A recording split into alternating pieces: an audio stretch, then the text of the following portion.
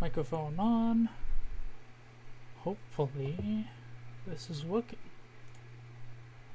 YouTube channel.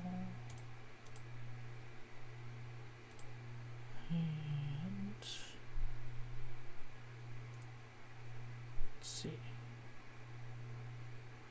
I can definitely hear my fan in the background, but it's really warm in here.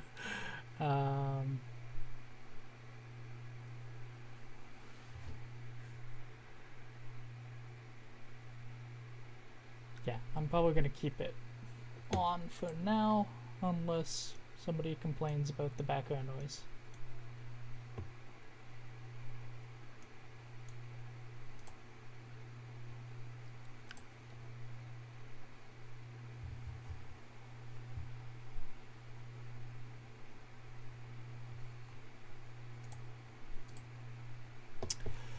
So, I finally no longer have an Autodesk subscription, so I've been switching my workflow to other sources that aren't going to cost me $700 a year.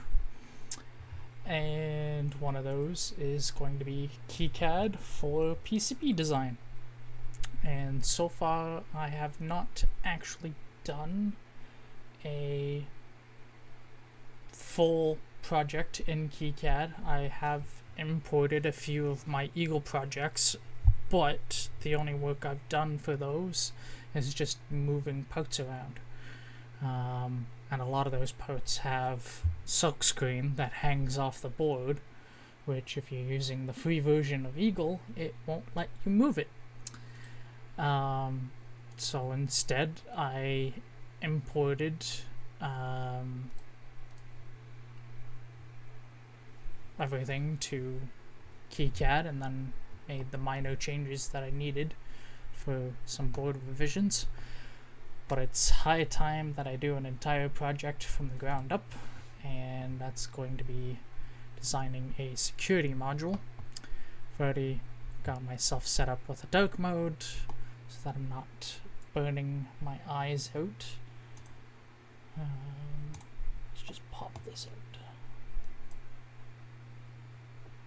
Fixing up my side screens so I'm not staring at myself doing work, which then distracts me because I keep seeing the images. But I need to keep the chat open so that I can see the chat. And Discord is being unusually busy today.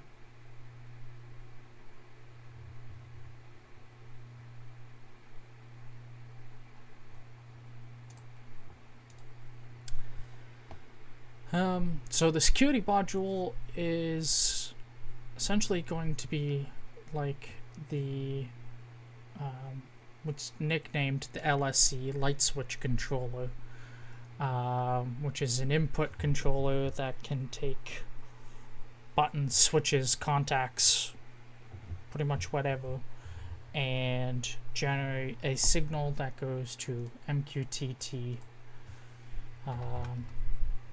Actually, let me pull up OXRS.io. So we go to hardware, input devices. This is what's nicknamed the LSC. Comes in a few different variants, as well as there is a 32-port option as well. Using RJ45 connections and Ethernet cable, you can have switches report back their states, and then that information is passed along to mqtt. These boards interact with the VAC32 with a IDC connection that has I2C on it, and then there's also a spot for an LCD to connect to. And for displays in a rack, we're using this display here. So the security module is going to be pretty much the same thing as this, with the two MCP 23017s, but add in the LM339 to do end-of-line monitoring,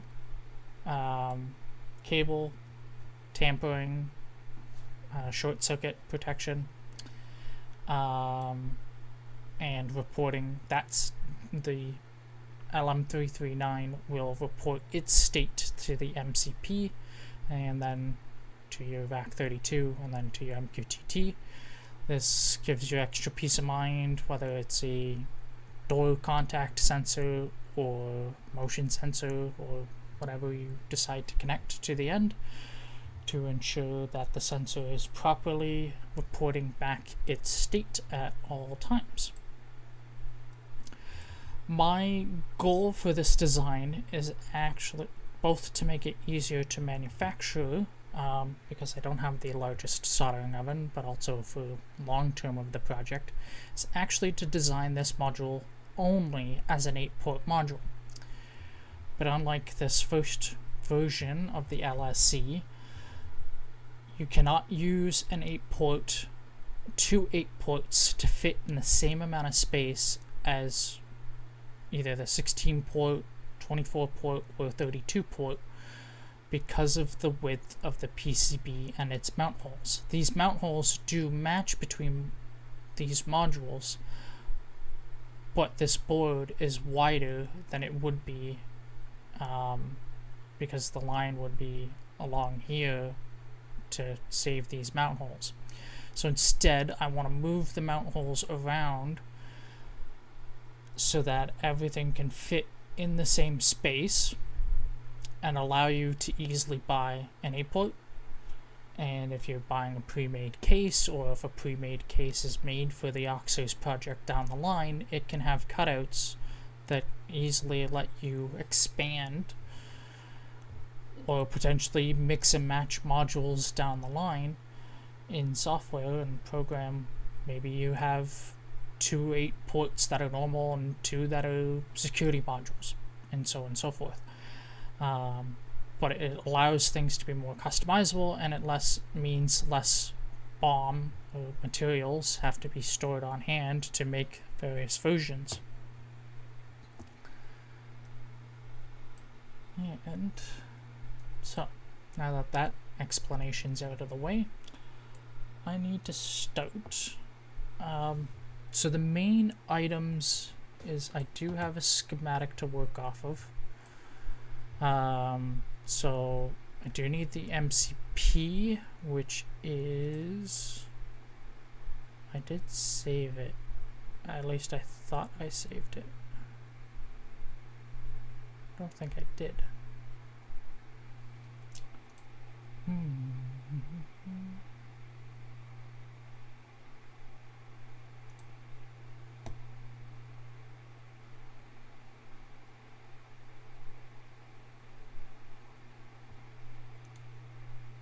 Let me pull it up.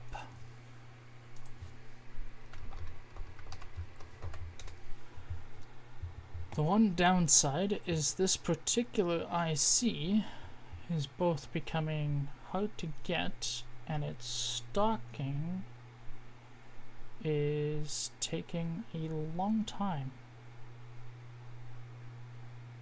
And they want a rather ridiculous price on it.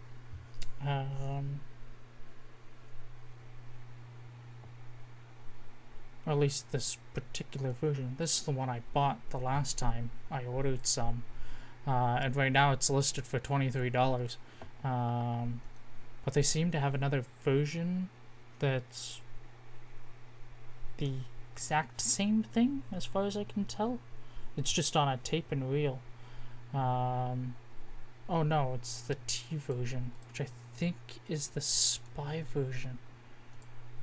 Let me pull up the spec sheet for this.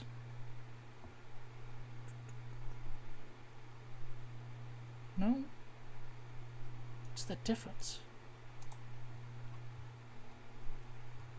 I can't remember what the difference is for it.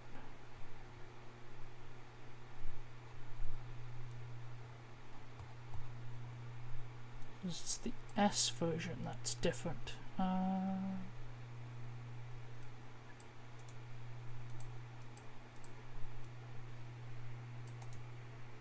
Search Google.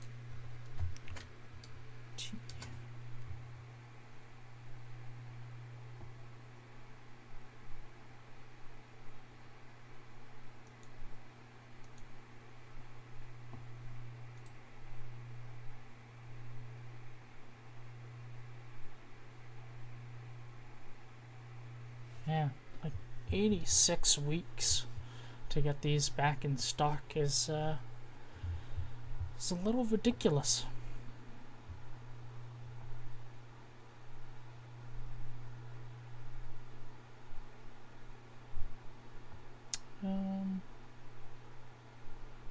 Yeah, I don't see why or what is the difference between the two. But this is the one that I have on hand, so I'm going to design for it specifically.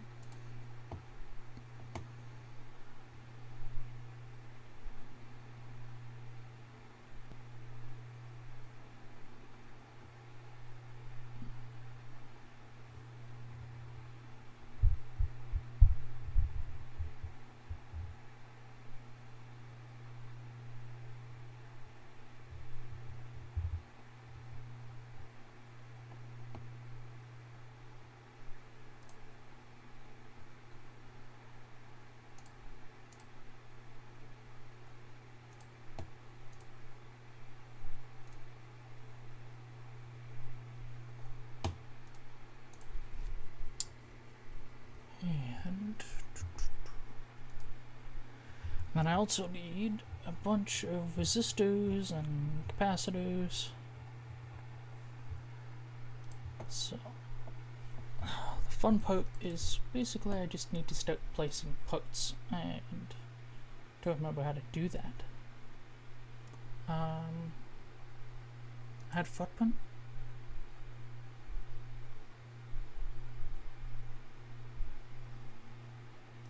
I do have another window open with documentation so that I can learn how to use everything. Wait,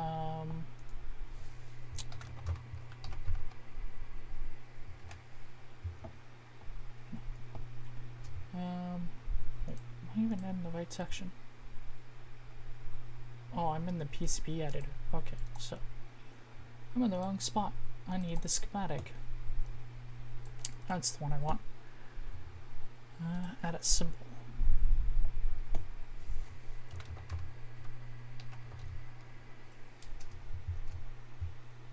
Aha, here we go.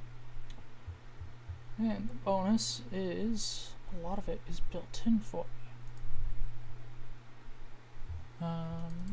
Oh, let's minimize. Nope. Minimize that for a minute. SO, okay.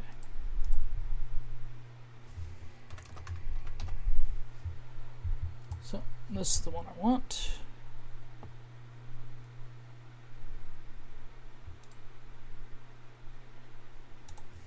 So I know I need 2 of them for the put. Henrik, hey.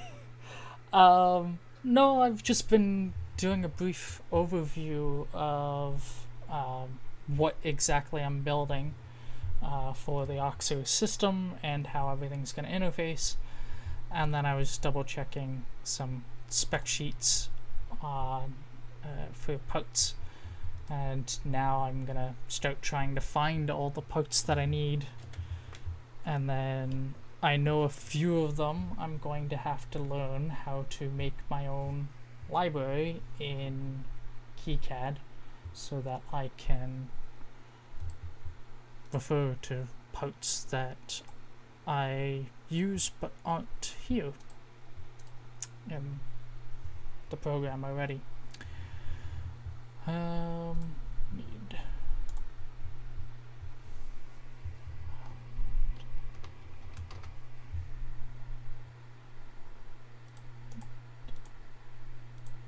Need effect device.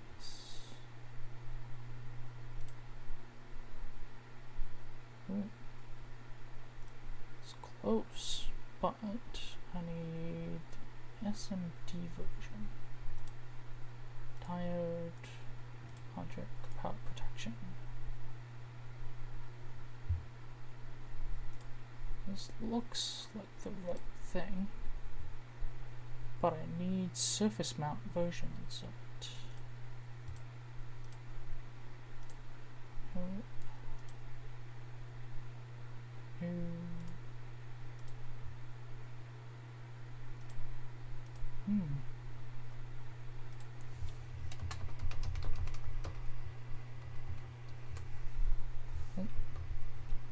Let's select the wrong thing.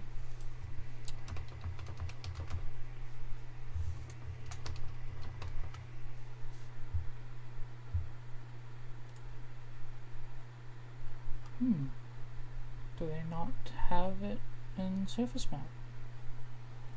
That's a good question. Let's Google it.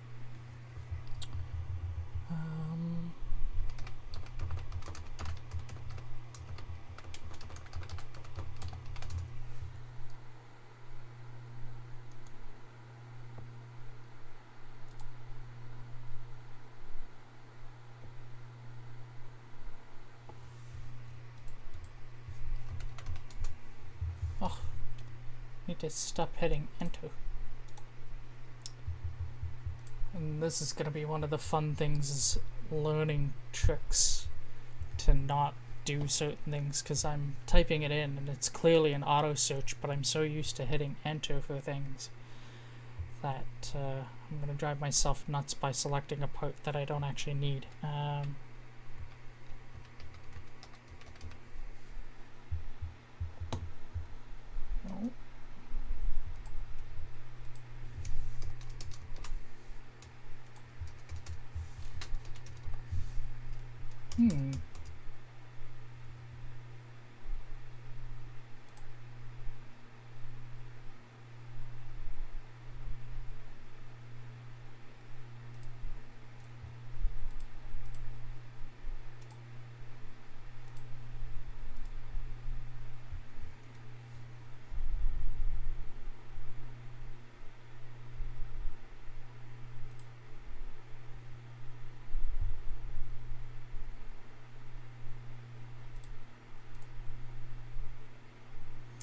Ah, this might work. 4-pack. It doesn't look like it attaches a footprint to it, which means, I can select which one I want. And the one I use is, I opened it up ahead of time, is this 1206 package. I do have ones that are smaller, and when I received them, I looked at them and I'm like, yeah, those are really small. So I never ended up using them. I still have them, but I think they were 0402s, and yeah, 4 resistors at that size, you need some good solder paste to do those, that's for sure. But these 1206s I find are a really nice size to space that they use. And so I know I'm gonna need a bunch of those. Don't know exactly how many. Actually, I kind of do. So I need essentially 2 per port, plus in the schematic I think these 4 are all the same, so those are all going to be arrays, and I might be able to do an array for the 12K and the 4.7K.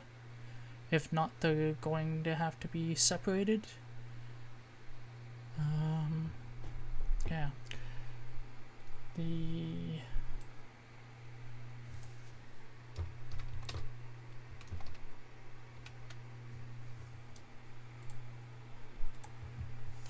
also need a PTC fuse. Oh, even better, they have a PTC fuse. And the one I'm looking at using is this one here, which is 0603. Oh, now I gotta remember if it's metric or not. Oh goodness.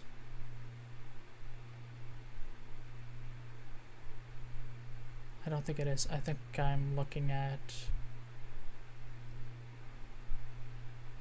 this. Yeah. Probably gonna have to do a printout 1-to-1 and make sure that I'm using the right thing. And for so how do I rotate? R. Okay. For those, I'm gonna need. There's 8 ports, so I'm gonna end up needing 8 of them. I need a 2-port terminal block.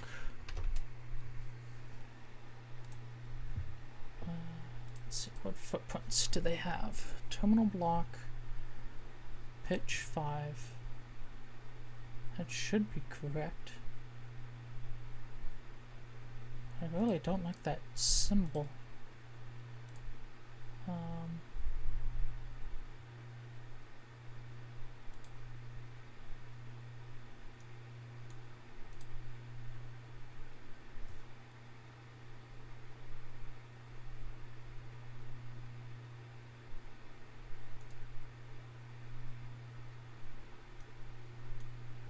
think this is the front of it. So this is what I dislike with some symbols. They don't really tell you what's supposed to be the front and what's supposed to be the back.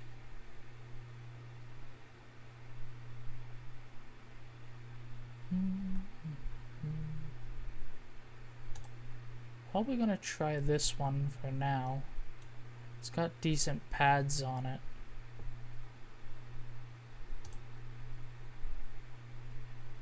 Try that for now. And I know I need at least 2 of them. One for VCC and one for 12 volts. And I need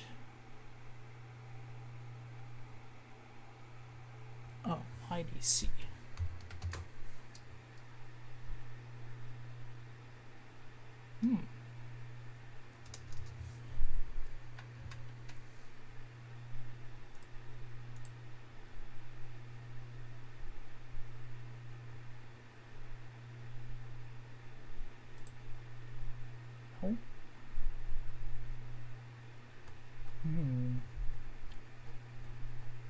Surely they have something.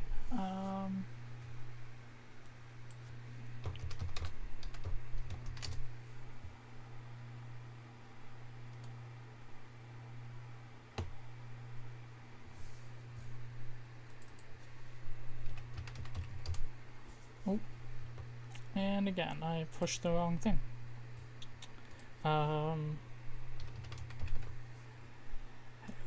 No. It's going to be under.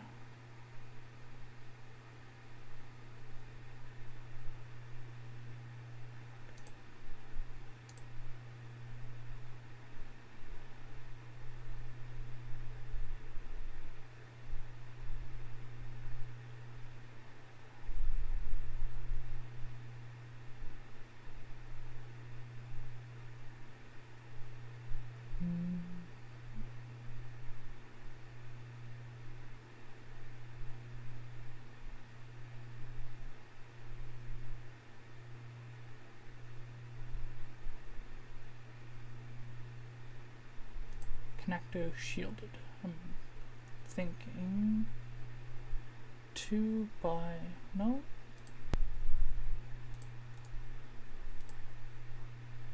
Oh no, it's talking about shielded as in metal shielding.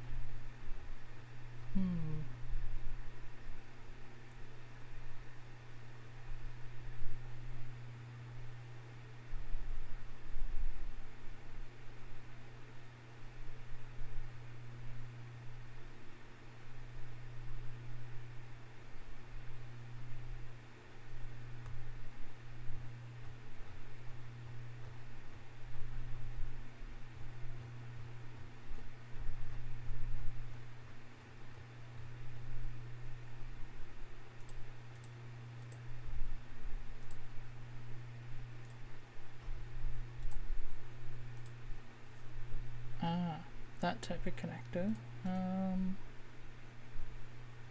Maybe find a 2-row. No, it's probably going to be under generic.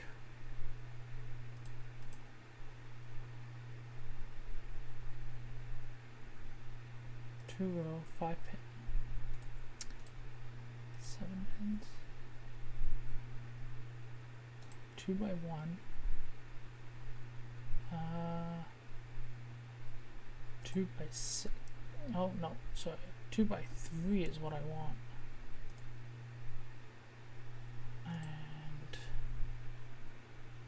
And IDC. Vertical. Haha, that's what I'm looking for. Now, I do on my other screen have a reference. So, let me open that reference. Make sure.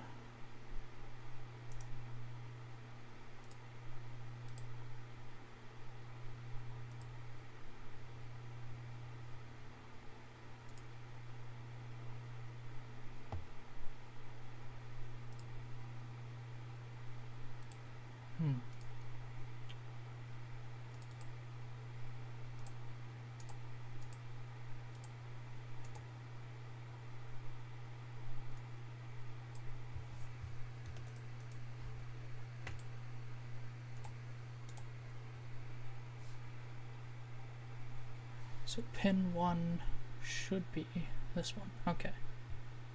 Cool. Yes. And I need 2 of those. 1 and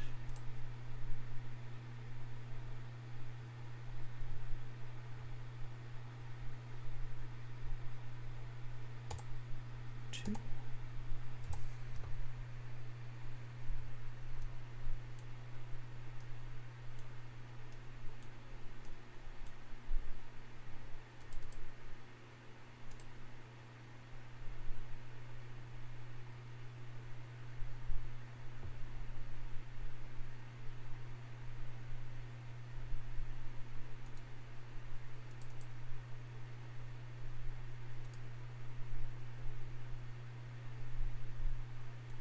I think I assigned a footprint to it. No, I haven't.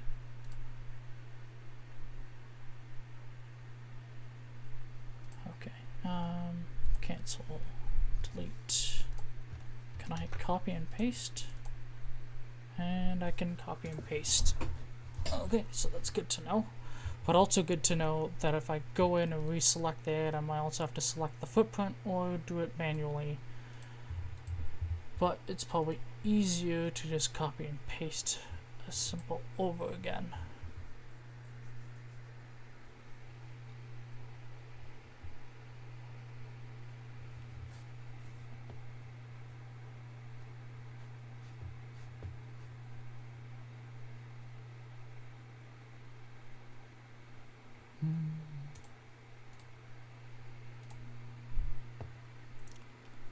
And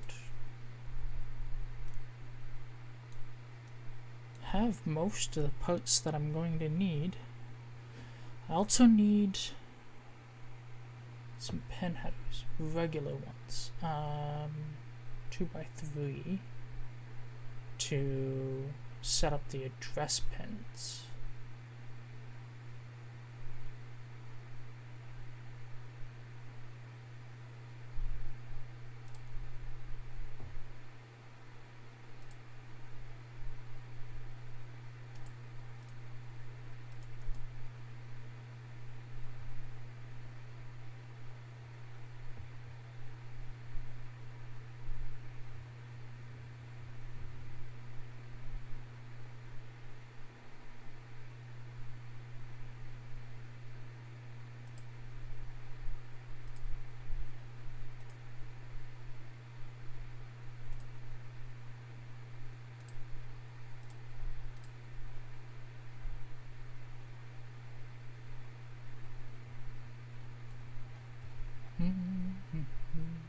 generic.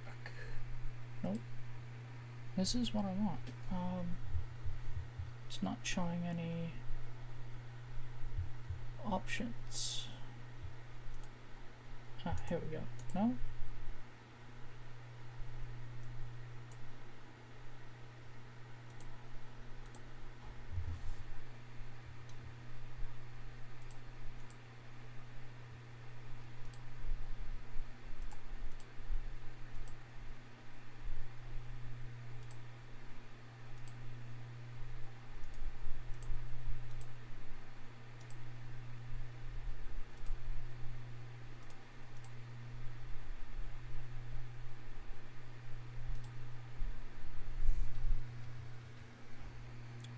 Let's try this again.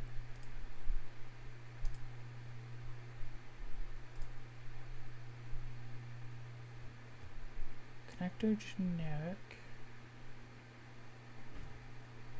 And 2x3.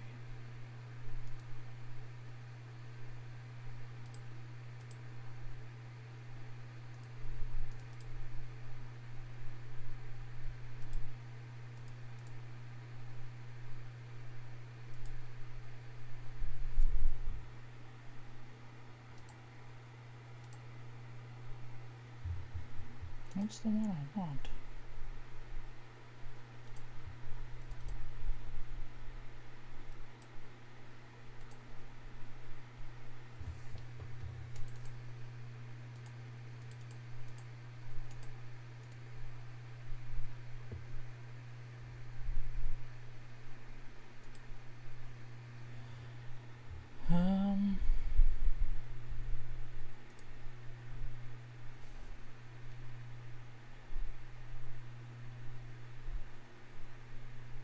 Pin header.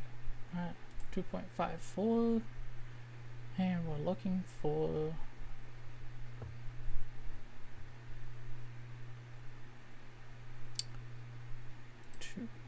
nope, 2x3.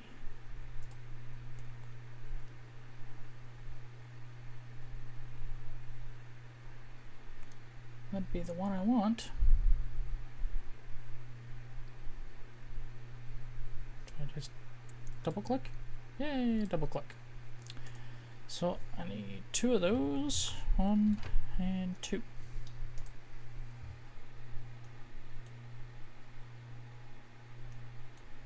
And I'm realizing I should switch this one out, unless, which,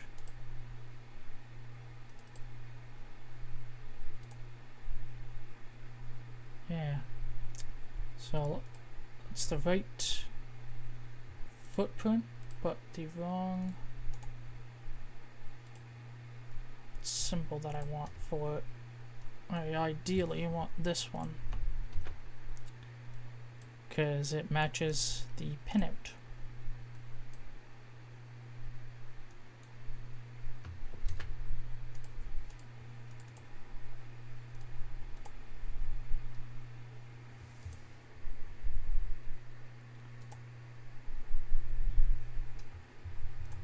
Vertical, there we go. Okay. 1, 2.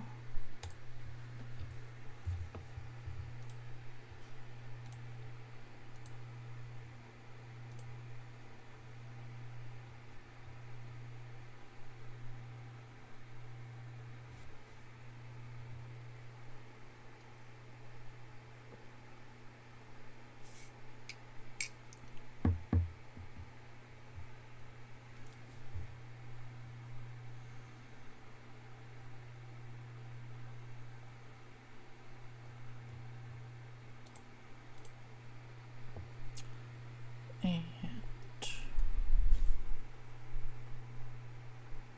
I need capacitors.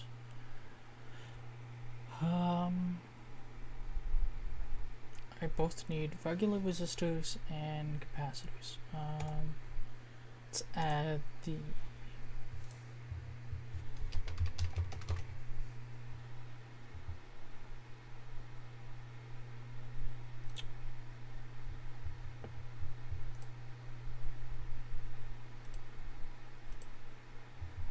this should be fine.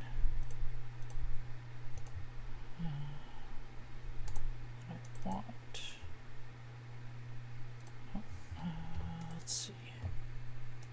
Footprint.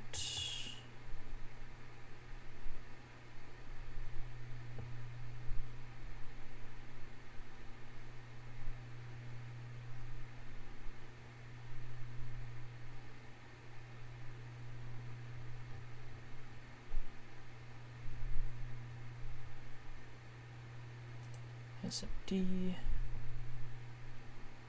and we're looking for 0603.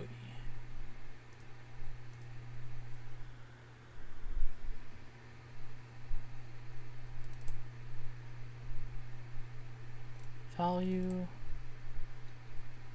0.1. Actually, let's do 100 nanofarads.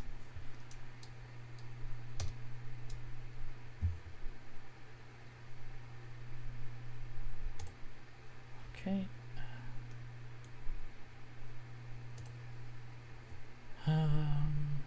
Actually need 2 of those. One goes on the power line, the other one goes on the reset line. And then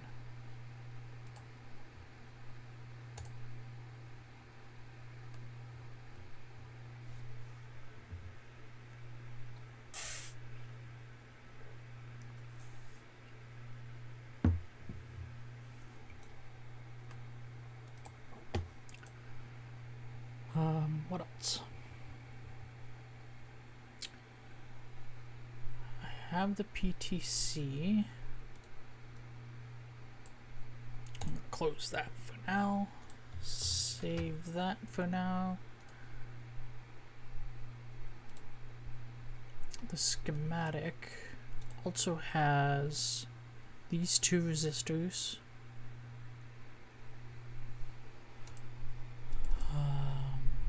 That is fine as is. We'll copy multiples of that. I should see if we have an existing footprint for the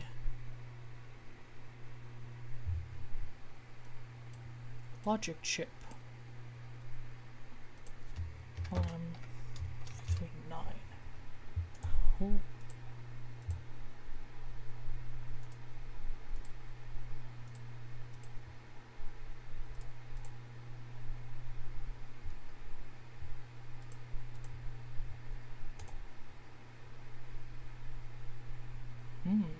Okay, so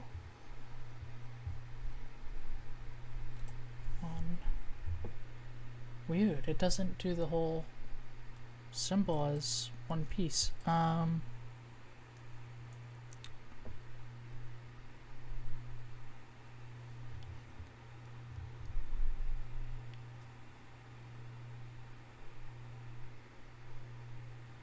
Okay, so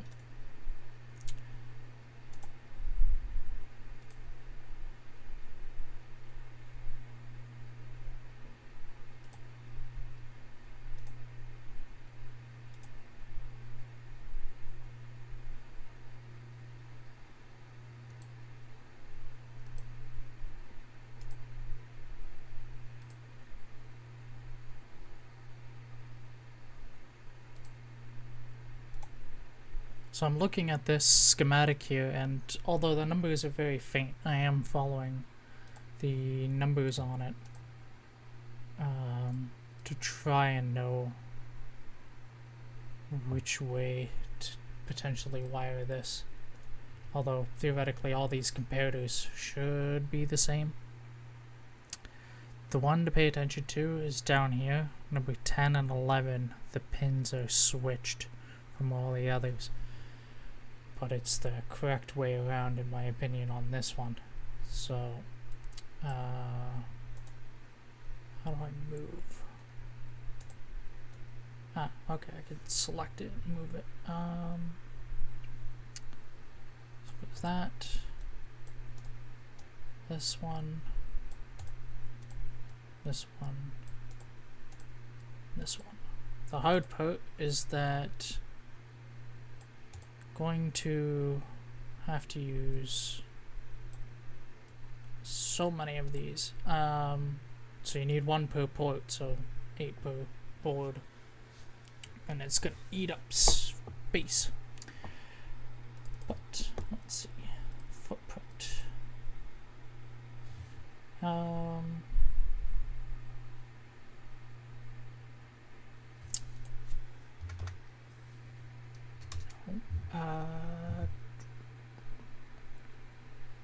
Trying to think. Package. This will work. So the package of, let's move that there. So it uses the package I'm looking at because it seems to be the more common one and easier to get your hands on.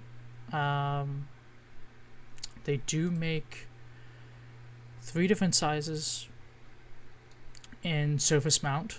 The one I'm going to use is the SO14 because it seems to be the more common one. The TS SOP 14 is slightly smaller. I think, yeah, I wrote it down here.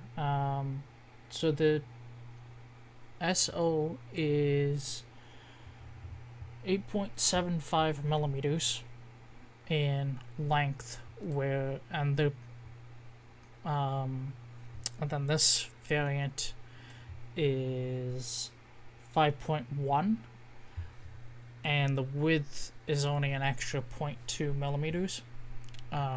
So if you really needed to save space, you could go with this, but it seems to be less stock levels on it, so I really don't want to risk it, and I think it's like an extra 30 cents more. So it really isn't worth the extra money too.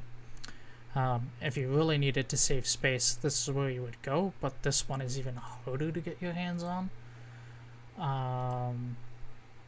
So this one it is.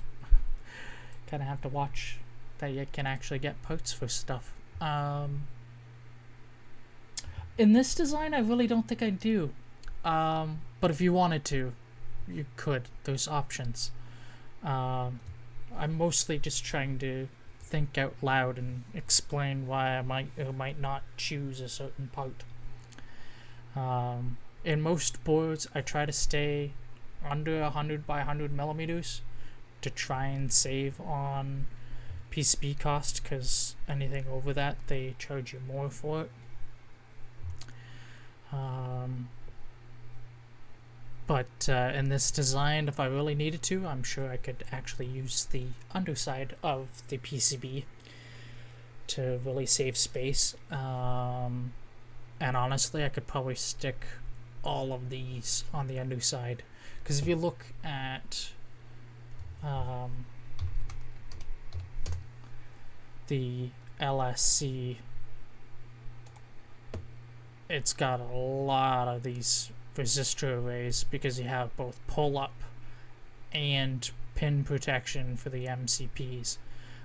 So I have to essentially mimic that, but also fit 8 of these. So yeah, you could probably put them on the underside if you needed to. But this board, I can't remember I could open it up, but I can't remember exactly how wide it is. But I'm fairly certain you could add more length to it if you needed to. So package SO.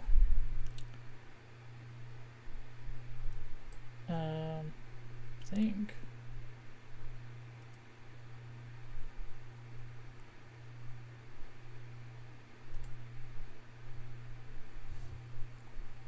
I think it's 14 lead. Now, I know it's a 14 lead. I think it's a 1.27 pitch. Scroll down here. So, pitch between pins. Zoom in now on this. E.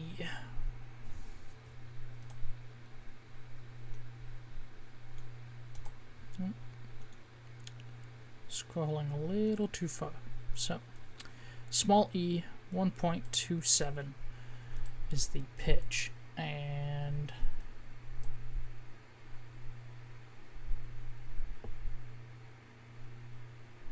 I think this is the wrong. I think this is way too small, and it's got a center ground pad, which we don't need. Oh, here we go. I didn't scroll down on this list far enough the last time I opened it, which is why I couldn't find what I was actually looking for. This is what I'm looking for. 3.9 by 1.865.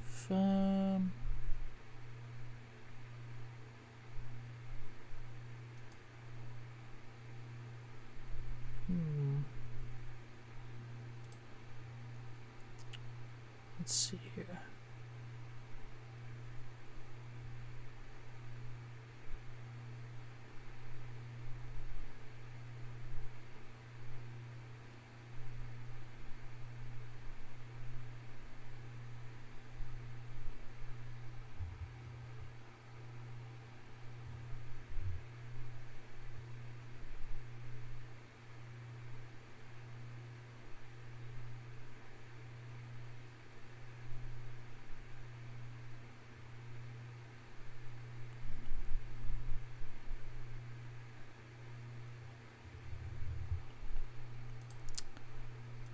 Fairly certain this is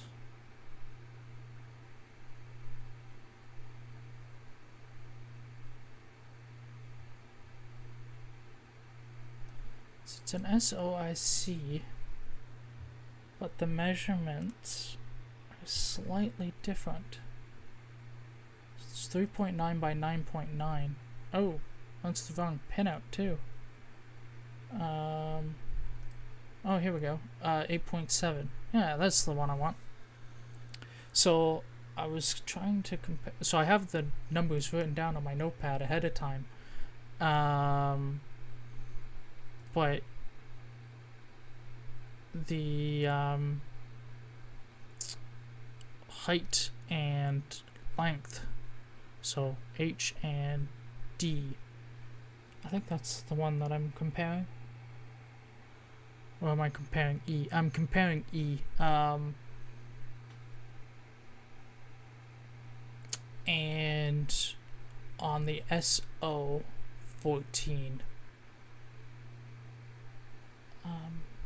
it's got a few different measurements here, but this one's off by like 0.1 of a millimeter, so it probably would still fit if you tried to force it, but it's just so much easier to find the one with the better measurements, which is that one there.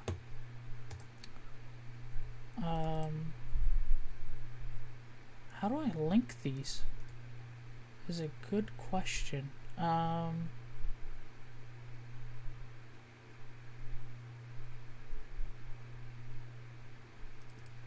Would they automatically link?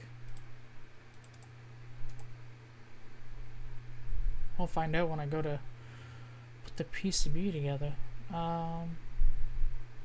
Because each one of those symbols connects to a series of 3 pins on here. And I need to make sure that one assembly of them will actually stay together.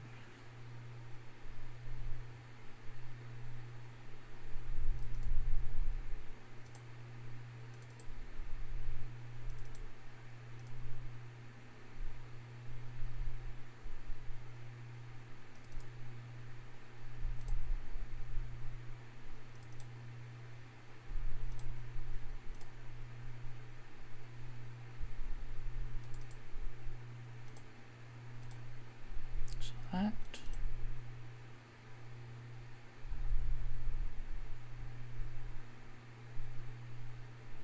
Oh yeah, so what would happen, this is similar to what Eagle does, but Kicad does not automatically fill in the names. and leaves the question mark, and I believe you go in and tell it to start adding them, which I kind of like because it means you can set up your whole schematic first and not have to go and edit things if you want to keep a chronological order for things, which normally I try to do, but sometimes it just takes so long if you're copying and pasting things in Eagle to go back through and renumber things so that they make sense. So what would end up happening is, because it has the A, B, C, D, is it should be U1 for all of them, and then ABC means they're all separate but connected within the schematic to a certain chip, because they would all have the 1 in them. So hoping that's how it will end up working when I put it all together. And let's see here. The only other thing I'm missing are those 2 singular these resistors and this capacitor. 100 picofarads.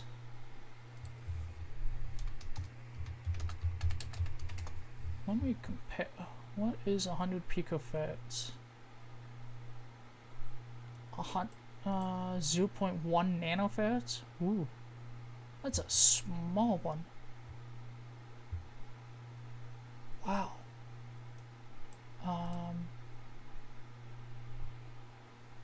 I really wonder if it's dependent on it being a polarity sensitive capacitor. Let's make note of that. 100 PF, because the symbol that is on this schematic shows a polarity sensitive capacitor, but if I could use just standard 0603, would just make things easier for assembly and not having to pay attention to marking lines. So I'll leave that off from now, and we can add some regular resistors. Let's go here, and let's go down.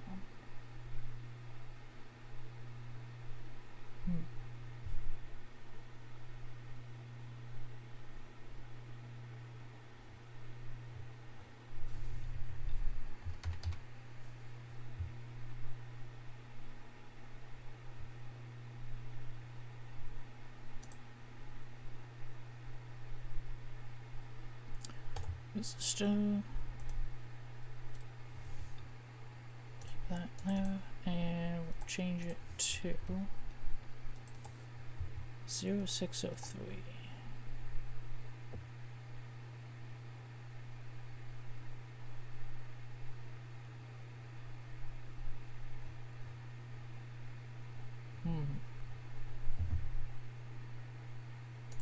Here we go. SMD 0603.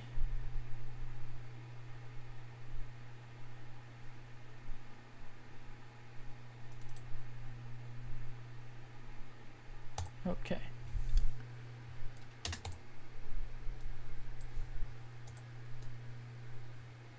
I know I'm going to end up needing 2 of them. And then need a big capacitor. And the one that I normally keep stocked is 1000 UF. And for the high capacitance, it's a good cost. Let me pull up my order history. And I'm on a multi-monitor setup, which is how I'm looking up things without sharing my screen, just to hide certain things and accidentally dox things that I don't need to show. Not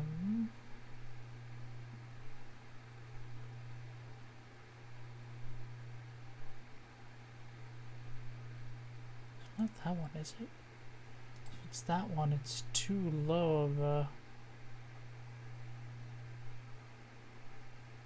voltage to use it.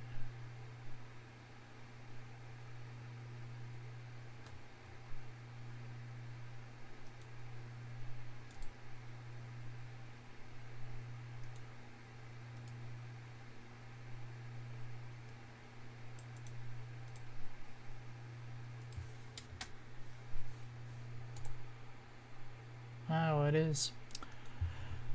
Because I normally use it with addressable LEDs, so it's a 6.3 volt cap, which explains why it was so cheap.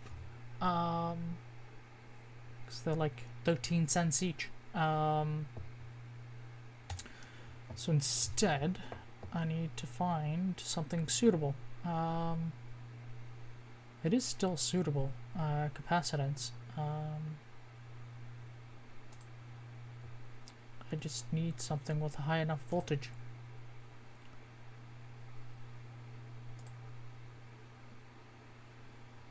So, this I can actually show, because we're going searching for parts. So, there's a few things to balance. One is a part that can meet your specs, and one that can meet any sort of a budget. I would like for this to be able to work at 24 volts sensors if you wanted to feed it 24 volts. The current LSC does not support 24 volts, nor does the VAC32. But I can see them having revisions down the line that could support it. So it'd be nice to do something that could do that. I wouldn't trust 25 volts on a 24 volt supply. You probably could get away with 35 volts. But these stock numbers are on the low side for 1 megafarad cap. 50 volt is a fairly common capacitor. Again, you're running into some stock issues, and this one seems to be the more common one, but you're paying almost $1 a capacitor. So your bill of materials is going to be on the high side. I have the 32 port board open. Let me see. It's using a 50 volt 330 capacitor, which is probably more than adequate.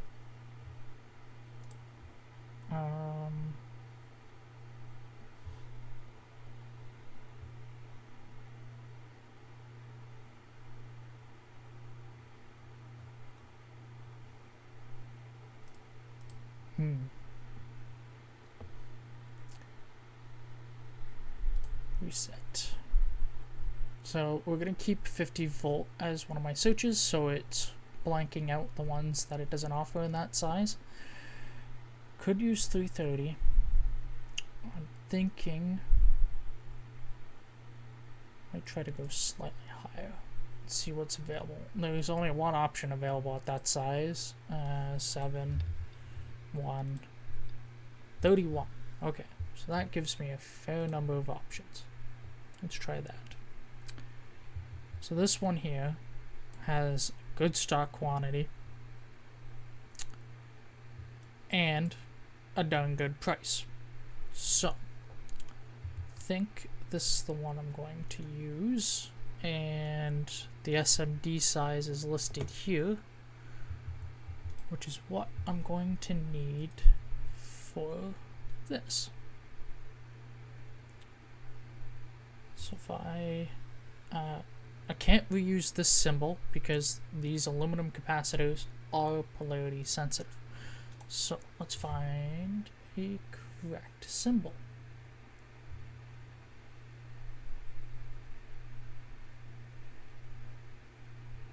So C, polarity sensitive. I prefer this symbol for the polarity sensitive. So we'll use this one. I only actually need one. for the whole board, which is part of the reason I like the higher capacitance on it. Just if you're gonna add more cables into a rack to power everything, might as well as have the filtering, as well as the fact that you're probably connecting sensors and stuff, so you might have a slight load versus the LSC, which you're mostly just powering an LED and then powering buttons.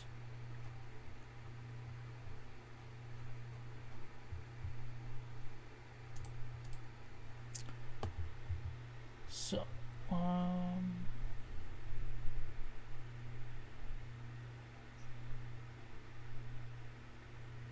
capacitor, SMD, and then so these numbers here are the numbers I need to look at to find the one I want. So 12.5 by 13.5.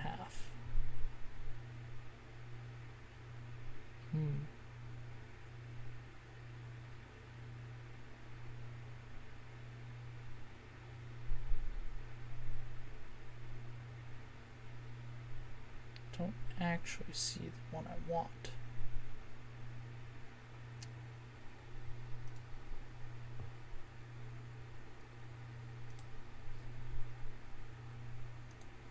Let's try opening its spec sheet.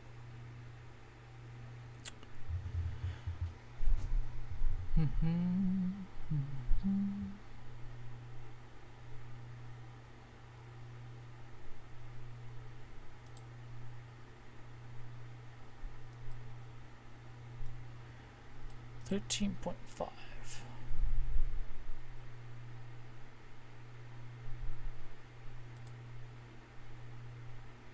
No, it's not those ones. It's definitely this.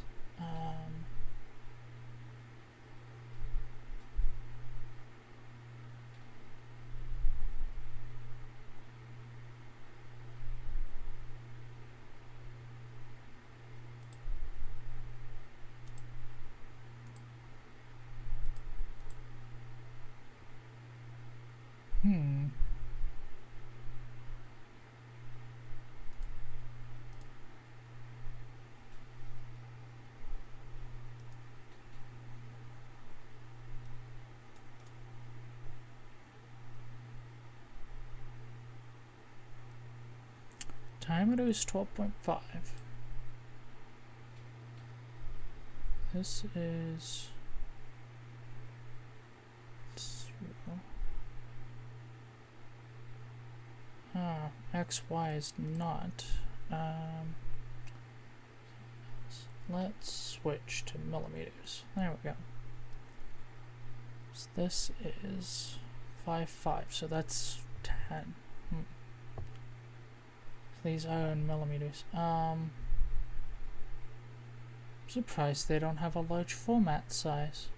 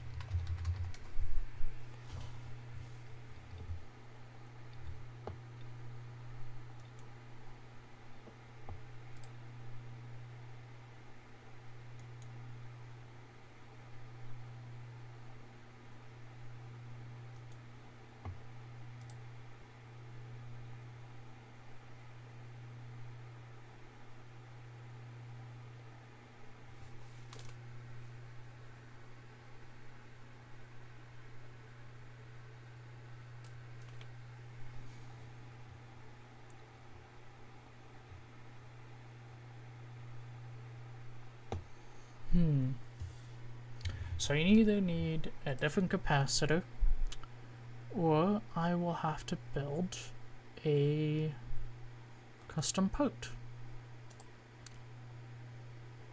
Which I already have to make a custom port, so I could spend the time learning.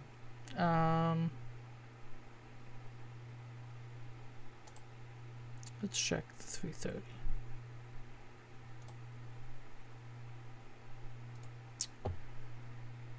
Ten by 10. Lots of stock. Ooh, that's a good price. 10 by 10 by 10.2.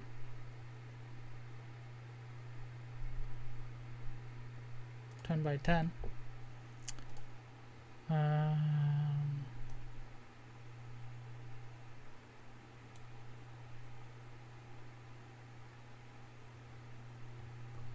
Yeah, looks like it'd be your best bet.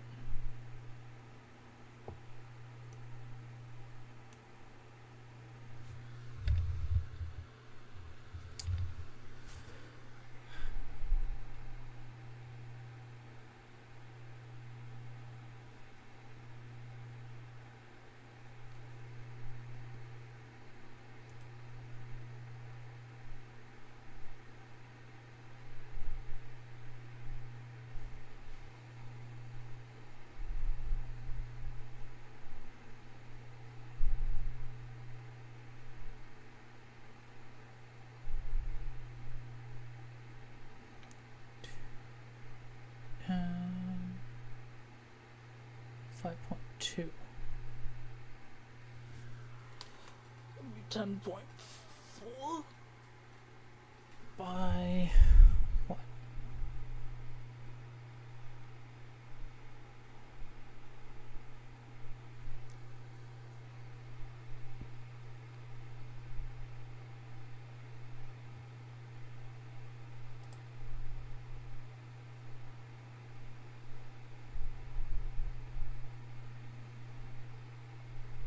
Yeah, it should work.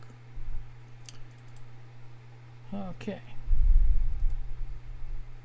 So there's one option. Right. Value 330 UF 50 volts. And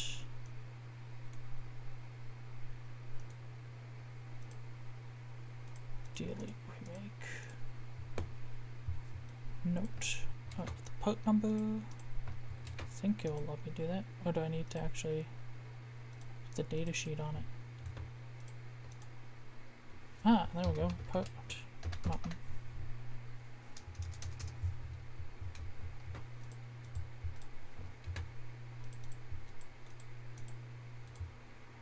Did that not work? Okay, so that can work. Did I just not copy the number? Yeah, there we go. Does that work? Oh well. I'll make it a separate field to make note of the port number. There.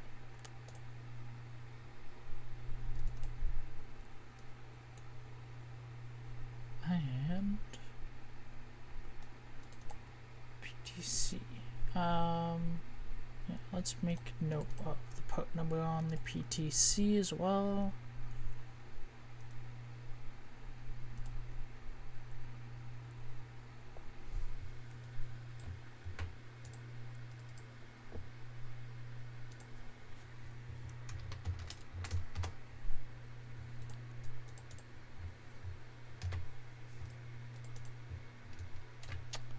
Why is it not copying?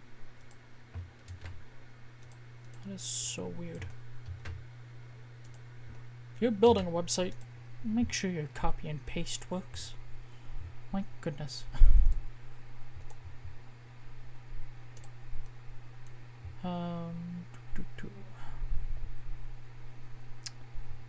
So go back to our schematic. This should be 12K. 4.7K. And this bottom one is 4.7K.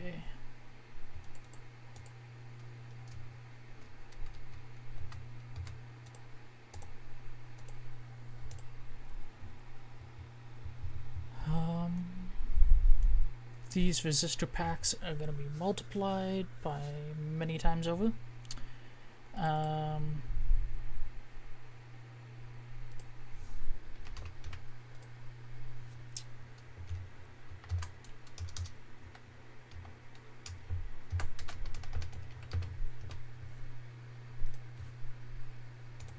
Put a reference on that. So I know what they're for.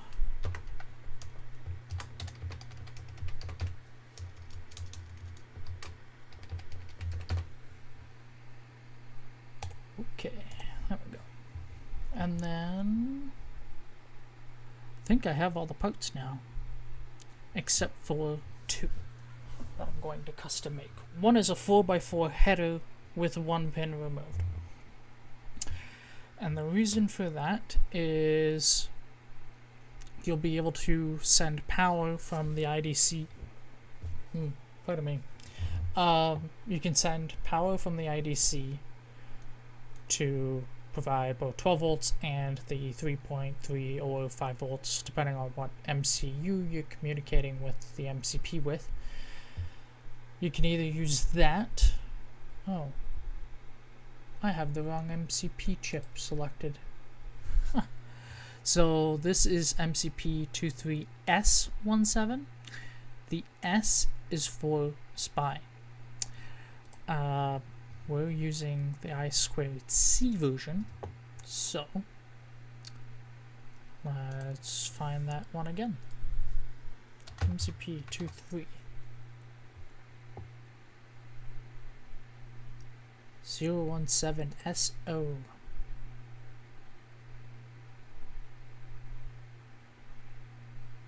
This is the one I'm looking for. 1 and 2. And it already has a pin package on it. Cool. And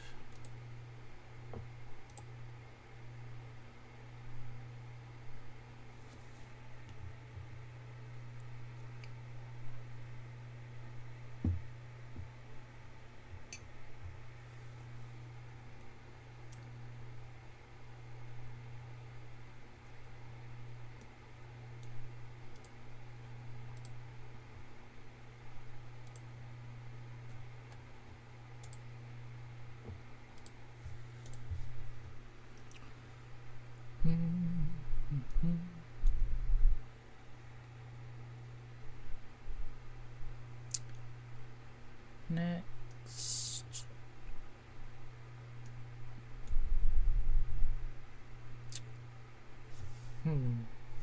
Yeah, so power can come in through the IDC. The other thing I like to do on my boards is give you the option of a screw terminal. And I don't like things potentially backfeeding, so I use a pin header where you can select where the power is coming from by moving a jumper. So one of them is going to be for VCC and the other one is going to be for VDD.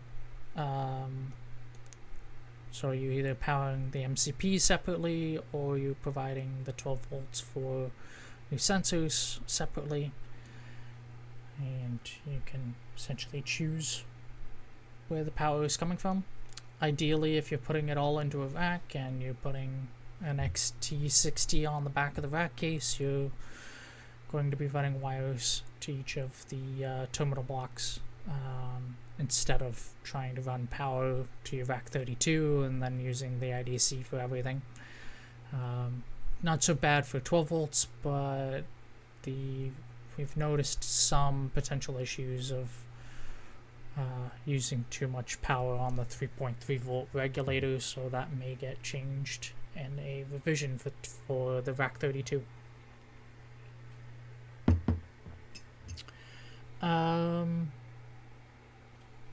Right, so the next thing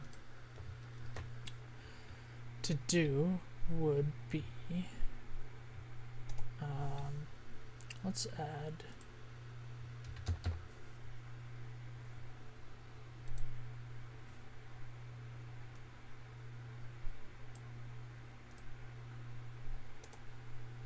a power symbol,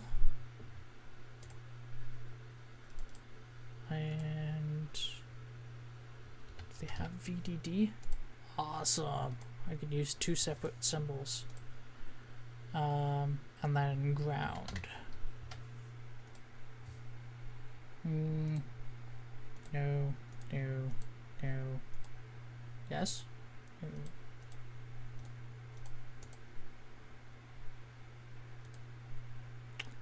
I don't really see. I love this symbol the most. I don't like using an arrow for ground. Yeah. Can I rename it?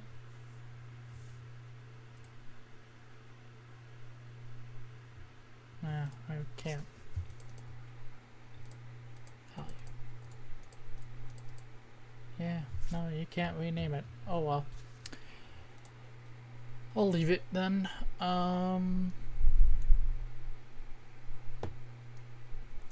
And then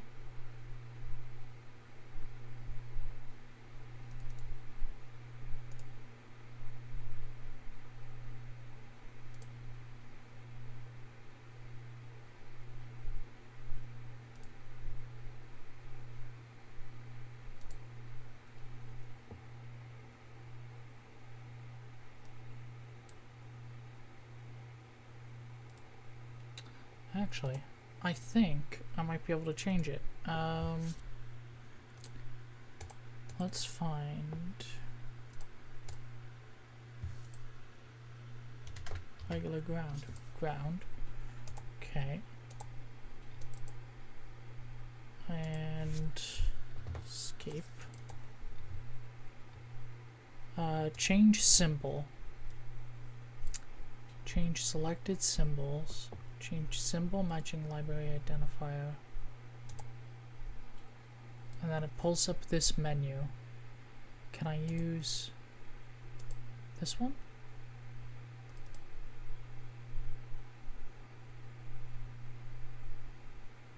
Close.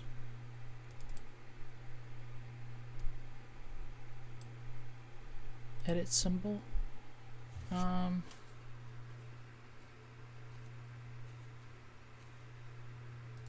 No, that doesn't work. Change symbol.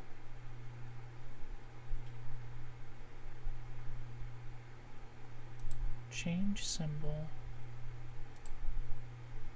And ground reference. Okay. Save.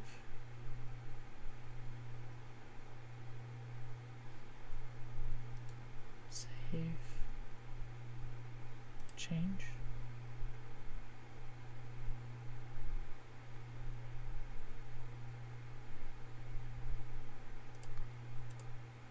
Oh, no. No, no, no, no, no. So that did the opposite of what I wanted. I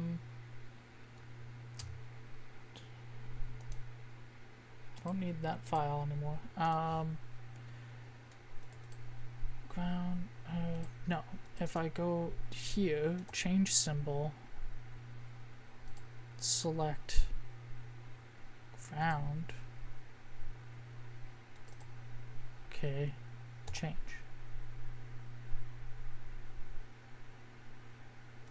No? Change power from power ground to ground.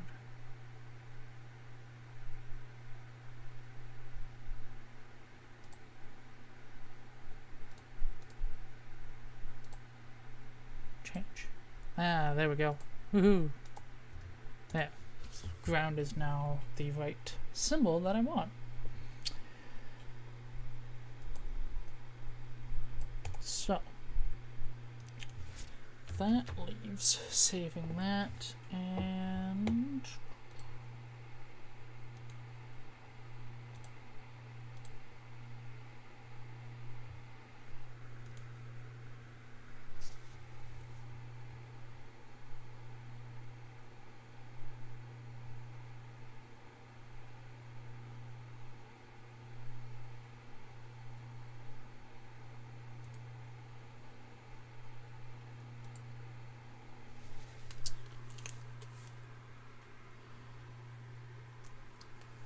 That's what I've been missing. I turned off my music just before I started the stream because I was looking at something, and I never turned it back on. I was wondering why I was kind of feeling weird. So, especially because I got the headphones on. Need something coming through them. That, and I think I'm mostly talking to myself at the moment.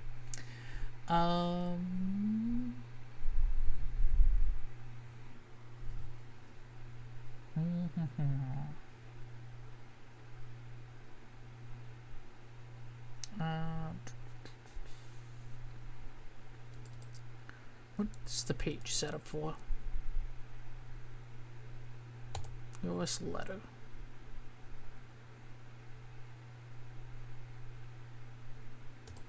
Okay. That did save, right? Yeah, okay. Cool. Save that, and then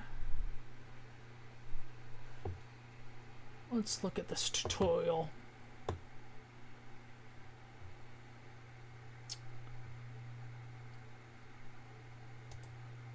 Custom symbols and footprints.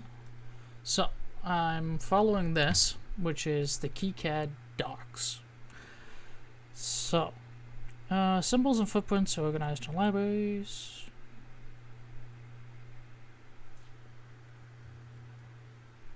So I plan to make global footprints, just because I tend to use a lot of parts.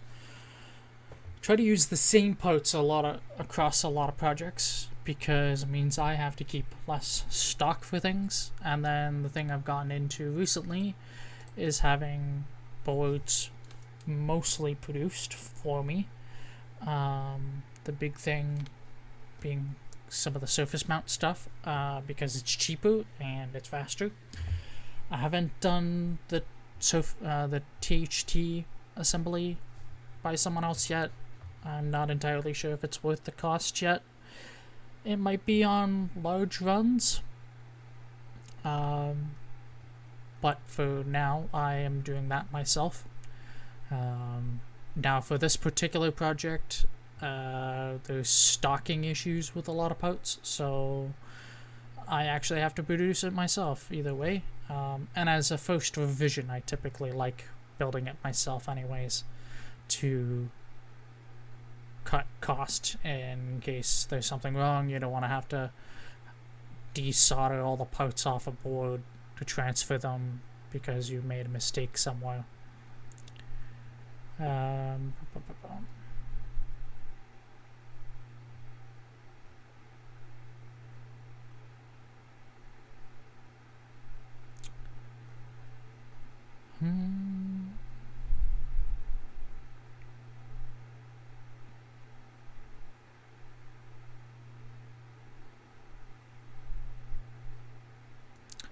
Here we go.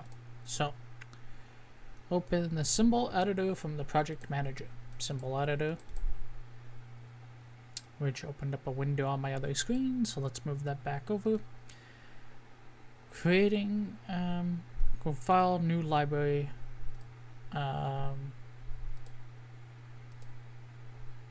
global in this case, and save.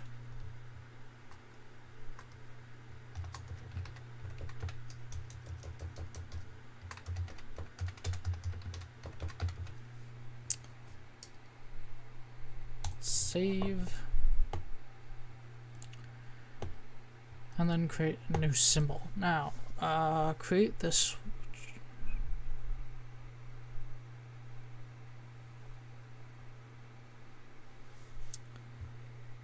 So now I need to make a symbol, but in my case, I have another Kicad window open with a project that has the part I need.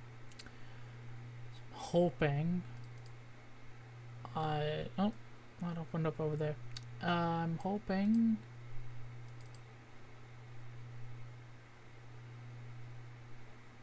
that I can cheat in a way and copy it over.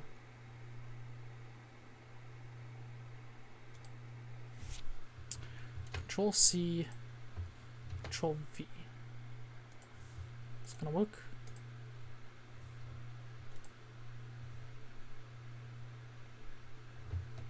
Oh, I must have missed something here. Okay, oh, okay. Now selected in the pane.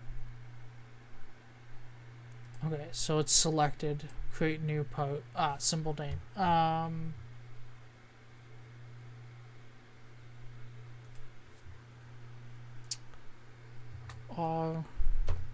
OJ45 08P1000.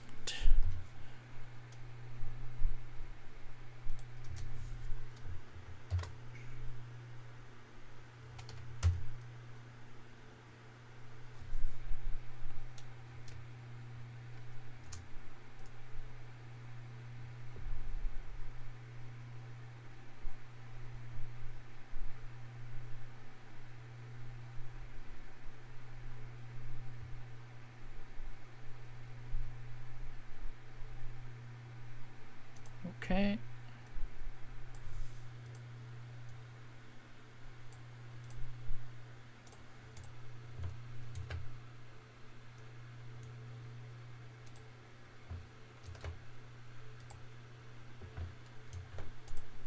Really? I can't copy things over?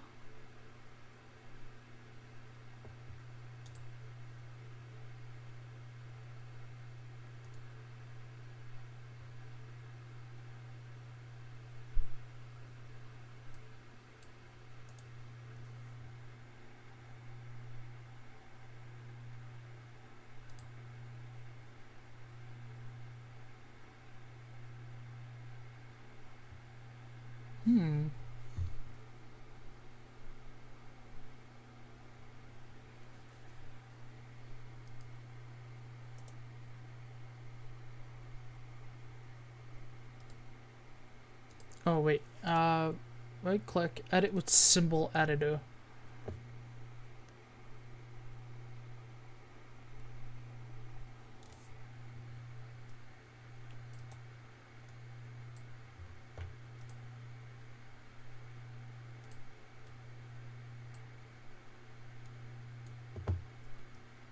Let's see. Copy. Let's see if this works. Haha, there we go.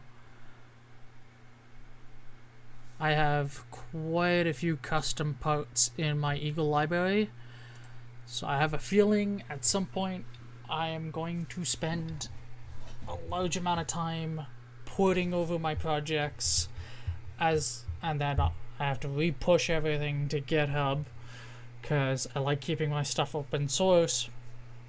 And by switching to Kicad, I think it makes it more open source. Normally I try to provide PDF schematics as well, and I think for a few of them I've provided the Gerbers needed to produce the board if you can't open the board. Now the thing I need to check on this is which port is top and which one is bottom. I think E is the top. It is. Okay. So I need basic text. How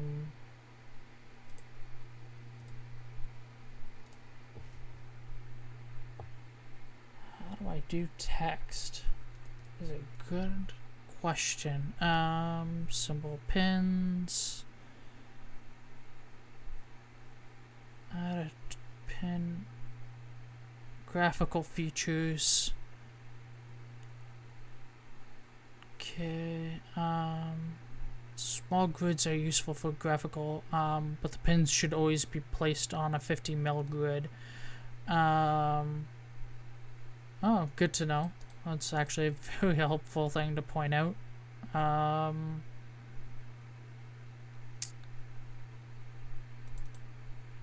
What grid am I on right now? Is a good question.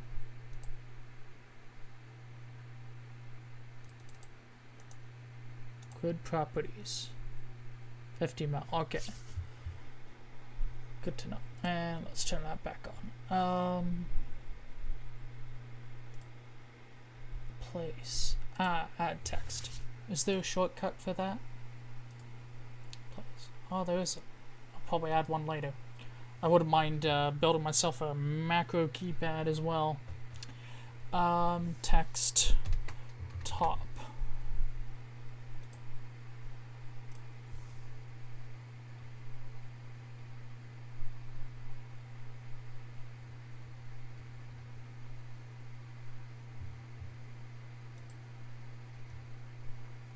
Okay. And bottom.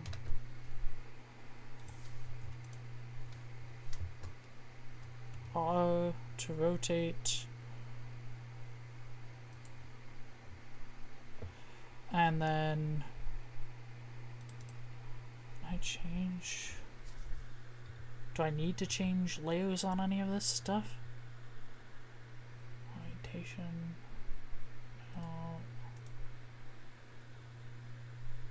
Properties. Oh, it seems to be all self-conforming. So these are the top ports on the part, and then the other ones should be the bottom ports. And these are all bi-directional ports. Actually, technically this should be an output, but I'll leave it as is. But these are all ground metal housing.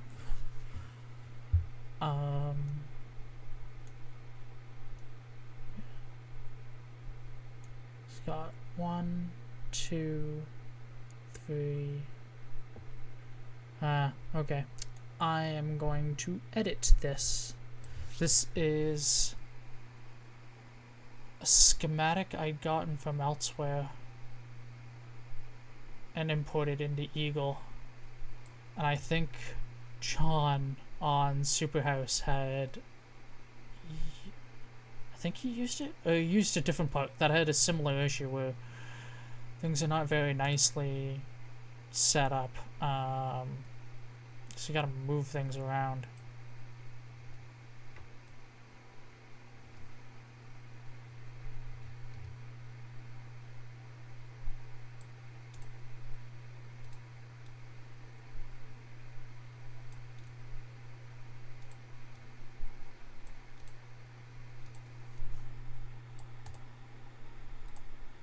Sometimes I spend the time, sometimes I don't. But I'm already doing it, so I might as well spend the time adjusting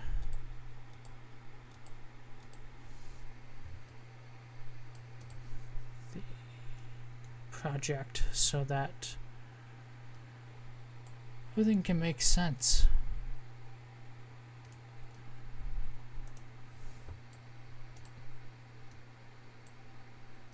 There we go. That'll save me a lot of hassle.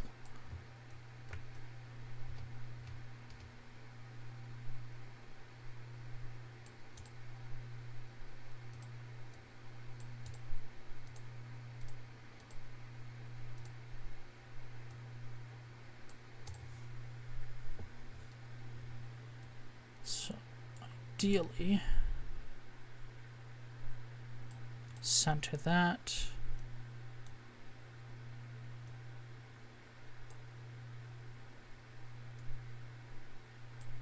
Center that.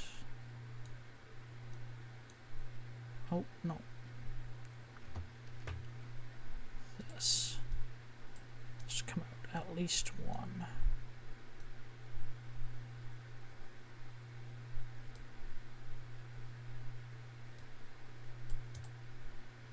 And that should place it in the right spot, but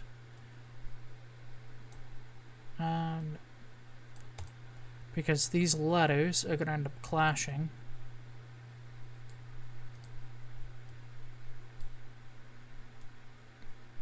Yeah, okay. Let's go down one more.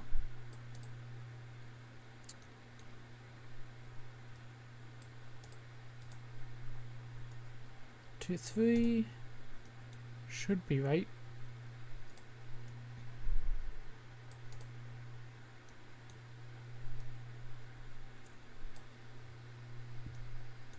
Move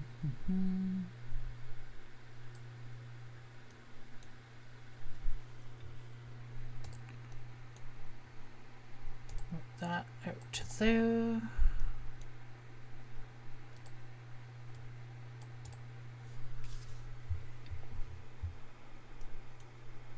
There we go. So all of those are the top side of the ports, and you got the bottom side. Right. Save. Should be the first item I need.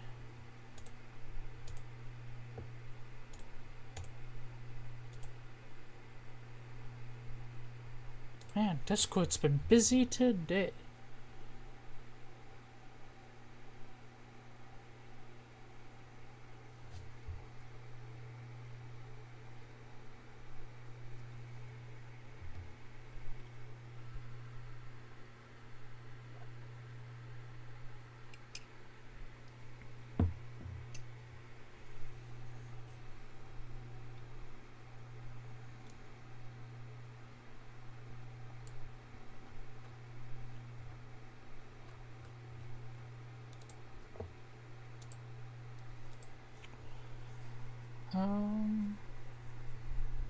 Right. So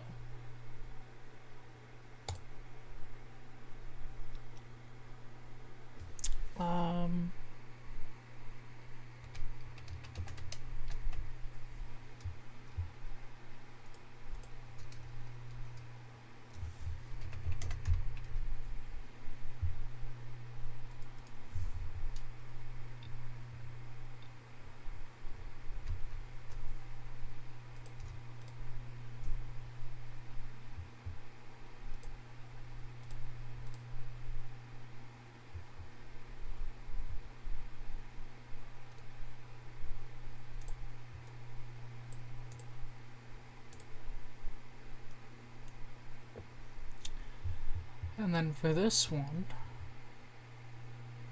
what I need is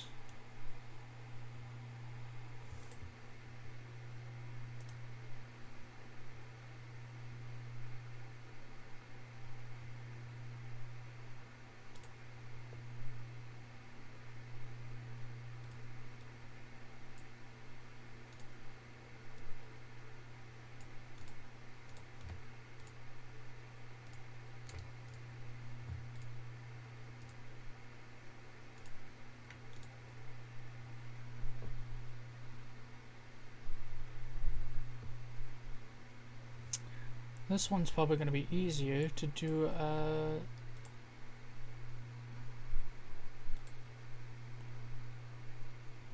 bidirectional pin number 1.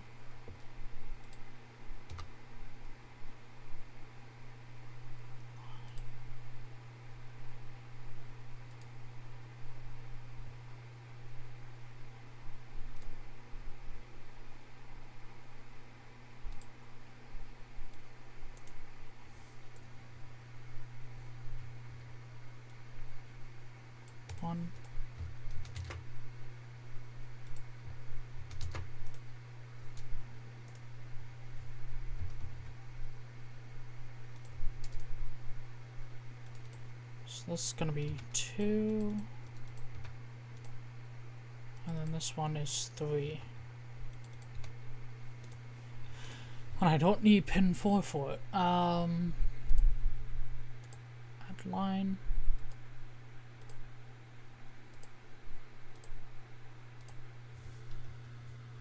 Nope, that was what I wanted.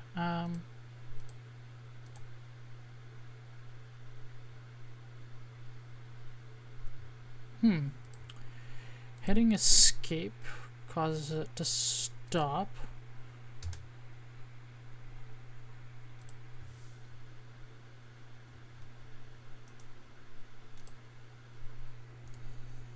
That cancels it. Does the same thing as escape does. There's no command to finish, or what?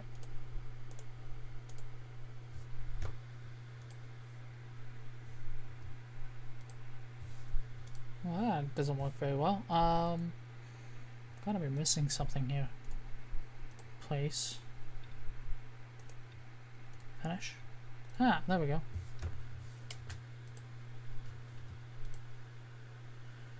Oh, that does it as one piece. Neat. Let's try that again. Place. Oh, add rectangle. Let's try that. That works. Oh, that's so much handier.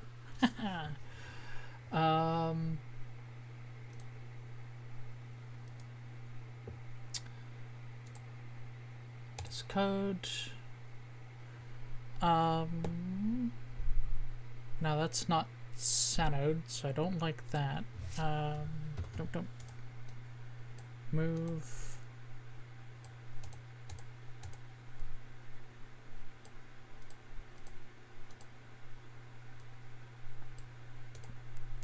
I like everything being centered. There. Correct. Save that, and then we can go into here, creating new footprints.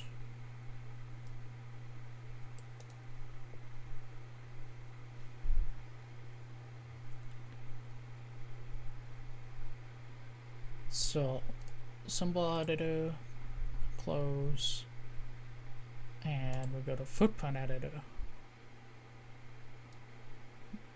Go here, and is it gonna show my library, or do I have to make another one again?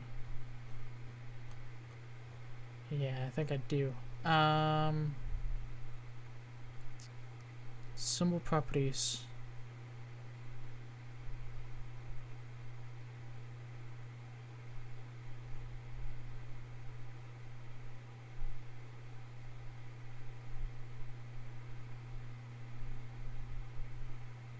Creating new footprints.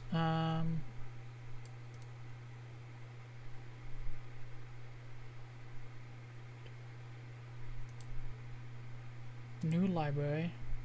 Global.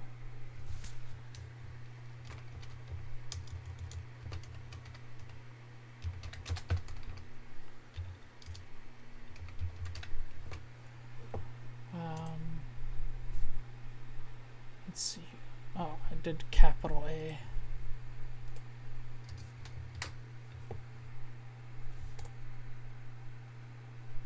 And then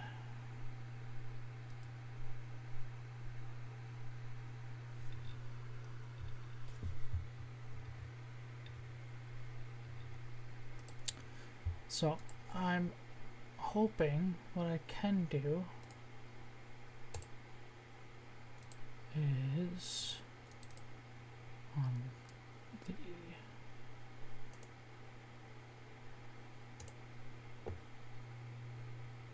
hoping I can copy and paste like I did on the last one.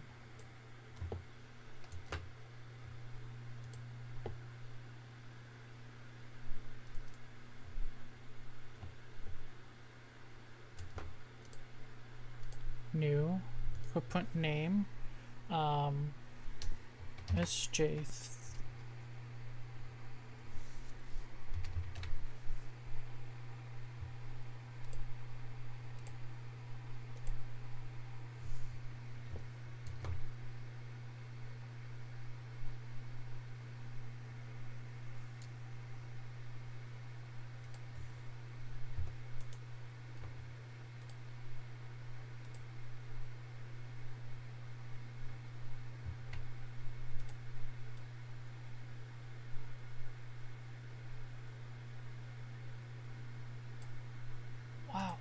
grid on this is terrible.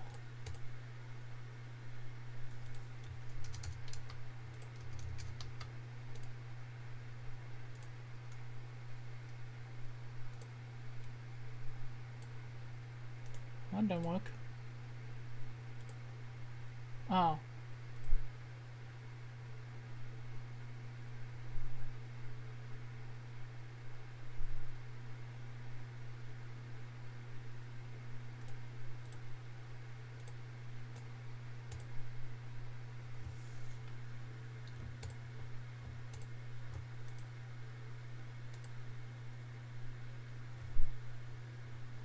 Ah. Alt 2? Haha, there we go.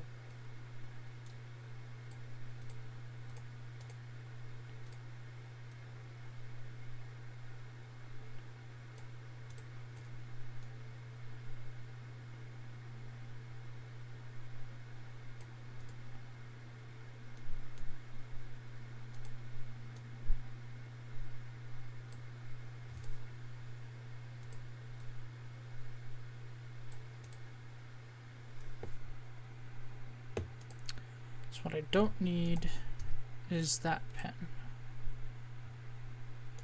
I don't need those polygons.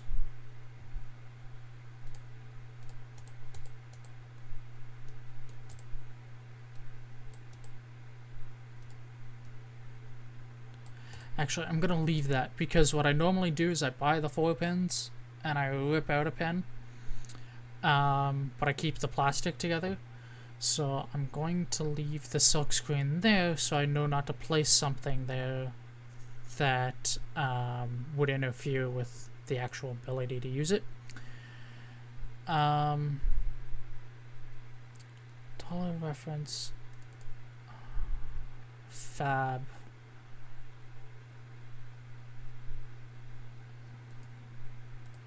What's the yellow? Silk screen.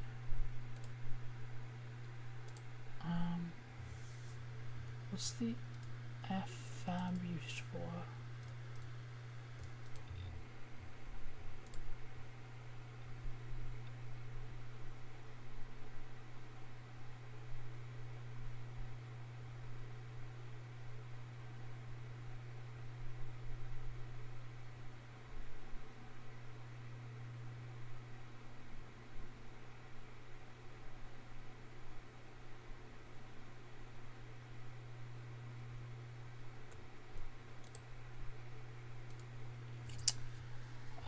Let's see.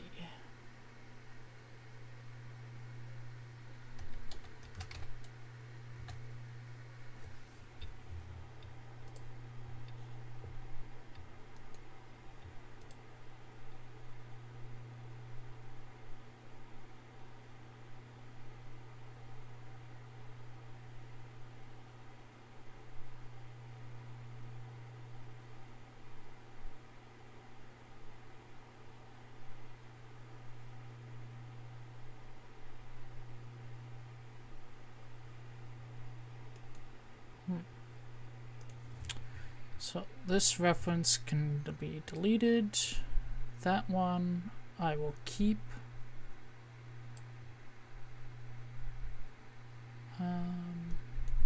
It's a decent distance away. That can be increased.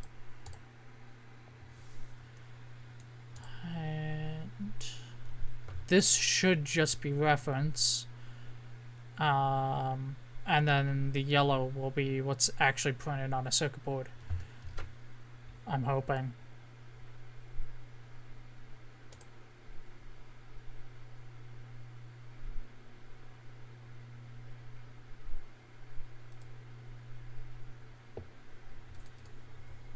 Now, how do I link parts? Is a good question.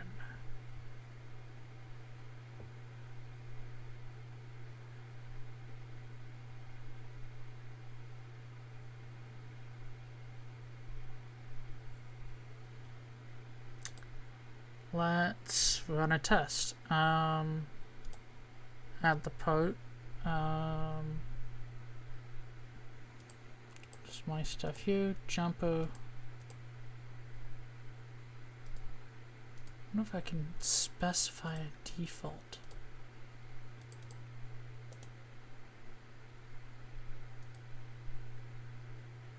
Simple editor.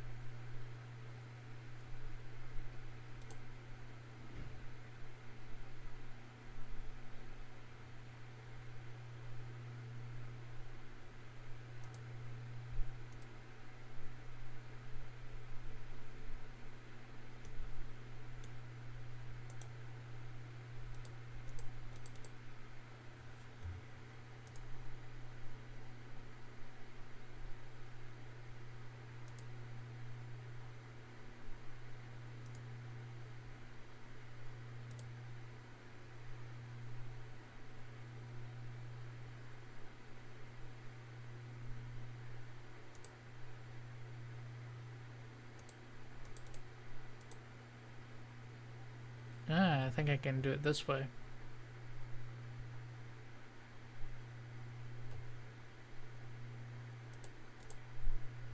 Aha, there we go.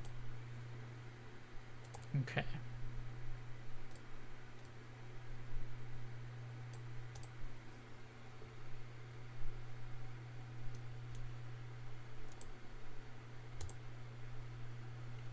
So now what should happen is if I go and load it in here, select my library, this jumper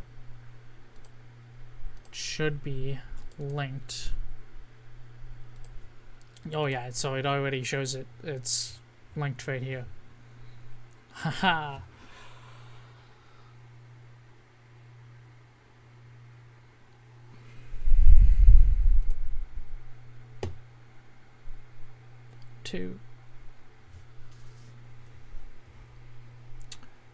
Cool.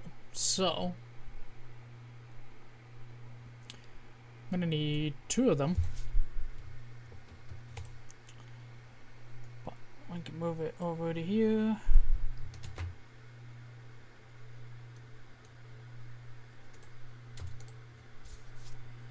And the only other, save that. I think I almost have all the parts needed for this project, which then leads to the fun stuff. Routing wires. Well, I do still have a few things I need to confirm, which is on the schematic. I need to confirm the wiring output on OJ45 for the sensing, and I need to confirm this capacitor. So let's add notes. OJ45 wiring. The main core of this schematic, at least the sensing with the TLC or LM339, is provided by someone else. So the next thing is to design a new part, footprint, name.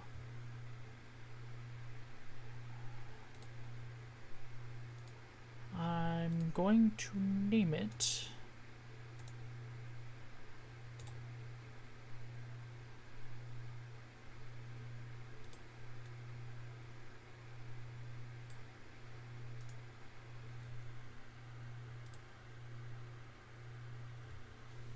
oh, that's the value.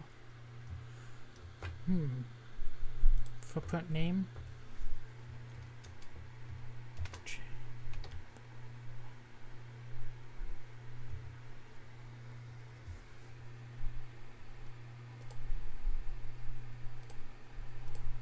I think I named the other one OJ45, didn't I?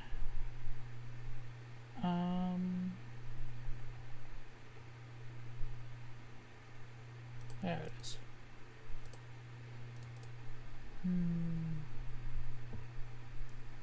Did I set that as the value or the name? Text. Reference. Symbol name.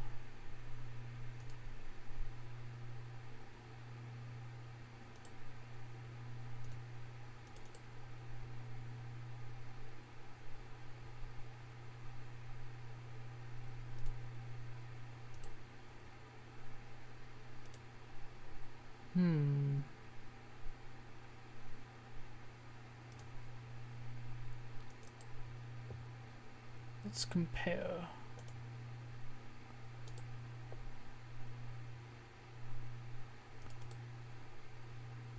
Reference field.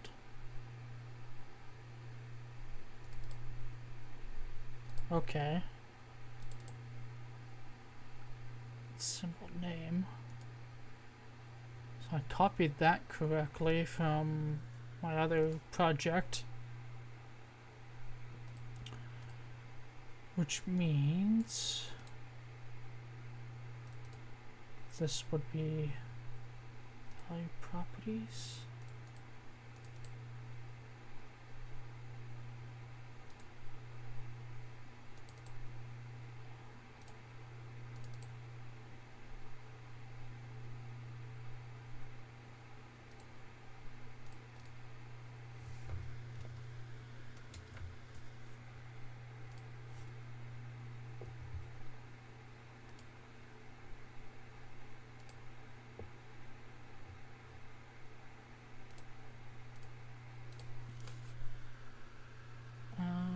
Let's see. So I think for this, there's a through hole. Put name and reference will be OJ45.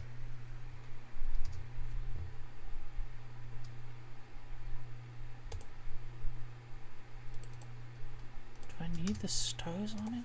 I don't think I need the stars on it. So I don't want that one saved. We'll keep that. And then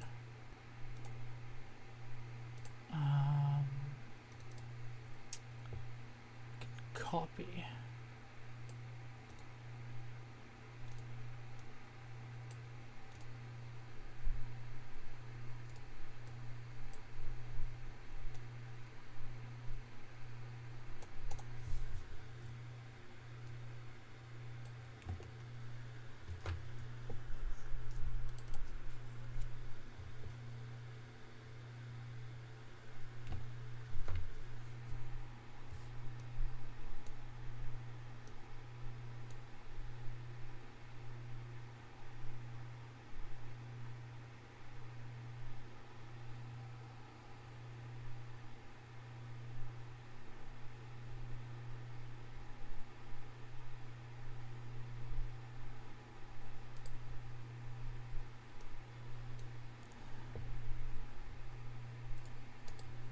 Don't need this line.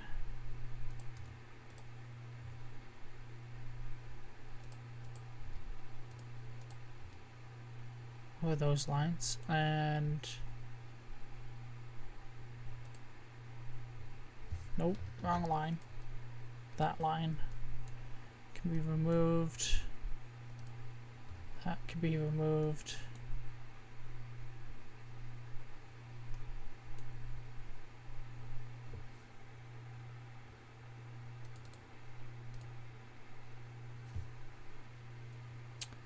And these.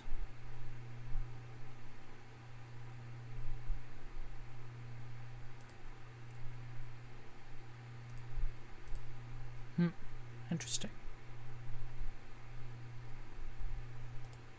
Cool. That should be correct.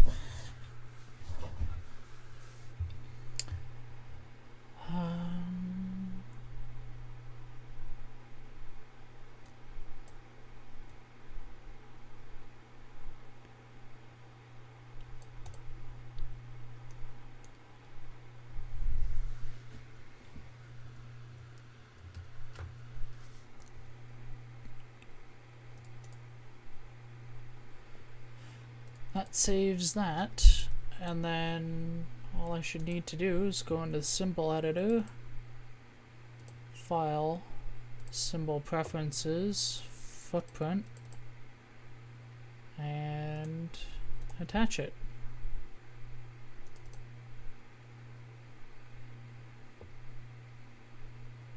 Okay.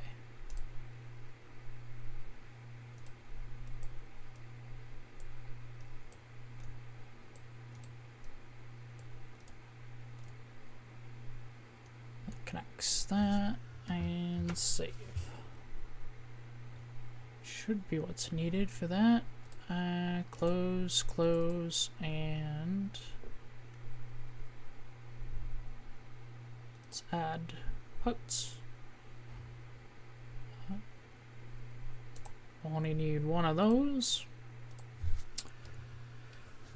Now, big stretch.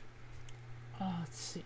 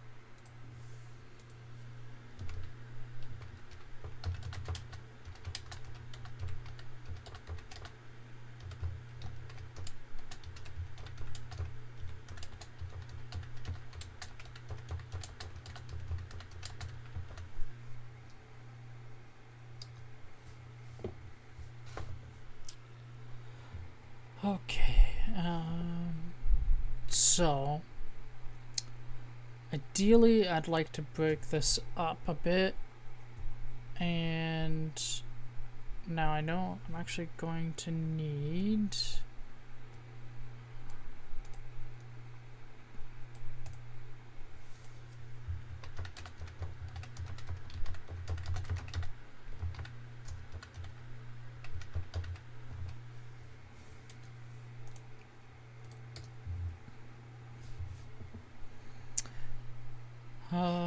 let's see.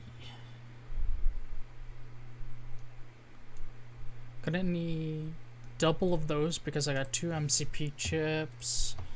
Control C, 1, 2. And then I know I'm gonna need a whack of these.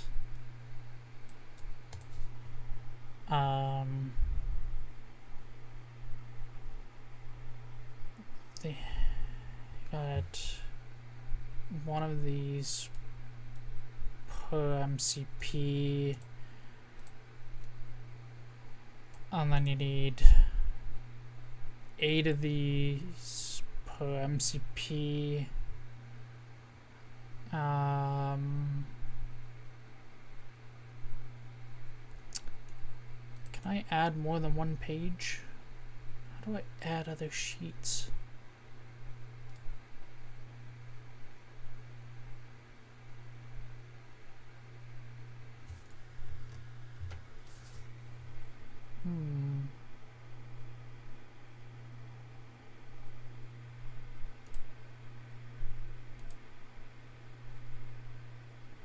Add sheet.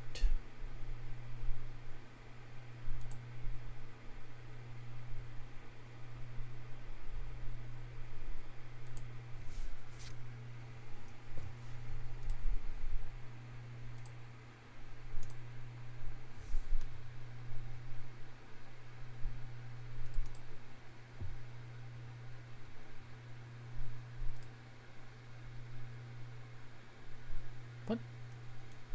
Really? Oh, you can't see more than one sheet on a spot?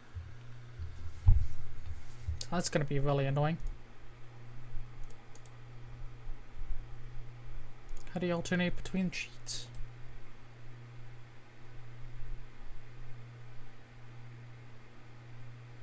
View. Alt backspace.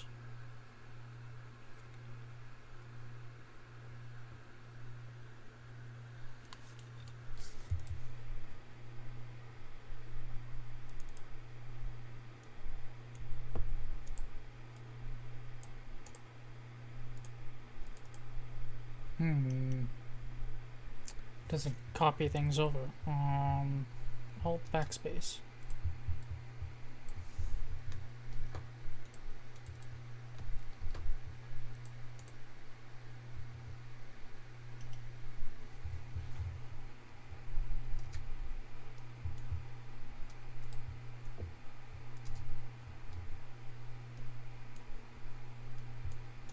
And you don't actually see.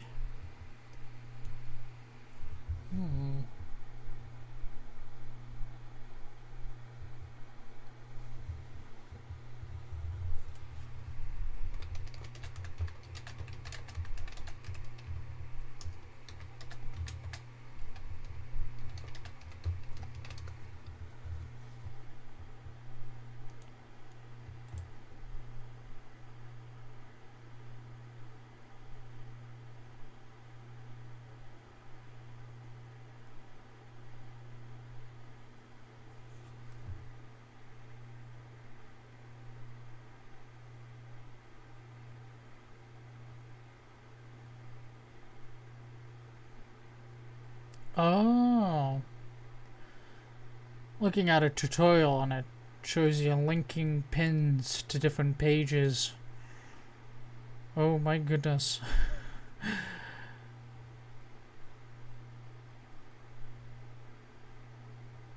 Yeah, that's not going to work. Hello, Ben. Yeah, so this is not gonna work. Control Z. Yeah, okay. Alt, backspace. I'm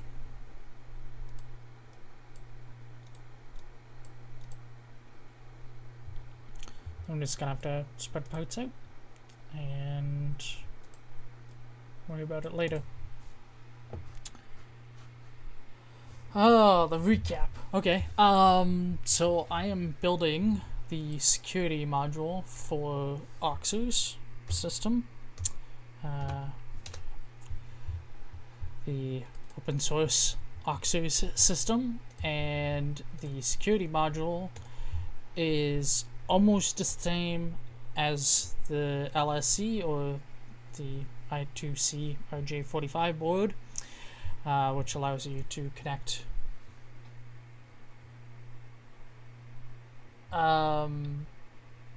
this is for an ESP32 is what it links to,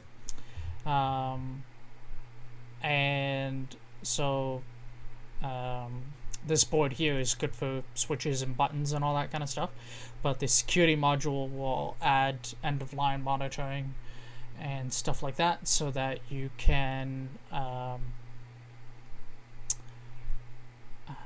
track that a sensor is properly working, or if it's been cut or tampered with.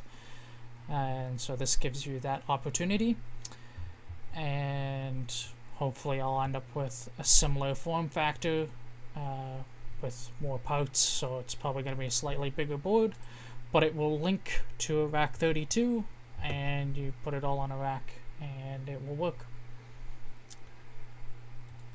And then the main addition compared to the LSC is the use of the LM339, which is what will give it its ability to know end-of-line monitoring.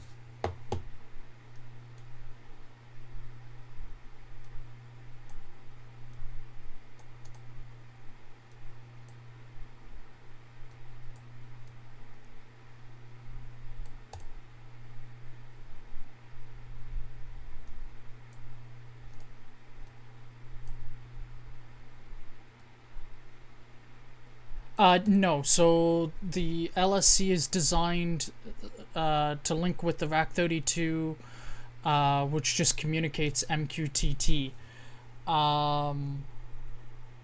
And so that's all it does. It's just monitoring a status and then reporting it to mqtt. So if you want to control something like a bell, then you're controlling that through mqtt and communicating with a bell that you're potentially using or controlling with a relay.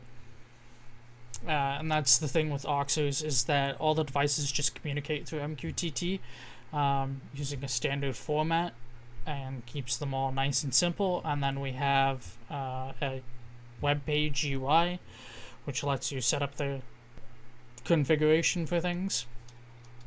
But it keeps everything nice and simple to use and keep updated with custom libraries and stuff.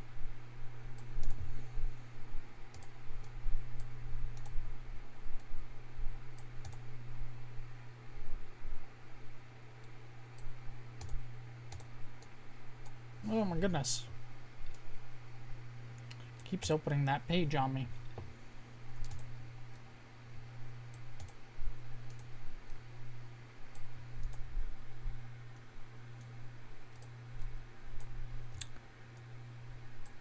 Trying to move these things and it doesn't like doing that very nicely.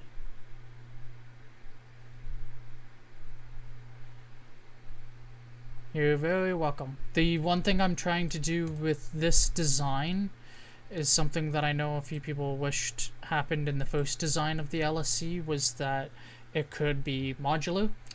So in this case, I'm only designing it as an 8-port, but I'm going to adjust the size of the PCB so that you could easily swap them in and out, but use the same amount of space for them so that they can properly fit. And then I imagine down the line, the current version of the LSC will end up modified to fit the same footprint, so that you can mix and match things as you want.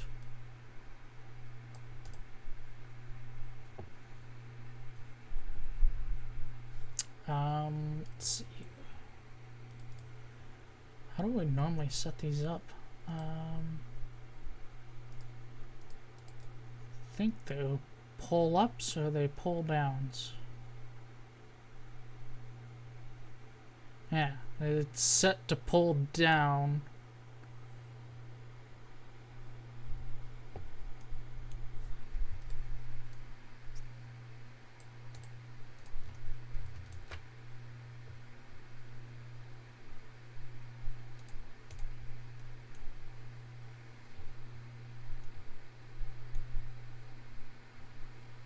And then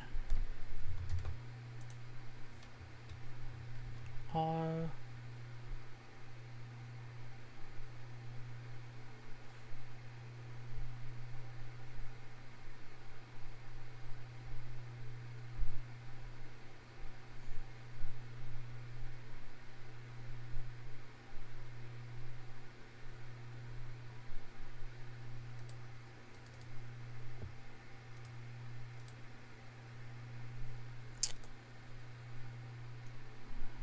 Let's see.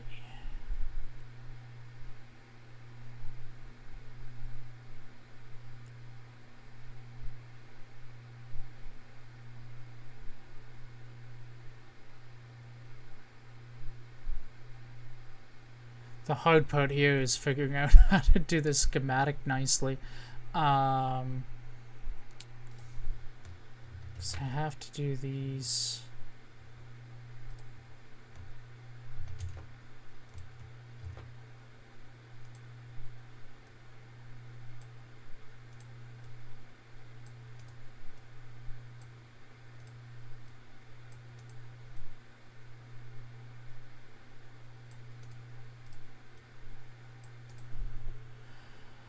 And then I need pull-ups on all of them.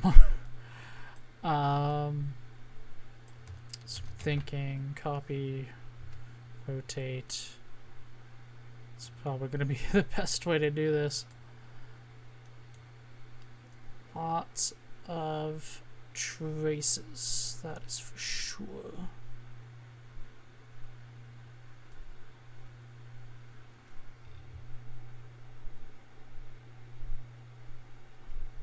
that'll work. And then move this over to here. I would like this pen to match, so there, and then give it a space, at least one more. So you got pull-ups, you got pin protection, so these are 1K, and then these are 10K. You got 10K pull-downs with jumpered pull-ups. So this can go there, and then this one can go there, and the fourth resistor in the resistor pack isn't used. Yep. Same for down here.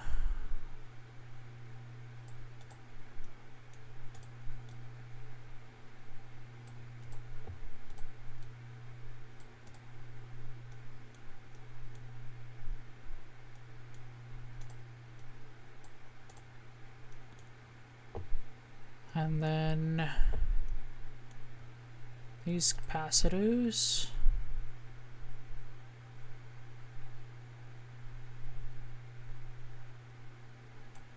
And can I hide that? There's gotta be a way to hide that.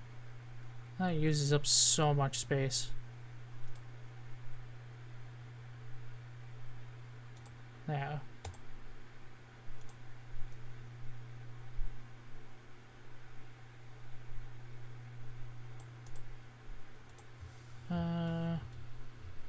Nope. It still wants to show the text on the one side. Okay. Reset gets one. Let's toggle visibility on that.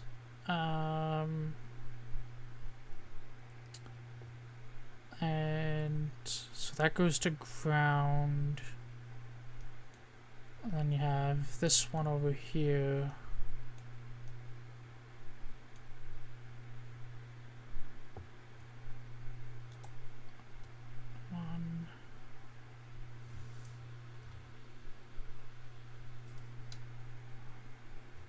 Goes over here, and again, let's hide this. Oh, you can. Cool. I figured you could rotate the text. Ah, yeah. Yeah. Normally in Eagle, it auto rotates the text with the symbol.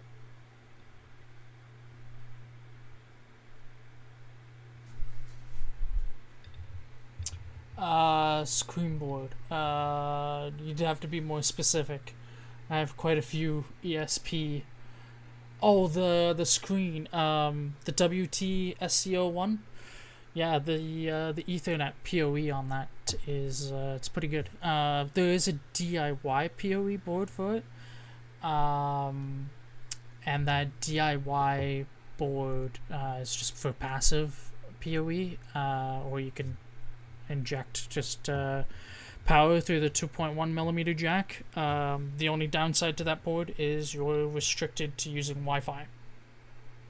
But the firmware for both those boards, in conjunction when connected to a screen, is just plain awesome. The firmware is awesome.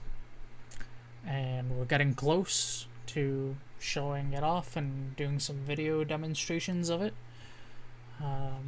And it will be quite nice to unveil everything. That, and the manufacturer of that screen apparently has an IPS display version coming, which will make it just that much more better, providing the price is still nice on it versus the LCD that it currently uses.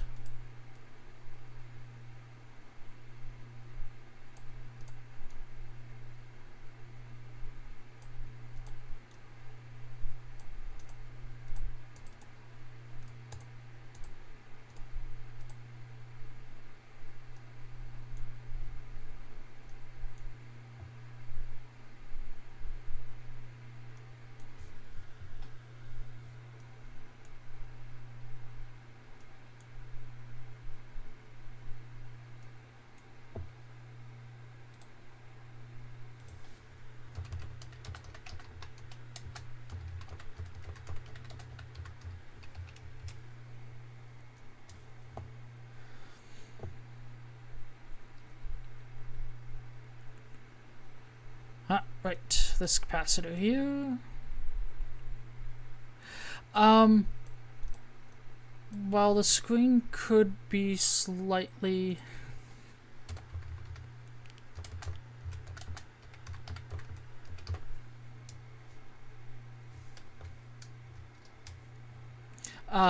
the screen... The problem with it being slightly... So it's a 3.5-inch screen. And I like it because, at least for what we're using for, it's really good as a room-to-room. Oh, no, it's fine. I've spent like the past hour with just rambling to myself, so I don't mind having people come in the chat and distract me a little bit, and talk about various things that are either being worked on or why I do certain tricks when designing. But the 3.5-inch screen is kind of ideal because it's the perfect size both for North America light covers, as well as New Zealand and Australia. UK has a much larger plug, and I think so does the EU. So it doesn't really matter so much for them, but for us it's just like an absolute ideal. Of course I need a squirrel.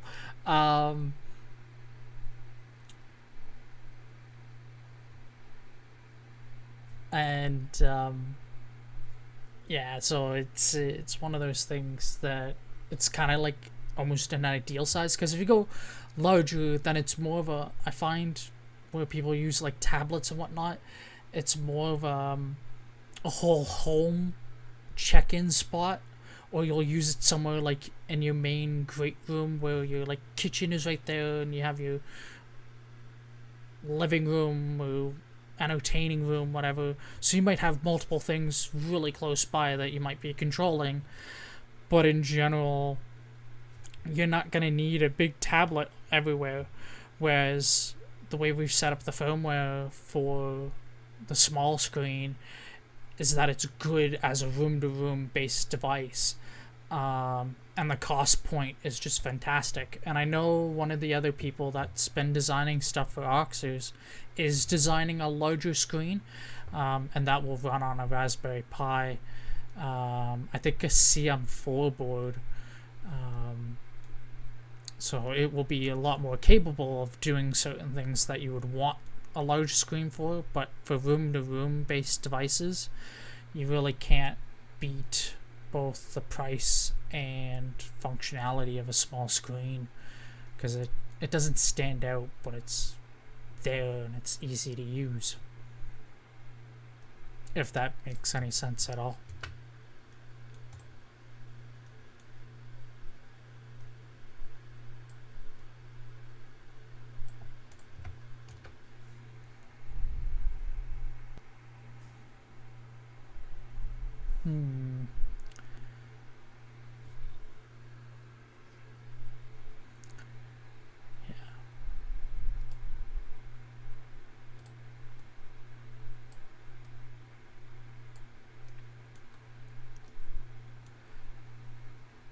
I actually want to buy a couple of the e-ink displays and use it to build a message board for the front of my house, because it doesn't need to update often, and an e-ink display should overall last a little longer, because you're not, unlike an LCD, you're not keeping it on all the time. I guess you could turn the LCD off from a motion sensor or something, but the ink display, you could just keep it on all the time. Update it in the morning with your daily weather. Any important notices for people in the house can see them. I have other use cases that are specific to my house, but just with people coming and going, so it would be even more useful when I get instructions from other staff members to post information for people living here. And rather than wasting paper, I can simply update a screen. And the screen I'm looking at is tricolored, so if something's extra important, I can essentially highlight it. Let's see here.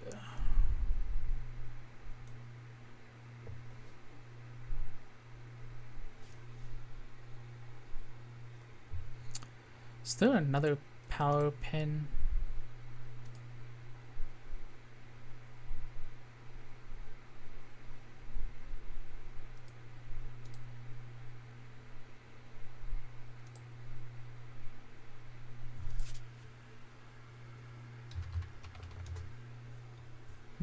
Nope.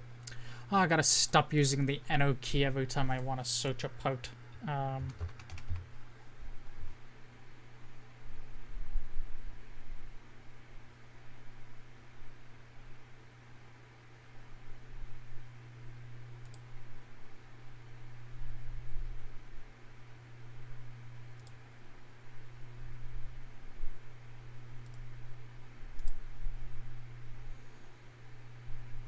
Probably my best option.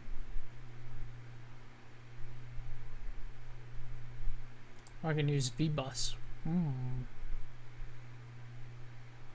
Yeah, I'll use VBus. That's my raw.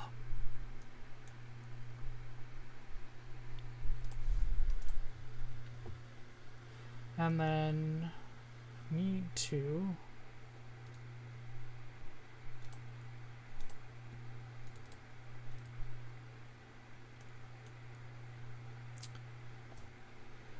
connections.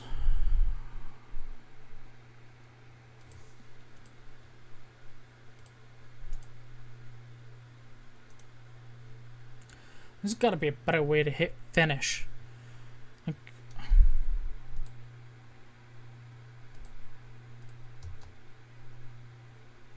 Like, is there no hotkey for finish?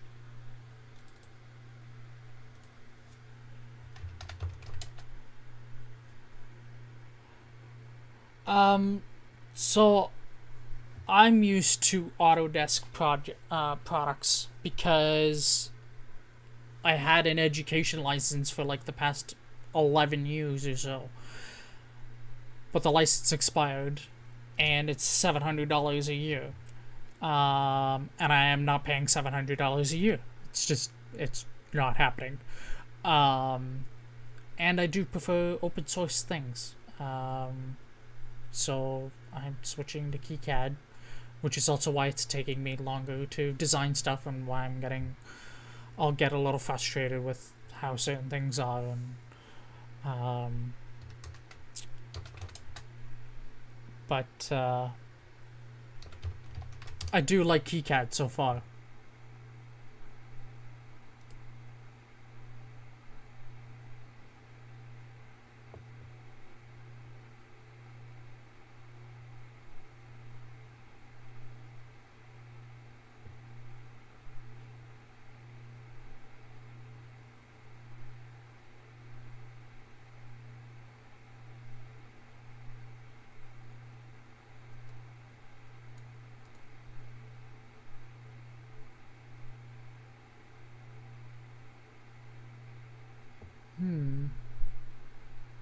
Let's see if this works.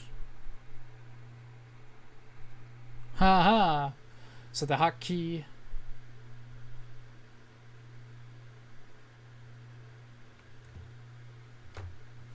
This is Kicad 6.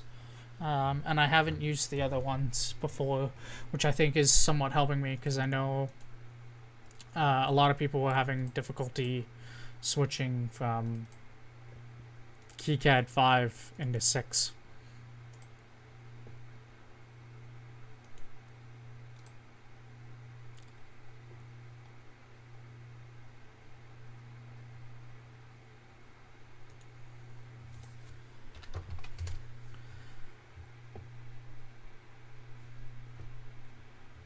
No worries. I was gonna say V3 is it's a fair bit older. You'd probably be missing a lot of upgrades going back that far.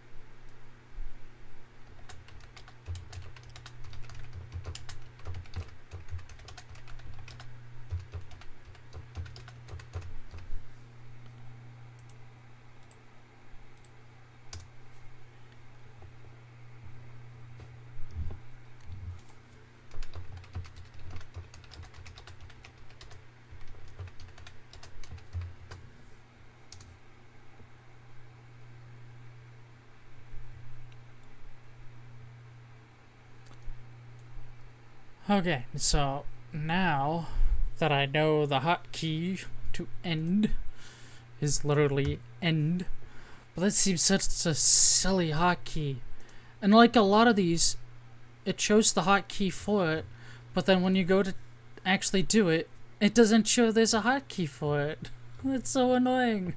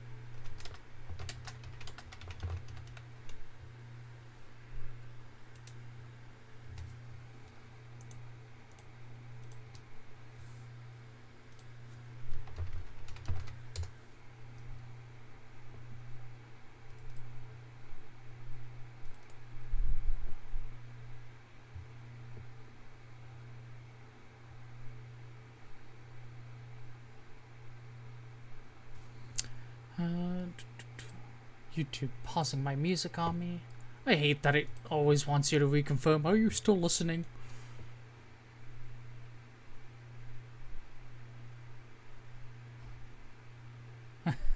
My keyboard's fairly good and it has the keys, but I had to go searching for the end key because I'm like, I gravitate to escape and enter for a lot of things, but escape the most, and that was driving me nuts because it would cancel it.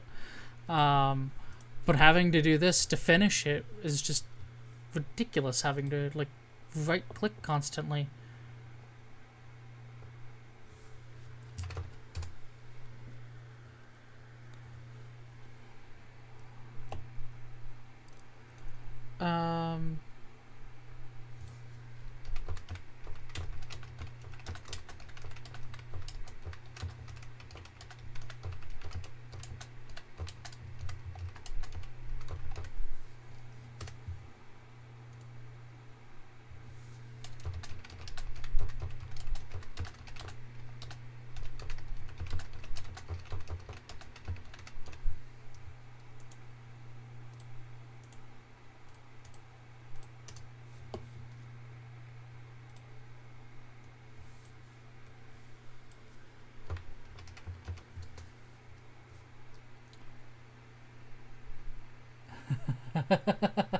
Oh yeah, that would so suck.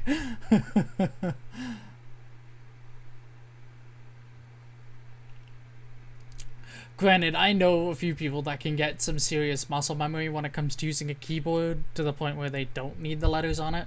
And I remember being in school, we actually had a program on the old Mac computers that they had, you know, the ones with that clear colored case on them. And it was a typing program. And they would essentially work you up to hiding a towel over your keyboard and you had to type.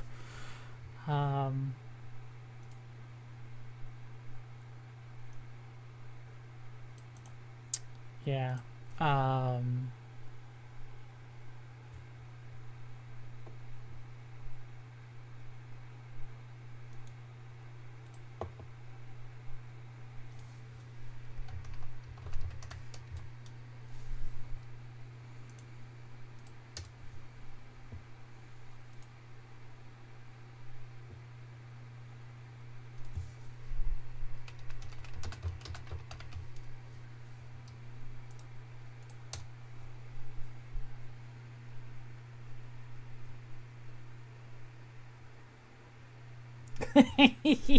Typewriter. Ooh, I haven't used a typewriter in a while, but I have used it, even though I'm not that old. um,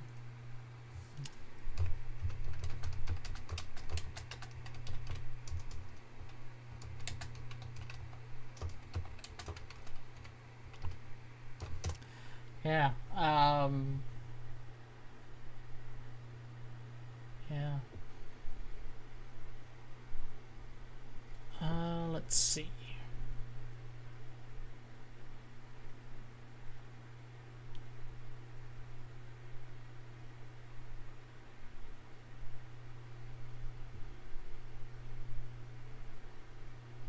Oh, right. I was trying to do these IDC connections. I got a reference schematic on my other screen here.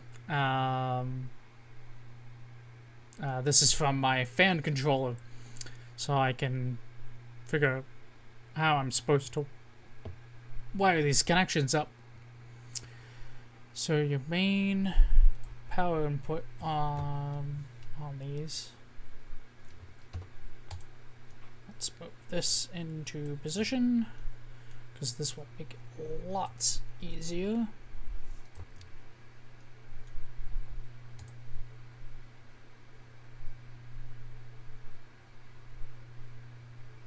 And actually, what I can do, I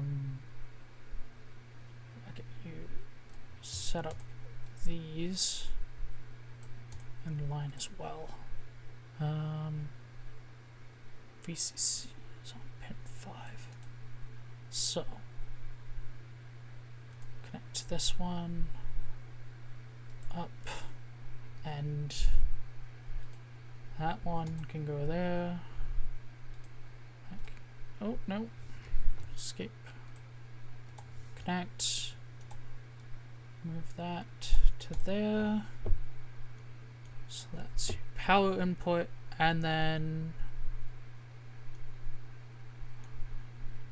Ooh, good song. Right.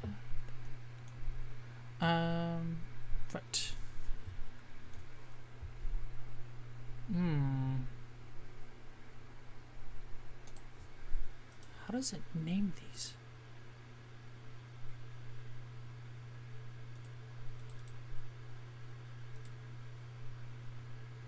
Oh, you can't edit the text field on these? That's annoying.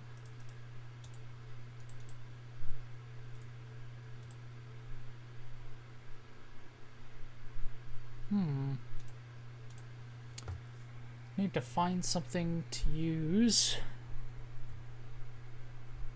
Wait. That actually doesn't need to be there, because this acts as a power selector. So there is no power being connected to that, which saves me a lot of hassle. This one and that one connect together, and then this one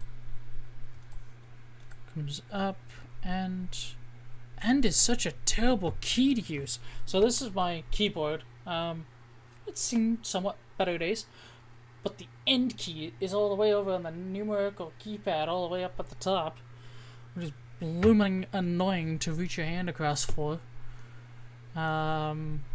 I could definitely see myself building a macro keyboard at some point in the future.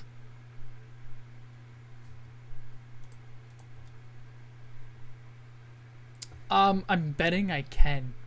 I can probably remap it somewhere. I'm just don't entirely want to do that right now. Right.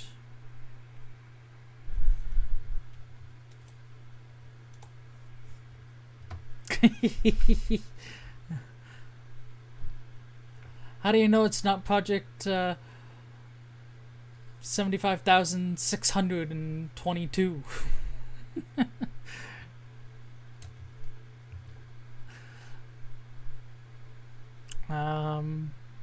This one is VCC. And then this one is your VDD. Then the terminal blocks.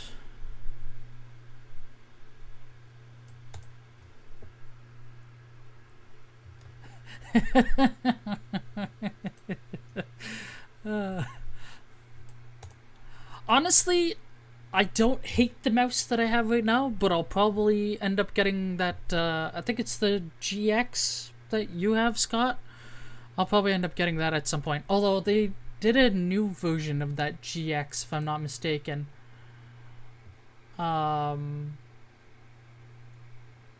Yeah.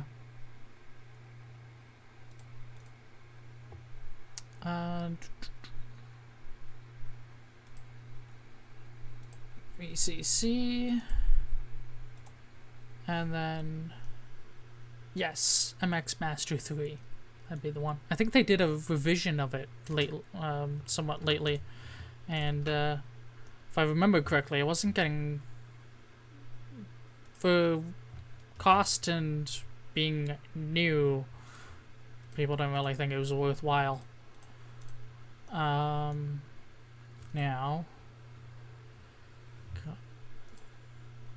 reset on that.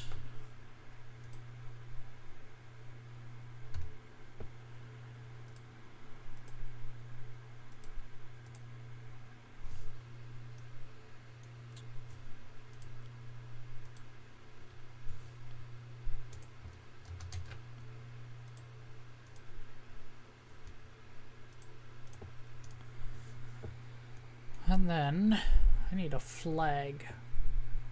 How the heck do you add a flag? Ah, global label. That'll do it.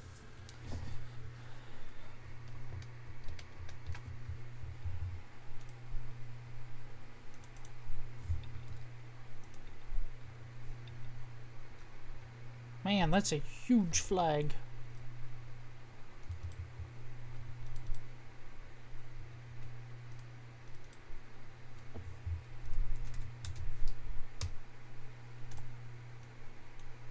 That's better.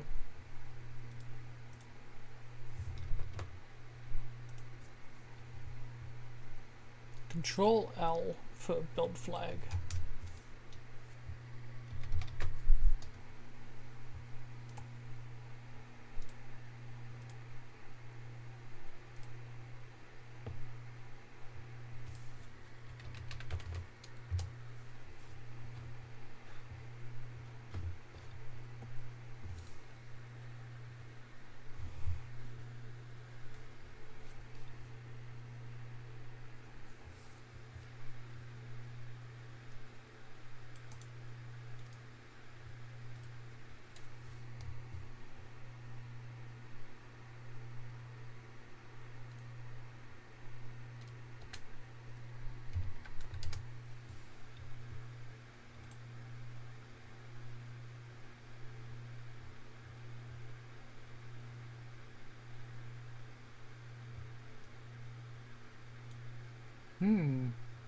So one of the problems with a lot of these OXRS devices is that the MCP its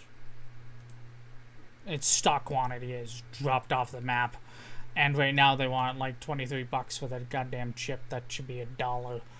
And I've had problems trying to find potential suitable replacements. Pretty much anything we find is not going to be pin for pin compatible. This one already doesn't even have stock. Let's see if Acer has anything.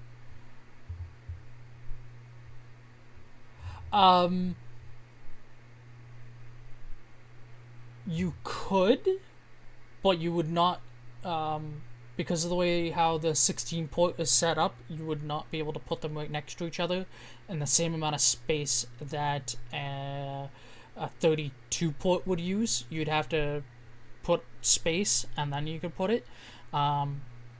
the way I'm going to design this one is so that eventually when the LSC gets redesigned, there would only ever be an 8-port LSC, but the boards would be slightly smaller, so that you could always fit 8 ports right next to each other and use the same amount of space. So an 8-port, 2 8-ports would take the same space as a 16-port would currently. But right now the design does not allow for that.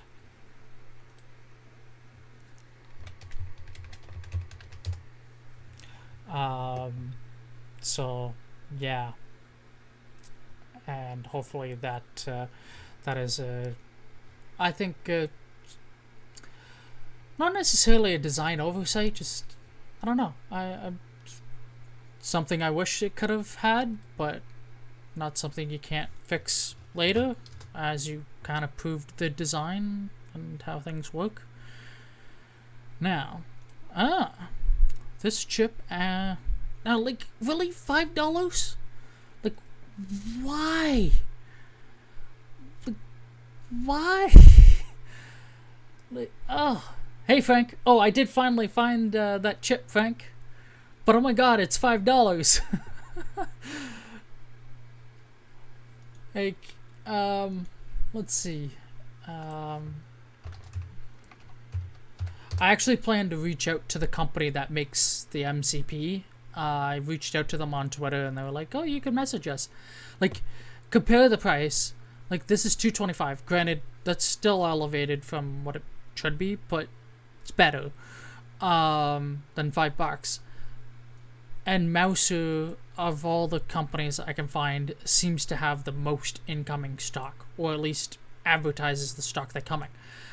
The only problem, although granted this is a newer update, this is December 2022, which is not bad. I might have to line up some orders if it's going to be December 2022, because almost every order is May or further, and their lead time is absolutely atrocious. The only other thought I had that could potentially beat out long-term supply issues is either we buy a whack load of these for OXRS. So either you buy a whack load of these when they're available for OXRS and hope that the system catches on and people buy it, or we could look at using, obviously if you can find a replacement, like this potentially isn't bad, but that cost is just going to screw you long term, paying $5 for these chips. The other option, and somebody had pointed it out, was they suggested a particular AVR microcontroller. No idea why. I was barely looking at the specs and it didn't really seem entirely worth it.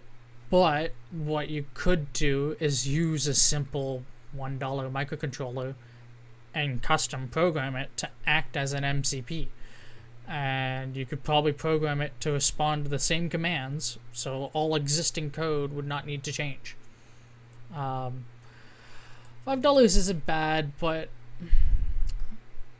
in the grand scheme of it, it still kind of sucks.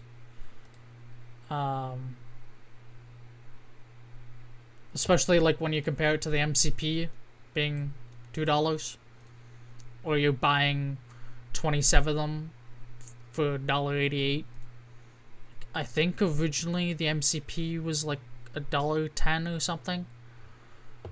It was a much better price. But there's options. I know somebody had found an I2C compatible chip that could do like 60 inputs at once. I am indeed making an 8-port module, Frank. The only difference that I'll be making to this 8-port module is I'll be making the PCB width a little less.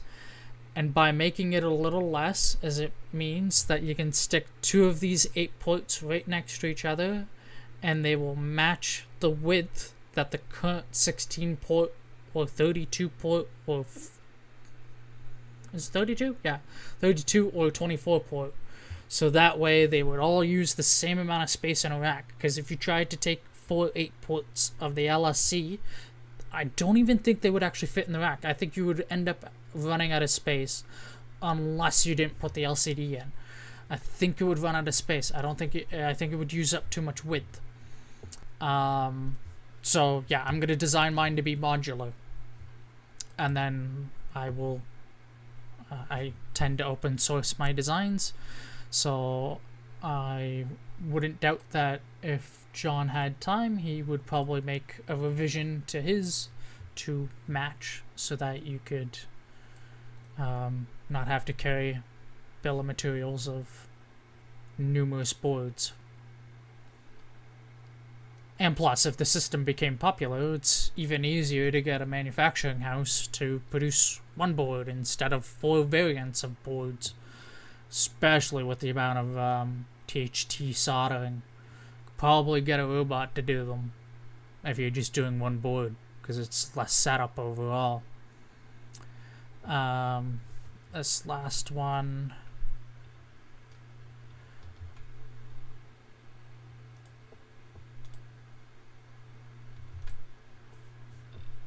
is your reset line. Oh, while you're here, Frank, now that you'd given me that extra schematic, it will help. But the other question I had was the 100 picofarad capacitor. So the schematic I have is this one here, and it shows C16 here, 100 picofarads. Does it 100 picofarads one is a very small capacitor, but does it need to be polarity sensitive, or can I just use a standard 0603 ceramic cap? Ceramic or multi-layer? I can't remember. But your standard SMD cap, or does it have to be a polarity sensitive capacitor?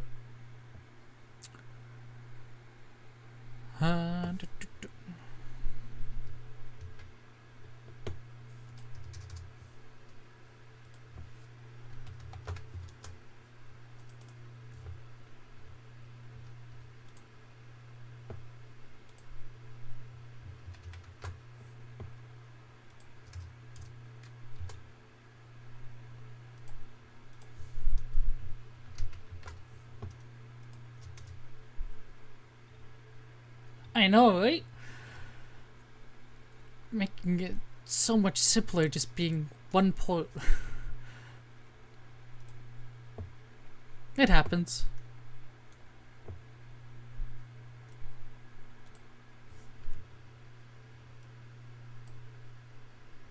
Oh no, this one didn't attach to that pin.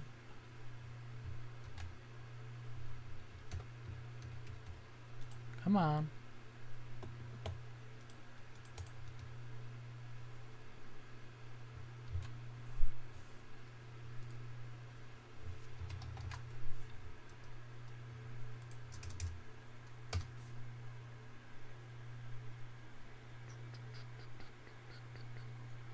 Oh, so it's just for noise. Okay.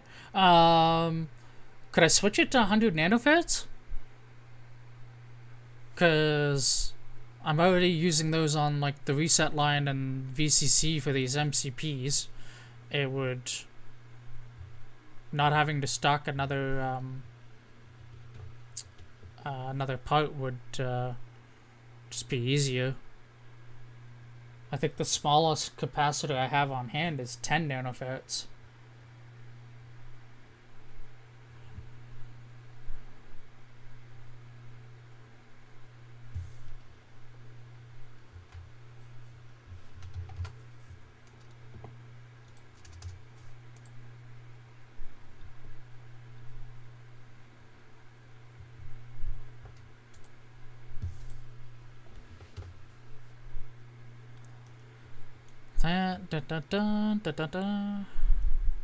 So you get power in for VCC, VDD, so you can use external power if you want. I know you'll like that, Frank, rather than running all your power through your IDC connection.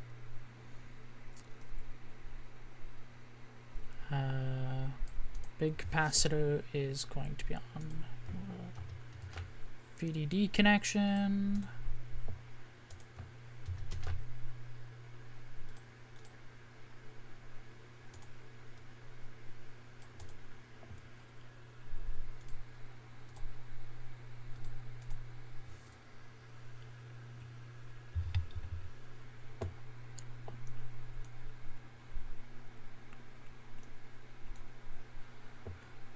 And that should be everything needed for power.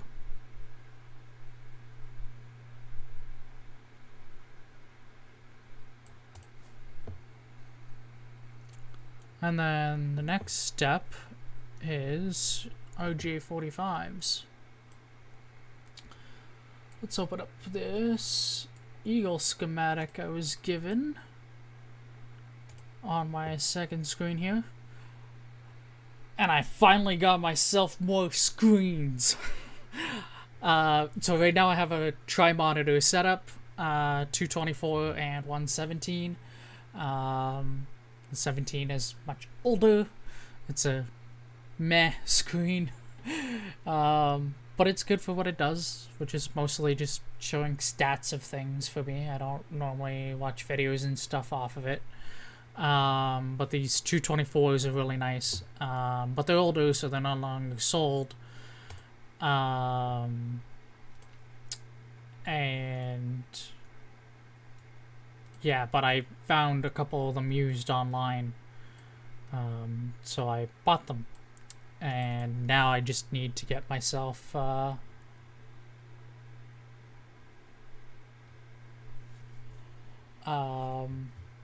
what I had, oh, what do you call me?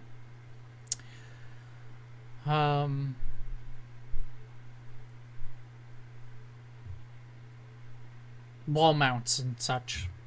Once I have those, I will be, and the cables and the adapters, I'll be able to switch over and have, I'm hoping, at least a 2x2 monitor setup, and I think it should run. The Smart Hub. The problem with the Smart Hub is I cannot get parts for that. The plan is to design Hub 3.0, and the 3.0 would actually be a 7-port USB-C hub with the USB 3.0 on it, and USB-C PD power delivery. I just have not had the time to design it. But that one will both be a good hub, but it will be expensive.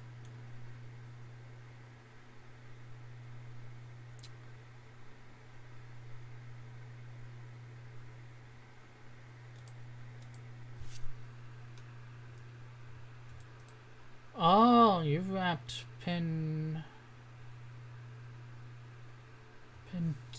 2 in ground.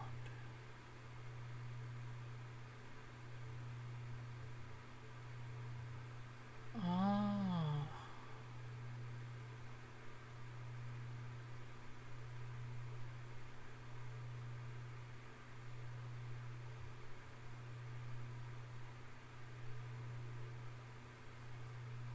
Not a half bad idea, to be honest. Wrapping a signal on ground.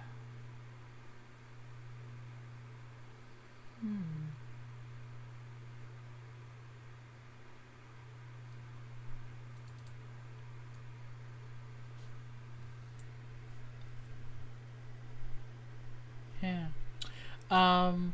But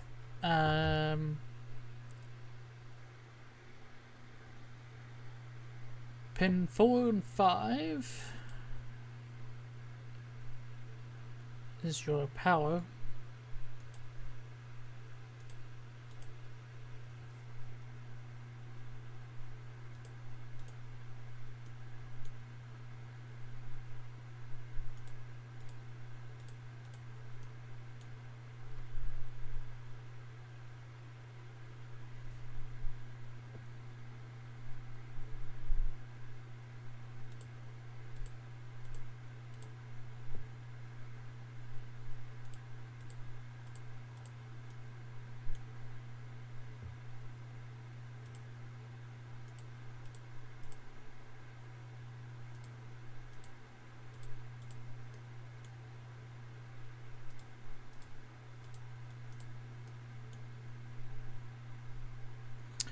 Did I already? Yeah, I already added the part number to this. Woohoo! That was a smart thing to do.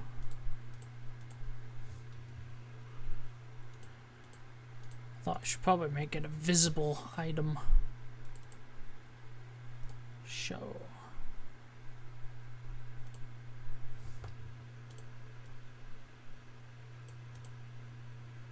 A BTC polarity sensitive?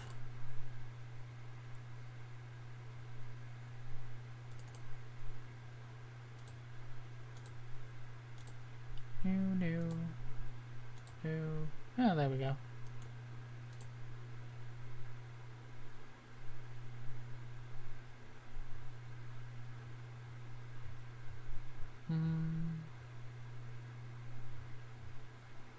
Not as far as I can tell.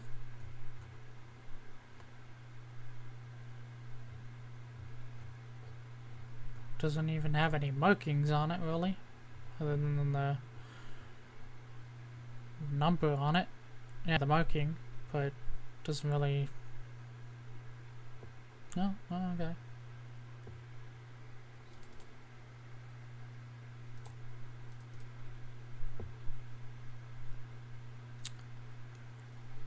One, 2, 3, 4, 5, 6, 7, 8.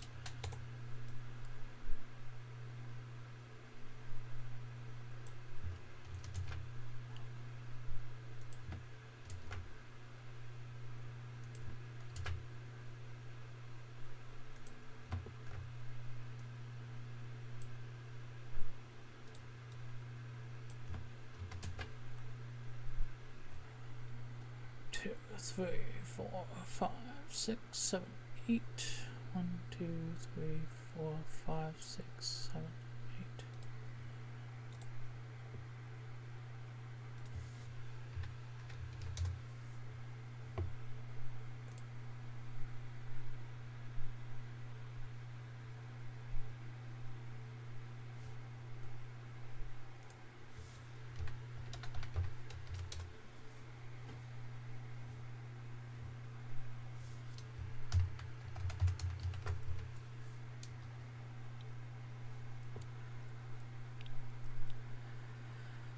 And then let's see.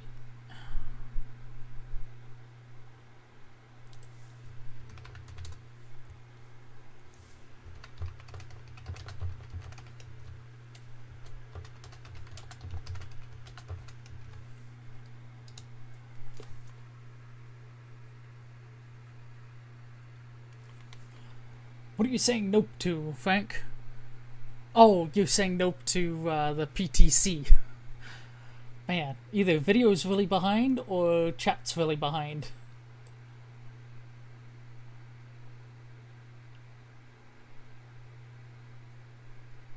I think it's the video that's behind.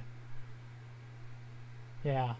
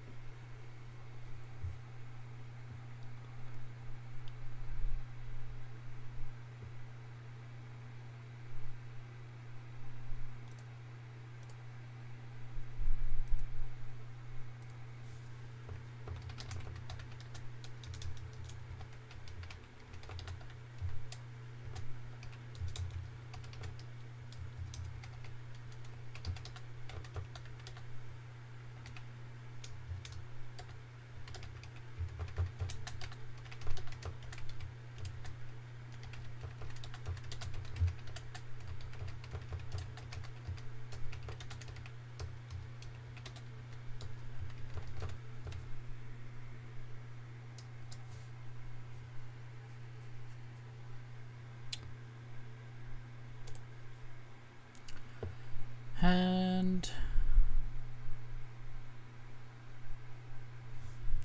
to figure out how I want to do the ground pins.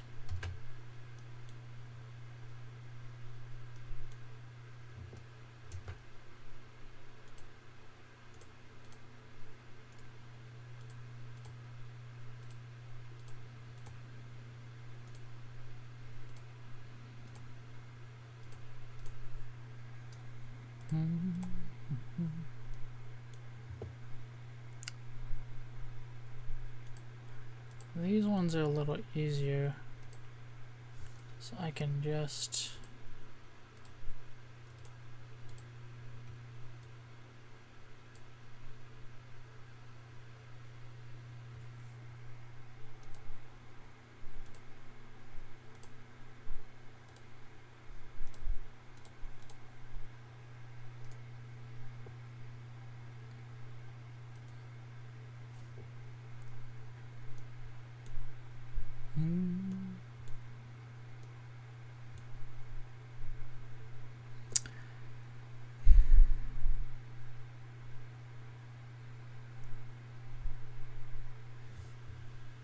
see, I don't like normally running wires all the way down the thing for ground, just because I think it ends up looking messy.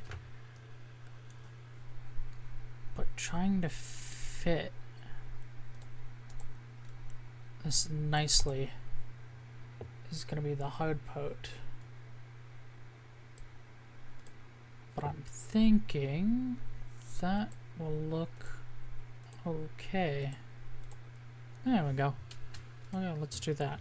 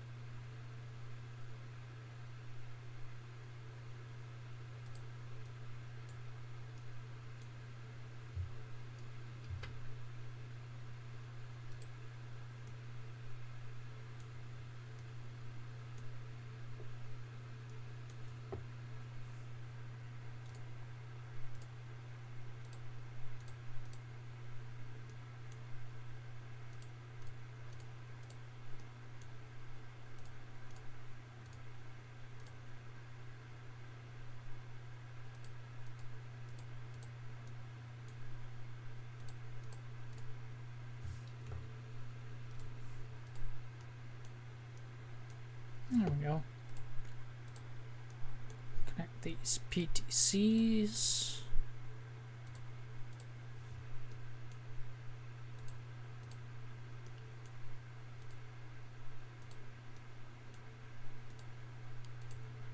Actually, putting PTCs even on the regular LSC probably wouldn't be a bad idea. And thinking about it more, probably wouldn't have been a half bad idea having them on my fan controller.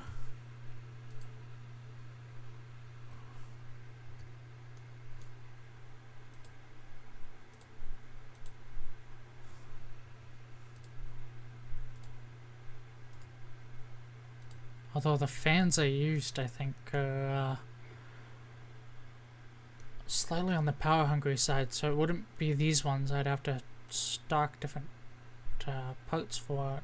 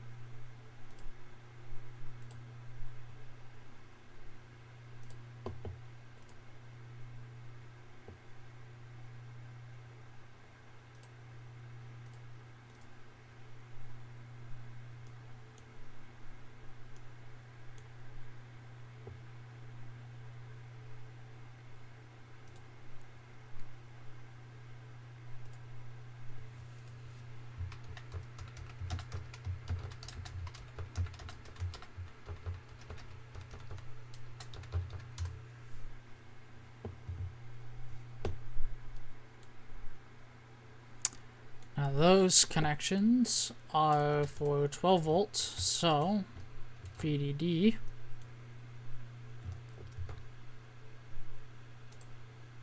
one and two.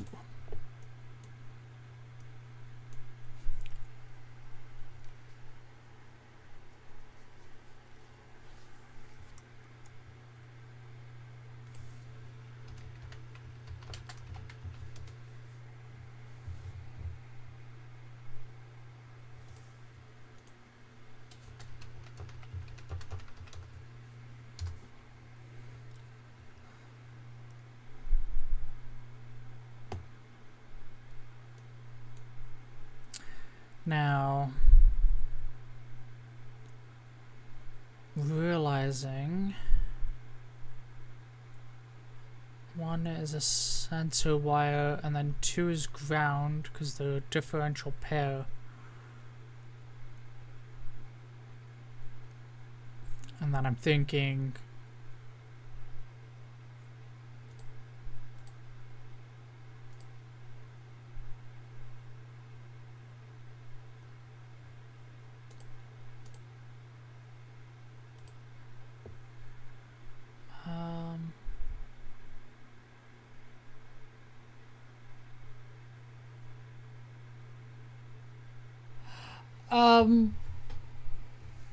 no, if you're not using power, then I don't think you would really need it, but don't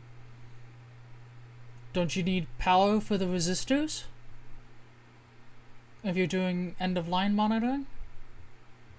Because this isn't gonna have your regular connection to the MCP, so it's always going to be connected to the LM339, unless the LM339 can detect it without power going to the sensor, which that's fine.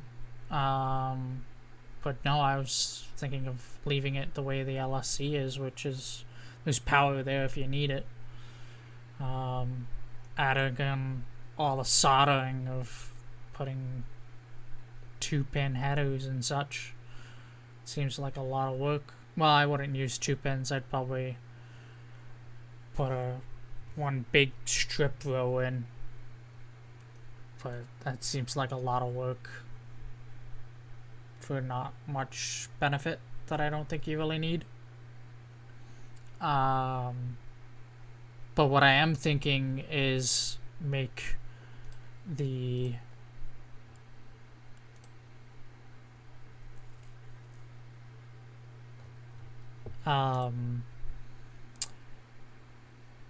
cable redundant. So in your schematic you have E1 as your sensor and then you have a ground, which makes sense because they're wound together and it can help protect the signal.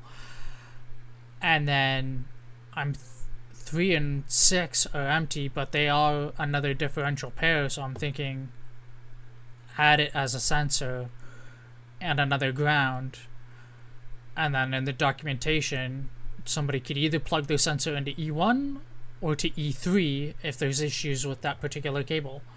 And that way, because ideally you're installing it either when you're building or when you're pulling it, if you're opening up the walls or whatever, or if you're really good and don't need to open up a million holes in a wall to run cable, then that's fine too. But at least this way you can what do you call it, save the cable, so to speak, if it's got a kink or something in it. You don't have to try and rip it out and run a new cable. You would have a second pair through E3 and E6. I think that's what I'm going to do. I'm going to connect these grounds all into one.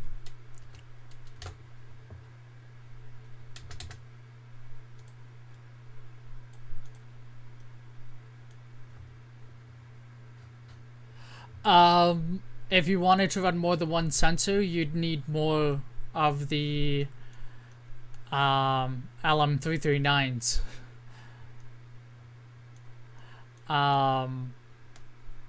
So if you wanted 2 sensors on one port, you'd essentially have to double the amount of LM339s, which would make this one heck of a board to run wiring for. Not run wiring for, but to run the traces for. I'd rather just stick with...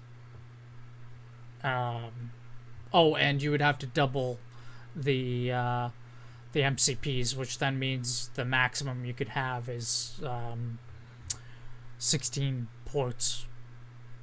Yeah, 16 ports. So it doesn't really work out in your favor.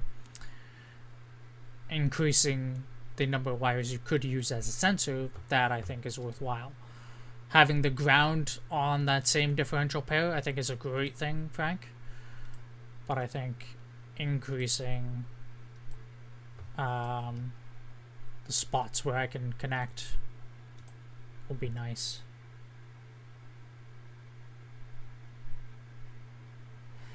Yeah.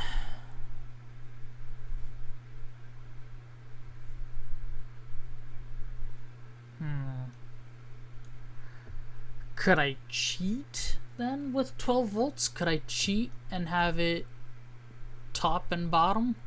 So if you don't need 12 volts, you use the bottom row ports and pull the jumper, or if none of them need it, then you pull both jumpers, rather than trying to stick 8 jumpers in. Wondering what the largest pin header is that I keep stocked. I think the largest one is the one I use on the LED, the 16 channel LED controller. Hardware, PWM. Don't have a photo there. That one's got a fairly large pin header on it.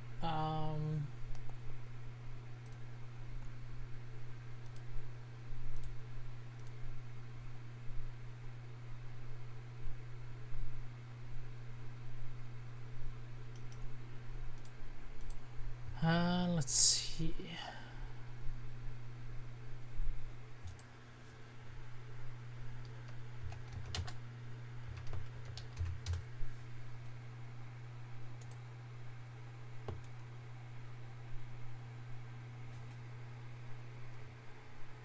The largest one I normally carry, I think, is a 6-pin.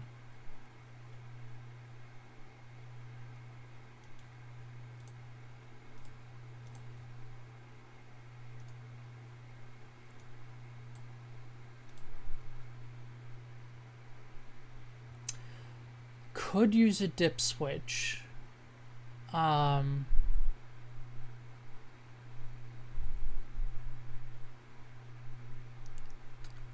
Honestly, dip switches would be probably nicer than the pin headers, but most dip switches I think use more space. But the bonus of dip switches is it's easier to get your hands on SMD versions.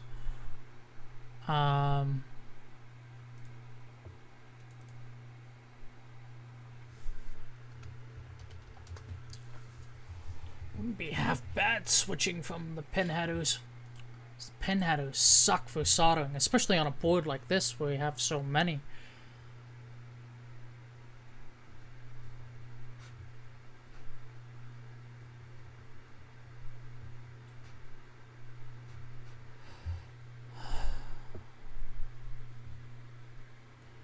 Well, I was thinking like you could split it so 4 ports are like, if you put power on it, you could, if you put just 2 pin heads on this, so a 2x2 pin header, you could power either all 4 of the bottom ports, or you could power all 4 of the top ports, or both at the same time, or none of them, rather than turning on and off each individual one, but that would obviously require pre-planning of where you want to run each wire. think I have some dip switches on hand. I think they're this surface mount type, but I just can't remember which type I bought.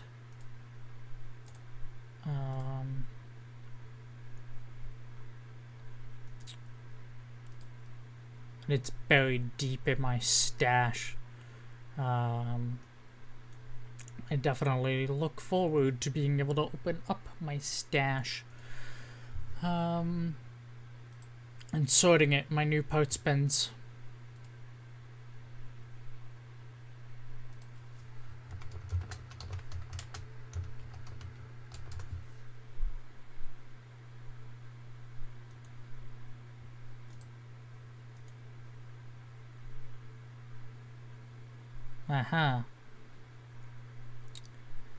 Yeah. There you go. 8-port dip switch for $1.14. It's not. I know we had discussed it before, and I can't fully remember why we didn't want to use dip switches. The one issue would be power. So these PTCs that I've selected are for.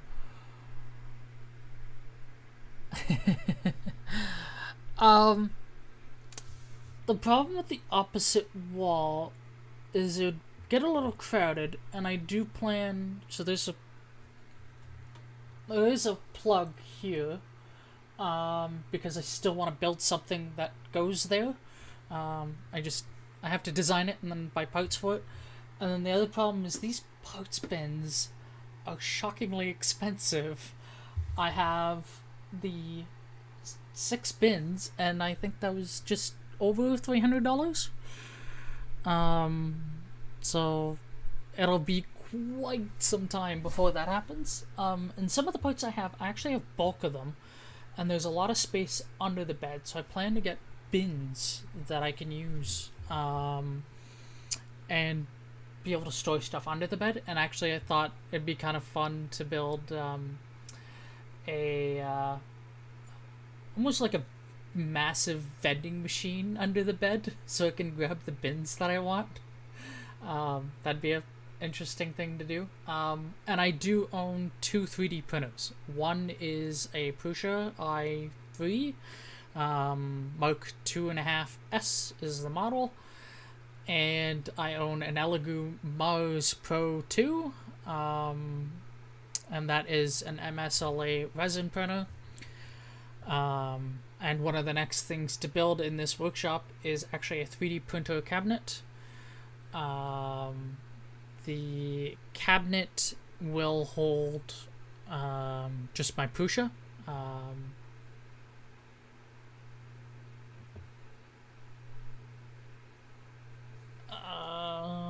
Let's see. Google search time.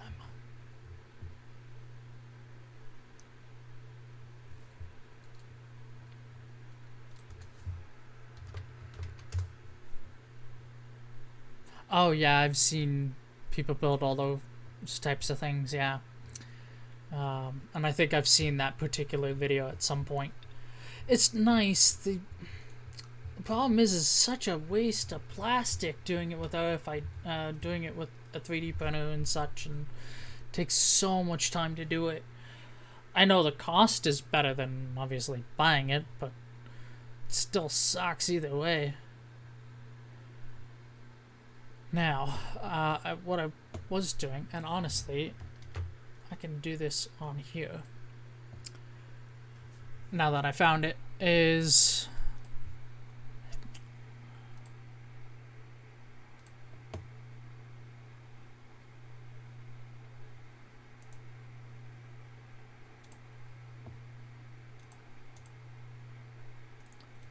so what I can do is looking at, so I have this here, which is 8 ports, which would be good in our case, and it's surface mount, although that is an odd pin configuration, having them wrap under.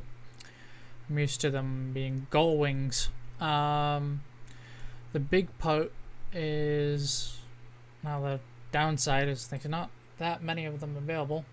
Have a good night, Ben. Thank you for joining.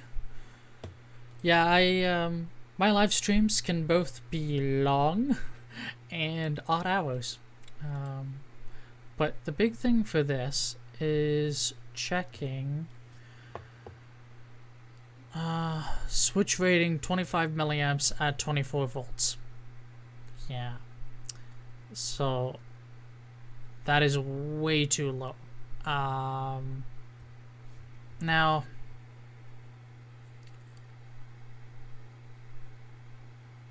why would you want a non-switched rating? Oh, I've done live streams from this time till 12 hours later at 6 a.m. my time. 100 milliamps at 50 volts. But the 25 milliamps at 25 volts, that's way too low. And it looks like the best current rating is 100 milliamps. And it gives me 55 options. Yikes. And how bad? Oh, that's not a bad price. 57. Probably still more expensive than a pin header is, but you probably make it up in solderability timing.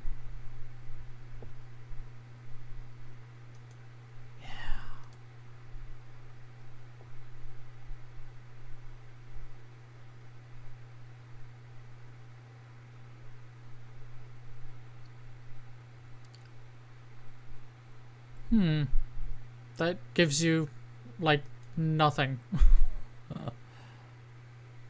Oh, yeah, this one's 4, yeah. It's fine, I could double it up, but the big issue is finding one that has decent electrical specs. Thankfully, operation cycles isn't entirely a big thing you need to worry about. But the poly fuses I have selected are 150 milliamps, and these are, yeah, that's bad stock quantity and everything. So what does Mouser have available? No, that's LCSC. Mouser.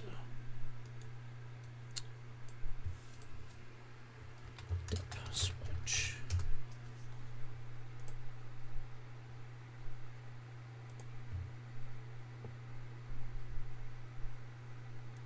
Now, let's see here. Current rating 150 at a minimum. I know the one that actually had specs on its data sheet was 25 milliamps switching, and I think it was 100 milliamps normal at 50 volts, which is still on the low side. Let's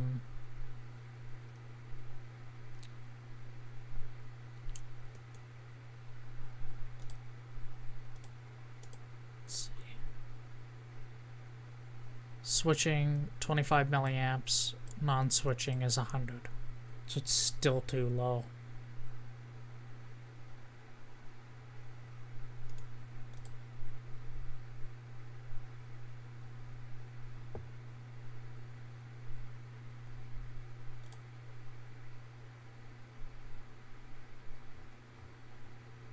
Ugh. Showing all the THT parts first.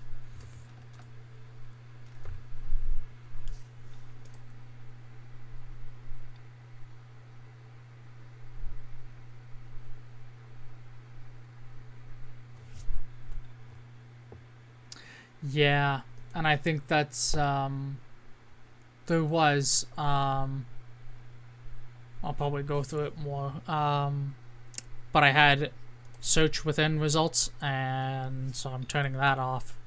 so that I can get something accurate. So 150, 100, anything beyond that.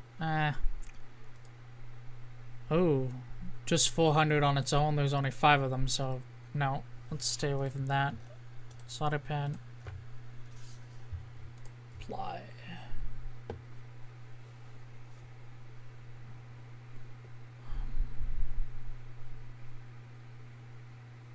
So those solder pen types, is that what that is?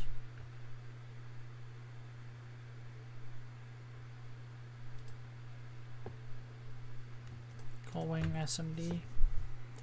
13 options. Oof.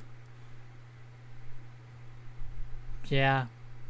No. It's gonna have to be pin headers if there's any sort of switching.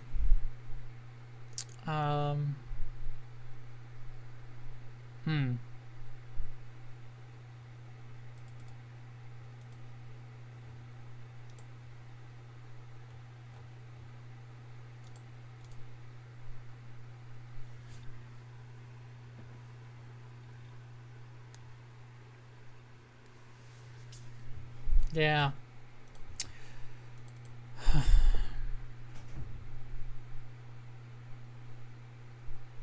So either you put pin header and cut off all 4 at once, or you put a pin header on each of them.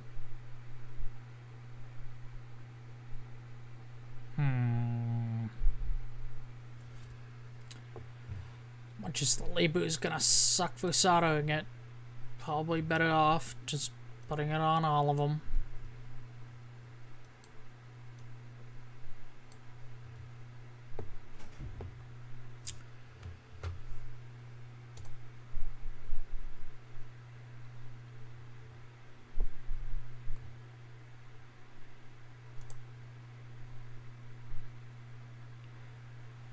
So,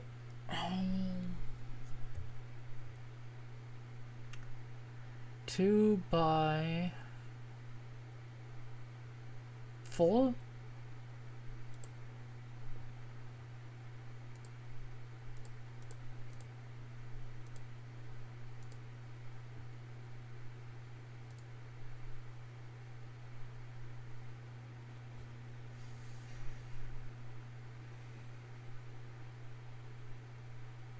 Yeah, groups of 4 definitely makes more sense, because rather doing 1 8-row pen header, because that way you can put a better silk screen in place.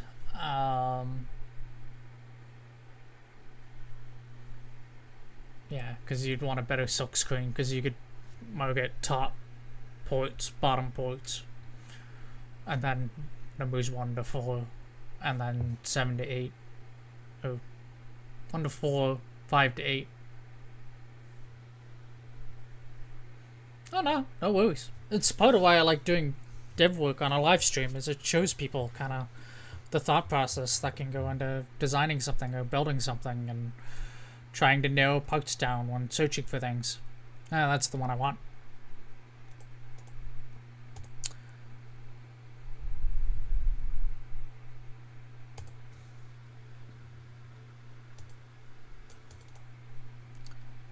And we find ourselves a footprint.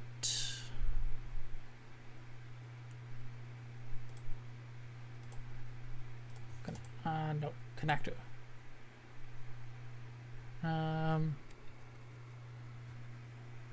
Alright, pin header 2.54, and we're looking for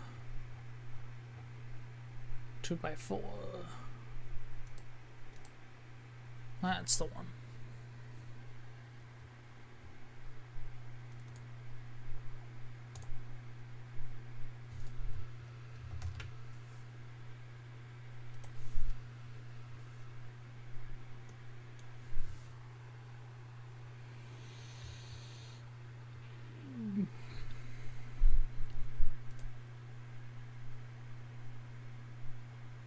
Realizing this is probably going to look a lot nicer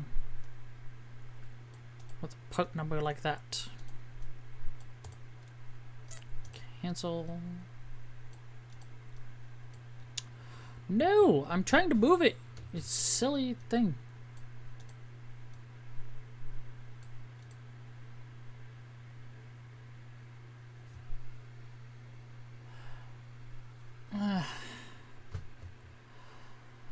Well, yeah, you could use the AL34000. That's a cheap, simple MOSFET. That'd be more than rated for it. Damn it, Scott.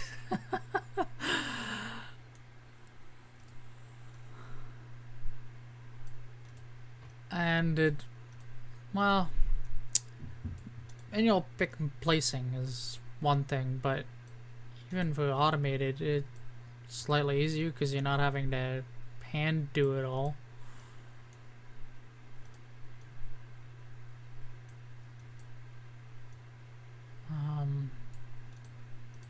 And if you're already doing, what do you call it?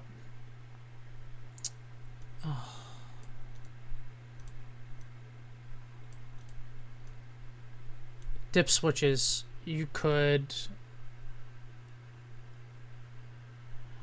I probably could, I just don't feel like deleting everything and removing it all and then recopy and pasting everything.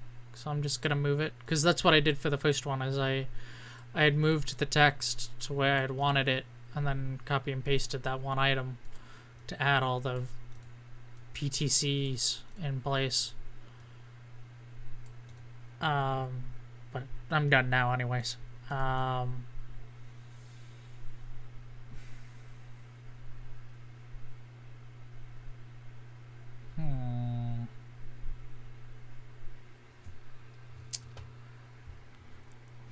Yeah, because if you're already using dip switches, you could very easily use the dip switches for the address select.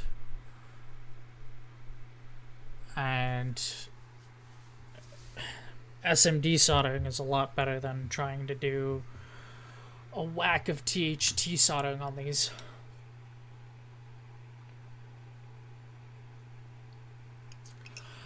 Oh, Scott, I've already built a custom library with 2 parts in it.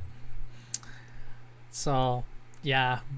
The reason those parts have those extra bits of text, this is the part number from LCSC. That way I could easily find it again. But I will probably copy over a lot of my... Yeah, only 2. I will probably end up copying over a lot of the parts that I have custom done in Eagle at some point. Because I have, like, I think 40 or more parts in Eagle that I need to copy over. Probably not thousands, simply because I try to reuse the same part over and over again, so that I don't have to stock a billion parts for things. Like, I can assemble one board from another board from another board. I like limiting my bill of materials to the same item so I can buy it in larger quantities. That's why I always, like, scream when people are like, oh, you can do this, you can add that. And it's like, yes, I could. But then I have to buy more parts because it's different from my other designs. It's already expensive enough to produce something and then sell it to someone. If I can make it just that much nicer, then yes, I would like to do so.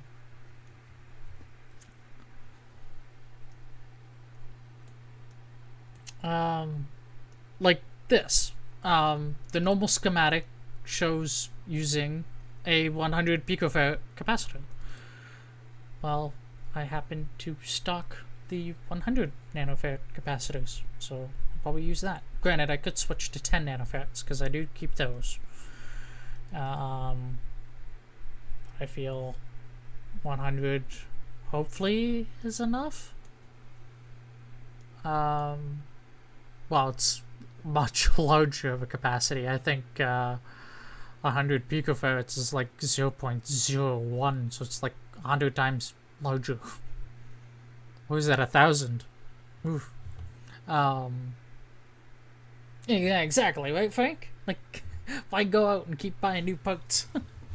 Also, Frank, Scott pointed out, instead of using pin headers, Ben was saying use dip switches. The problem with the dip switch is can't get one with enough current rating for these PTCs. The best you can do is, I think it was 25 milliamps when you're switching something, 100 milliamps if it's just on. There wasn't really good options at the 0603 range for, or any range, I think, for the 100 milliamps. So you're either going really low or higher, which I think 150 is more than adequate. Anything higher than that, I think you're pushing the limits of 12 volts on Ethernet.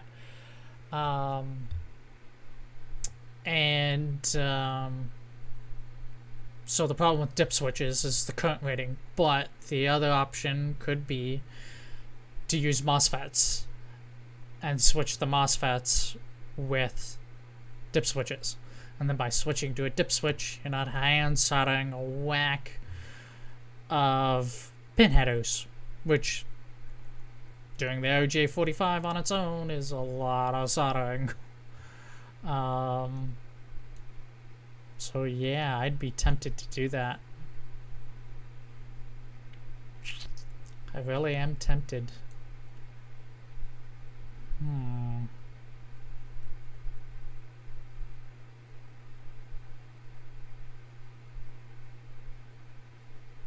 Because, let's see.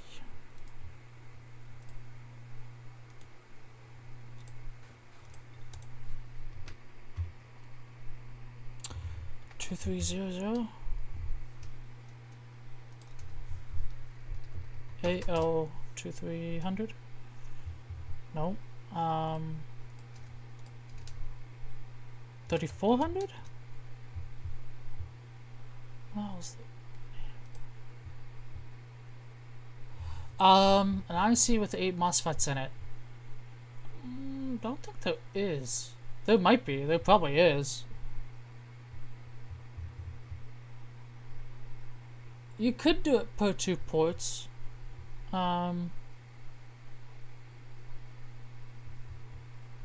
So let's see here. So this is a MOSFET that I know would be great for this, and I keep these stocked. Like 8 cents for a lumen MOSFET. Like, that's great. And you'd only need 8 of them. And it's rated up to 30 volts. So, and I rated the PTC up there as well. So, essentially I've set it up so that this could run at 24 volts if you wanted to. And then these dip switches.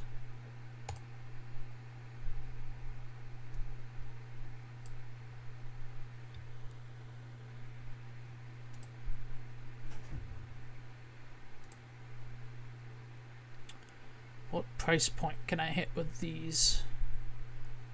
Let's go with 4 ports, because then I can reuse it for I2C lines. 74 cents, 50 cents. Let's filter by price. This one has good. Oh, this one has great stock quantities. 63 cents. And then let's compare it to a pin header.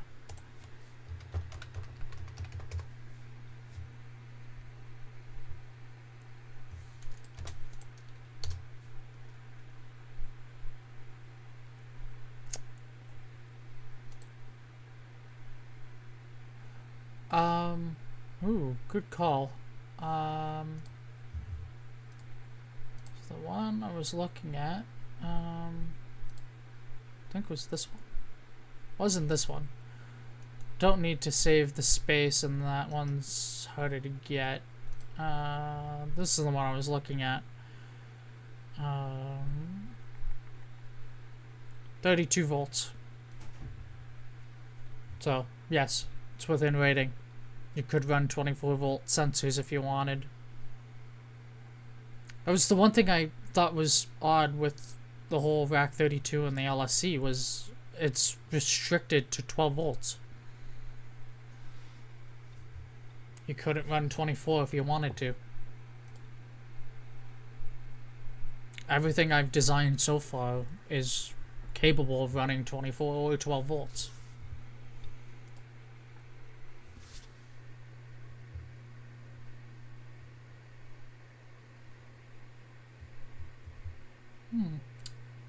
I triggered the Google Assistant on my phone.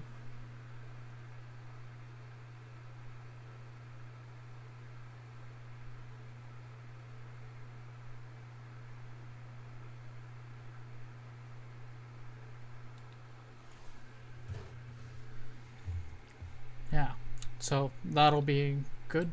And I feel just opening up that option of running 12 or 24 volts just increases what you could do with something. Right, pin header. Let me check my order history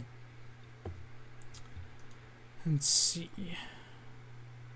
I know I normally stock the 2x3s. So stocking a 2x4 would probably be extra, although I wouldn't be surprised if I have them already.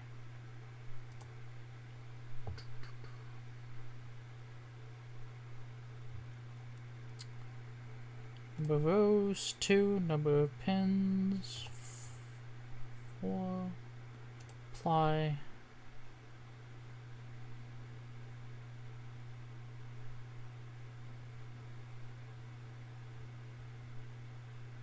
Oh, right.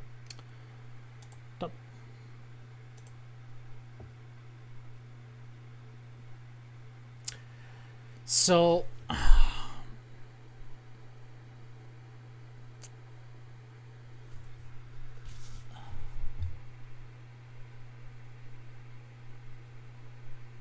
yeah. Yeah. I figure it can't hurt to make it universal for 12 or 24, whatever your preference is, or whatever is easier for whatever you're running. Yeah. It's costing next to nothing to make it more universal, then might as well just do it. I think the limiting factor on the LSC is the Rack 32's power supply. I think that's what's limiting you from using 24 volts if you wanted to. And I think in a revision, John wants to swap to the LM buck converter that I use anyways. And then, yeah. So, these pin headers, the 2x4s, are 7 cents. But you have to spend a whack of time doing those 8 solder joints. Whereas you could squeegee over your solder paste, drop on 57 cent times 2 plus, where is it?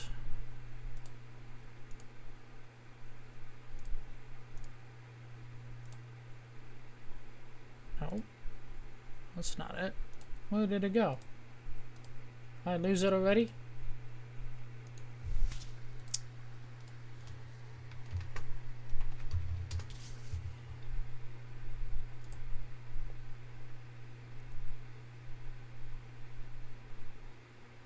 Plus you add 7 cents times 8.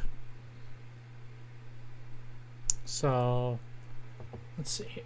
Calculator. 7. 0.8.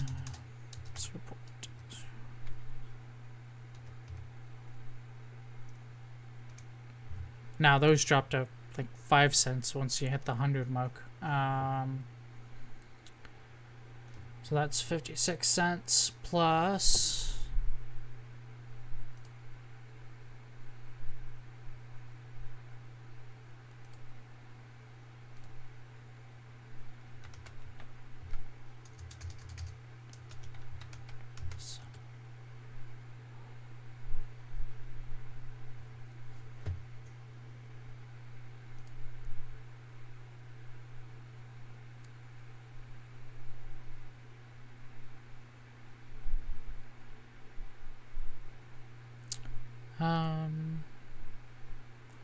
Did I add the port number to that capacitor? Yes, I did. Let's turn it on.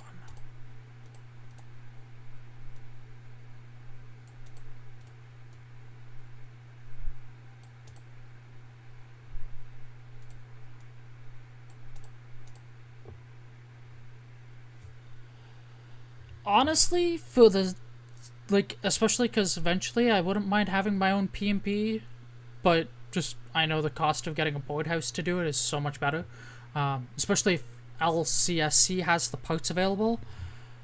It just saves so much hassle. But I know a good portion of parts are not available from them for this, so I do have to hand assemble all this.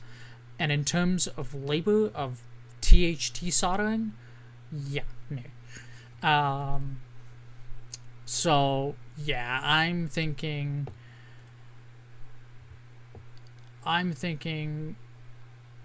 the what was it? I got the MOSFETs, I got the dip switches.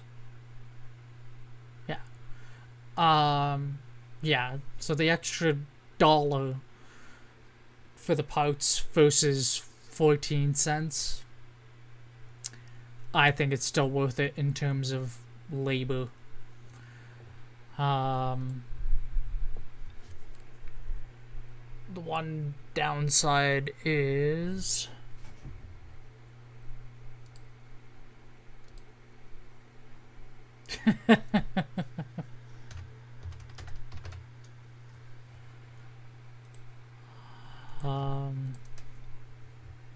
yeah.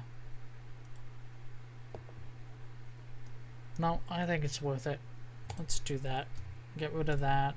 Get rid of that. I can get rid of those ones as well.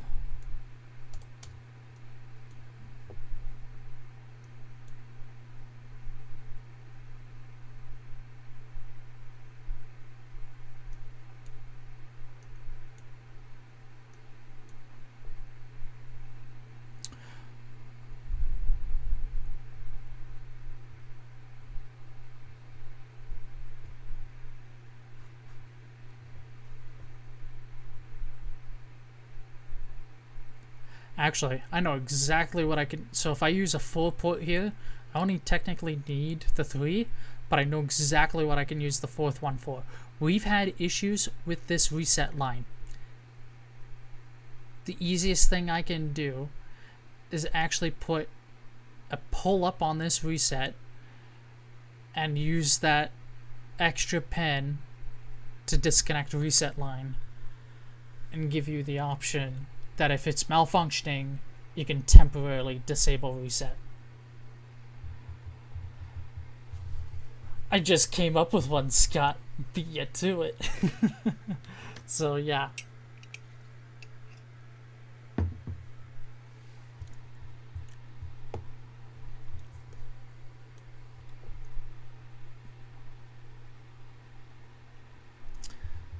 Yeah.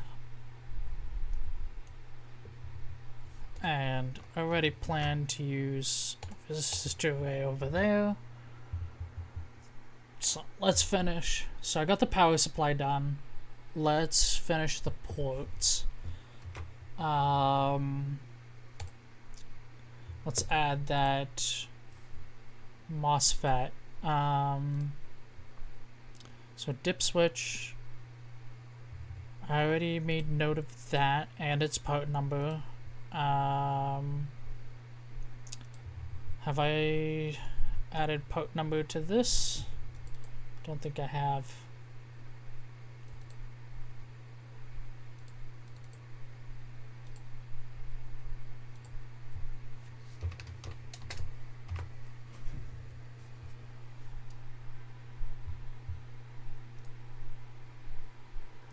Port number.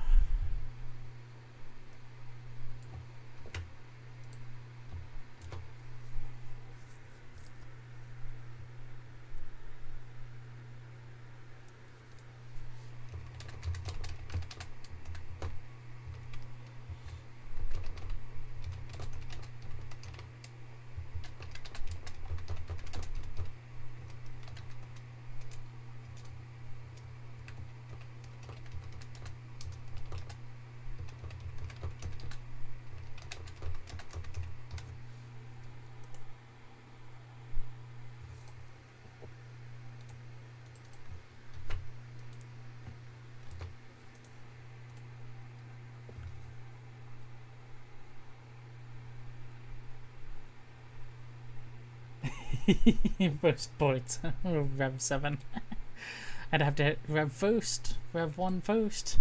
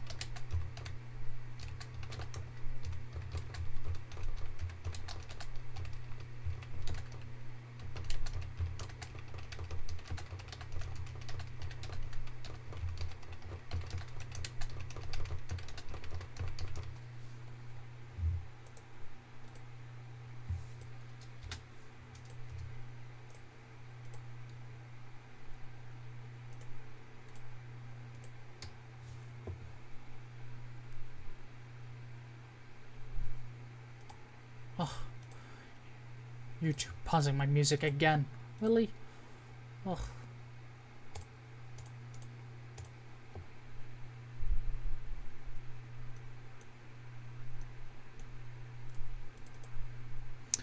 Yeah, I can see myself building a custom package for this LM339.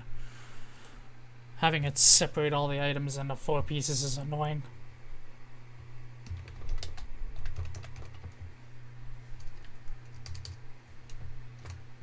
And then I have to update these individually. Is there a way to group these, Scott? Because if I can group it, it'll just make it easier. Not have to edit this one bit of information down to all of them.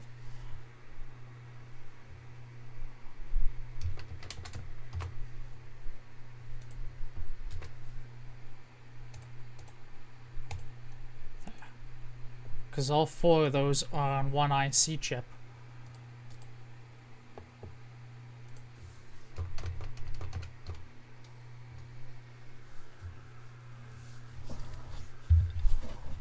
Like, I'm expecting that once I tell it to name everything with the question mark, it's gonna name these U1, A, B, C, and D. But as far as, like, individually selecting them, that's just a plain annoying. It should be one schematic part.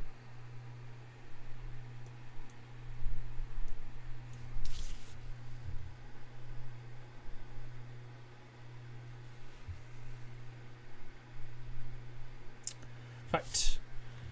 Part I was missing So I got that port number in place.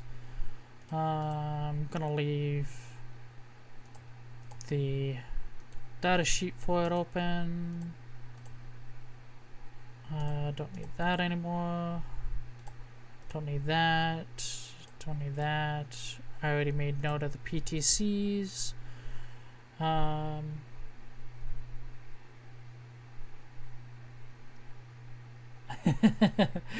Oh, Henrik, I'm gonna be at this for hours.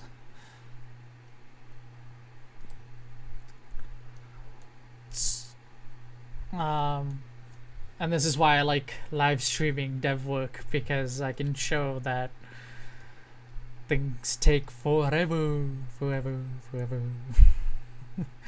And I'm realizing I probably... Oh, right. This is for the 10K.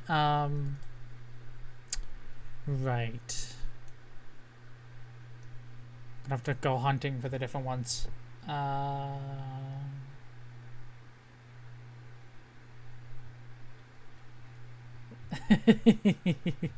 Probably not. I have been streaming for mid-afternoon, and I was up early today for the dentist, so it will probably be another day that I do one of my really like keep going kind of things. But I do try to hit the later hours of my day, because it's more people's day. We have yet to get John to do a stream longer than what, like 3 hours? Yeah. Oh yeah, I'll have 4 monitors. I can keep everyone's stream going.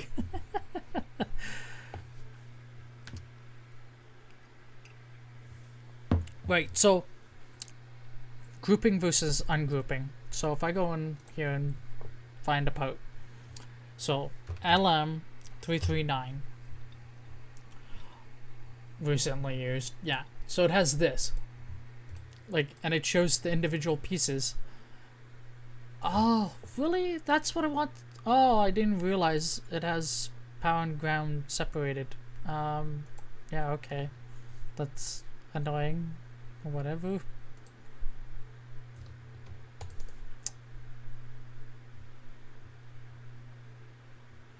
It is currently 10 minutes before 7 p.m.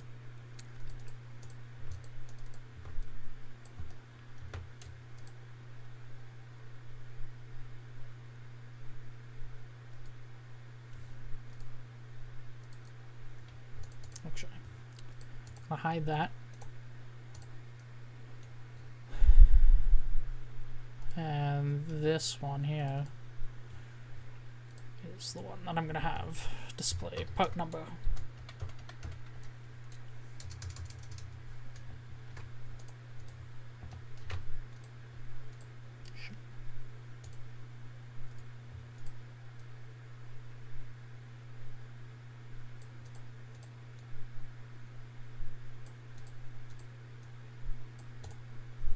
What in the world?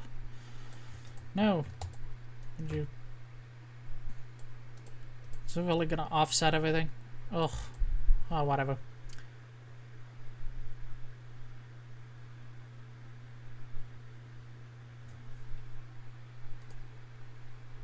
Yeah, this should be one schematic part. Should not be separated. It will probably be something I change down the line.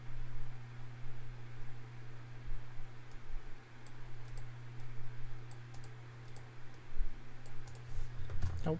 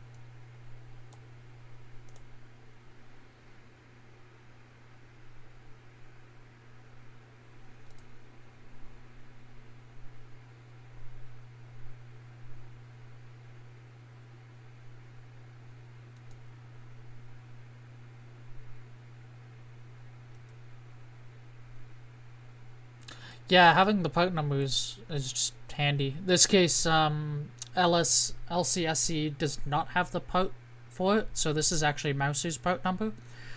But the few more major parts, like that is the part number, so you can find it.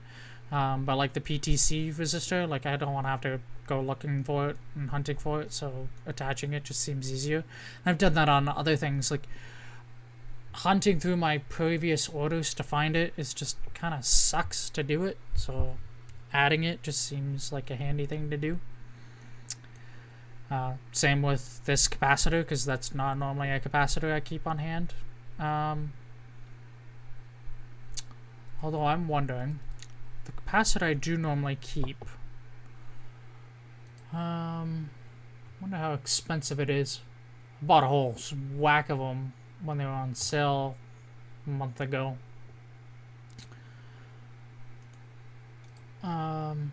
And it came on one of those massive cardboard spools. I opened up the box and I was like, what? Oh, it's a different size too that isn't in Kicad, so I'd have to make a part for it. But it's 42 cents. How expensive was the one that I selected? Because if this one's 42 cents and the other one's not far off from it. Wait, what's the voltage? 35 volts? Oh, that's compatible.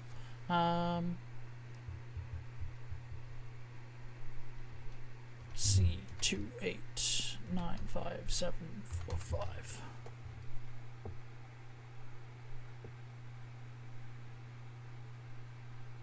Oh, sorry, this one's 17 cents.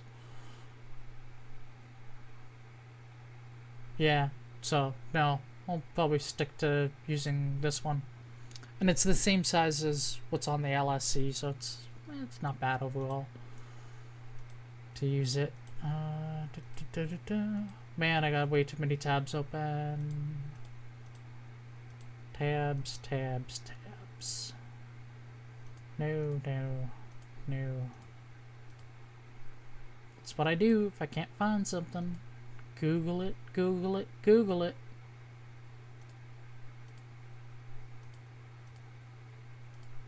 And if that fails, I message someone. Because one of you guys usually knows it.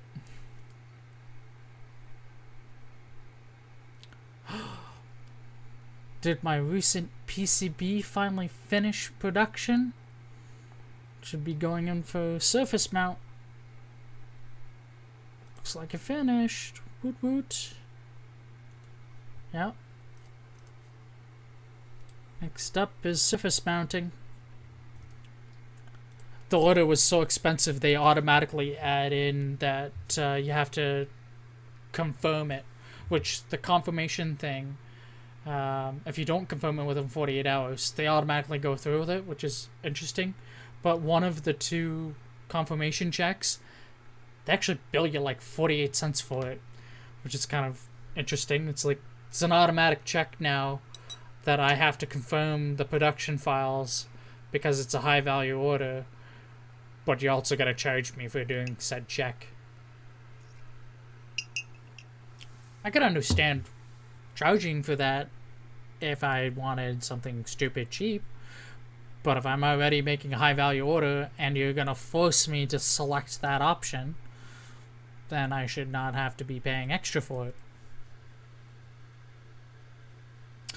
Currently, I am getting 25 PoE Ethernet shields for the WT32s for the TP32 project. And 15 of the 25 have been sold.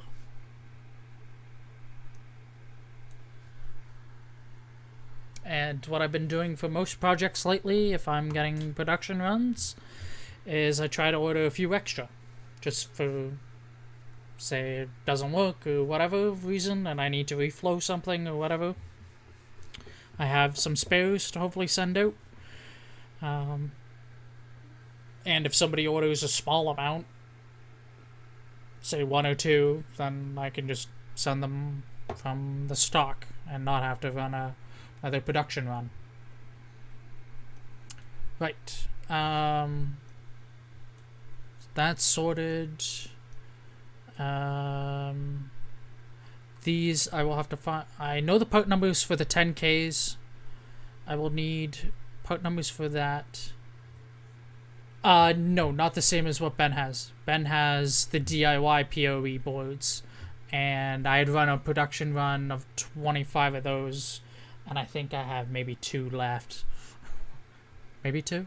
Maybe more. No, I think I have 6 left of those ones. Those ones, I still have a few left. And a few people had ordered those.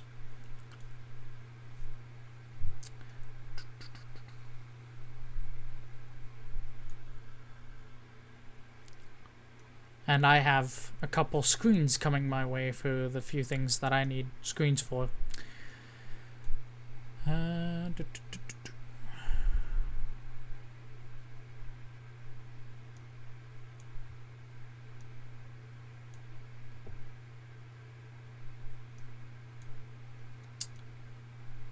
Right, I need those MOSFETs, and I need the dip switch.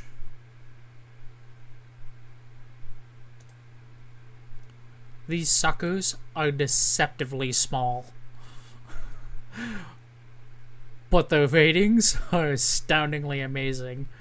I'm sorry, 30 volts at almost 6 amps, and its full saturation is 28 milliohms at 10 volts. Like, that's just bloody awesome. Honestly, I would not put 6 amps through these things, but like, they're still good.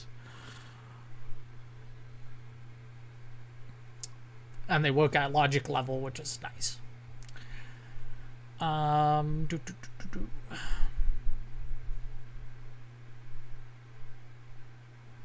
So, of these, this is the one I'm thinking of using. That's the one for that. And then I don't think I need anything else for that. So, this MOSFET is SOT23. So, let's add part.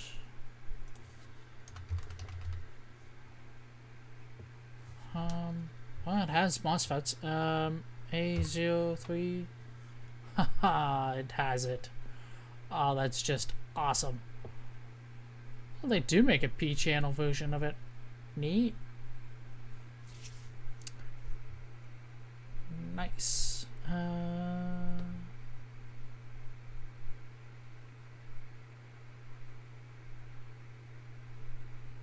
I know, right? Like, damn. I'd actually be curious to see it push the 5.5 amps with a thermal camera. Now, if you're pushing those amps, I'm betting it has to be closer to the 30 volts, and you'd need full saturation, which means I think for this, full saturation is at 10 volts or something like that. So you'd have to push it to get that kind of yeah, destructive testing. Maybe one day. I gotta fix the bench power supply because I was trying to hack the Wi-Fi on it, and now it just doesn't boot properly. I can boot it and reflash firmware, but it doesn't properly run its program. I'm thinking I might just design a custom PCB for that anyways. Just make it Ethernet and Wi-Fi compatible from the get-go, so that you don't have to buy the normal board for it. Right, so...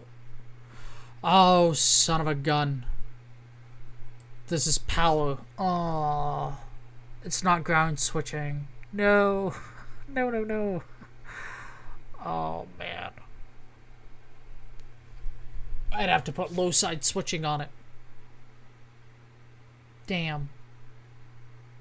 And you need ground for the sensor to work.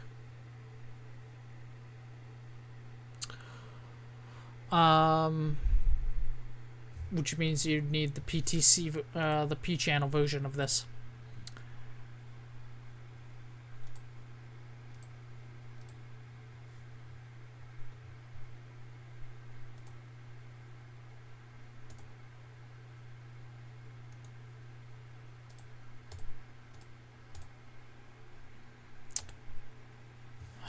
Nope. Delete. And let's see. AO3401.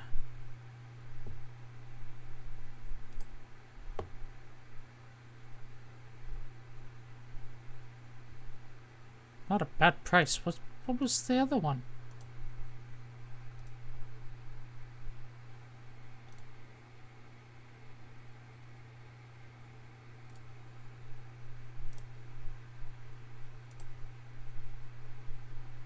The N-channel version, 7 cents. It's actually cheaper. That's hilarious.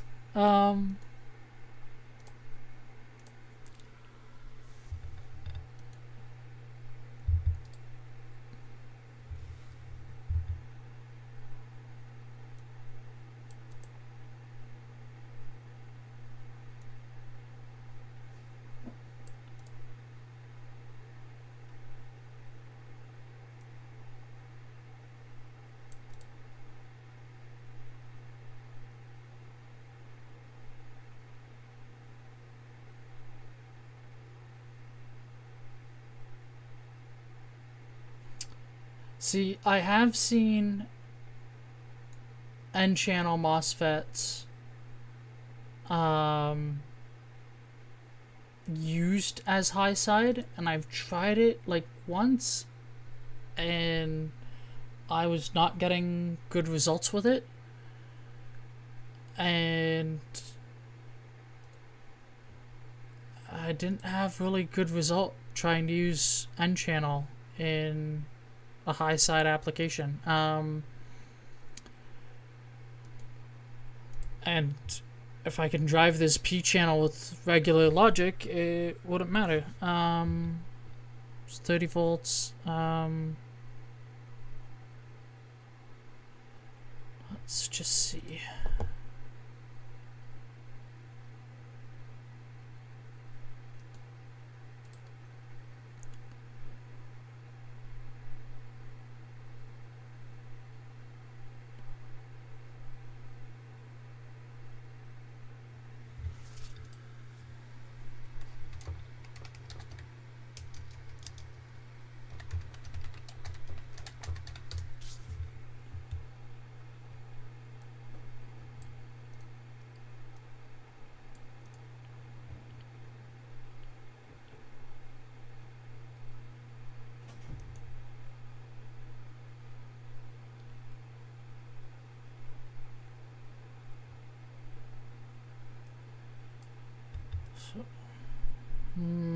Hold on.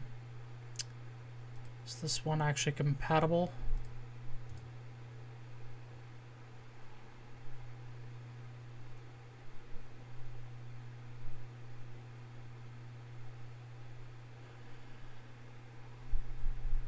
Okay, yeah, so VGS.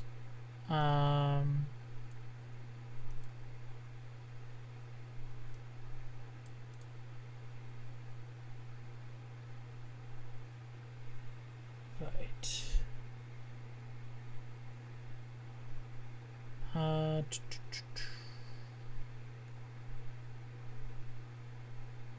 Yeah, we don't really need the high current capabilities anyway, so yeah, running it lower as long as it's compatible is fine. Just need to remember how to turn on a P channel. Because normally with an N channel, you run a resistor to ground and then apply power to it to turn it on. But I think a P channel's opposite. You have a pole up on it and the switch to ground to turn it off or on.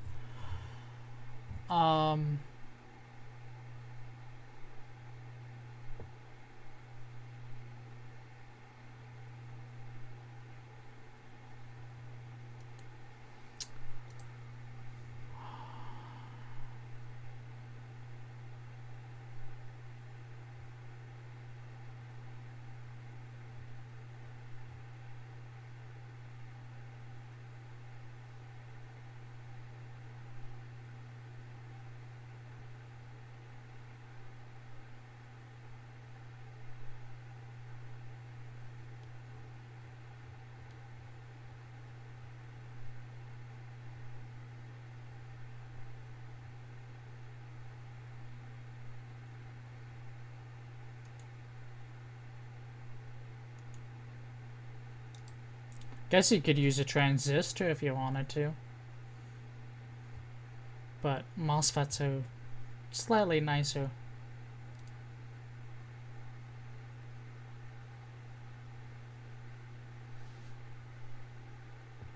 See, oh right.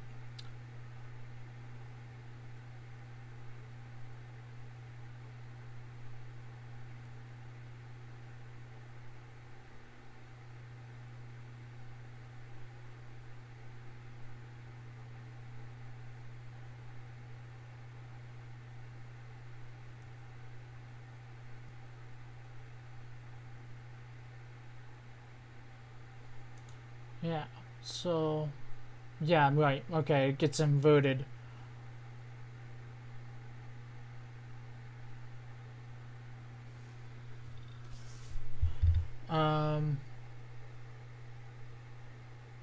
Should you pull it to ground?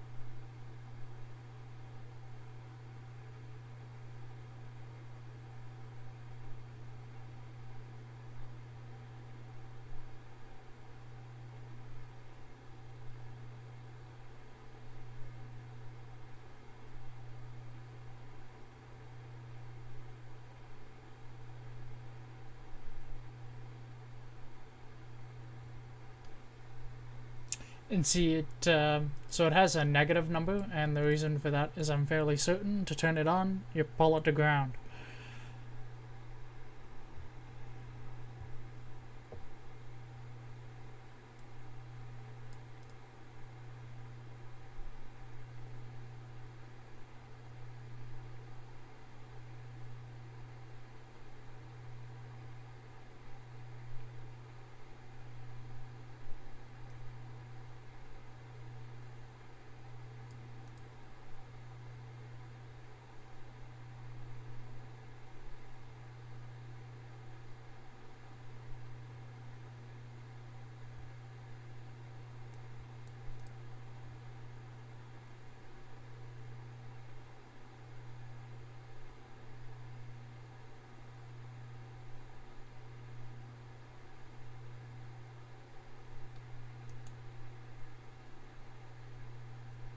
I think. I can't find a decent schematic. Yeah. No, I'm right. I want to switch it on, I pull it to ground. Okay. Yeah. Okay, got my answer.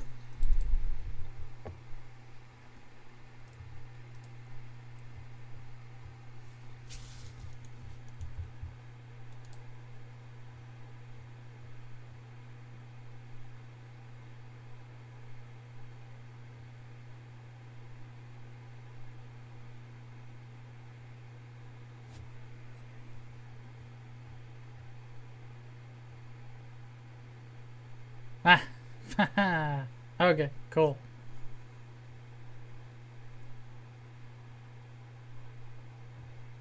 Yep. So, thank you, Scott, for the message. P-channel MOSFET. This was exactly what I was thinking.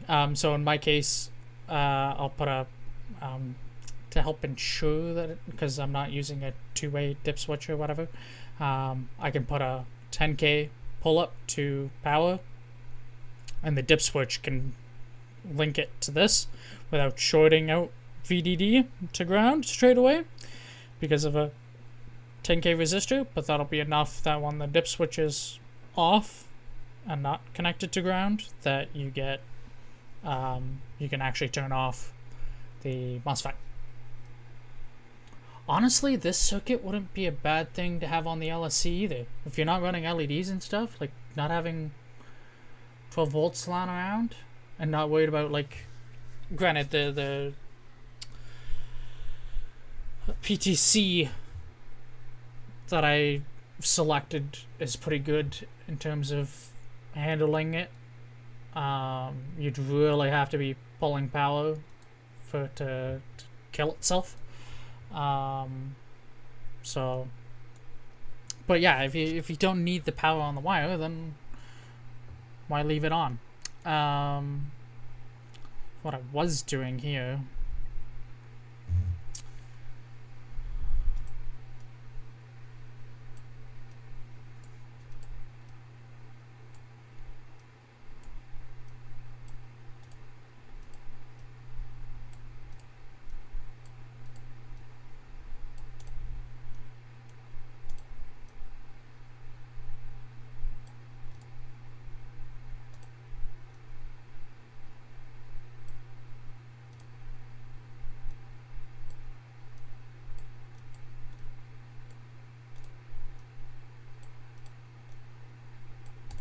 Oh, it's better. Ground. Let's just delete this. Make it easier for myself instead of trying to move a whack of wires everywhere.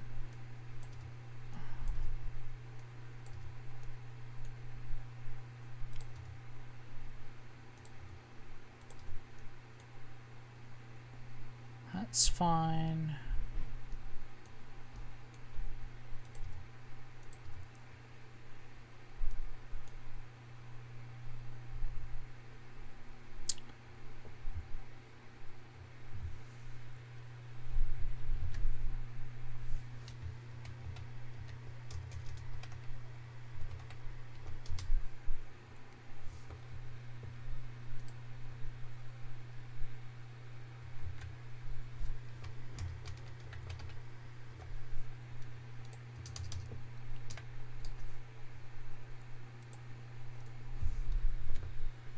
Yeah, there's your first sense wire. There we go. And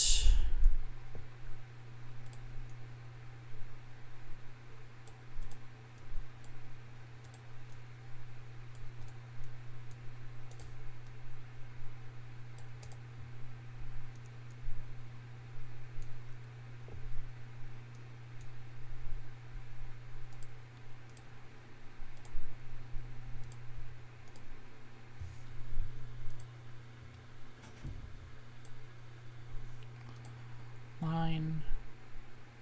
So we connect.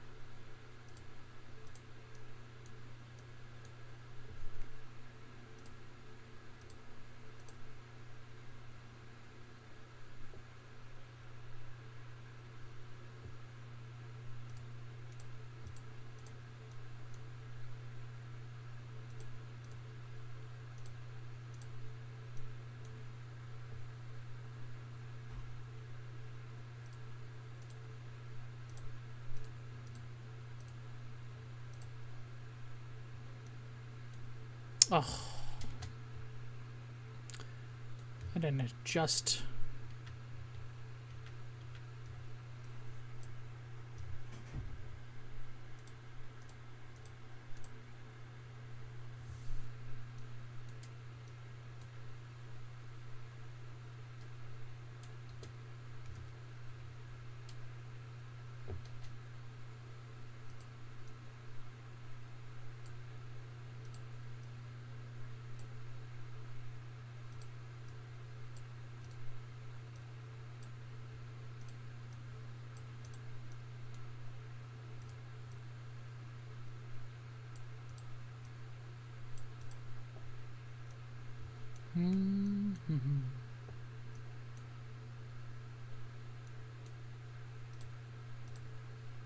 Let's try this again. To that.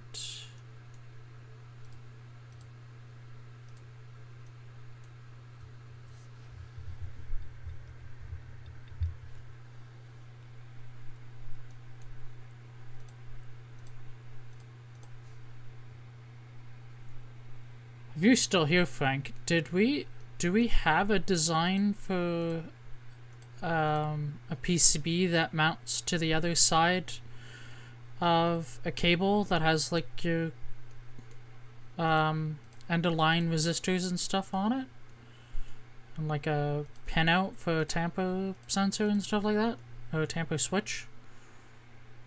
Like just small board with terminal strip and whatnot.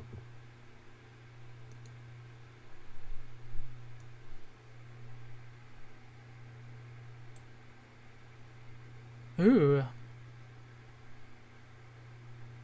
Logic. Aha.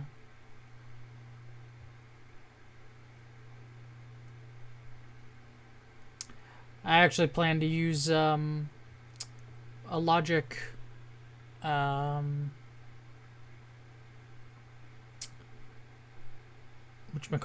thing for battery monitor that I want to put together, so that will also be useful for that later.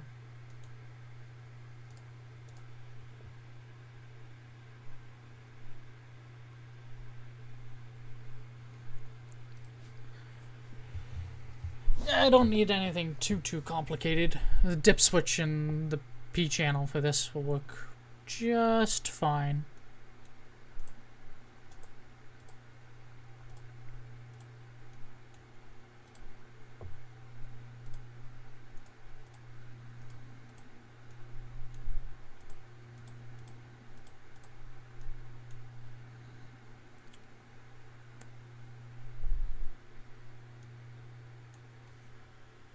Ah, cool. Figured somebody had to have already. It seems silly to try and do it all manually and make YouTube happy. Yes, I'm still listening.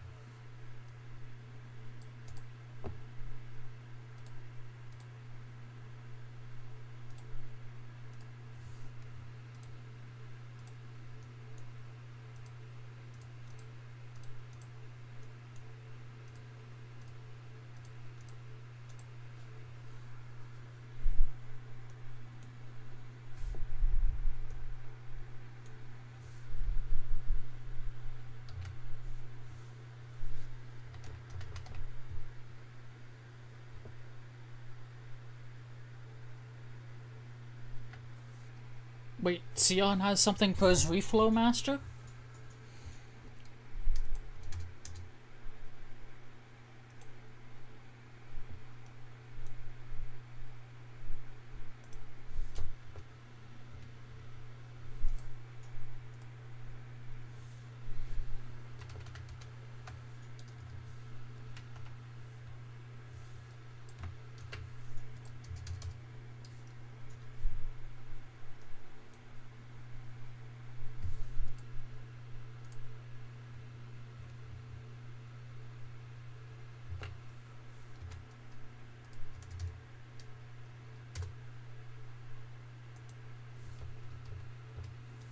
See, I'm so used to Eagle, where you right click to rotate when you're moving something.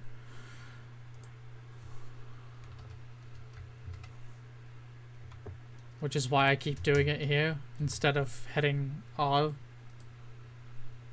And the other thing Eagle will do is it will, so if I just place that one and I'm going to place another one, it would have made, Eagle would have made this one automatically that same position, so I would have had to re-rotate it to go opposite of it, but I'll adapt. So far, everything's been relatively intuitive, and the documentation seems to be quite good that I can easily Google things. Oh, the on-off chip, yes. Yes, he does have an on-off chip I see, and I have seen that. Betting it's both overkill, and plus that on-off chip uses a push button.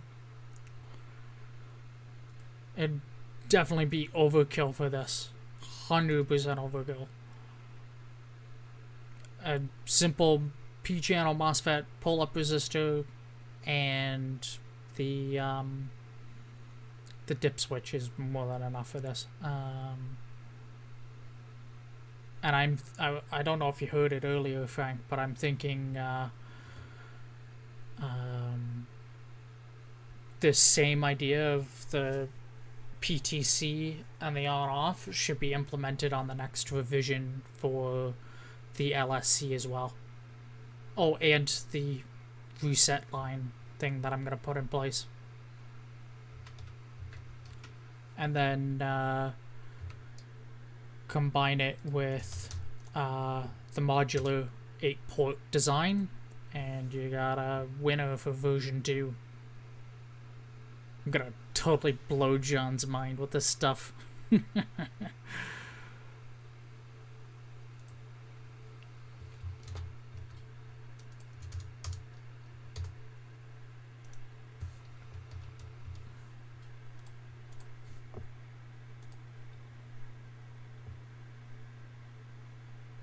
Oh gosh, what squirrel you're launching now, Scott?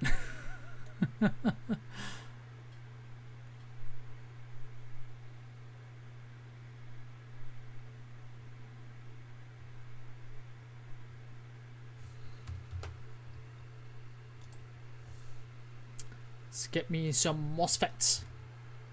A03401.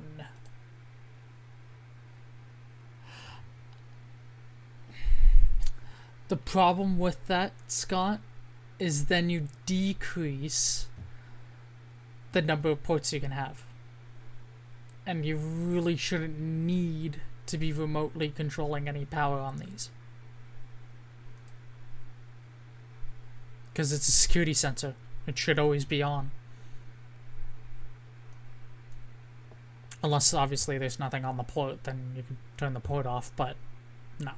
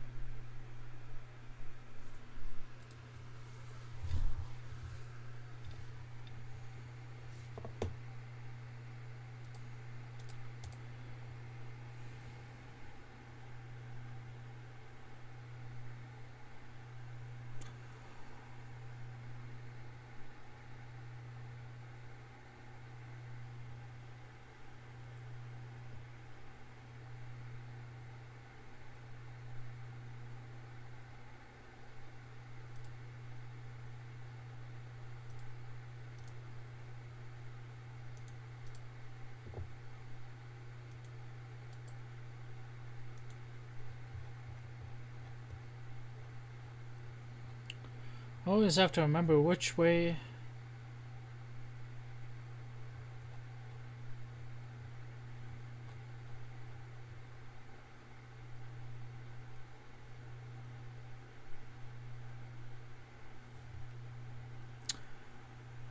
This is backwards, so this is your load here.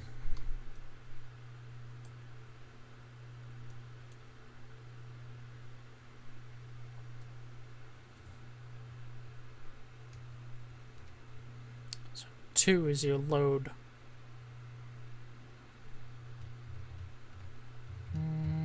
Let's do it this way.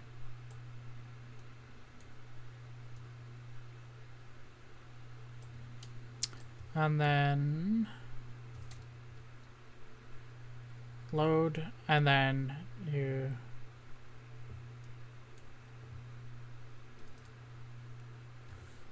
part number.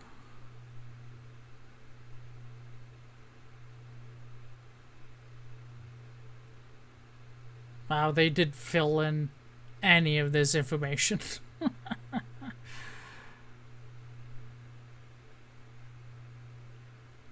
Ain't that nice of them?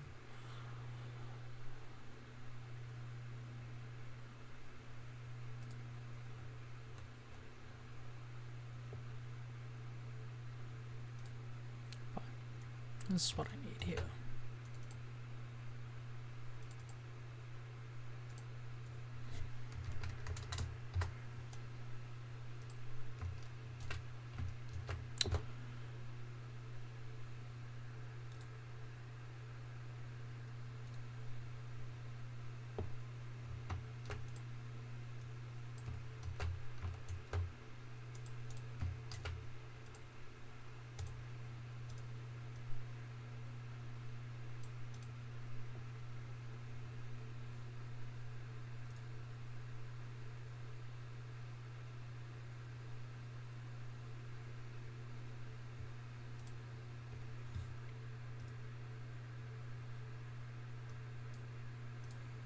Why do I have so many Chrome windows open? My goodness. Don't need that one open. Yeah, don't need that open. Yeah. Yeah. Okay. Weird. That connects to that. Da, da, da, da, da. And I need to find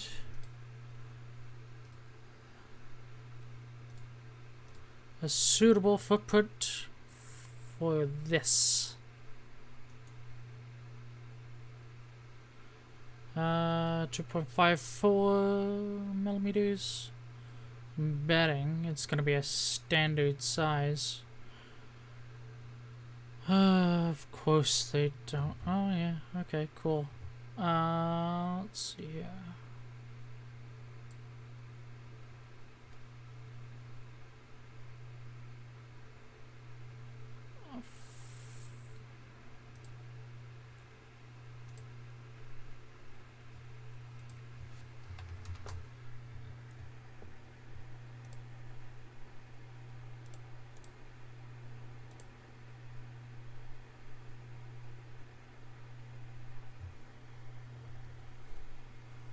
So that's what I want.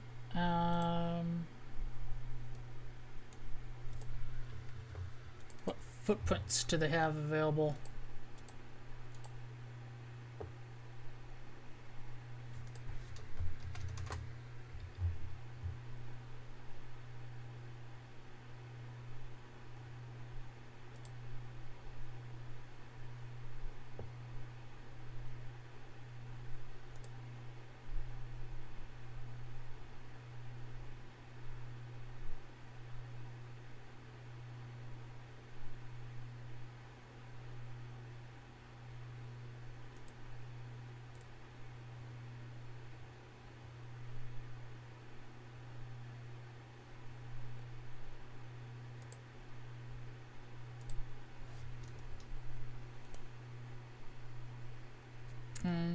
No, I need 8 pads.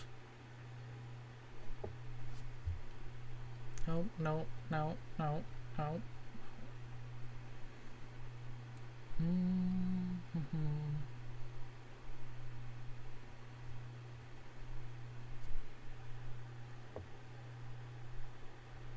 These are very terribly named.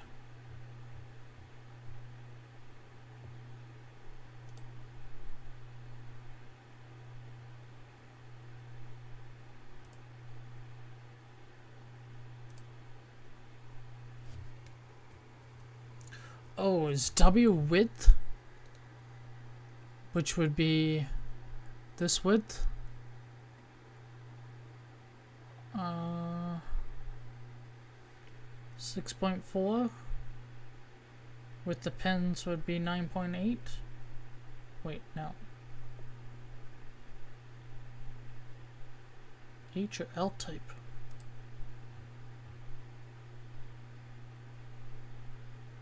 Well, I don't see an L in that name, so it's gotta be H type, so wait, what? They literally look like the same thing. Okay, but 9.8 seems to be the overall width.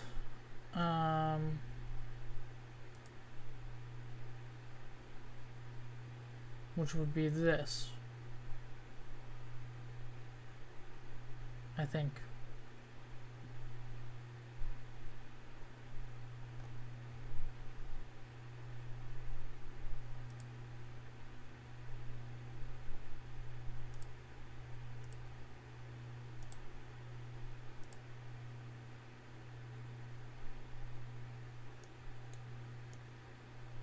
Is there a way to measure?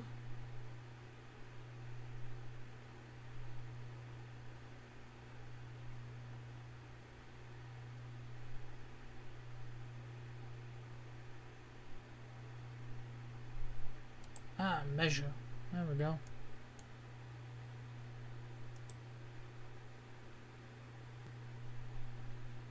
Let's put it in millimeters. Let's see here. So that is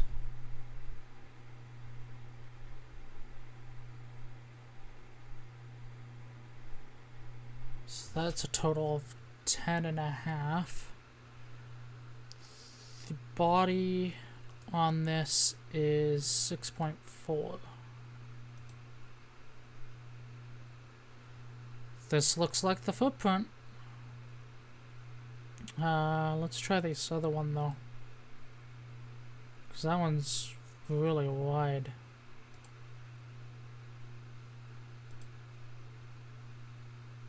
Oh, this one's even wider. So it ain't this one. That's 6.4, which is right, but this distance is wider. 9.8.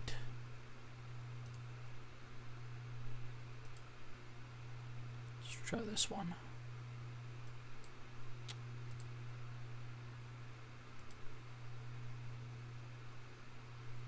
.6.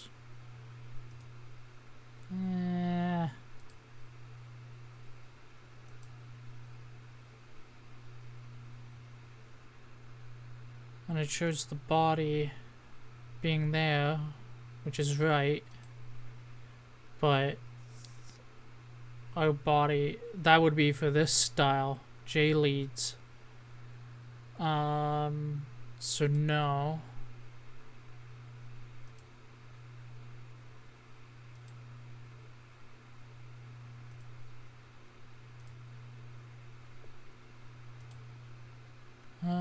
Let's see. That's right.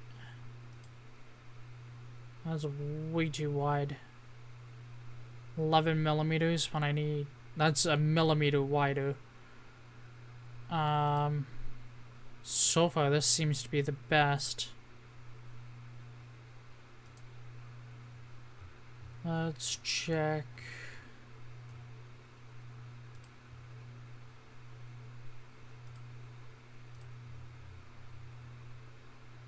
And this one looks like it's for the J leads.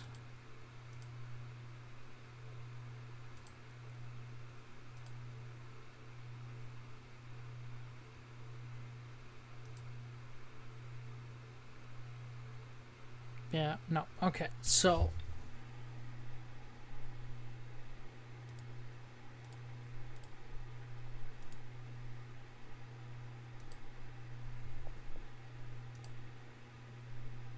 one last check. Yeah, okay. No, my best option is this one. So if I measure the gray line across, that's 6.4 millimeters. And edge pad, that's 10.6, which is more than this, so it will fit. But you have a lot of space there, so yeah. Okay. Okay. Stretching. Oh, goodness.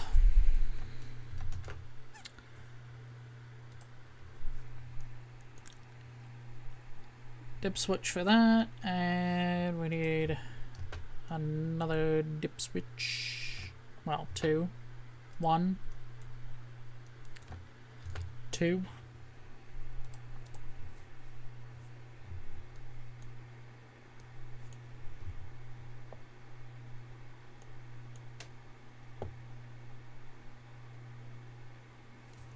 And then all I need is a resistor pack.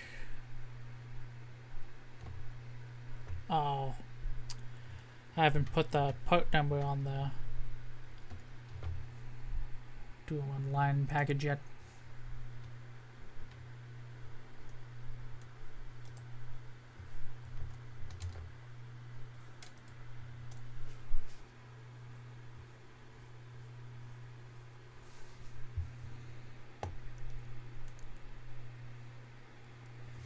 And actually I'm gonna delete that.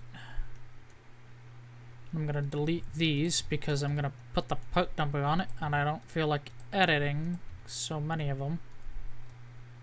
So what I'll end up doing, this one has to be a 1K. These ones, actually, yeah. Do you really need?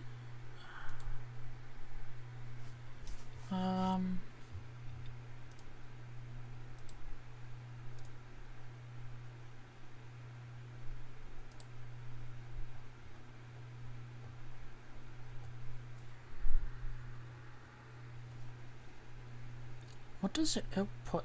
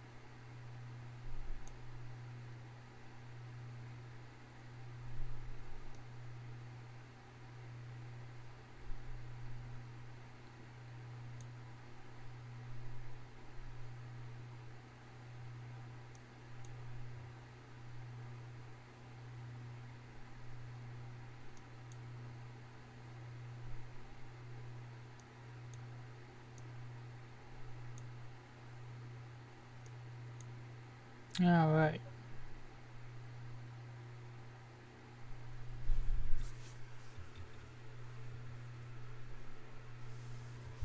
What does the 339 output? Is it positive or negative voltage? And does it output its VCC?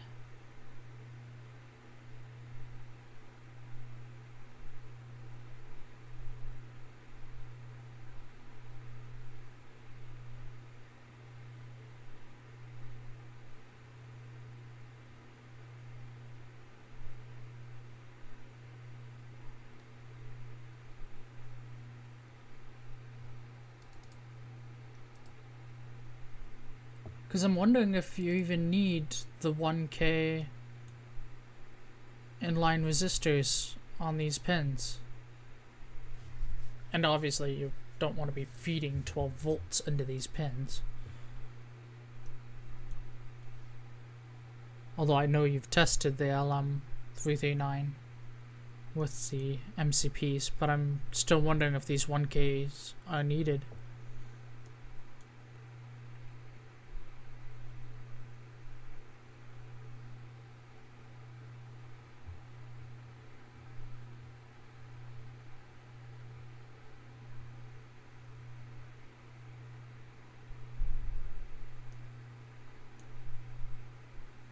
I'll leave it for now. We figure it out down the line. Not that it makes too much of a difference.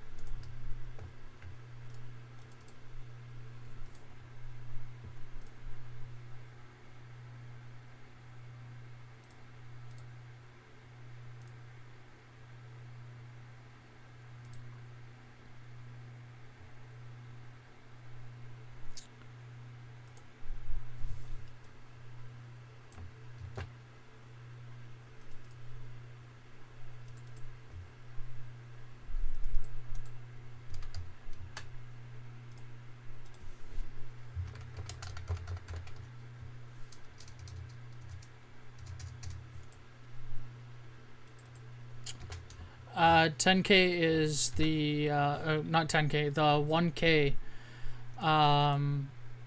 goes between whatever input you're having to the MCP to protect you from sinking too much power, I think. But you're just connecting it to ground, so it's like... Yeah, I'll leave it in.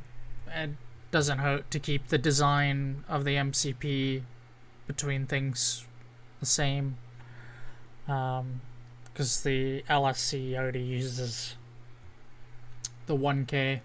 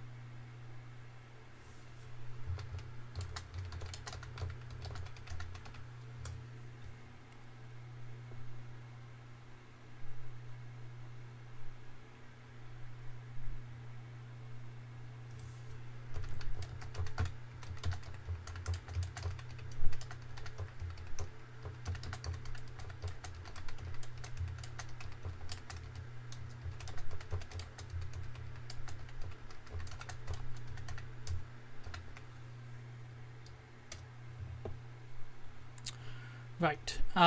So thank you, Frank, who's conversing with me on Discord. I'm not gonna use the 1Ks because everything's local and you shouldn't be getting spikes or anything. That you'd have to have them there. So we can save ourselves that bill of material item.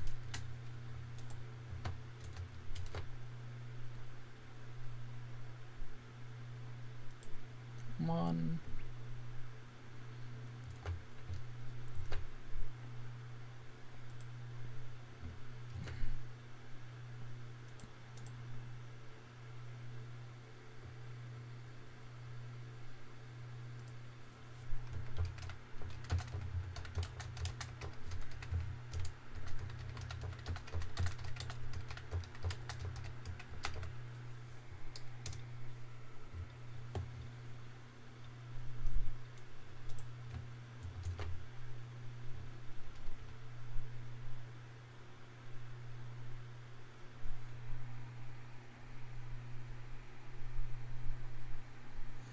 Alright.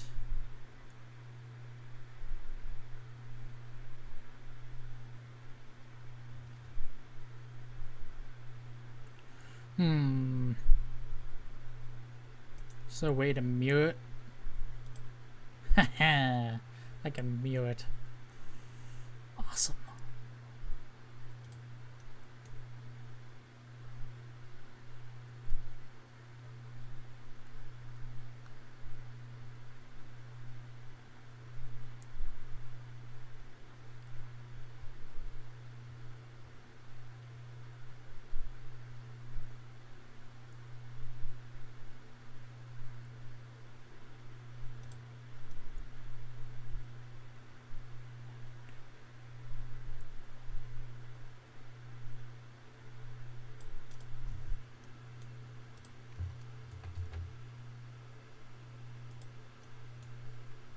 And yes, I am mirroring parts and spacing it out and counting the dots between everything.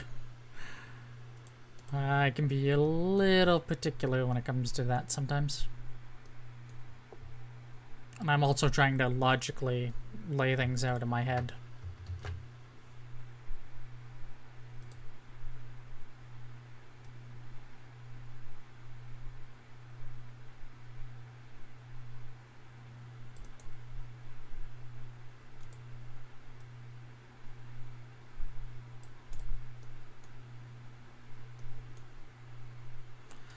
And what will likely end up happening is when I go to place it on the PCB, I'll realize certain wires are better off going to certain spots to make it easier to run wires, and thus I'll have to go back and edit things. But it happens. But it's nice to get the bulk of the design straightforward, as is, kind of thing.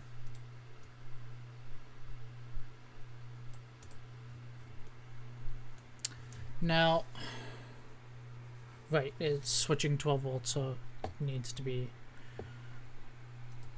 attached to VDD.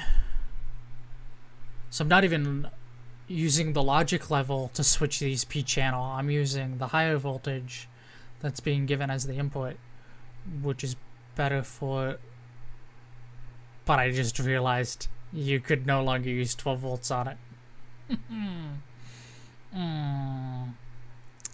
Oh, sorry, you wouldn't be able to use what do you call it, 24 volts as your input. Let's see.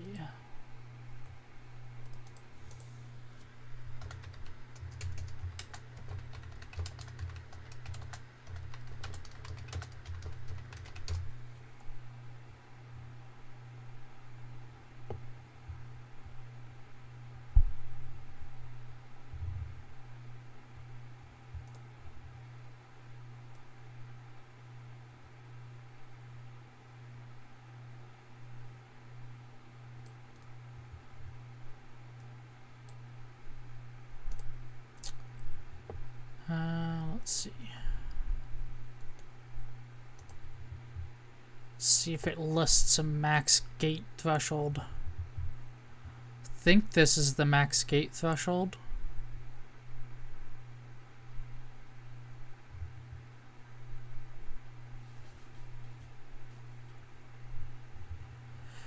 This is your turn on, so minimum voltage to get it to start turning on is 1.3 volts, which isn't bad. And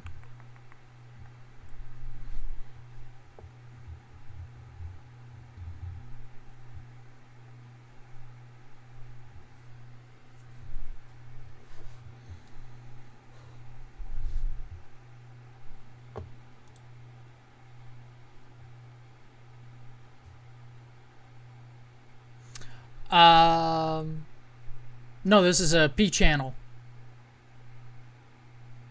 So you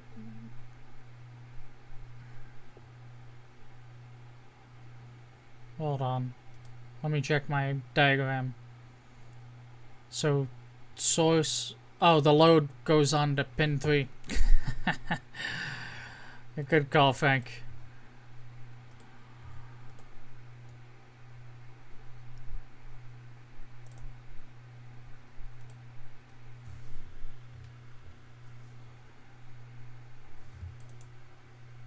And Mia.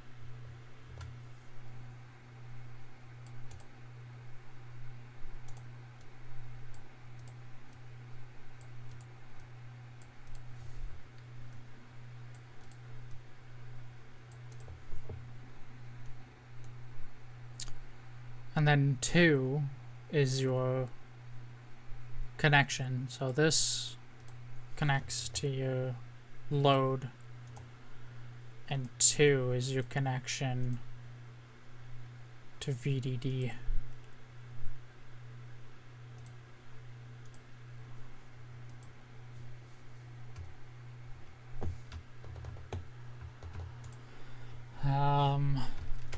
And then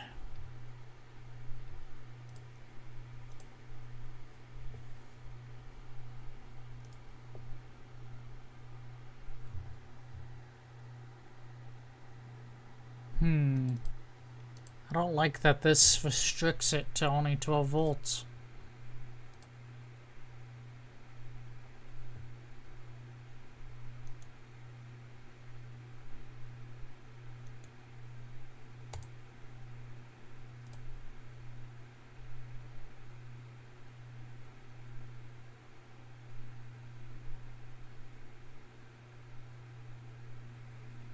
Yeah, 12 volts. Now, you can switch it with less voltage. So you could put resistor in line?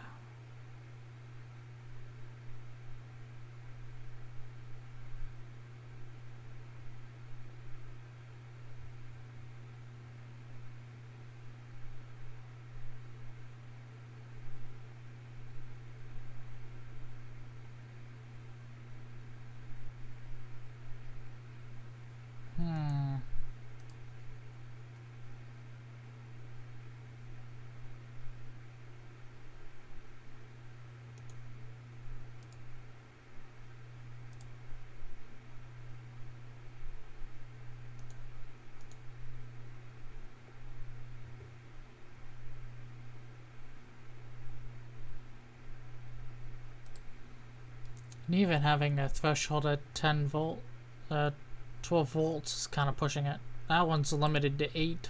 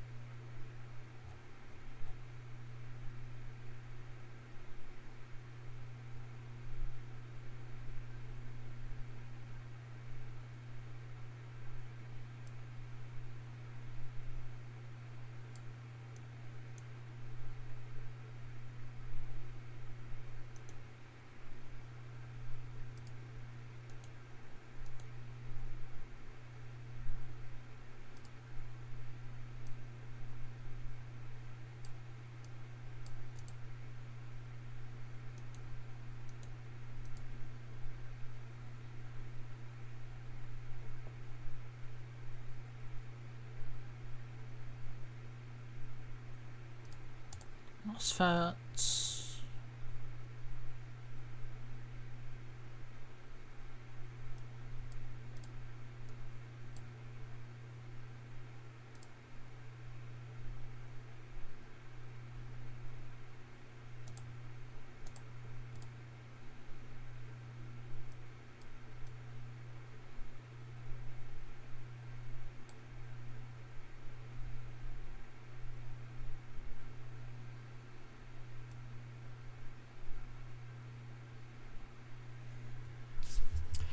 Sounds good, Frank. I'm gonna keep at this for a little while longer and then decide when to quit.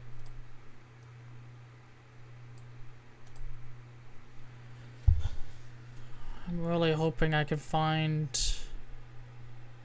something that can handle the 12 volts or higher.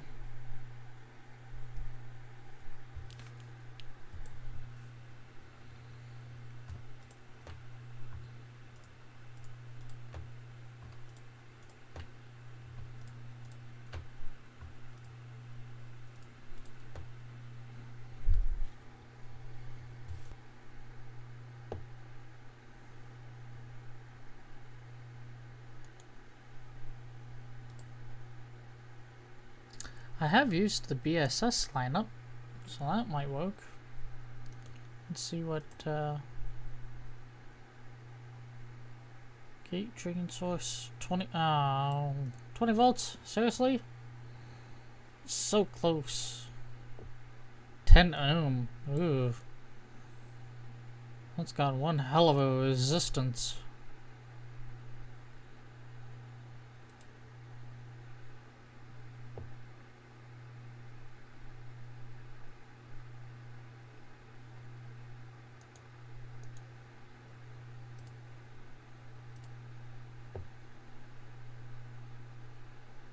Volt.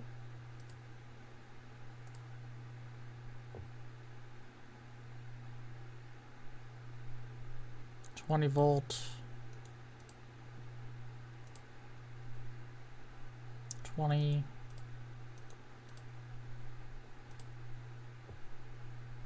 20.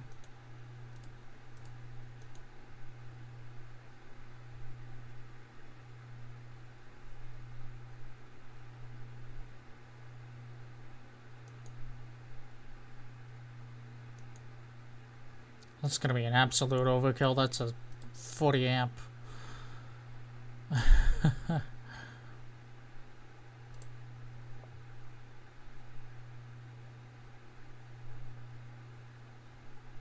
$20 volt.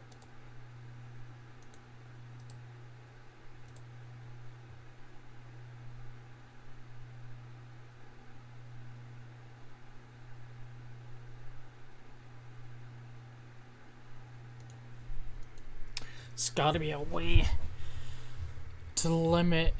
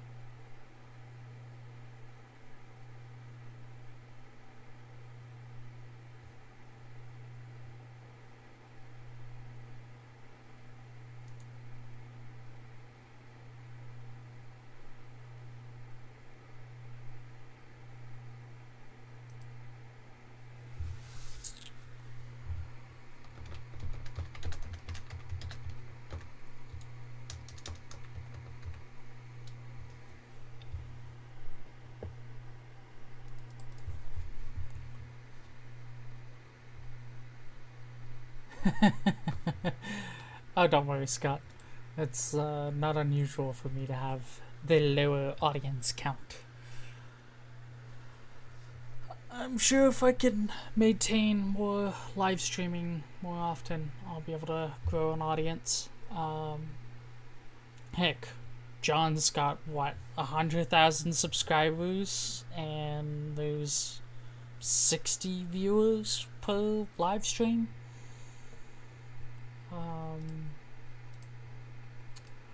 So the problem here is if I use the MOSFET, it tops out the whole circuit at 12 volts. Which I think sucks. Because then you can't transfer it to the LSC. And you can't bring in the compatibility for the system to run at 24 volts. Especially considering a lot of homes now are really large. I think giving people the option to use a switch with an LED that has 24 volts is just useful. So I'm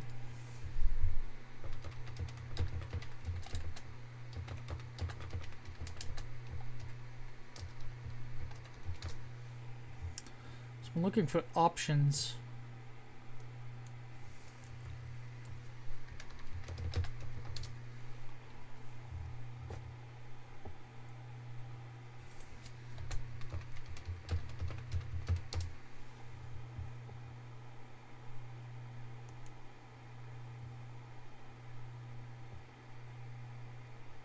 High side power control switch.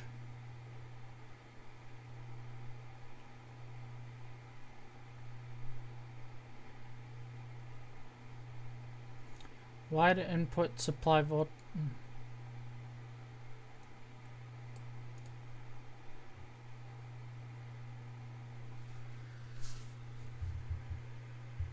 Yeah. If you could limit the gate voltage down to like the VCC level. The problem is adding another transistor doesn't entirely work because you have to tie the thing up. But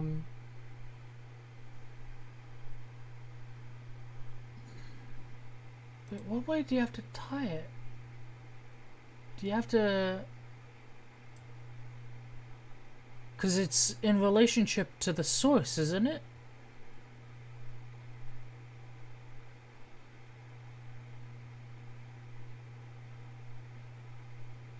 Because my understanding is the relationship between this and this has to be a certain level. So if you try to make... Hey, Aaron! You get to watch me struggle with the P-channel MOSFETs.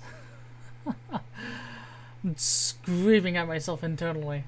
So I've started trying to find other options. Logic controlled high power load switch. See, something like this could work. It's essentially like using what do you call it?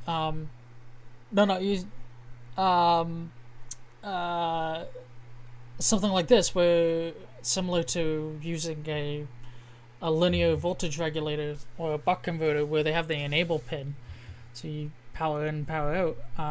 The only downside is this one's only for 5 volts, but that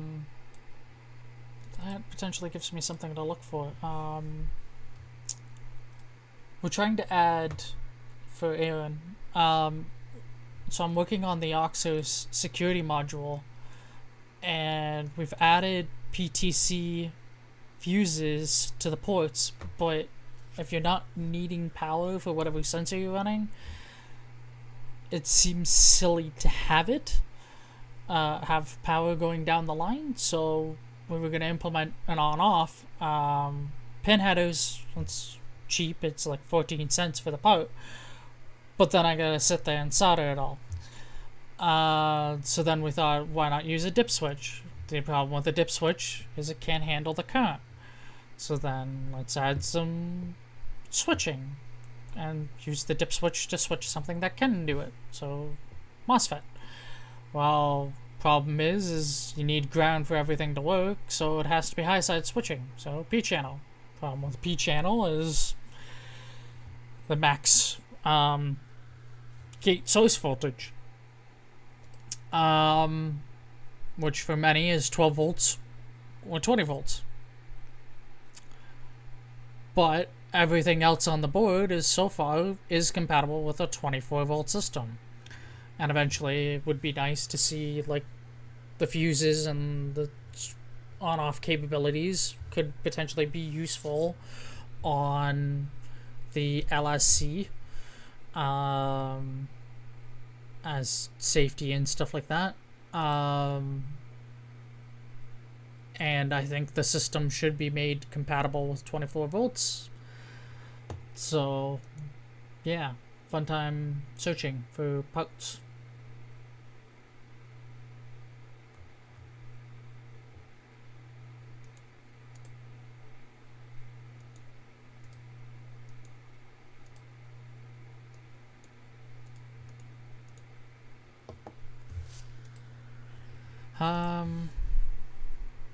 No, they max out at 150, but it's like, it's THT. You need surface mount, and the best surface mount you can get is rated for 25 milliamps breaking.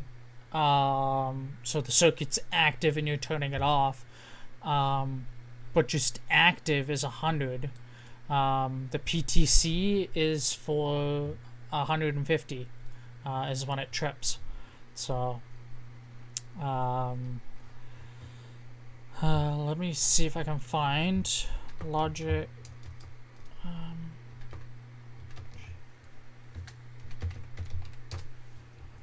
See if I can find a logic switch.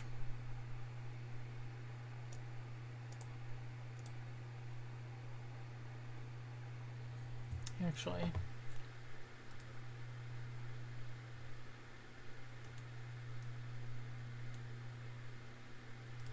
if I search a part number, I can figure out what category they'll put it under.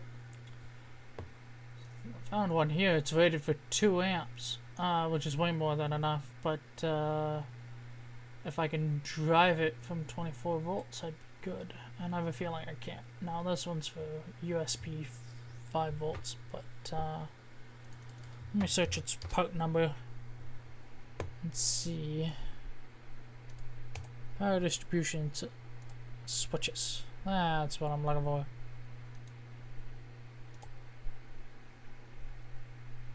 Power modules, power over Ethernet,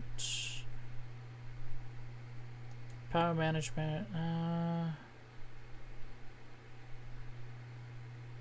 power distribution switches. Oh, it doesn't give you much options for sorting. Oh, and it doesn't even list voltages. Oh, I have to sit here sifting through it all.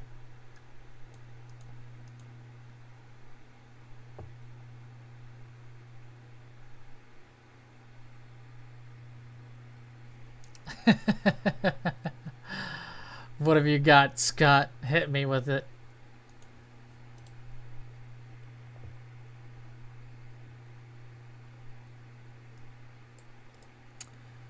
Five and a half volts.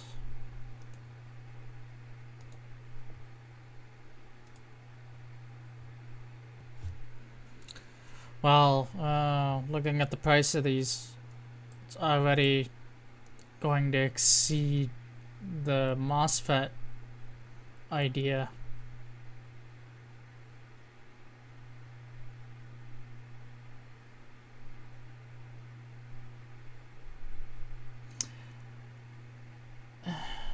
But you still need a way to limit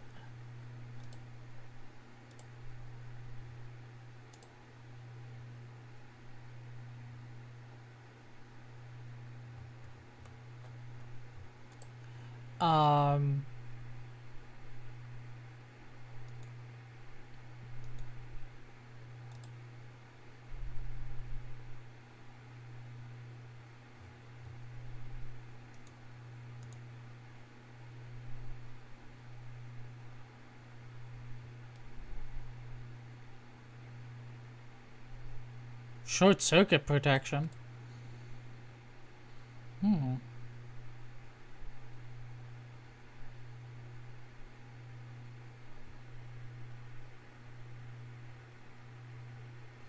Yeah, but the problem is turning it off. You have to pull it high. So for the P channel to go off, you have to pull it high. The problem is you can't go above 12 volts pulling it high. So even at 12 volts, that one MOSFET is rated for 12 volts. That's too high. You really don't want it to be that high. So if you're using a 12 volt input, that's already too high.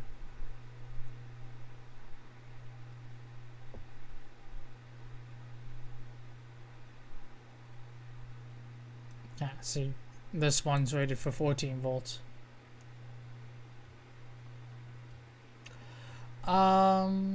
Yeah, if I could find a good surface mount version of a pin header.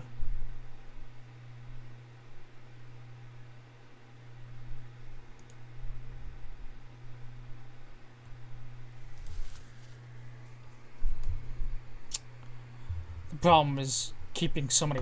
The other problem, Aaron, is trying to keep so many parts stocked. Because I already have pin headers, but I've been using the THT stuff, and it's just a lot to constantly solder those.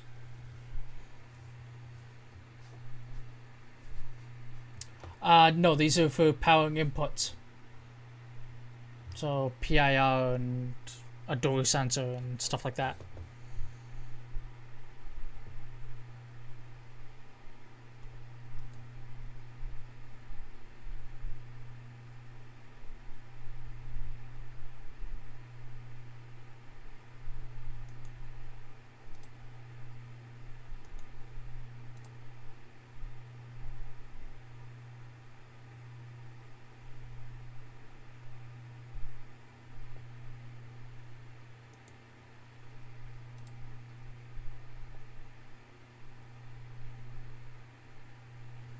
Nope, that didn't work, Aaron. Got a part number?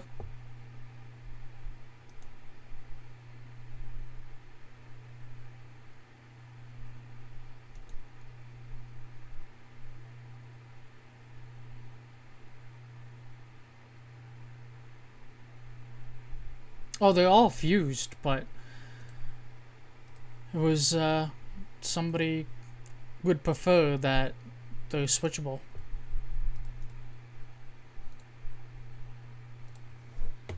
The easiest way, obviously, is a pin header.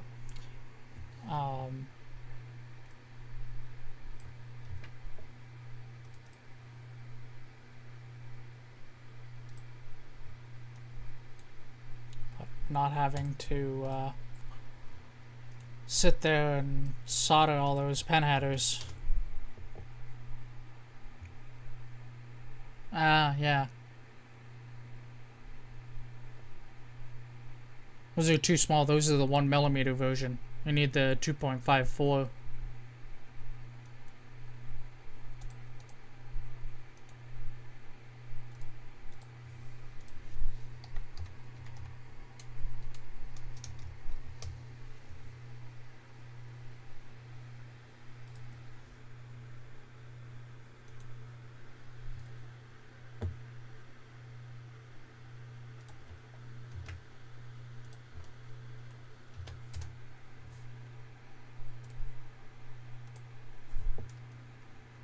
Pin headers.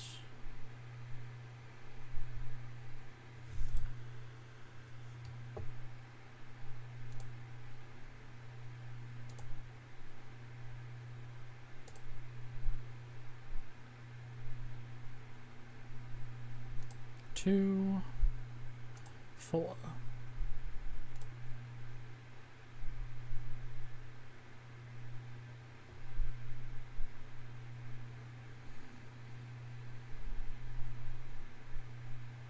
Not bad. 4.5 cents. And this particular manufacturer is actually pretty good, both on price and quality. Their stuff is actually good. The one downside is I already have some parts on hand for pen headers. Now I have to buy more. That's gonna be annoying, stocking more parts just to replace the old parts. Oh, I will. So, if the MOSFETs had worked, this would have added about $1 in cost. It wouldn't have been too bad having the dip switches and whatnot, but the ease of solderability is kind of nice. But in this case, yeah, I'm probably just better off. And I already keep dip switches, and not that particular style, but I have, I think, the 2-pin version of it in stock.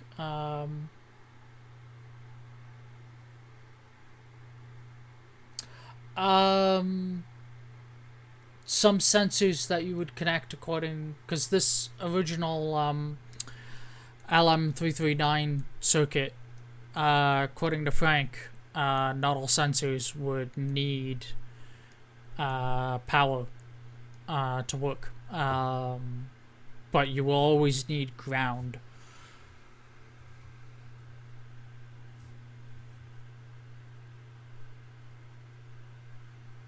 So ground is always connected, but power can be switched. But let's see if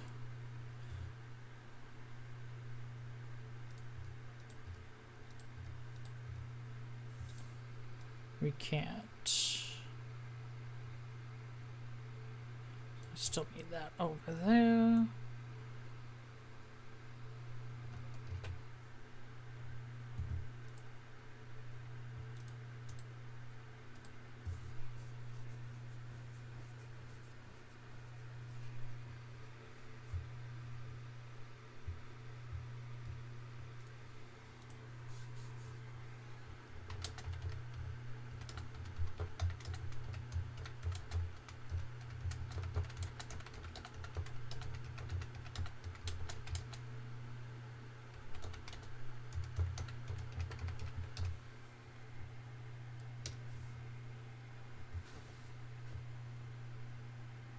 Also, I know for John, who has a PMP, I'm not sure you can PNP. Oh, hey, Ben.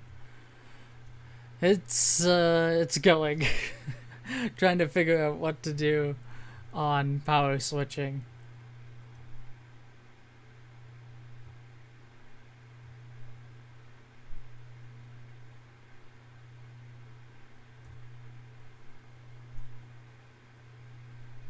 The PTC is set for 150. I know Frank on his Mod miniature adapters, he was doing 100, but I've set mine for 100 and 150.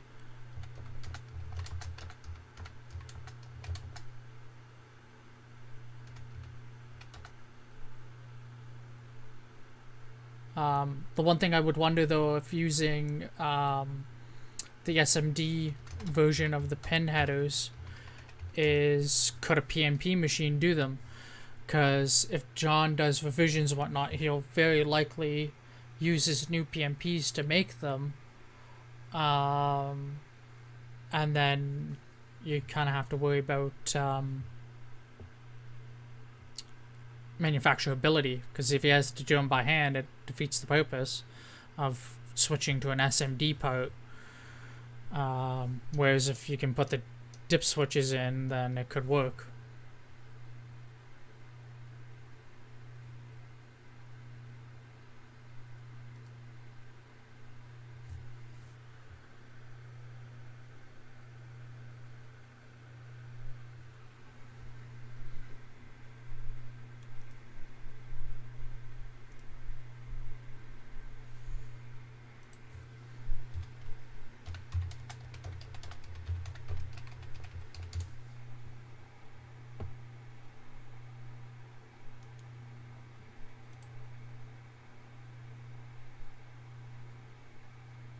Oh yeah.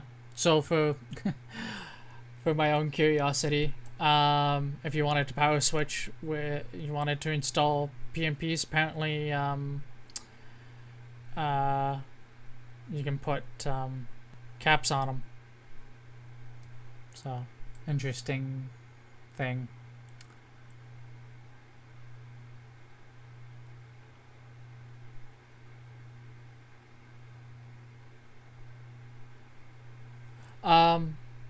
There's no real problem power switching. So we have the PTC, and then Frank mentioned that should be able to turn ports on and off. So then pin headers, but pin headers, while they cost very little, adds a fair amount of soldering time. So then we thought we'll use dip switches. But the problem with dip switches is they can't handle enough current. So then thought, okay, let's use a MOSFET. Problem is, can't use an N-channel MOSFET to switch high power.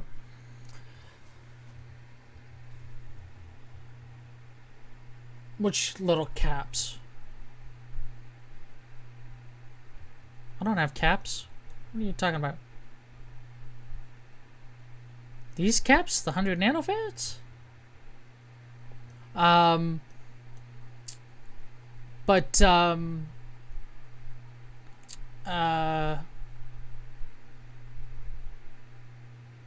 Oh, right. Yeah, those caps. For the soldering. Yeah.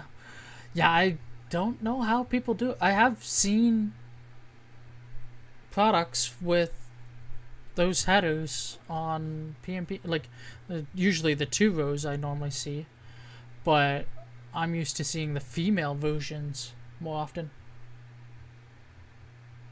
Correct. And correct, Aaron. 100 seems to be the kind of go-to for it.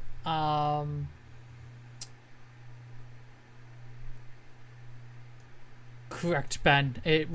You'd be able to turn off 12 volts going to something if it doesn't need 12 volts. For whatever reason, what sensor you're using or how you have it configured on the one end. If it doesn't need 12 volts, you could turn it off.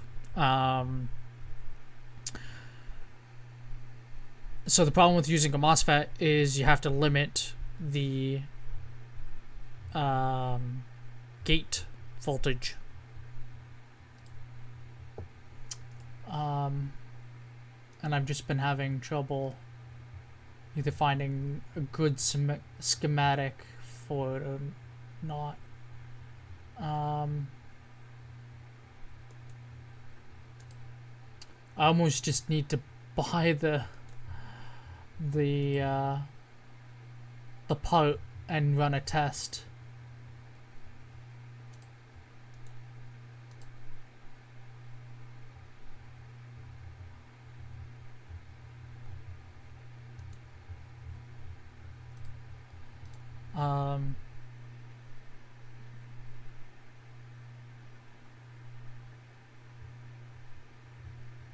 Correct, Stephen.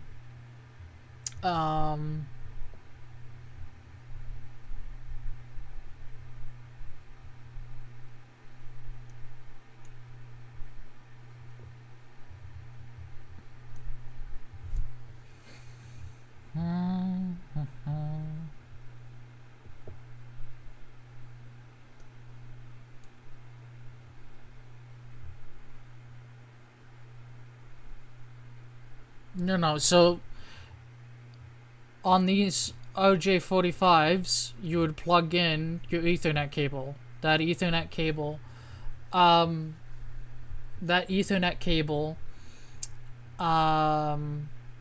then goes to your sensor. Turning off power at this PTC stops 12 volts from going down that cable. That's what we're trying to stop. If you don't need power at the other end of the cable, you can turn it off from the rack. That's what we're putting in place.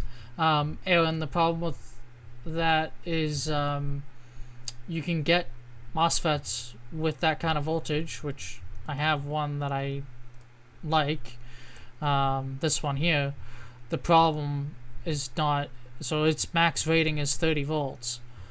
The problem is your gate to source voltage. That tops out at 12 volts on this particular model. Most other models top out at 20 volts. So you either have to limit it or find a suitable way of changing it. The problem is with a P-channel MOSFET, you're using...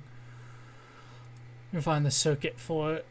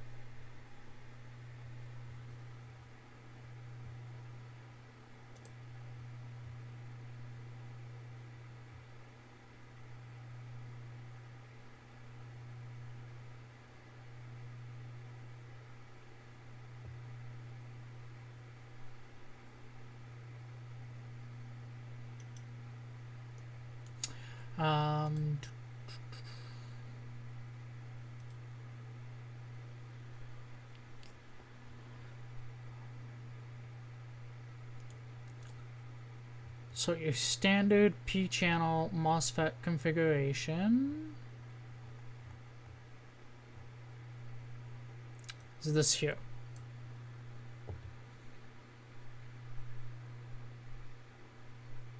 Wait, you got another resistor here? Wait, what? I don't think I've actually ever seen that before. I've only never seen drain to your load.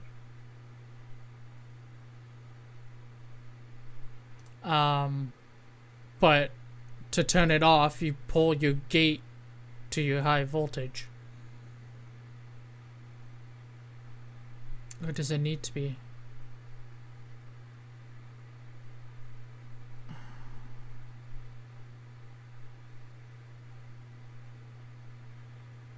Oh, trying to think.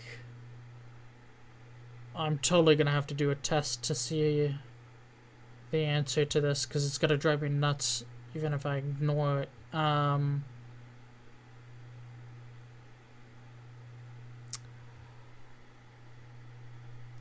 Yeah, because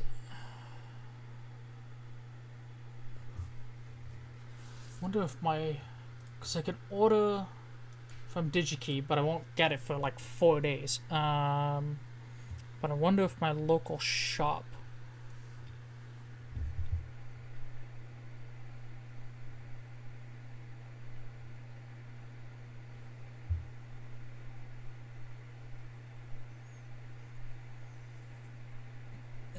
The reason for the Ethernet sockets is because we're essentially building a secondary we're rebuilding the LSC, but adding in the LM339, which allows you to use end-of-line monitoring on that cable. And the reason for Ethernet cable is because it's cheap and easy to work with, and the LSC already uses it. It's just simpler. And you only need 2 wires to make this system work. The signal wire and ground for your sensor. But depending on what you wire on the other side of it, you may want the 12 volts.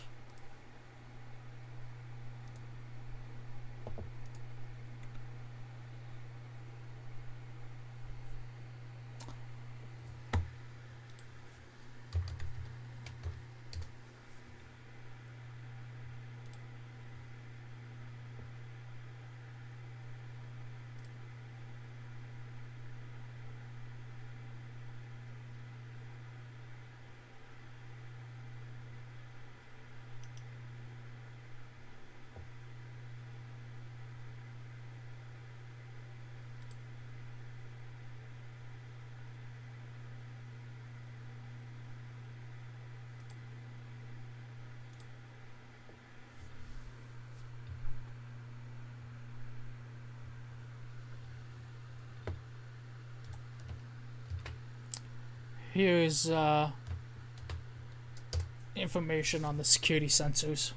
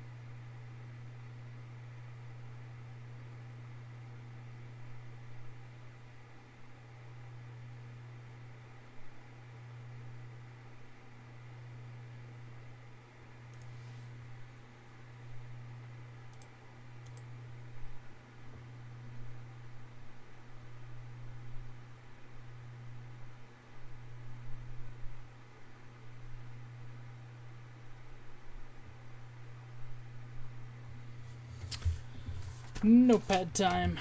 Well,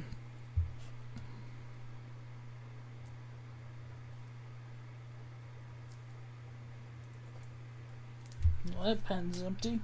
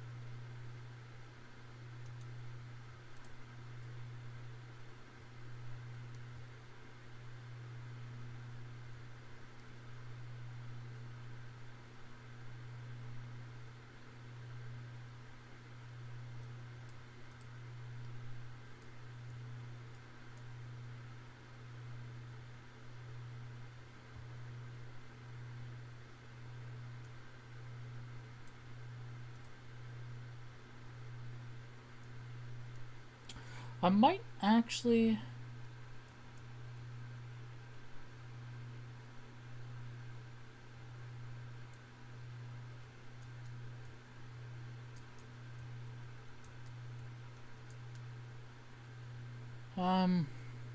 I might actually have some P-channel MOSFETs on hand.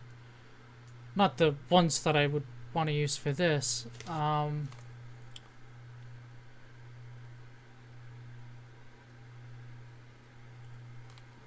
could at least test the idea.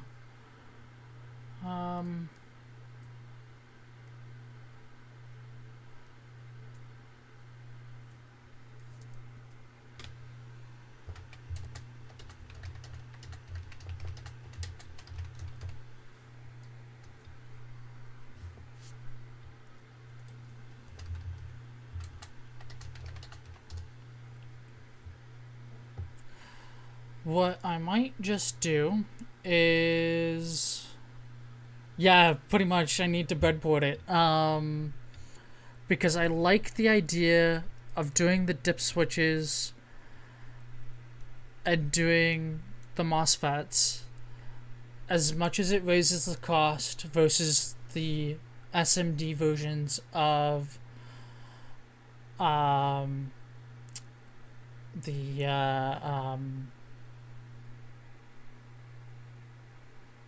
pin headers, is that that's not something you would very easily be able to do with a PMP machine. And then it's kind of useless because now you're spending manual time doing it. So trying to consider design for manufacturer overall in this, to make everything easier. It's a good one. Now, sadly, the workbench isn't fully done, and I don't have an overhead camera yet, so no breadboarding live. And the lights aren't even wired up yet, so I'll probably do that tomorrow or something. At some point, I'll see if I have a P-channel MOSFET in my kit. If I don't, a local supplier does have them. Obviously not the same type, but it is a P-channel, so I could at least test the idea to see what's possible.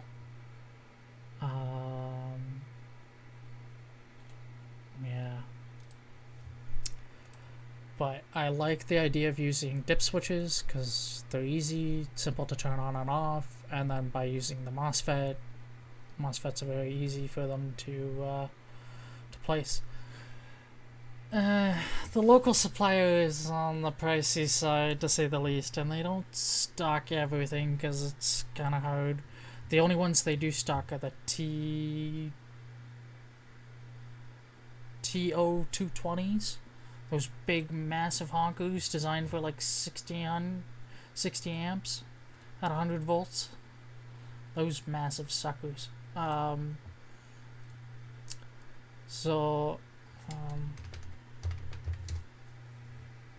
Yeah.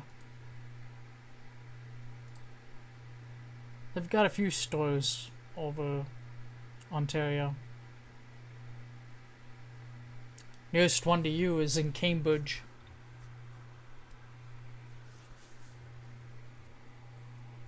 Yeah, the nearest one to you, Scott, would be Cambridge.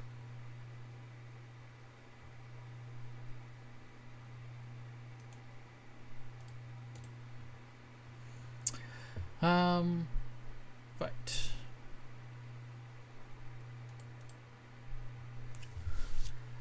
Let's add the dip switch back into place.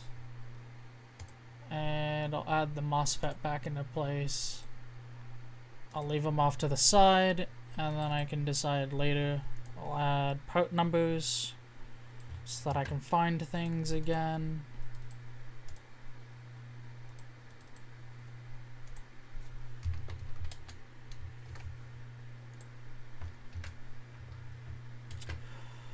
Okay, they really need to fix the copy and paste on their machine, because my goodness.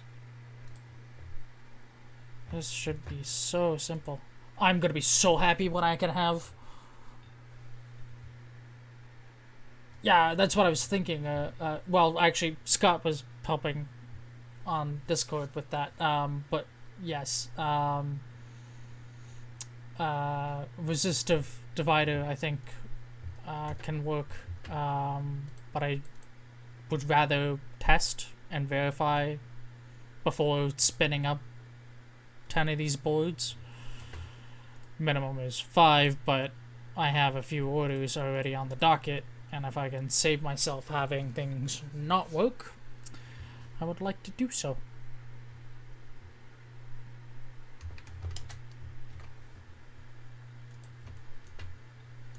Okay, come on, seriously? There we go. Visible.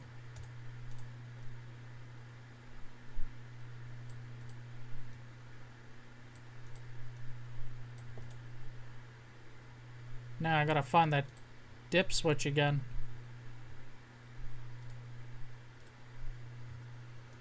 Oh goodness.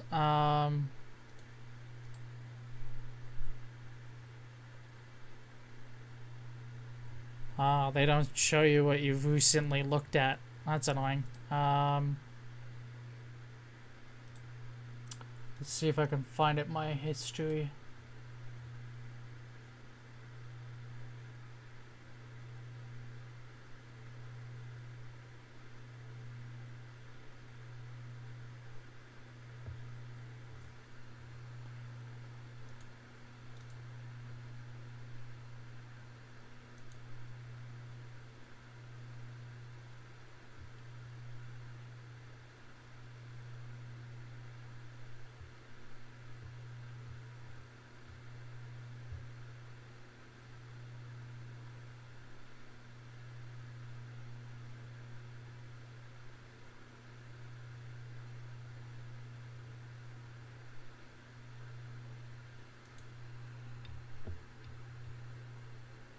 I do have more open tabs. I got a lot of them. The issue is keeping enough on top. And by having more screens, I'll be able to have more on top. No.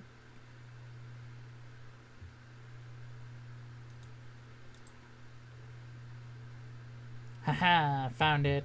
Woohoo.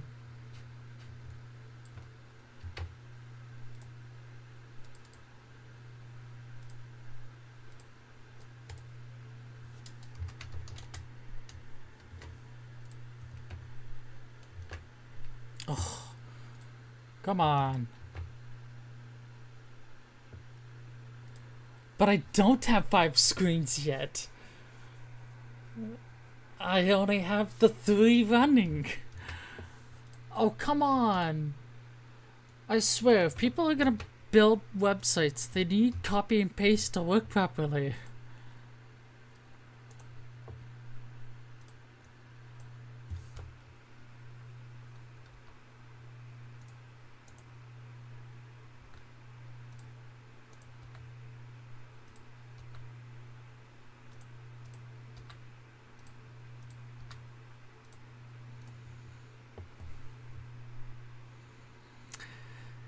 Yeah, eventually I'm probably gonna want more. You're not wrong, Scott, but I'll do what I can for now.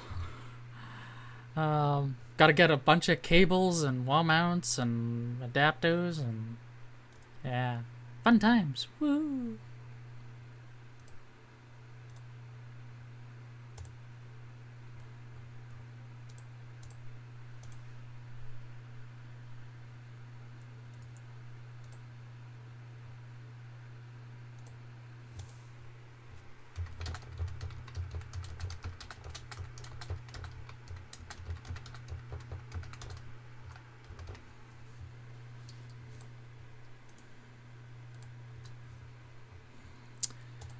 And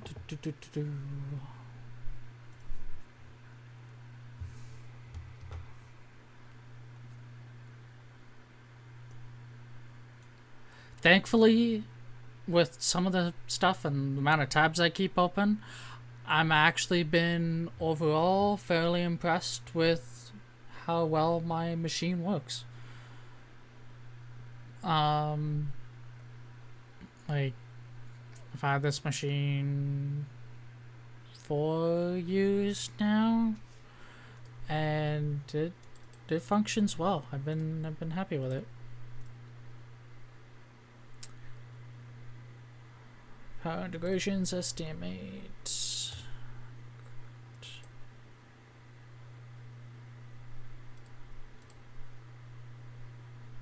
Great. It's connected. Now that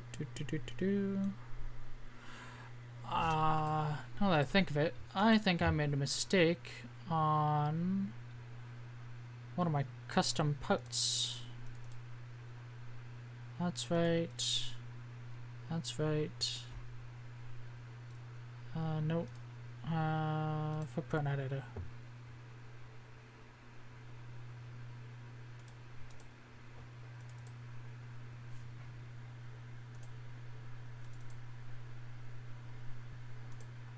Okay. Think supposed to keep that as what this one is.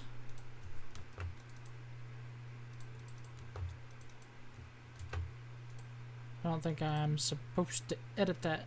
Discard. Come on, open. Oh, you're open. You just zoomed in too far.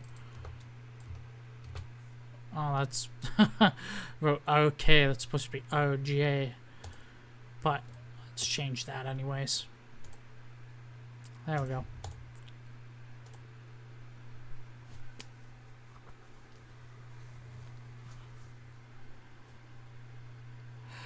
So the screens I have right now are 24-inch, and then I will be stacking 2 more of the exact same model because I found them on sale. Well, not on sale, but they were available on a used marketplace, because you cannot get these monitors anymore. And I like them. I like how they function. I know they work good. They've been very reliable. So, yeah. And then eventually I want a TV monitor above them. That will be my like overview board of stats and stuff and home automation stuff. And then I would like a PDF reader that's larger than this 17-inch model that's next to me that's very old. And then the bed area could use a TV of its own as well, so that I could lie in bed and watch TV if I wanted to. Either put a Raspberry Pi on it or add a switcher. No. Maybe just extend a desktop screen or something. I don't know. I can do a bunch of things, I'm sure, to use that. Right. So I put those items in place. That's fine.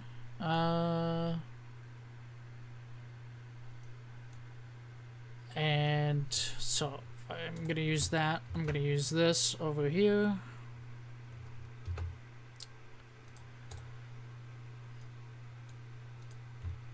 And then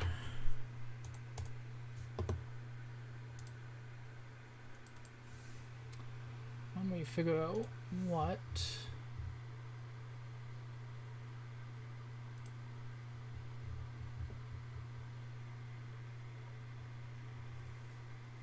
I have an announcements channel I own.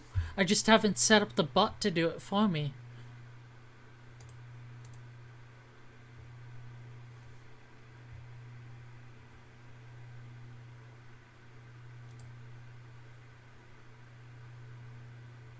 Although the announcements channel should only be a viewing channel. Shouldn't be able to read it.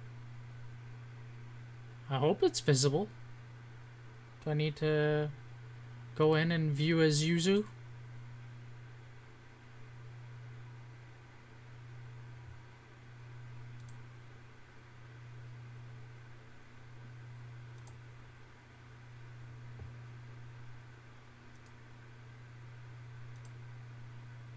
Yeah, it shows up.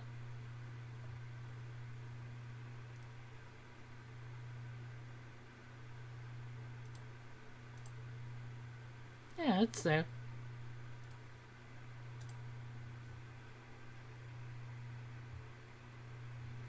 Ah, yeah. The mixed media stuff. True. Maybe down the line. Maybe it can be a perk. Goodness knows I've had a few people tell me I should do a Patreon.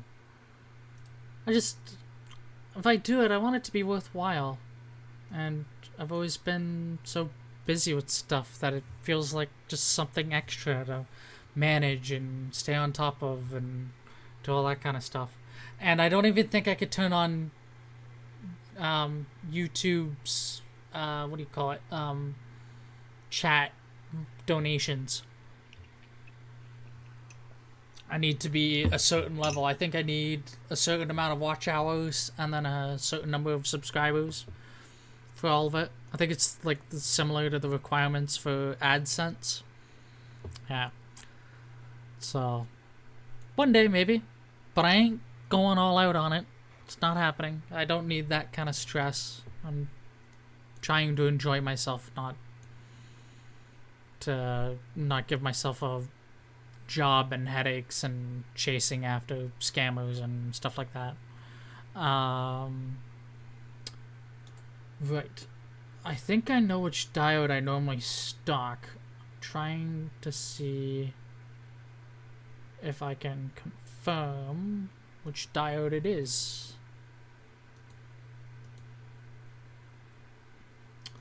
I think it's a SOD 123.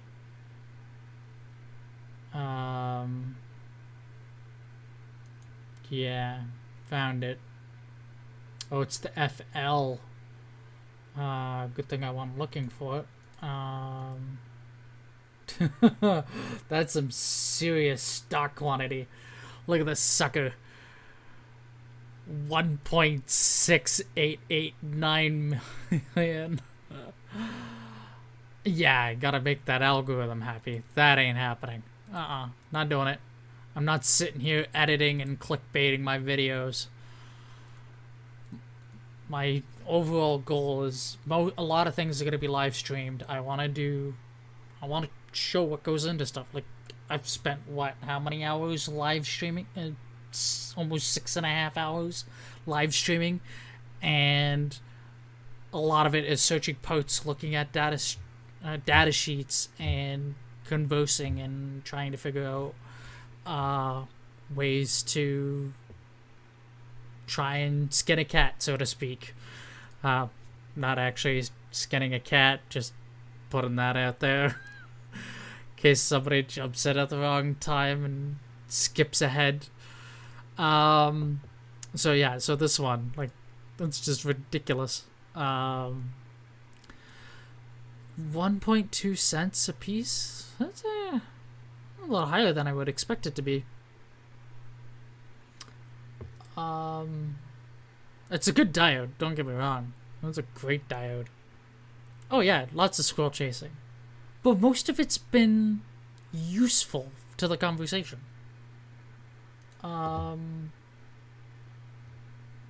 Yeah.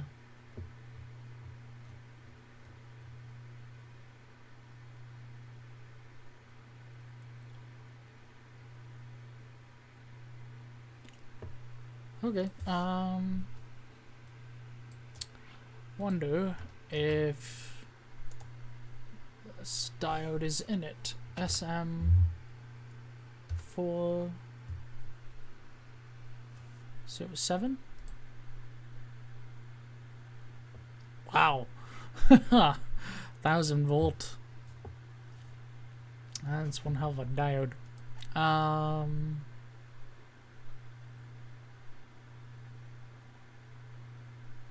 I do not recognize these. What ain't that?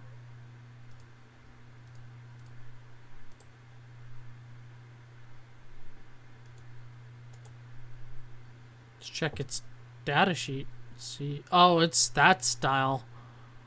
Oh.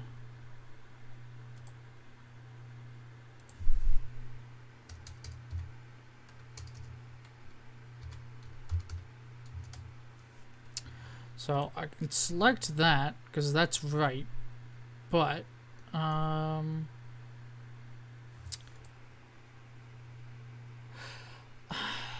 see, I'm undecided with this mattress. It feels a little bit too stiff. Yeah. And like if I'm in a certain spot, it almost feels like the mattress is doing this, but the bed frame should be fairly flat, so it shouldn't be doing that. It could also just be the way I sleep. I don't know. I'm gonna give it a little while. If it doesn't, yeah, it probably just needs the breaking in. The mattress I had before, I could sink about halfway into it. Now granted, it was only like 6 or 8 inches thick. This one's like 10 or 12. And I do normally like a softer mattress, so especially considering I sleep on my stomach half the time.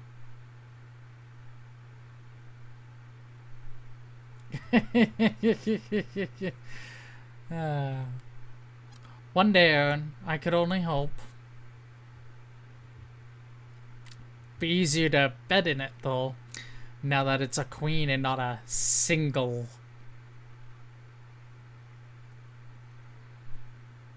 Or twin, depending on what terminology you want to use. Right, I want to see if I can find the better footprint. Ah, here we go. Now that is some footprints.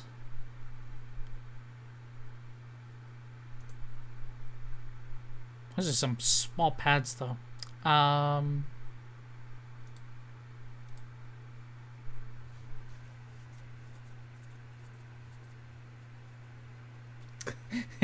Yeah. I like when I have a larger mattress like this, I tend to sleep out on angle. I don't know what for starfishing. I just curl up in the blanket and just do this. FL. Is there a difference between SOD 123F and SOD 123FL?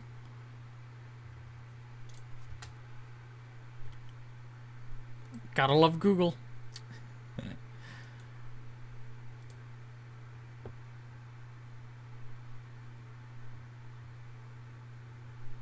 Ah, interesting. But is it the same? Oh, okay, so slightly larger width, but smaller length. So, do I test it and print a 1-to-1 and hope it works?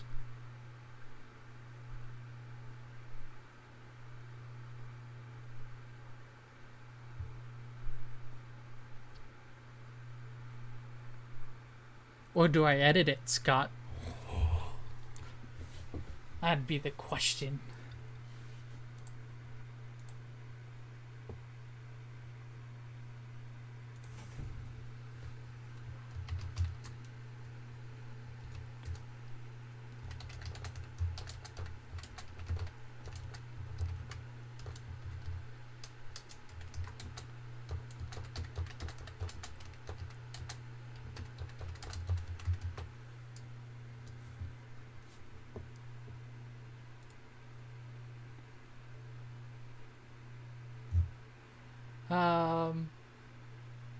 My reading glasses. What?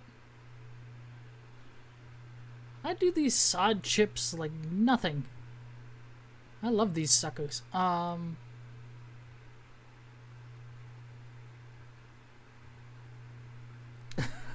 I don't need the hand soldering. I've actually soldered these no problem with a soldering iron, but I buy the stencil for it and I paste it. so I've never had much of an issue. It's just the FL is a slightly different size. But I'll go with that and test it. And I'll make note. Actually, probably wouldn't hurt to do a search on diodes. This is the one I normally keep stocked, so it's probably just better. Oh yeah, I'm putting it on. But I do have that camera microscope. This sucker. I do have this, so if needed, I can always use this. Try and get it in the camera view. Yeah. One of many items that will be hooked up and ready to go once this work desk is all finalized together. And I already preemptively have this. So I can do stuff with the multimeter. And I want to hack the bench power supply that I have and build an interface for that one as well.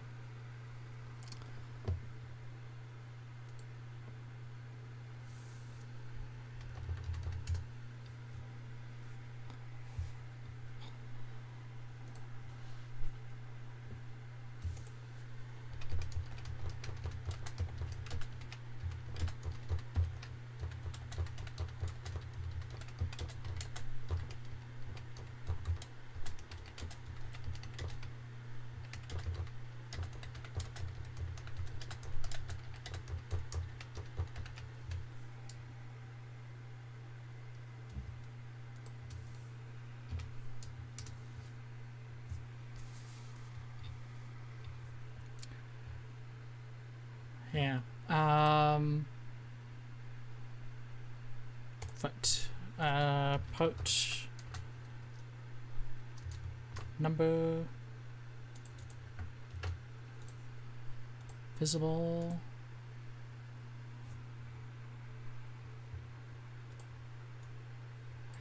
Yeah, these ones get close to doing it, but they still work. In my case, I don't have to worry about it because I have both hot air and the oven. Oh, I should ask, how is the volume level on my microphone? Because every once in a while I see it peaks at the red line. Very briefly. Very small amount. I figured I'd at least ask about it.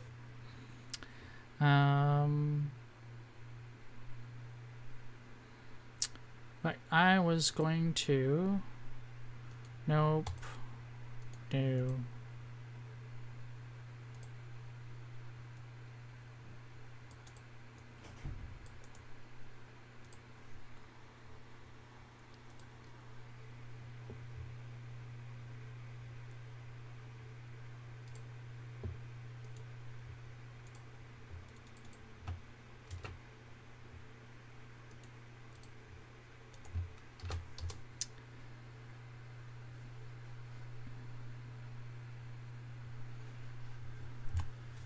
Cool. Okay. Just checking. Goodness knows the microphone is I like it. And for the price, it's not a bad microphone. I would like a proper stand for it, but not bad.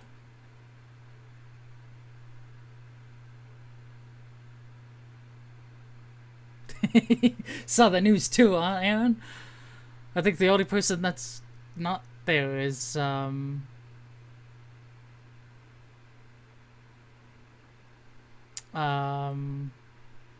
Scott.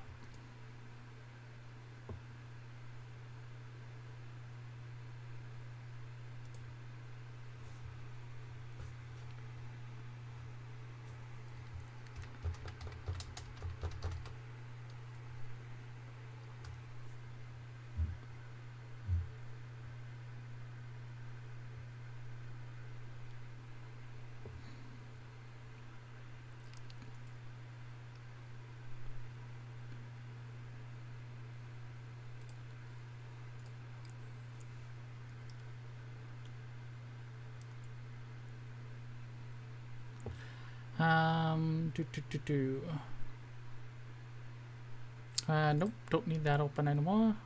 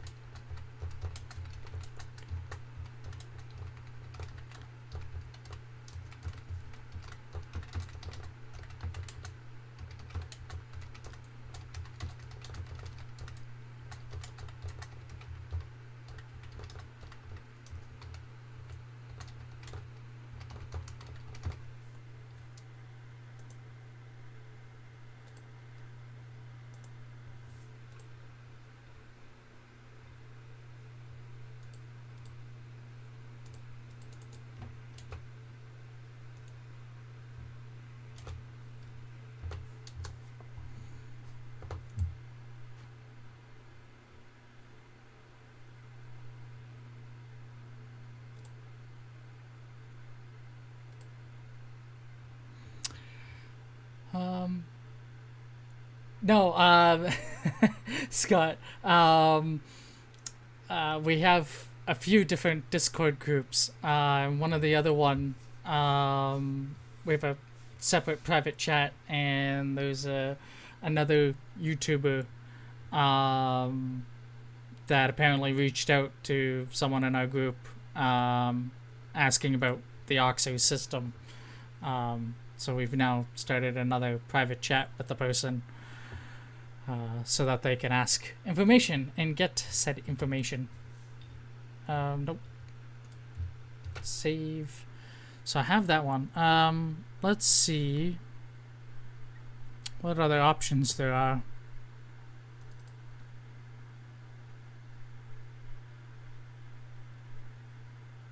This is this, your standard 1N. It's also a SOD. More expensive actually than the. Oh no, that's a 1/10 of a cent. Oh my gosh.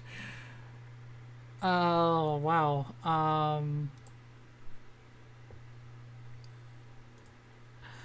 Wow, 1/10 of a cent? Seriously? What was this one again? 1 cent. Is it really worth me swapping it out? I don't think it is. Going from 1.2 cents to 0.9 of a cent? Like, is it really worth 0.3 of a cent?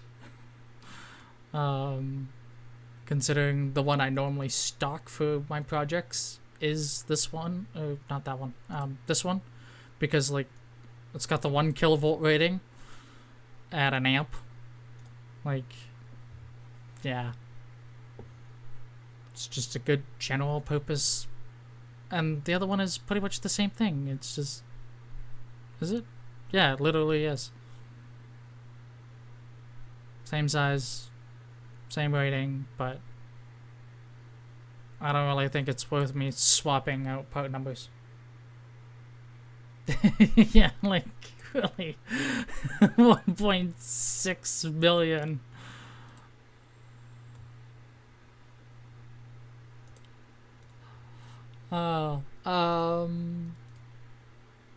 Yeah, so idea would be that connects to there, connect to there. Right.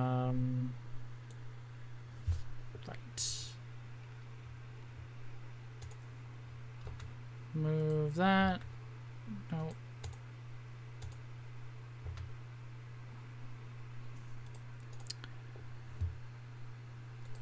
This comes down to there. We grab ground signal.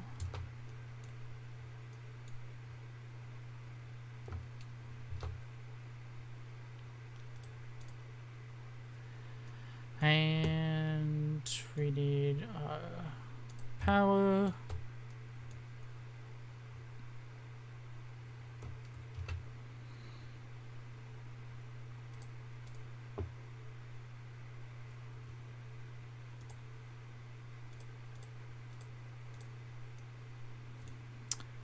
And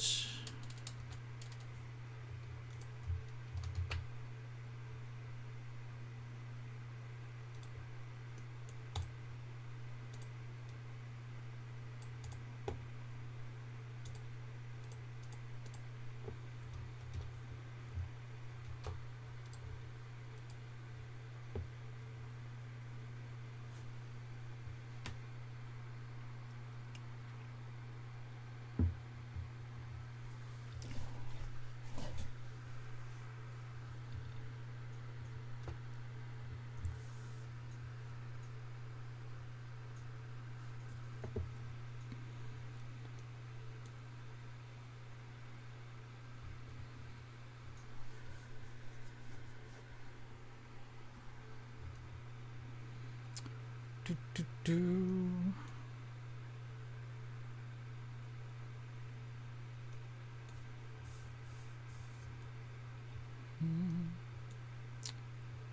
That can go to there.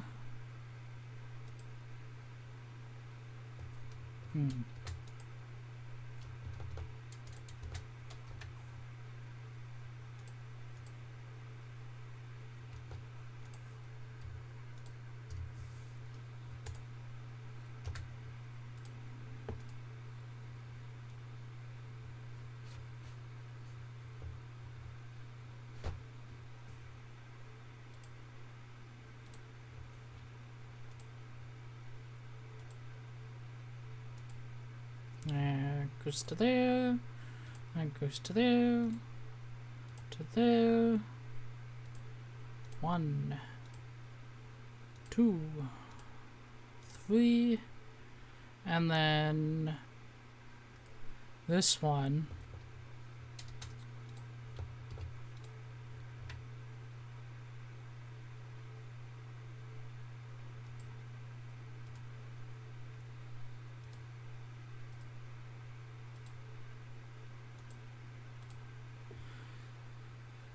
now.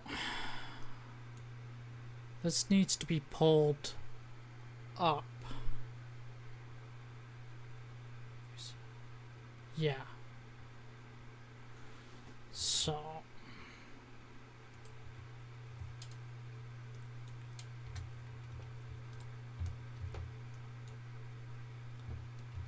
all the others are pulled downs.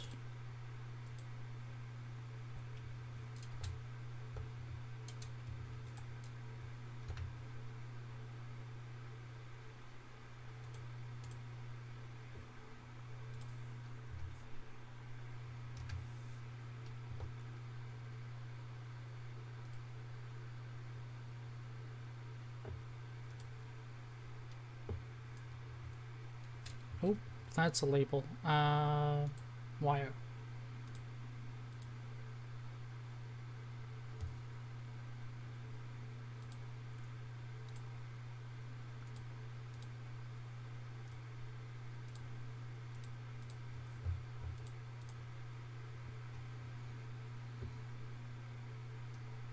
Oh wait, that one does not go to ground. That goes to VCC. Yes, I have enough. So I have, I think, 3 people that want one of these boards. And the quantity they want, I have enough to build. Beyond that, no, I do not. I've been looking at potential replacements and other ideas. I messaged the company that makes the chip on Twitter, and they basically said, user, contact me for them. Maybe I'll do it at some point. But, yeah.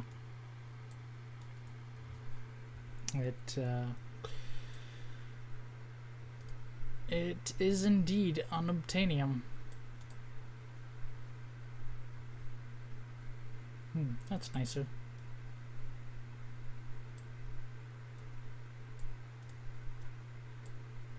So there's a few ideas. One, there's one other chip I've come across that is a 16 channel chip that can work.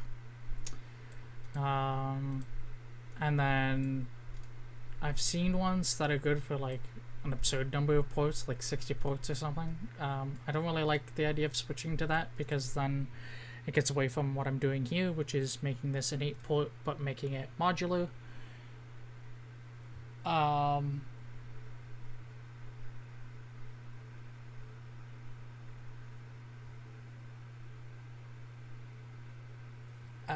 My other thought would be to use some sort of microcontroller, but program it to work via I2C and use it to essentially mimic the MCP chip.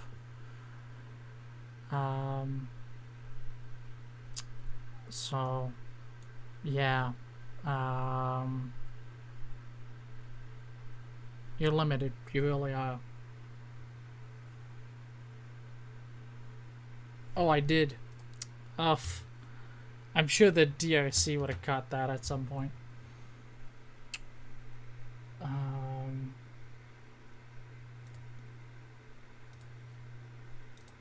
Come on, Google. Play my music.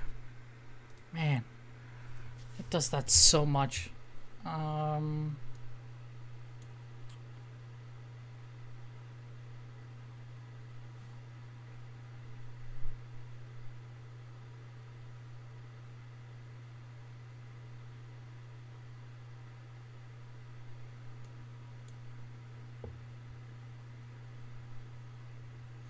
Part of the problem with switching to something other than the MCP is finding something that either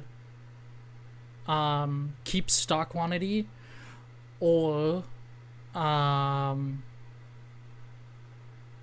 you can. It's hard to swap it out. It almost would have been better using some sort of socket adapter on the LSC so that you could swap in different chips. Preferably if you went the route of using some sort of microcontroller and then programming that microcontroller to talk to a main controller, which is how a lot of the quick devices that SparkFun makes, they have ones that do buttons and stuff, is they have at teeny microcontrollers on them. So that's how they do those.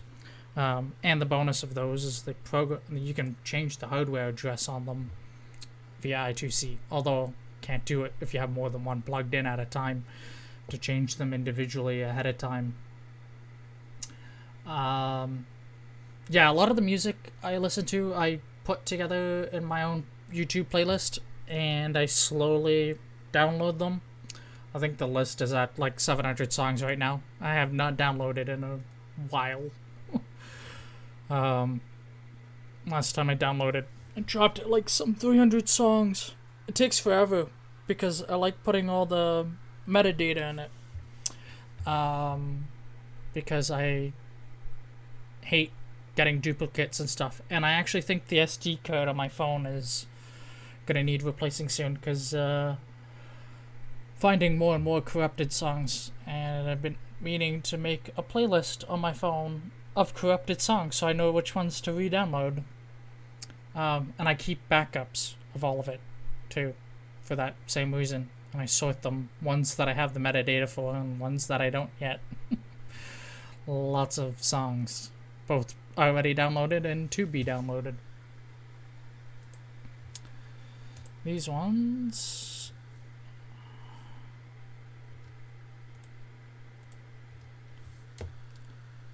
Right. Control L, SDA, nope, Control M, no, Control L,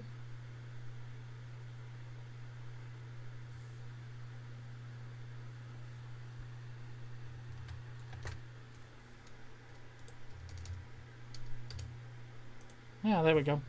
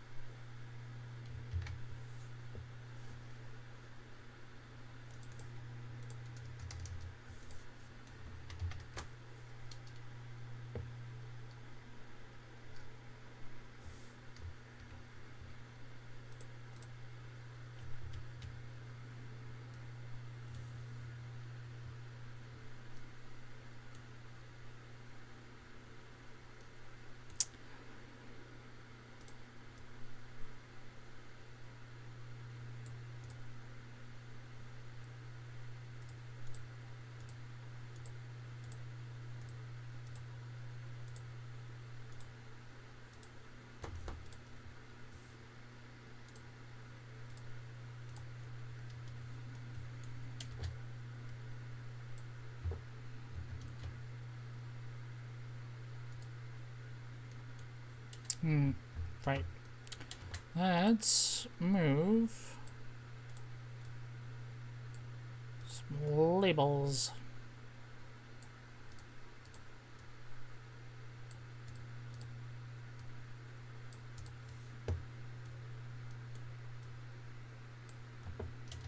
That's better.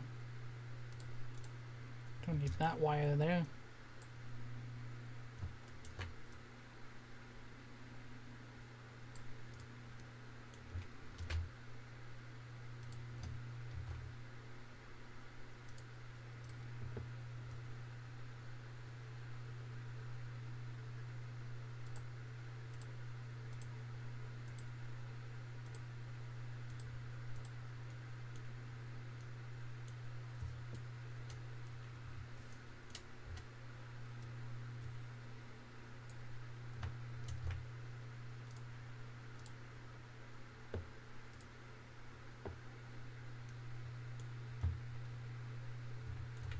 Actually, I'm realizing the easier option is just going to be to highlight the whole thing and copy it. This is a bonus to the fact that it does not pre-add in the numbers to all these, because in Eagle it would drive me nuts, because as soon as you copy and paste it, it throws all your numbering off.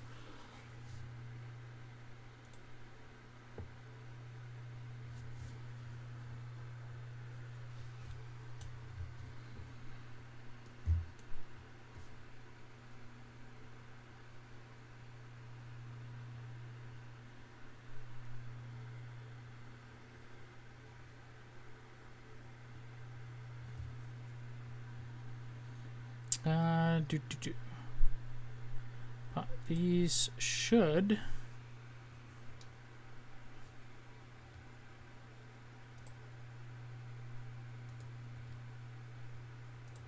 dislike that I can't just click. I have to tell it to end.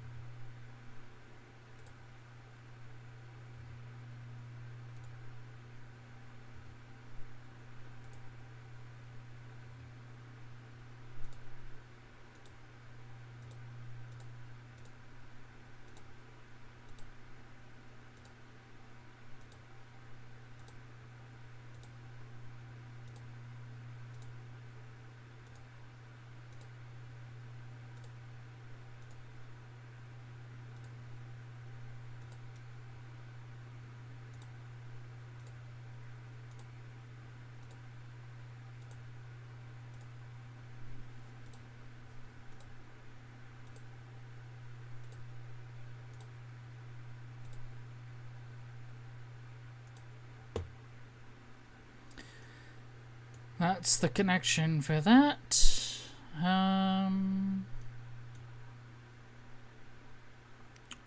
So the way this is set up is Reset has its capacitor filter because we've been having issues with MCP resets. So just as a protection, we've been adding this capacitor to it, and that seems to be helping. In my case, using the SMD version of the dip switch, because we plan to put power filtering on the OJ45s, and 4 top ports, 4 bottom ports, so it's best to use a 4-port switch. Well, instead of leaving one of these switches unconnected, I can instead allow it to be turned off. In order to turn it off, I still have to make sure reset stays high, otherwise the MCP would stop working, so I use a pull-up resistor. And to avoid potential issues with voltages and stuff, because the reset voltage needs to be, if this VCC was slightly higher than the VCC on your microcontroller, you would have issues. So to protect it, use the diode to keep things isolated. So yeah, that's the reason for it.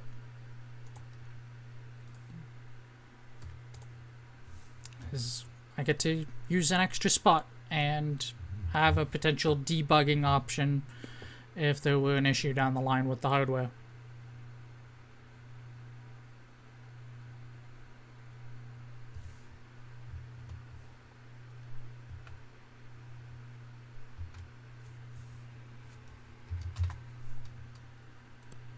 Now the one thing I have noticed that I kind of think Kicad should have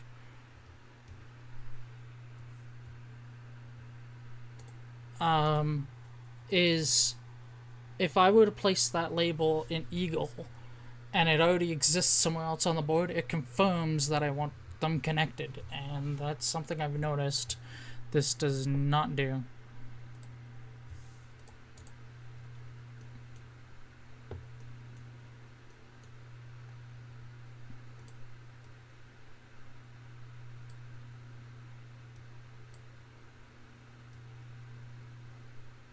Oh, no.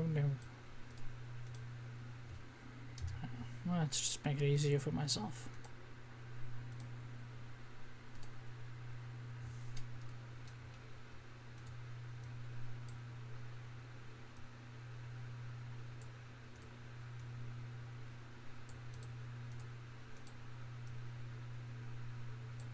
There we go.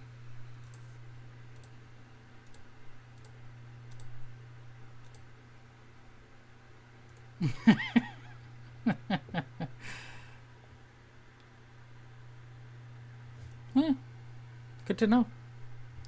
The only reason I liked it in Eagle is because sometimes I would type it wrong and it wouldn't show up, so I'd be like, wait, you were supposed to connect to something. Why did you not beep at me and warn me? Now granted, the warning was obnoxious. It didn't need to be that obnoxious. But having something isn't bad.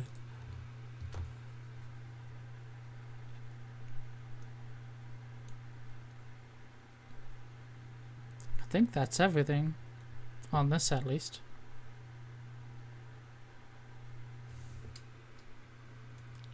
Tom's about to.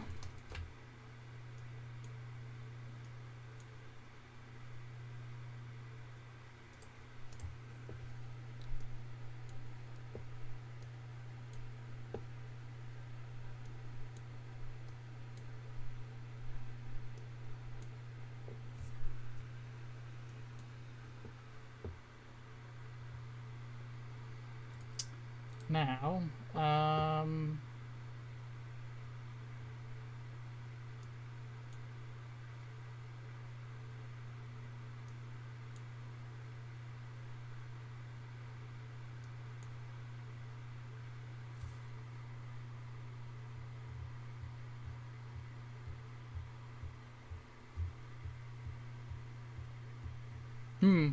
fair enough.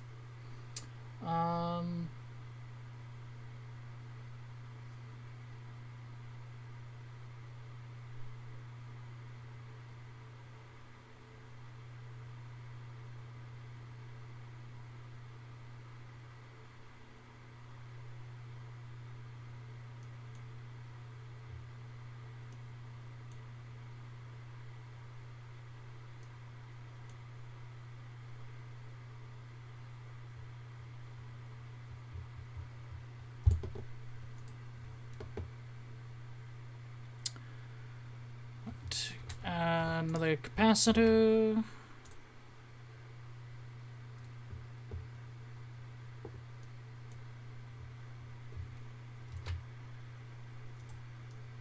And take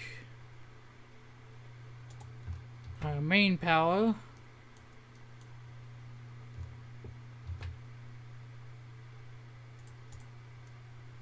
And then need ground.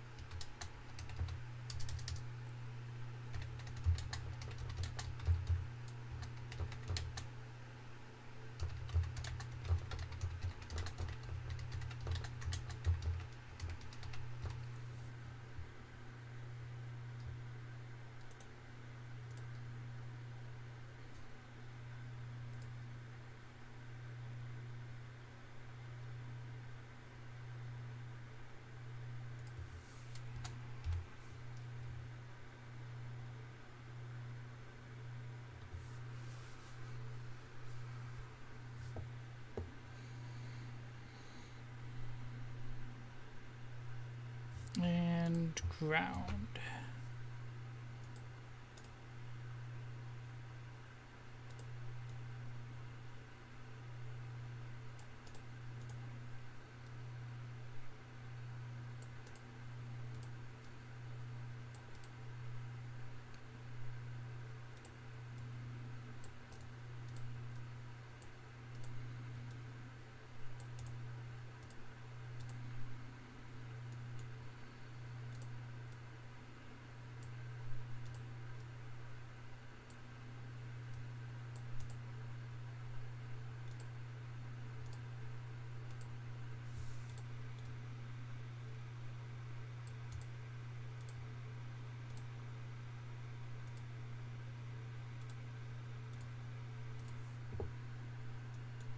Nope, that's gonna drive me nuts. Yeah, that's better.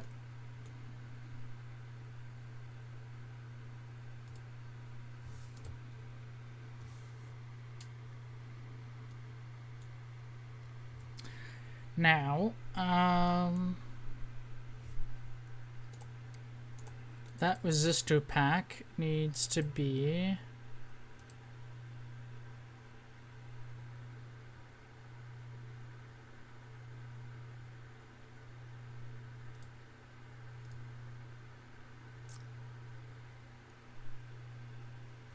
oh no. Oh gosh. What have you got for me, Scott?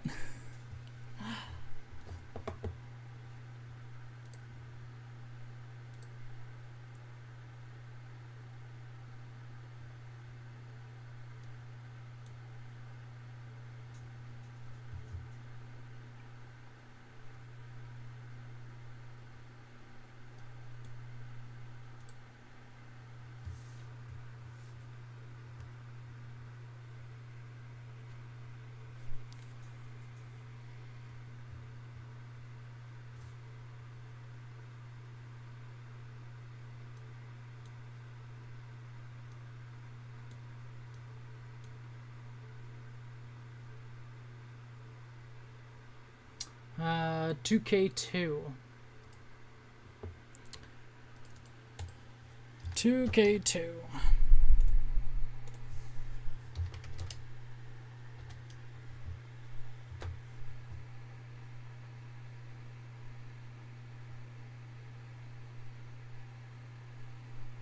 Oh, that is kind of handy to know, Scott.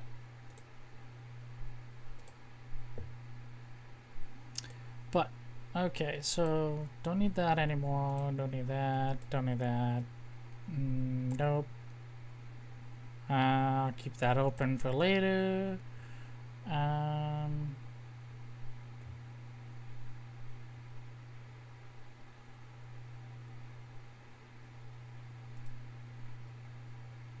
think they're both the same document. Keep that open. Close that. Close that. Can close that.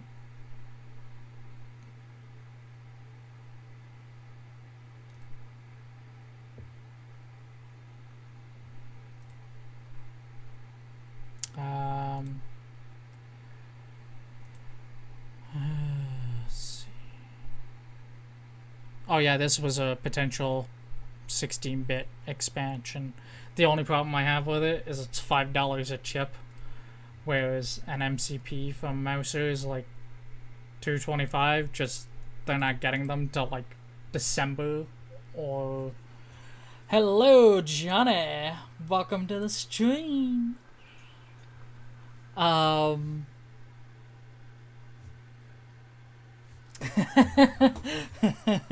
Does that mean I need to change it? Granted, I haven't had issues yet in my streams, although I do have a few people set as moderators. But yeah, so like this one, they actually predict to have some in December, which is kind of cool. So if people wanted these, we'd have to put in a bulk order and grab a whack of them at once, otherwise we'd be screwed. Yeah, they've been upping their the delivery lineup. A lot of these weren't scheduled till like after March 2023. Wow, they're updating their schedule. Woohoo! That's a good sign, at least. Because we have a bunch of things with OXRS. A lot of things with OXRS use this MCP, and I have designs of my own that I'd like to... development stuff that I'd like to use it in. And we have some updates that have to be pushed to OXRS.io, and we have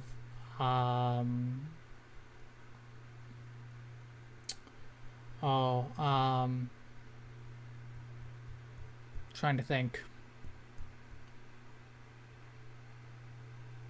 and a few devices other than the one I'm currently working on that should be coming out soon, along with a live stream with John. That is the plan once like my workshop is more set up and once John is comfortable with where his one is.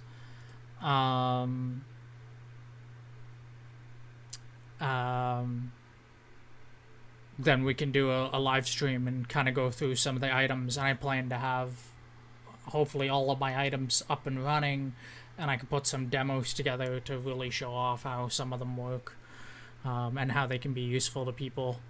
And I can see a live stream going through that kind of stuff can help generate some more interest. So we'll kind of go from there.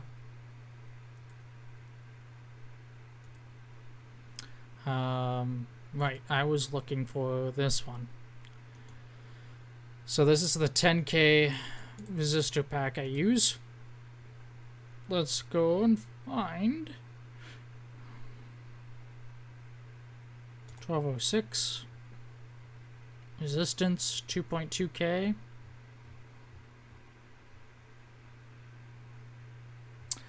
So the security module is essentially the LSC, but added to it is what do you call it? I think I set the right parameters. Yeah, I did. Awesome. So it's the LSC, but added in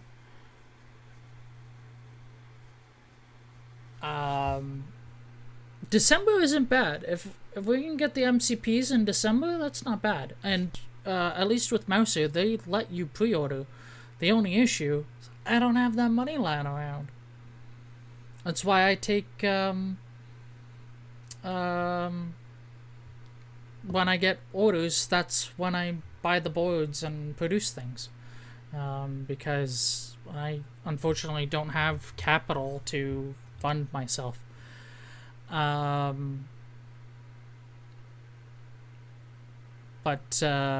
so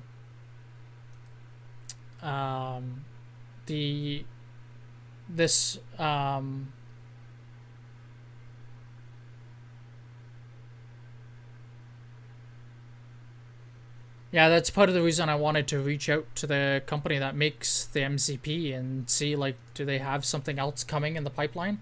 I know they have the MCP 23018. See if that one has any stock with LCSC. And unfortunately, it is not pin for pin compatible. So we'd have to spin up new boards anyways. And they don't even have stock of it. Well, they got 3. And it's only the through-hole version. And it's the same with the 17. The only one you can get almost anywhere is the through-hole version. And I'm not sitting here soldering that many pins on all boards.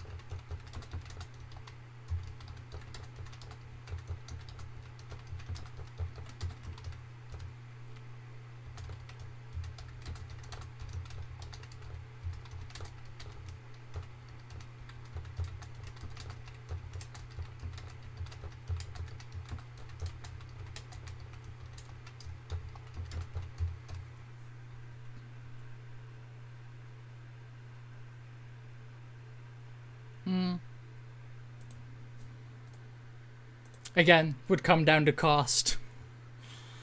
Getting something that can do that.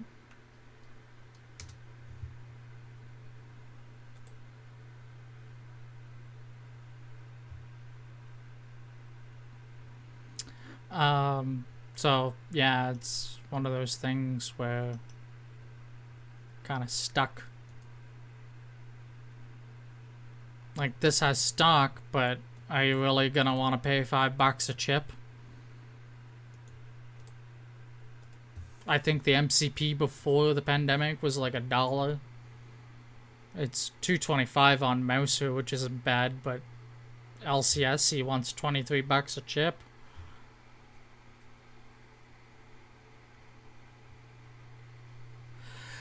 The one thing I have seen is I have seen someone modify a 3D printer to have a soldering iron.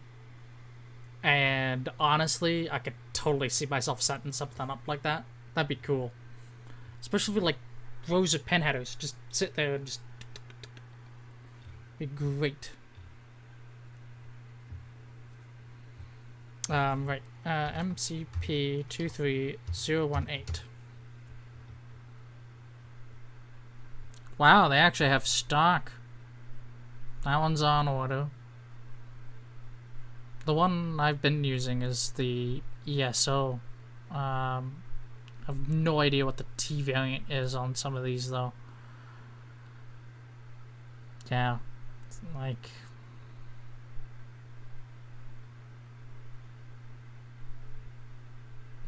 it's not ideal by any means.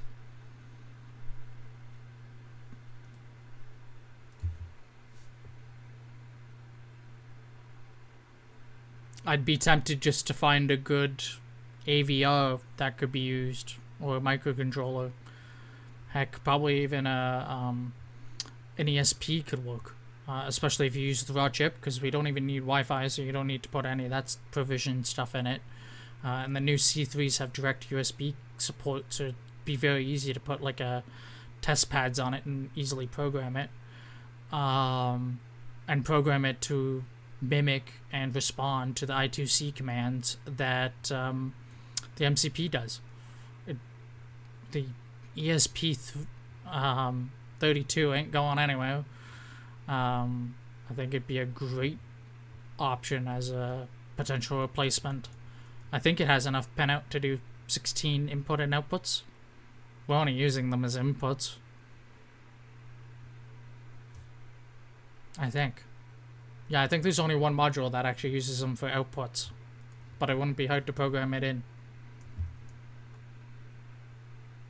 So you would need 16 pins, 2 for, plus an extra 2 for I2C, plus a reset, which ESP32 already has. And then you would need what do you call it? 3 pins for address select.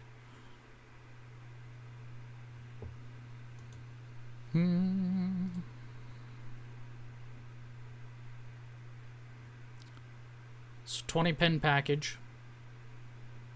Not bad.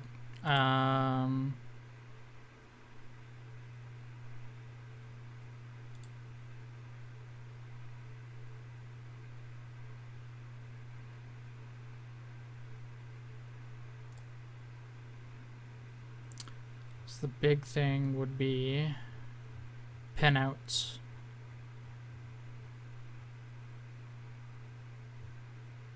So you need 2 for I2C, plus 3 for addressing, plus 16 for IO, so it's over 21 pins. So you'd need the 16, 17 at teeny, at a minimum, I think. Provided it has the right potential IO. I'd have to go through and compare. And if you need the extra clock crystal, then I would want to try and stay away from needing an extra clock. Although I know some of these you can run internal. I think the new ESP32 is internal. I could be wrong. Could be very wrong about that. 24 pin.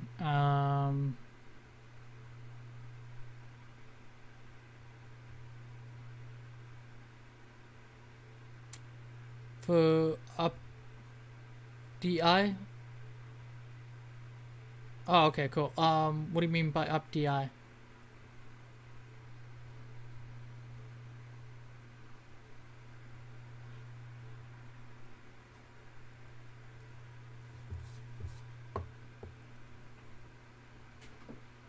So, digital function.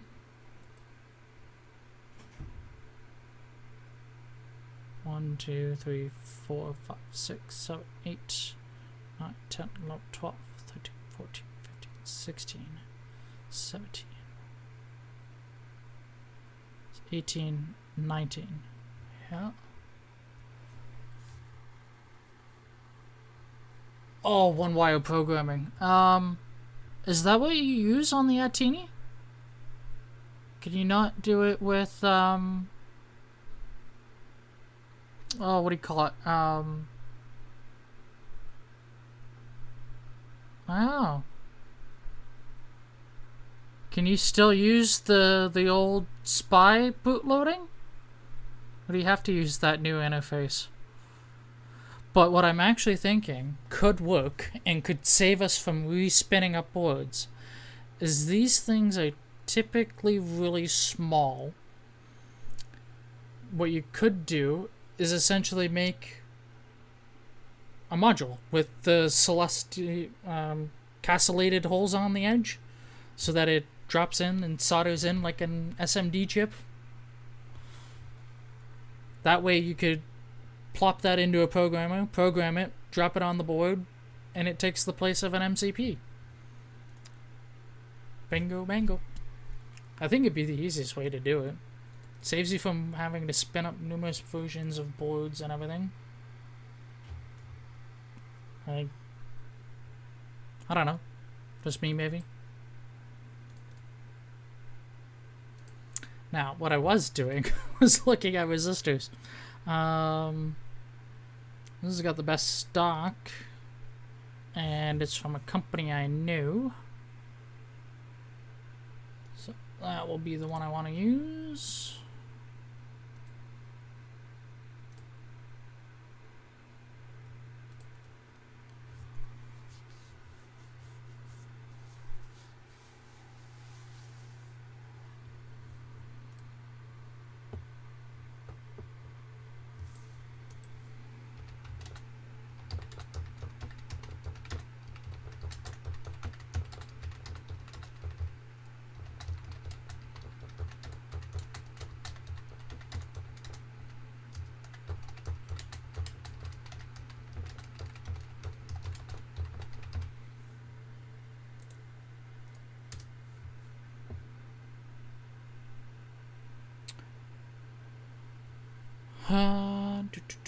Right.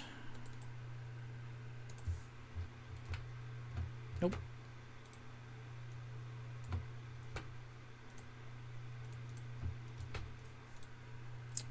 Show.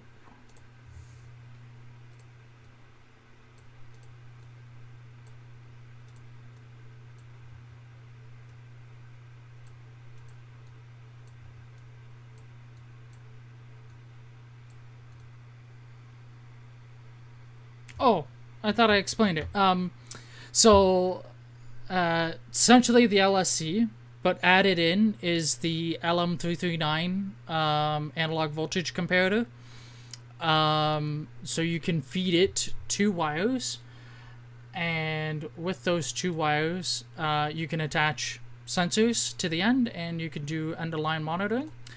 And if I go on to, I think it's under firmware, state monitor. It's already a section talking about security sensors. So if you're doing something like a PIO sensor, you can feed it power which we are going to make a way for you to turn off power so you're not leaving power on a wire if you don't need it. For example, if you're using just a simple reed switch, you just need resistors and the 2 wires, and it can tell you if the switch isn't working properly, or if somebody tries to remove it, then you can get an alert.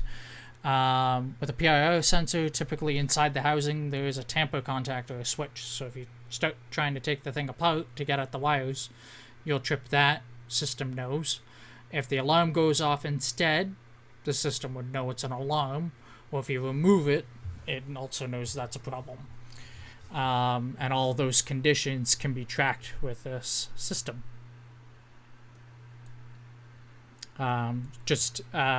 Right now the only design that exists is a single board, and I think there's a 4-port board, but it only acts as an interface, so it's got 8 ports, but 4 of them just go directly into an LSC, and then the other one,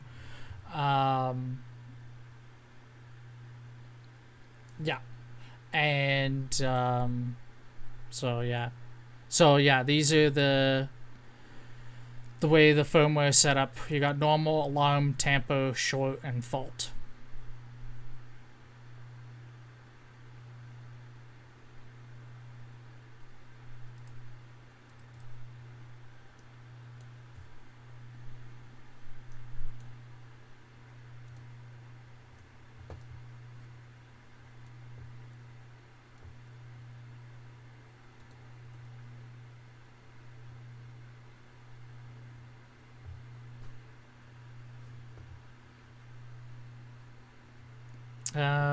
Right.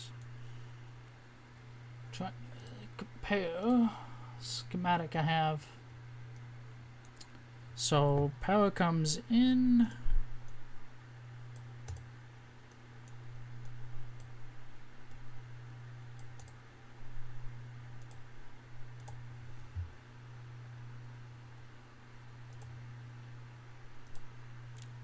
Did I cover it enough, Johnny?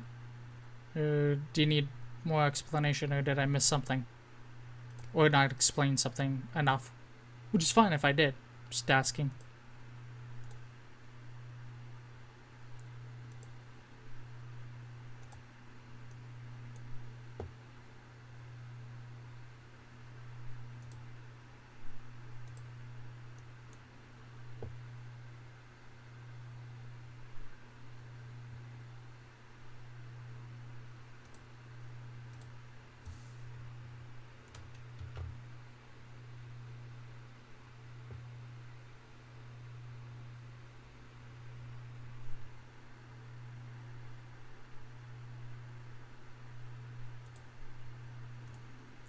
Now this is going to be the fun part, is trying to make this schematic make sense with... Yes, you could, but we're trying to keep it simpler and not have to use dozens of ADCs. And plus we can use existing firmware that we already have.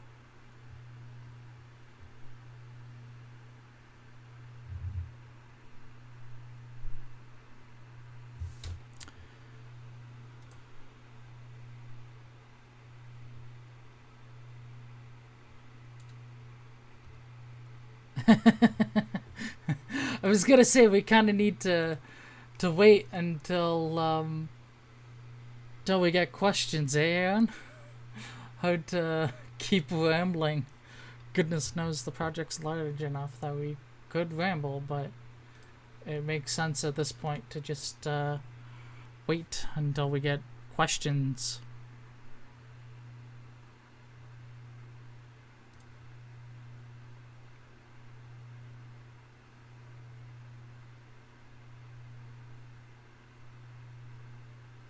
Right.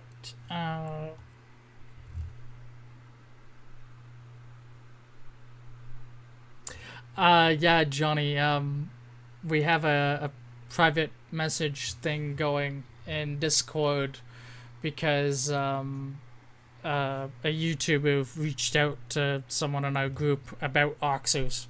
So we started a big thing so that they could ask questions to key contributors that could fill in the knowledge that they may want to know.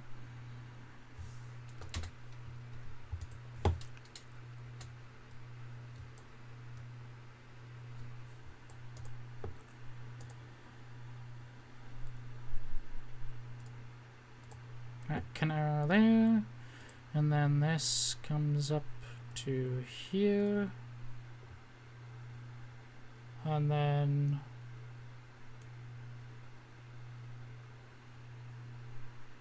this one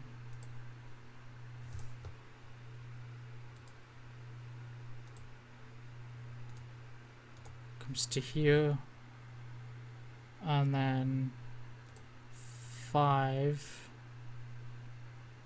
connects here, and then next one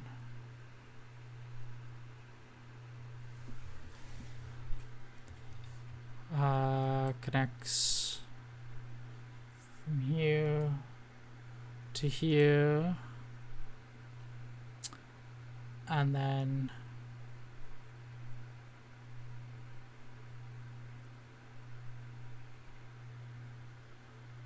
up and around.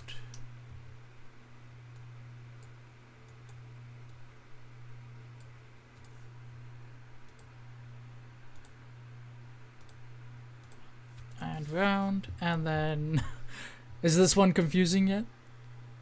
Of course I have a moderator, Johnny. I have a few.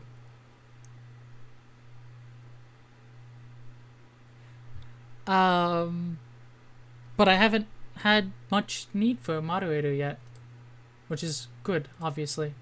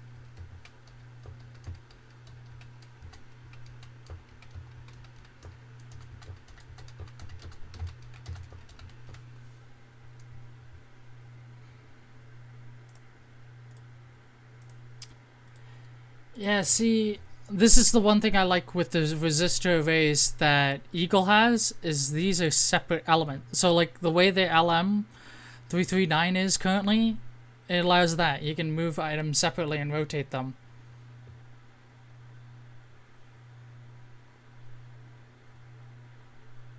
Why would you let a moose loose? I don't know, mice are the ones that run around in mazes.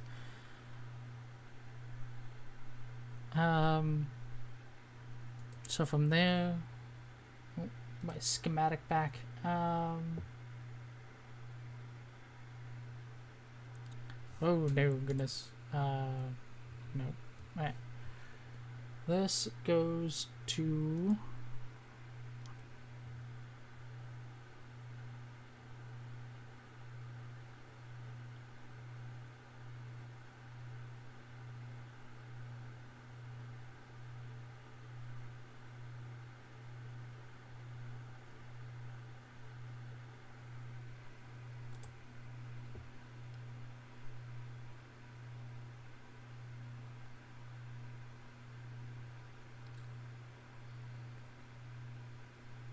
yes, I am Canadian.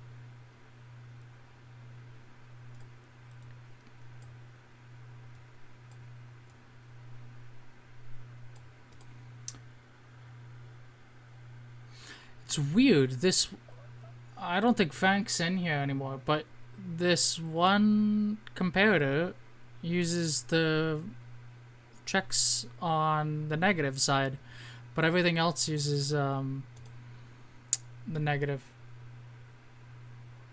Not every spot has milk bags, but I am indeed in a spot with milk bags, and they are fantastic. Thank you very much.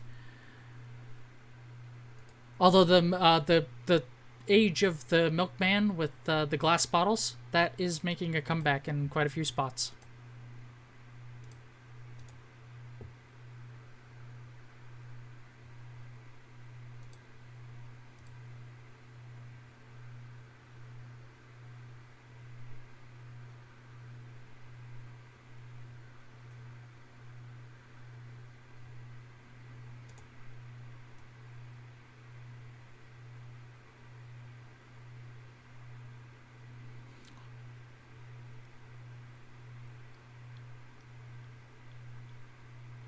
Ooh, there's a way to select it?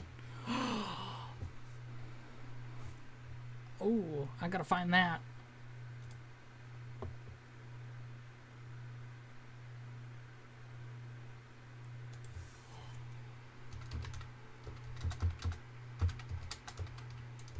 Oh yeah, Ben.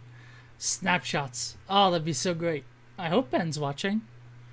He might not be. It is a Saturday and whatnot. Right. That's what I was gonna go looking for. So the one I used was OPAC 4. Oh, let's close that window.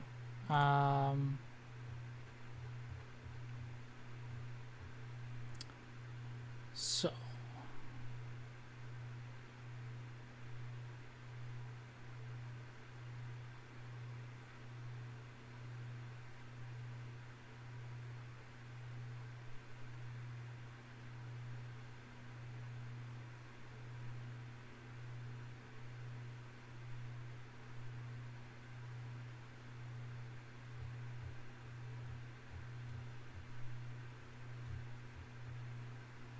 can I do it with an existing one?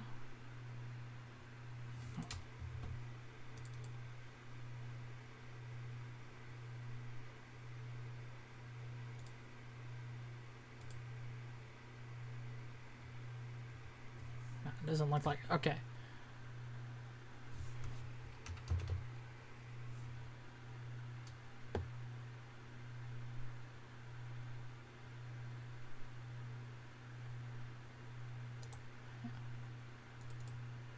Oh no. Yeah. Let's just do that. Net. Haha. So the one I used was. That's an interesting one. No, thank you. The one I used, I think, was this. Oh no. That links them all.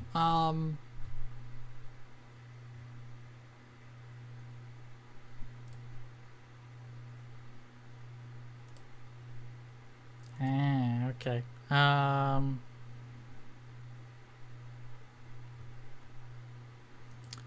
That's a weird one. Yeah. Oh, okay, so it's the THT. I was gonna say, like, I really hope you're not using THT.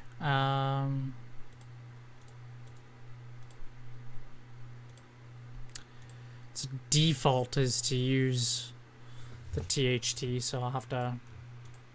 I wish you could select more than one. Aww. Oh, place repeated copies. Is that gonna work?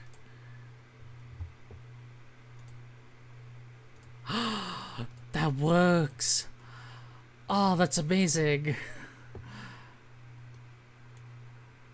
Oh, that's so nice. Okay. I just gotta find the footprint for him.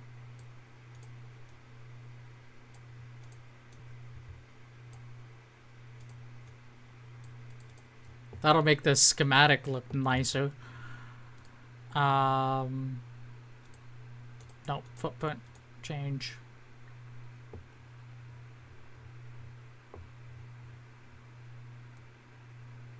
Oh, of course it wants to use all the regular ones.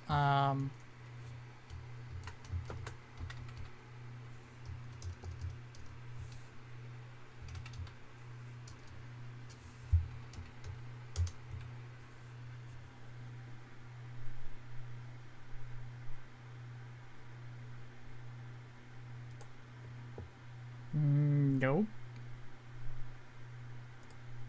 That's the style. The wrong size.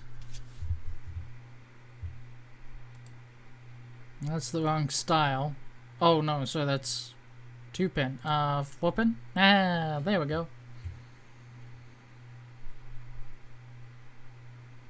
Wait, that pin numbering is wrong. Should be 1, 2. Oh, wait, I think they do the resistor arrays like that. It says 1 and 3. Oh. Does it seriously, like, why? Why don't they match?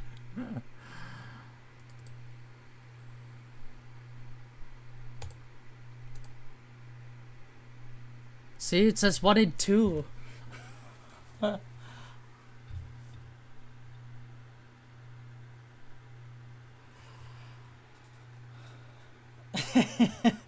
Yeah, I actually have never used a resistor network in THT format. I've only ever done it with SMD, where I can pick and choose which pins are which.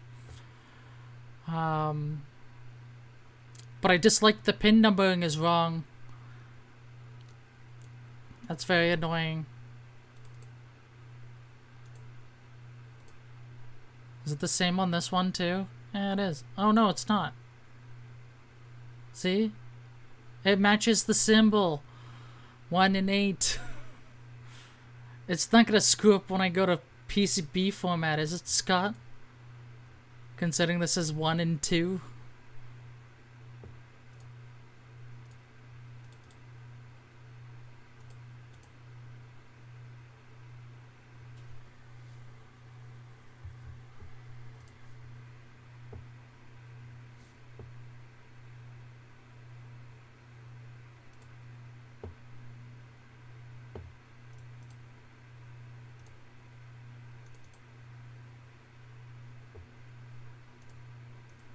Or is there a way to fix the pin numbering without completely editing the whole thing?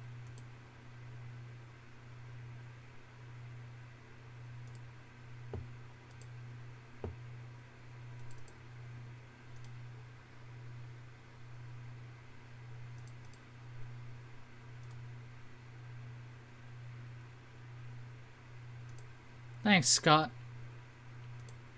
Helpful having someone in this stream that also uses Kicad, considering I'm learning.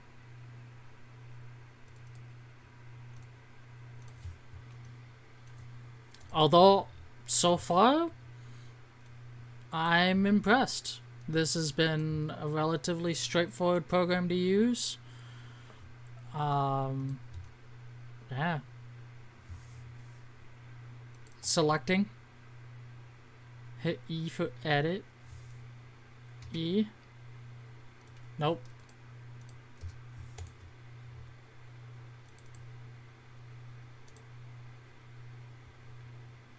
Select it, hit edit. Yeah.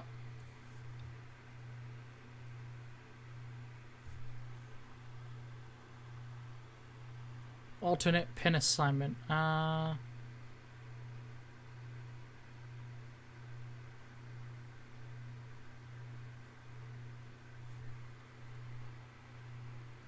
Oh, alternate pin assignment.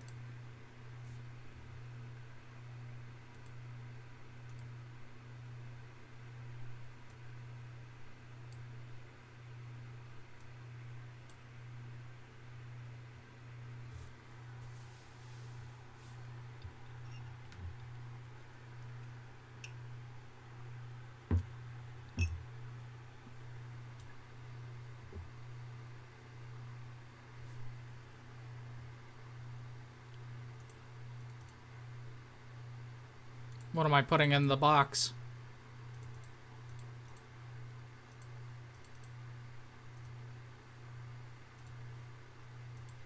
Oh, what am I selecting?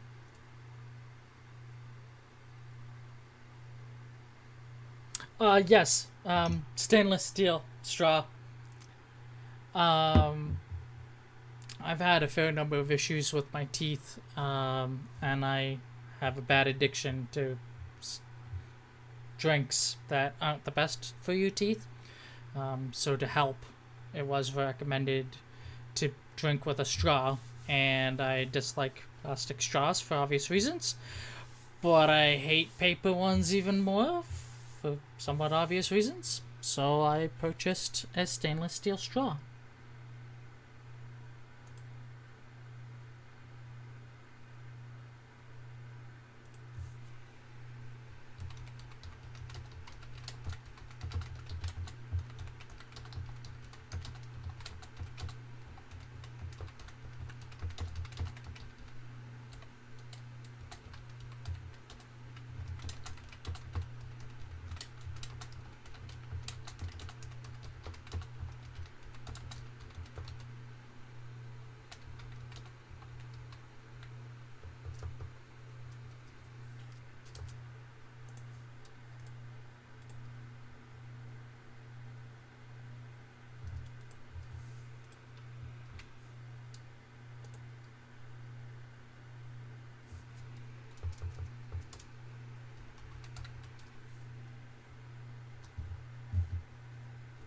Yeah, even when I go to the movie theater, I typically take my e-bike and I carry a bag that I have, and I keep a stainless straw in that bag, because then when I get to the movie theater, I take the battery off and take it with me so that it can't be stolen.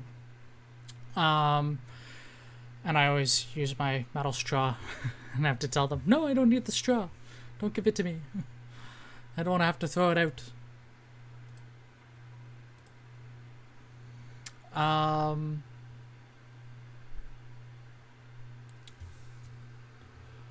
Google to the rescue.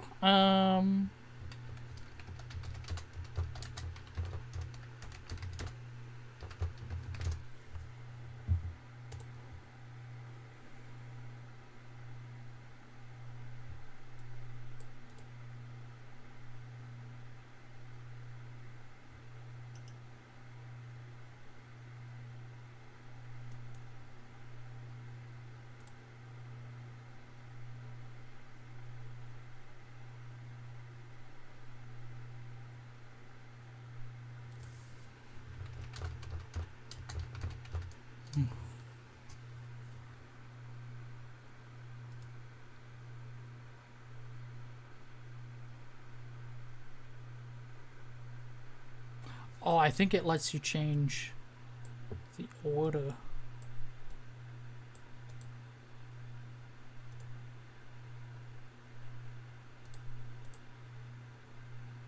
No.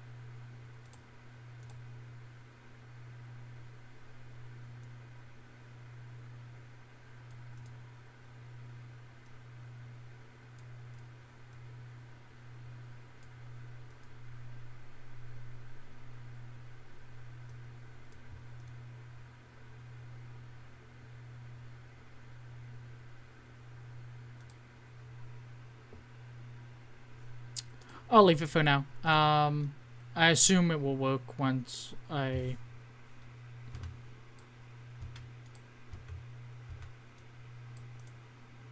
Why is that not working? Mirror horizontally. X. Okay. That's what I'm doing. What the hell? X.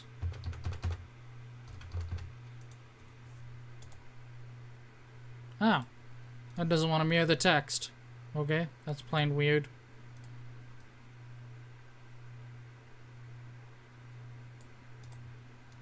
But what I do need is that resistor.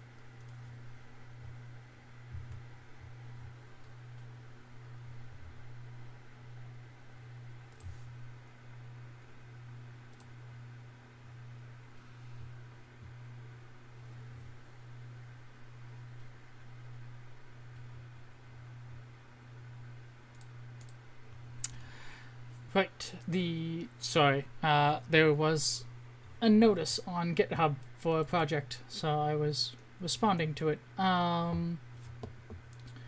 Let's try this again. So you got this one, which I can put into place. Let's move that out of my way. Oh no, gotta fix that.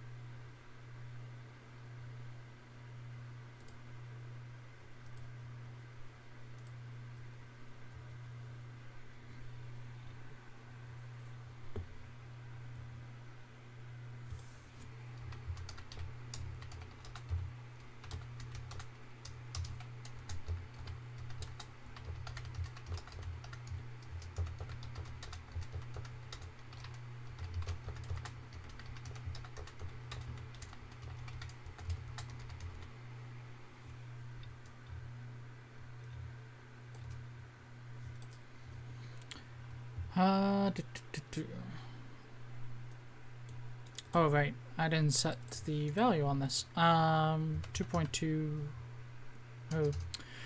2K2, and I need to set the port number.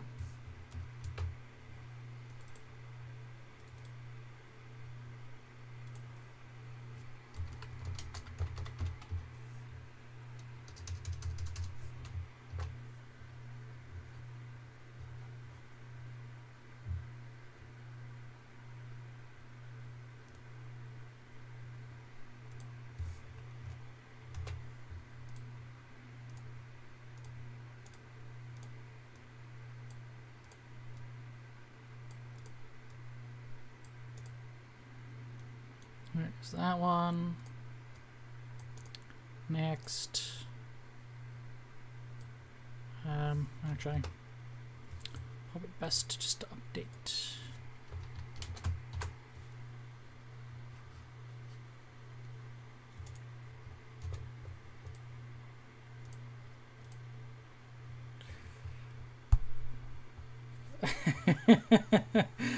Man, that conversation on Discord. Let the guy get a question in first, why don't ya?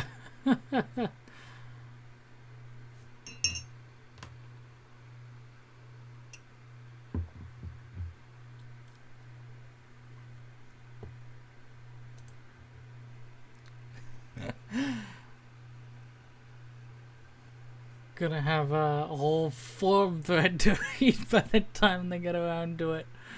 Oh.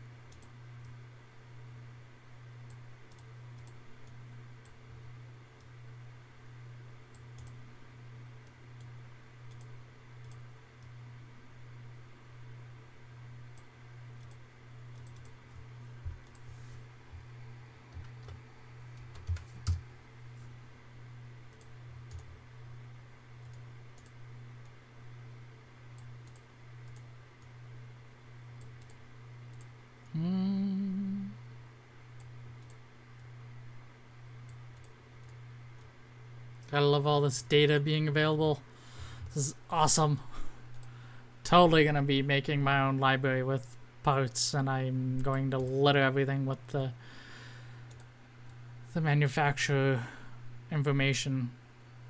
Saves so much hassle long term.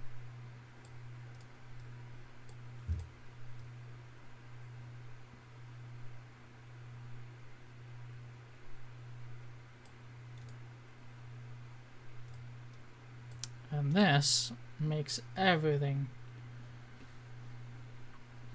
so much more. Let's see.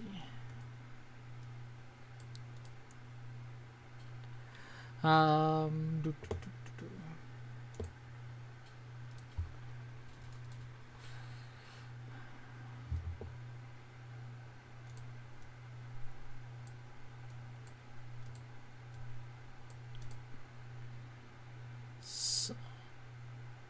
Wait, 1, 3. Wait, what? These all say number 1 on them. Really? I really hope it doesn't try mapping to number 1, Scott.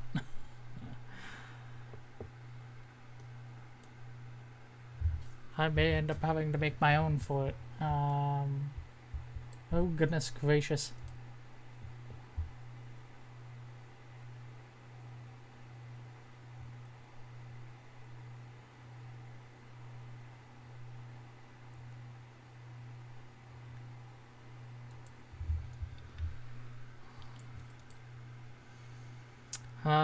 So this one connects to there.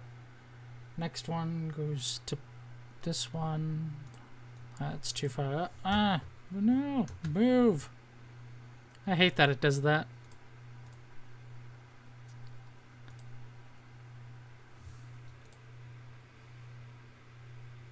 I know, and that's what this is from, but I've told it to use the footprint of an SMD, and I'm hoping that these pin numbers will hopefully end up matching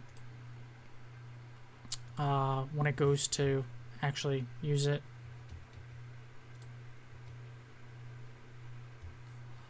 Yeah, no, this isn't gonna work, Scott, because it only lets me put a wire on the one pin. No. No.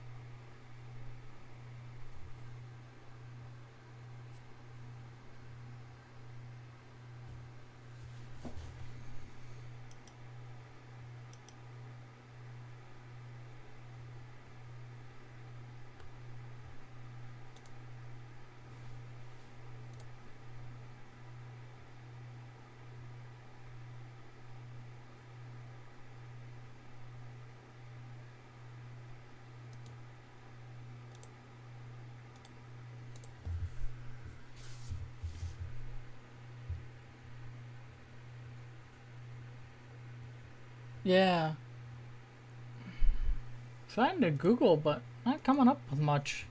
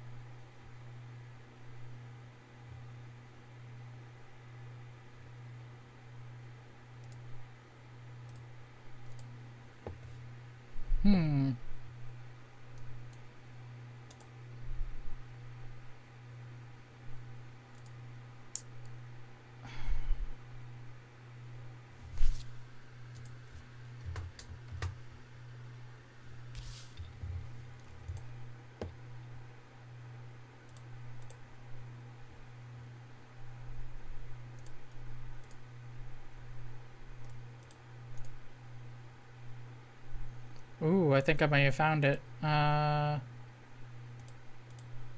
4.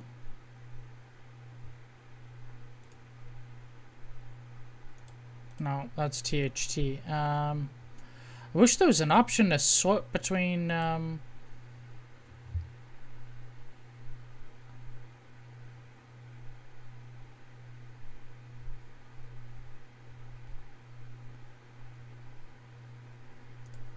be nice to switch. So the one I used is RPAC originally, so it's a 4 resistor network, parallel topology. Oh shoot. What I can do is I can use the topology version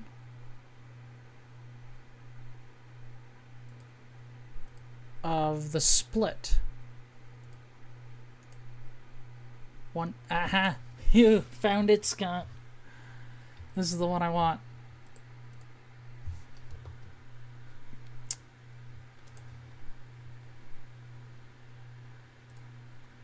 Oh, place repeated copies. Awesome.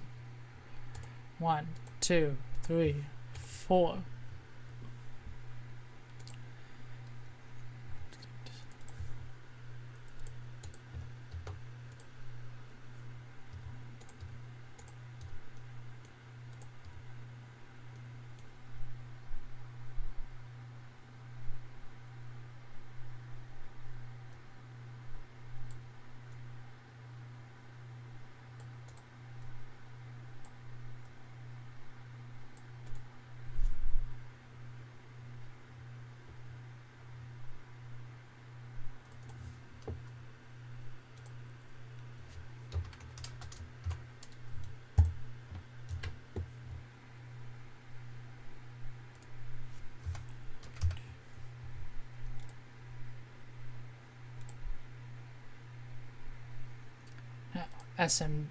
Resistor SMD 1206. Yeah, I already found that, Scott.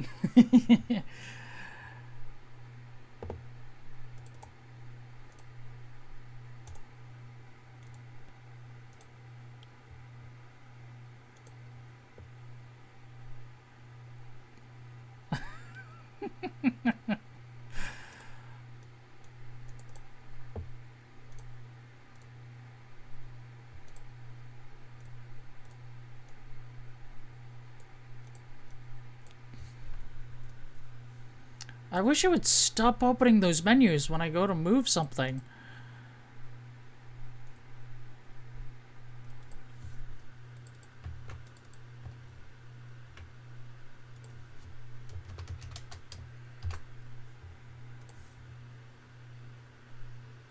Too many names for things. What do you mean?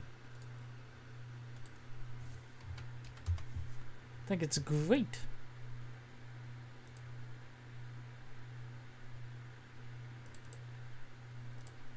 I'm not going to turn the part number on for this because it's the B variant, but having the part number I think is phenomenal.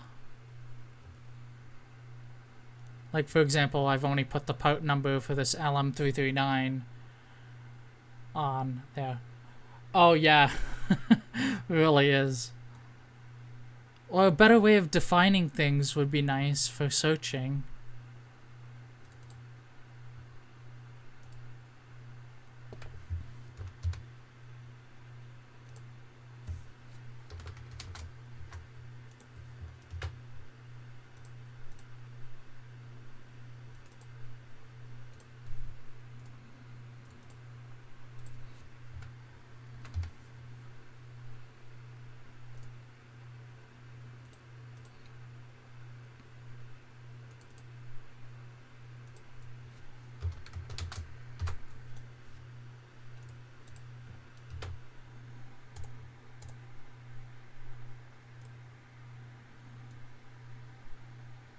Oh yeah, passing 8 hours on a live stream. Whoop whoop. And according to OBS, I have not dropped a single frame.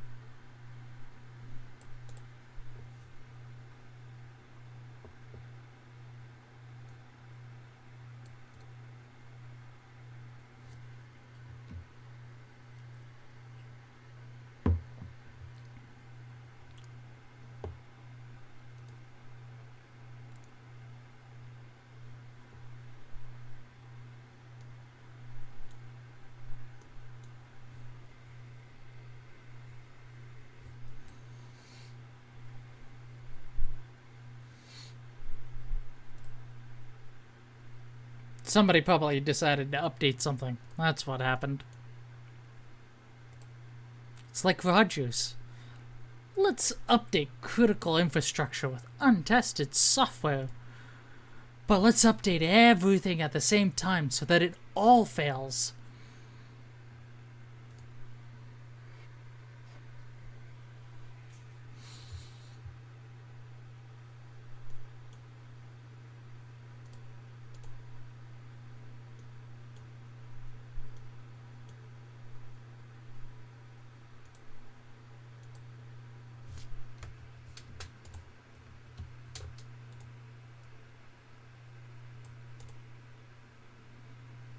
Actually,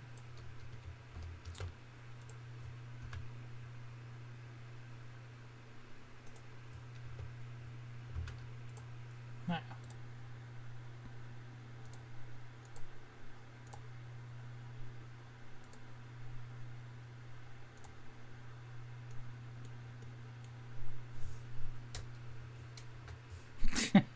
Yeah, and they still want to buy out Shaw.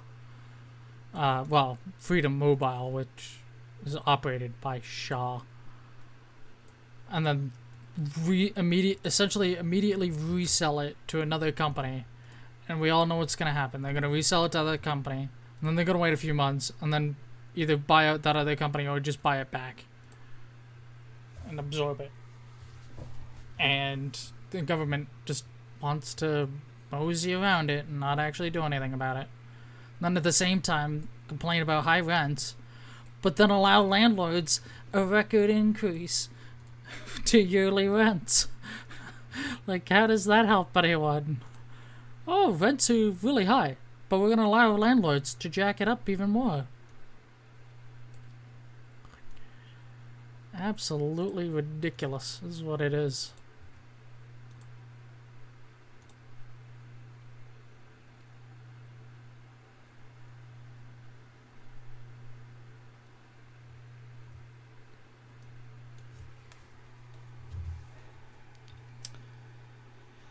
Let me find an image.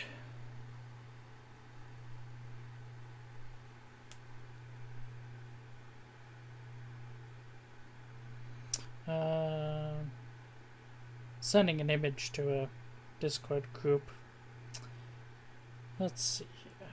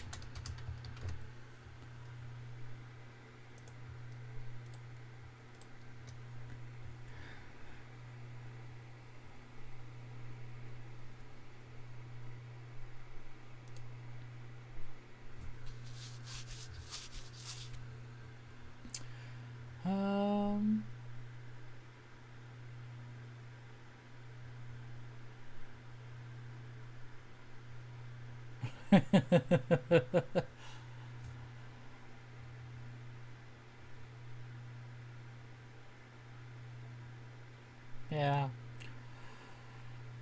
Do, do, do, do, do.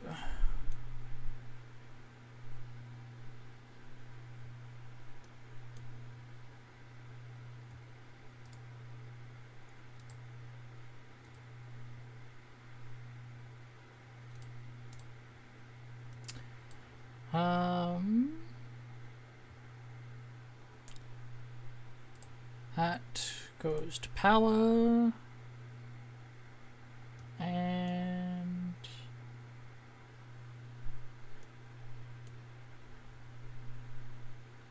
this is our signal. I know, right? Looks so much better. So much more readable than the loop-de-loop-de-loop of a mess. And at least this way I can better ensure that I've wired it correctly. Like, don't get me wrong, this is great, because this saves me dragging things around and saves space. But they're all very simple and going in one spot. But this makes more sense in this position. So the only thing needed is the signal wire.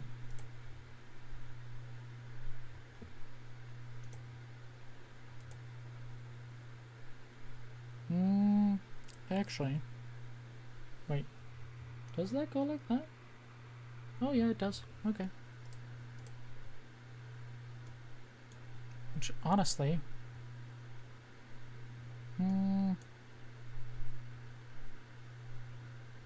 Okay, let's do this.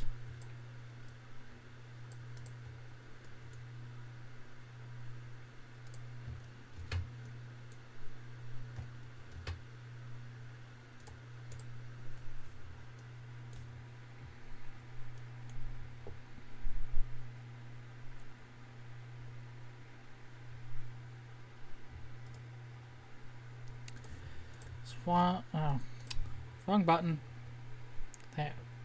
I'm so gonna have to make a macro keyboard and customize some of these hotkeys. But a macro keyboard will be the most useful, I think.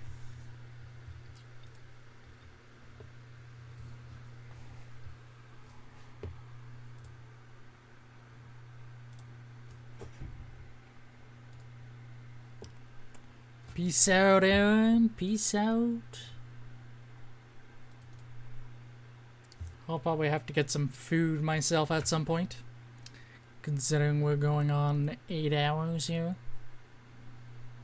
Right. I already have that. What is the correct pinout for this?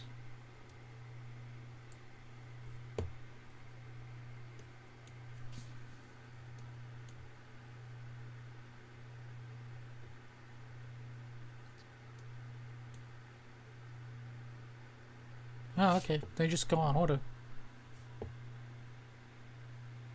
No, I didn't. Although we're hosting a food truck festival at the lakefront. It's like a 15-minute walk away from me, but it's already 11 p.m., so too late for that. But it's all weekend, so maybe I'll go down at some point. See if there's anything useful down there. Well, not necessarily useful, but not alarmingly expensive. We had a music festival a couple weeks back. Funnel cake for $17. Oh my god. It was delicious, but talk about expansive.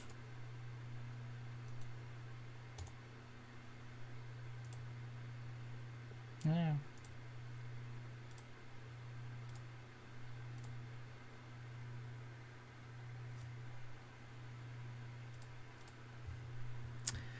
Let's see here.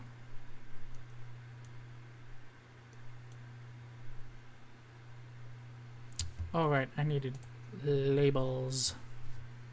Right. Can't put the labels because I need multiples.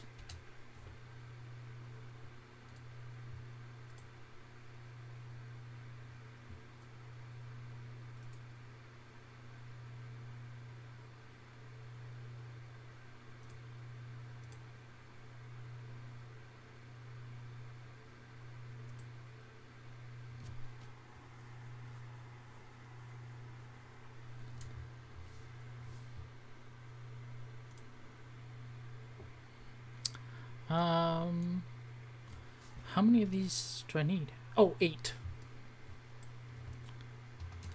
1, 2.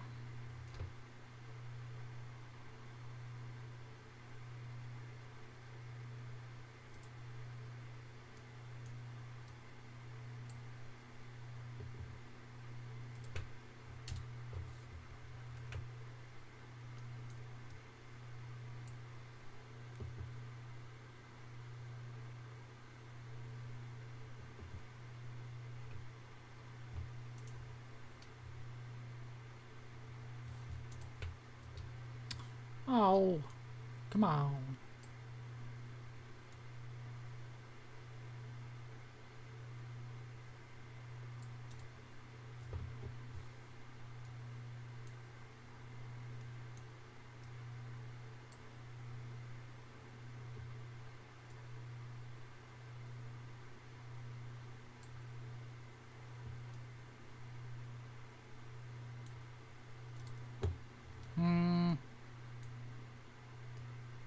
Can I make this compact in any way?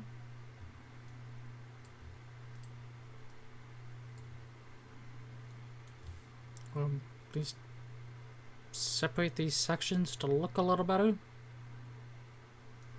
How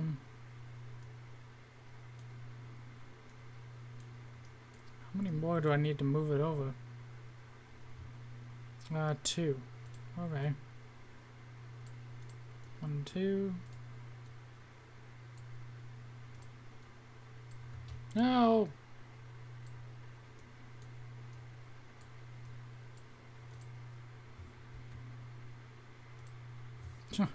That's weird.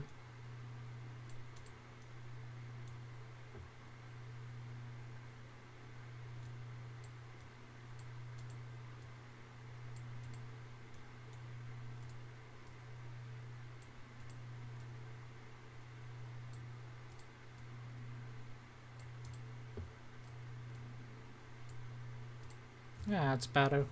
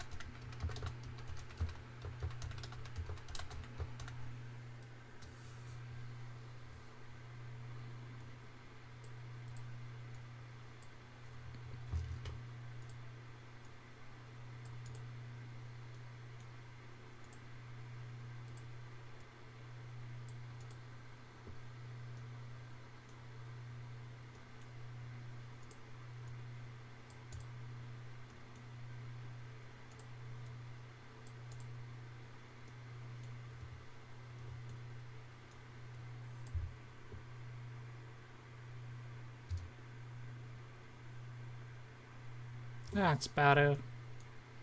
Or is it 3 spots? 1, 2. No, I think I can move it and get it to sit where I want it. Haha! So there's boxes here, and it now can work the way I want it to.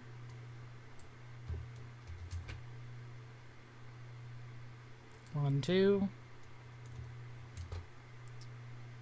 1, 2.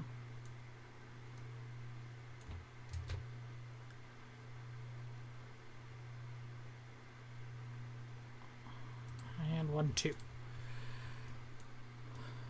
1 set a row and Set number 2.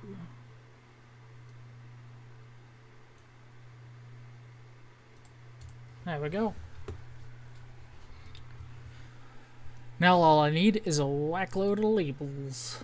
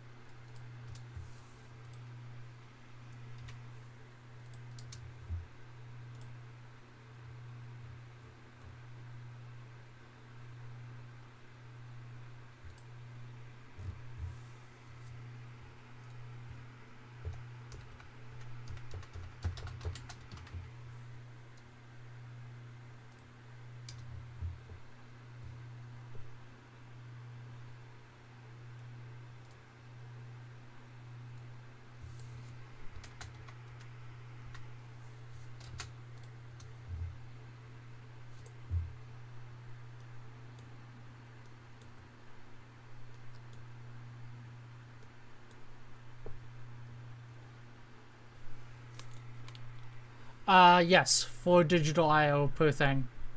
Hence the use of 2 MCPs, which it already uses 2 MCPs per LSC anyways. So it essentially matches and makes firmware and everything easier. But you need one LM339 per OJ45 port.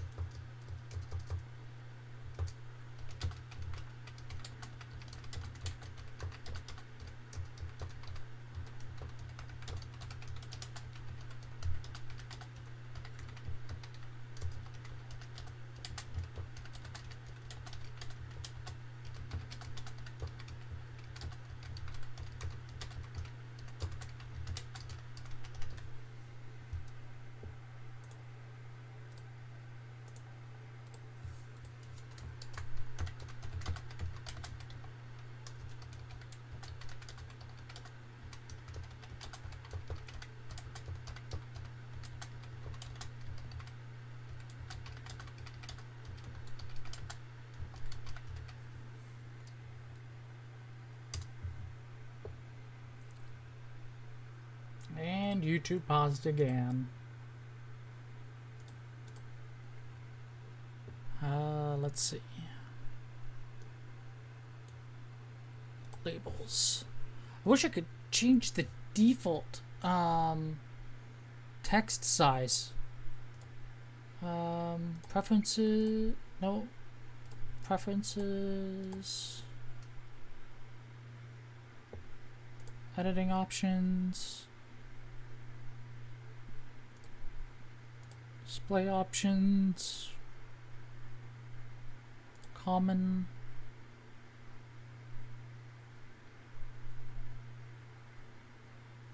No. Tools.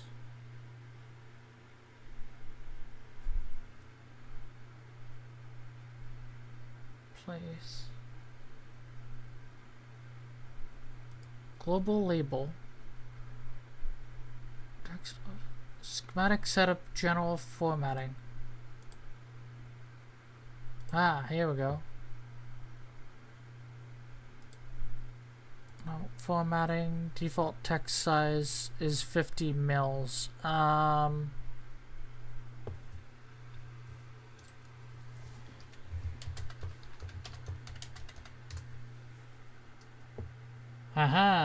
50 mils is 1.27 millimeters.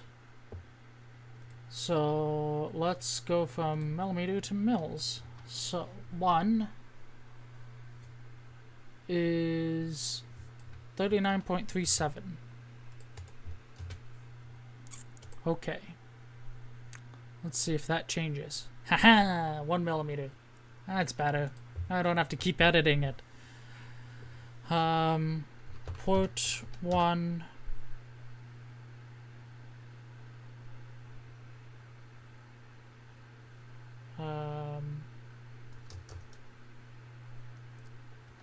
One A.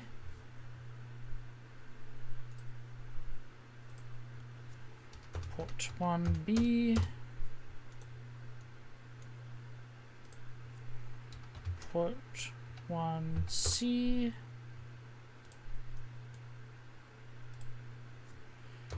Port 1D.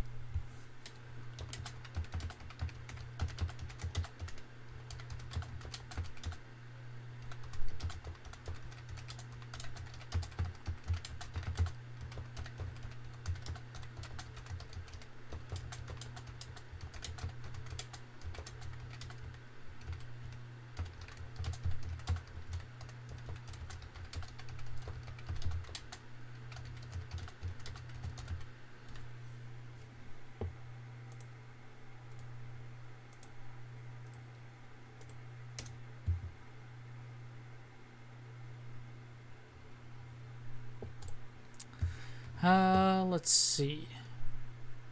And then, what did I name? Ah, okay, yeah. I kept the names on that. Simple. Sense 1. And then port 2 is this one down here. Port 2A.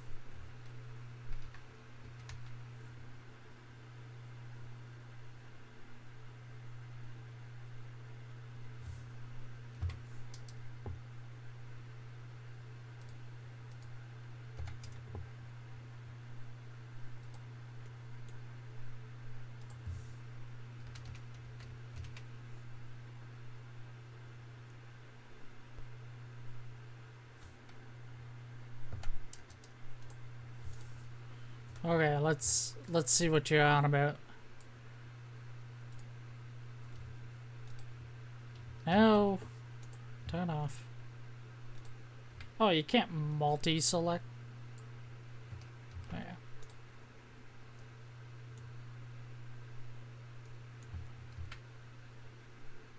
Paste.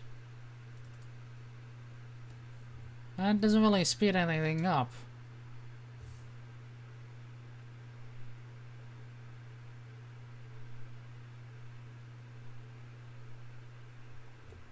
I still have to go in and edit each one. Oh, shift click. Oh. Why is it not control click? Literally every program is control click.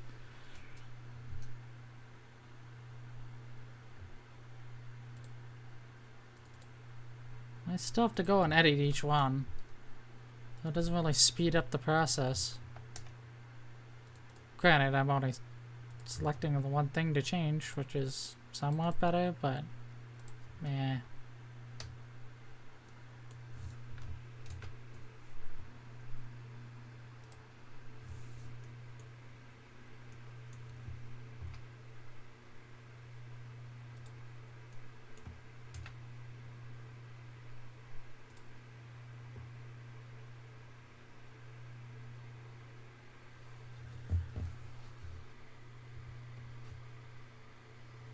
Double click, then right arrow 4 times.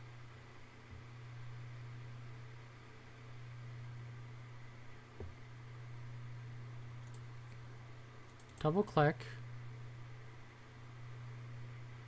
then right arrow 4 times. 1, 2, 3, 4.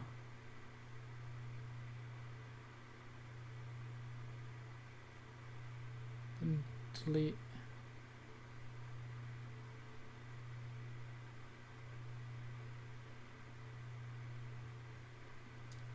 Eh.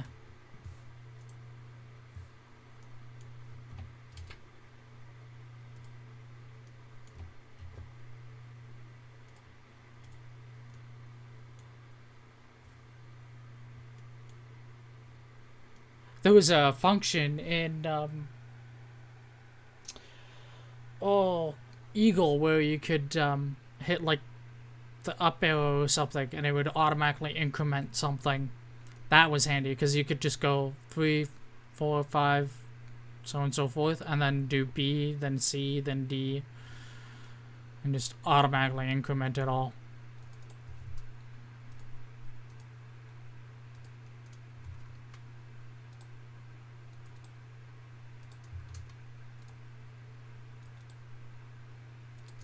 Wouldn't surprise me if someone has a plugin for Kicad to do that.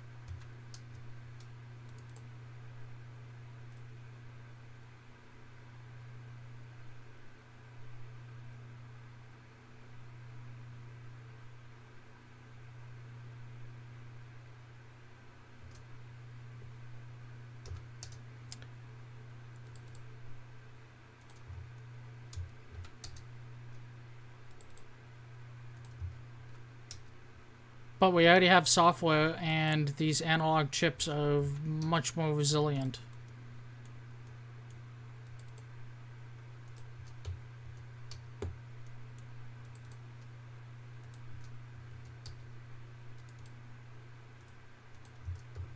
Especially with using an ADC. And especially with a long cable on OJ45. Well, any long cable will have its issues. But this is something we know works.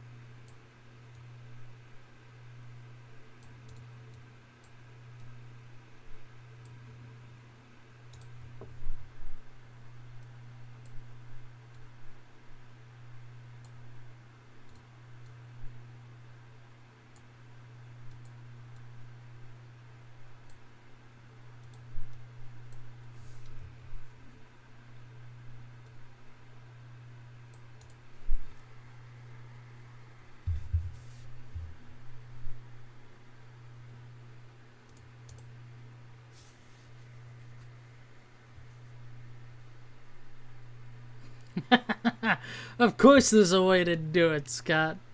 Of course there is.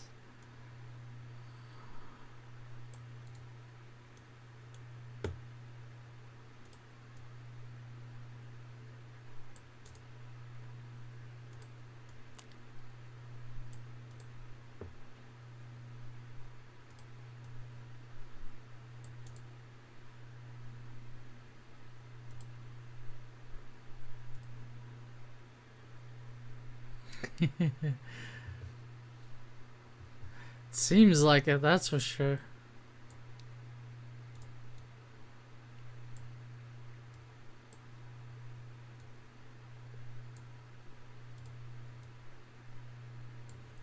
Why did I skip into Screamo? My goodness.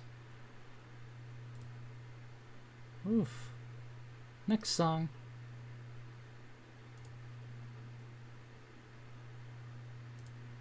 I don't mind rock screamo-ish music. Well, it's not full screamo. It's more on the rock side of things. But I gotta be in the mood for it.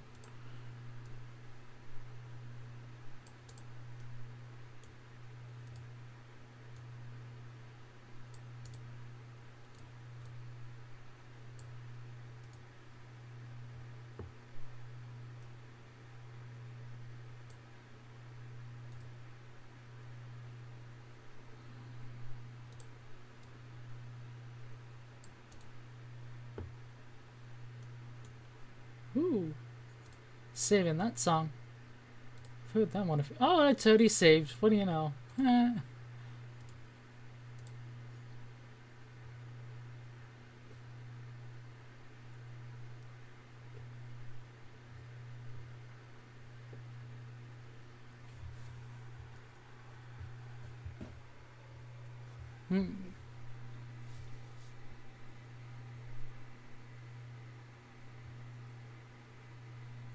I'll do it later. I got all the stuff I need.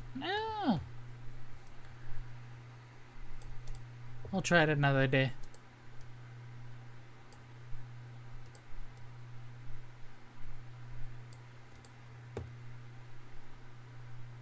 Undo? What? Why would I need to undo something?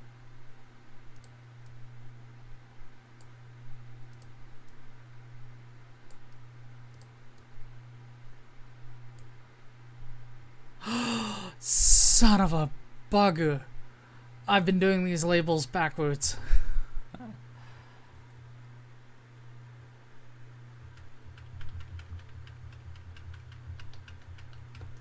And the reason I know they're backwards is because this is GPA and this is GPB. So number 1 actually goes here.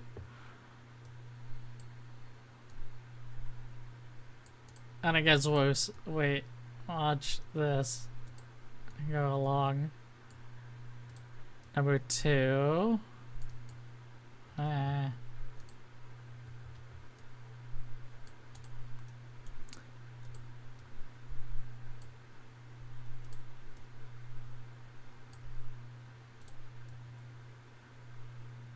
then number 3 starts up here.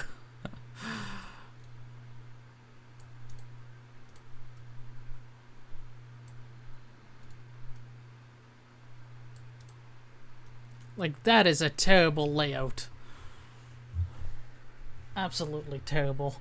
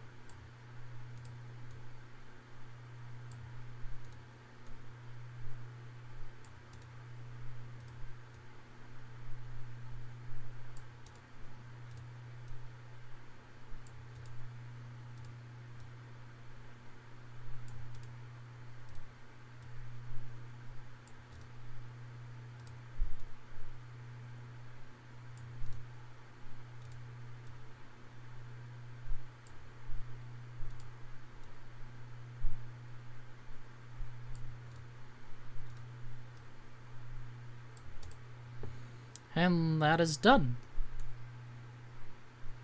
So the only thing left, I can get rid of those now. So the only thing left is to figure out the power supply on the OJ45s, which I will do some bench testing probably tomorrow. Ugh. And then I can live stream, hopefully, the finishing of the schematic and the start of the PCB design. Which the first thing to do on the PCB design will be setting out the layout so that it can properly be designed to be modular. So yeah. But other than that, I think 8 hours and 47 minutes into it, and I'm done for the day. Unless people have some questions and squirrel hunting for a moment or two.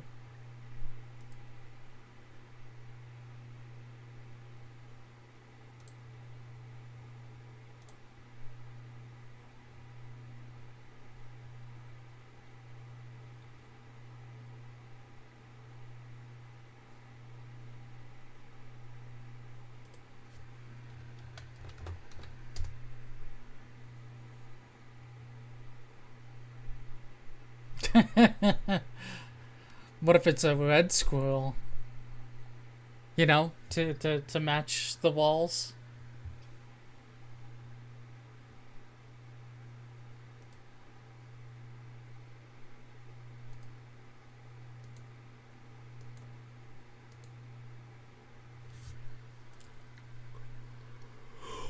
Ooh. Yeah, we don't... I haven't seen a red squirrel in a while.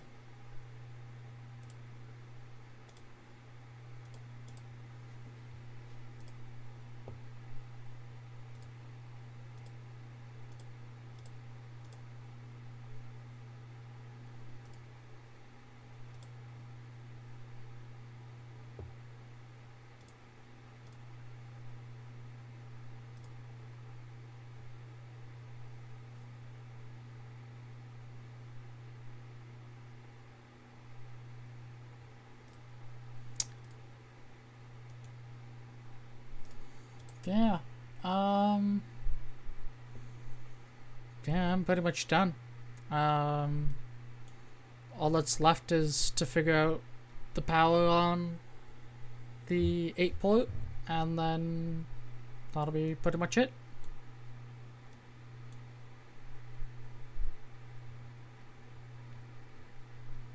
But I'm thinking a resistor divider is what will be needed for here. Just need to make sure it's enough of a differential that we can turn it on and off. Yes, then the fun stuff. Laying out all the traces. Can it be done in 2 layers? Or does it need 4? But the first part of the layout will actually be doing the PCB board cutout, because I want to make sure I can design it to be proper, to be modular. So fun stuff indeed.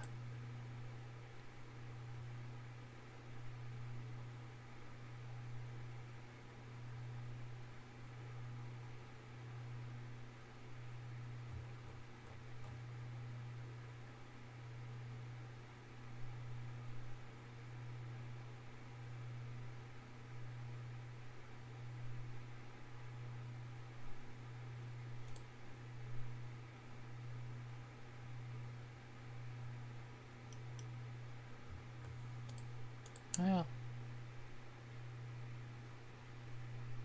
Single-sided with lots of jumpers.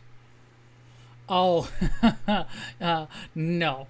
The whole point of trying to get the MOSFETs and SMD LEDs to work is to make it easier to manufacture and make it work.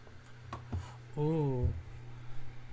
If I bought this specific MOSFET from DigiKey, I could use potentiometers to figure out the resistance needed. Although theoretically I could just calculate Ohm's law on it, which I'll probably end up doing, because even with testing I need to make sure that I could set it up correctly. The hard part is understanding. So it needs a differential between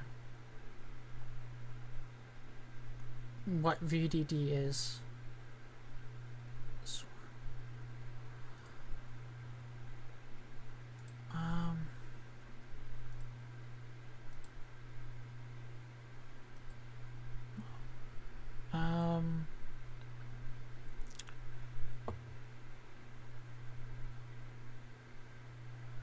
Drain source, maximum 30 volts, okay, yeah, that's fine. But can't exceed 12 volts. The difference between...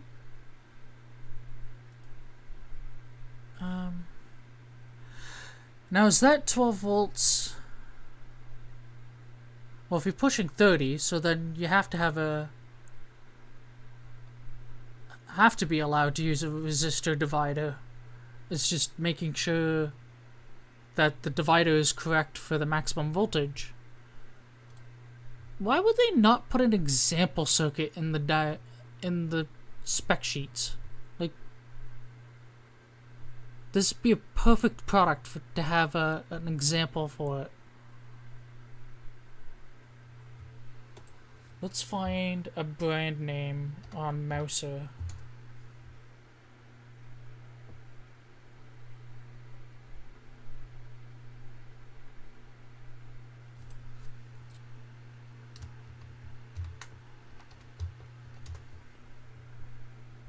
What? How do they not have it? How does Mouser not have 3401 MOSFETs? Well, they do. They just don't have it under the normal thing. But Diodes Incorporated. Don't even have stock until 2023. Thank goodness. Let's see. So, minimum needs a 2.5 volts difference. So,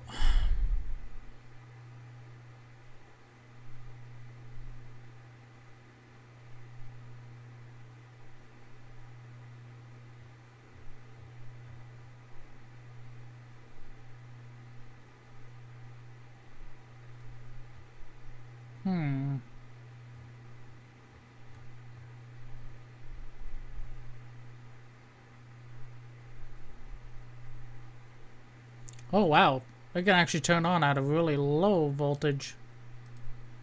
1.3. So it doesn't need much to turn it on. Trying to think here.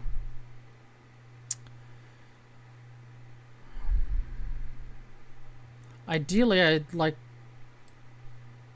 stabling 10 and 5-ish, because that gives you a good ohm range. Not that 85 milliohms is bad, and all these current ratings are way above what we need to be able to do.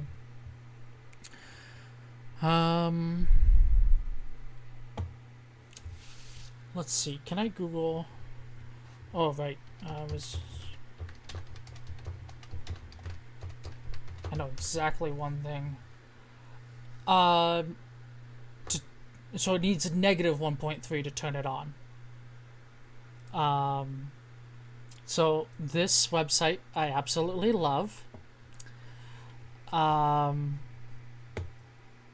So this Is it this difference that needs to be 1.3? Source voltage, let's say 12 volts. First one, let's say 10 kilo ohms. Output voltage, let's say 5. Calculate. Kilo ohms, calculate. 7.1. I think that would work.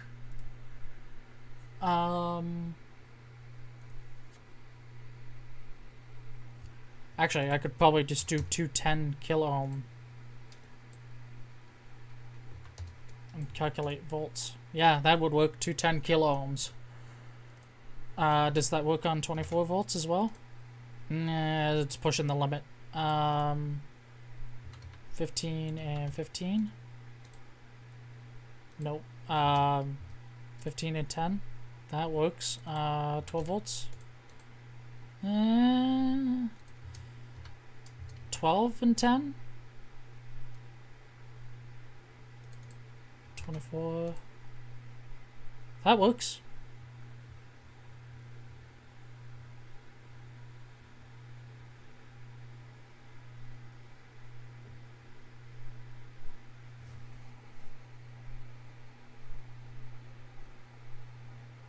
Yes. Wait, so it's backwards? So right now it's 12 and 10 kilo ohms, gives V out as 10.9. So would it be 2 volts then? Oh, so it's 24. So calculator, 24 minus 10 is 14, which would be over spec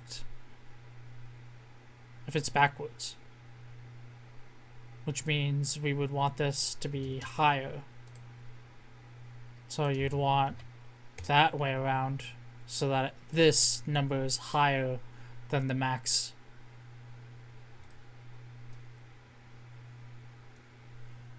I really gotta find an example.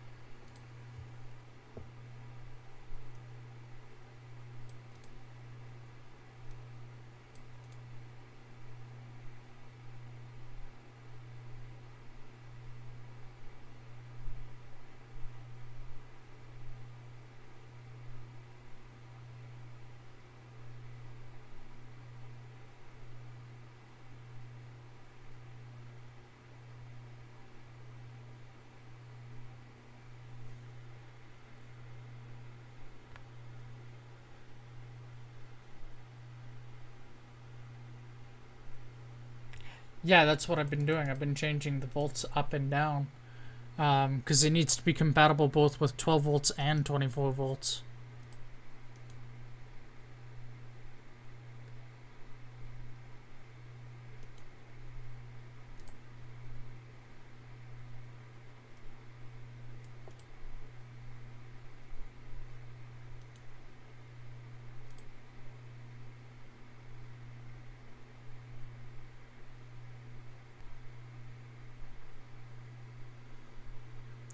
So this one image I found shows them using this particular MOSFET, but their main power source is 3.3 volts and they're using a 100K and a 220 ohm. So 3.3, which is really low, and then really high resistance, which seems unneeded. Yeah, like you're getting no volts out of it. Like that makes... Oh, so you're pulling it completely low, which is turning it on because you're getting the voltage differential.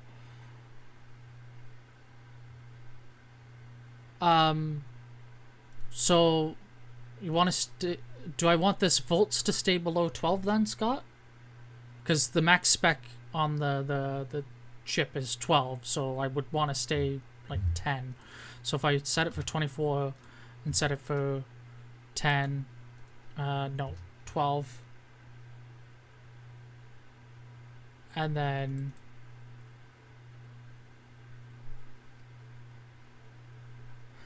I know most things are intended for 12 volts for security, but I wanted to support 24, both for the sake that everything on this board so far supports it, but also I'm expecting that a lot of the circuit will get copied into the version 2 of the LSC, and the LSC currently does not support it, and neither does the rack 32, which I think is also getting a revision to support 24 volts.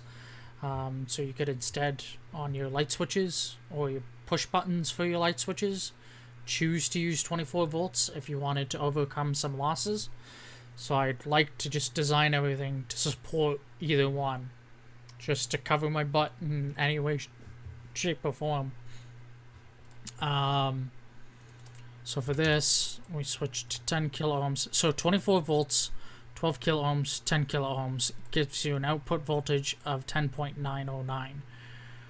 And then if I switch that to being 12 volts, it's half of that, so it's 5.455.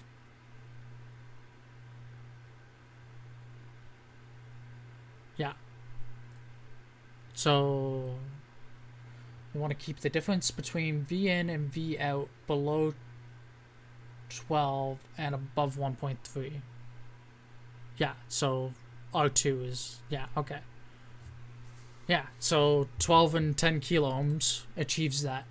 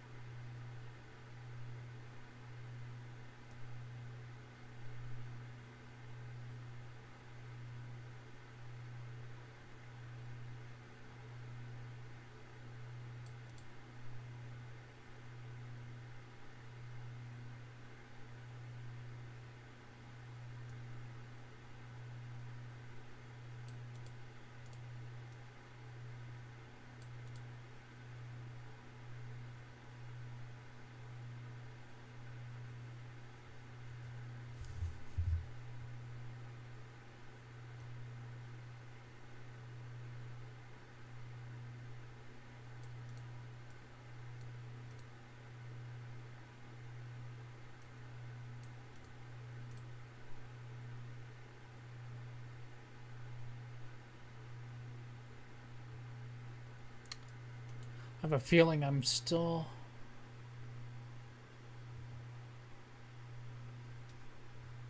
MOSFETs don't use current, they use capacitance. So kilo ohms should be more than enough to turn it on.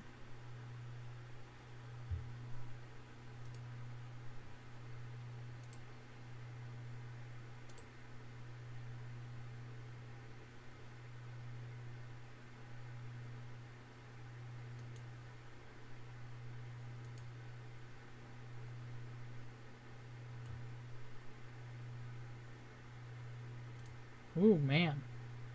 That's one nice looking concept.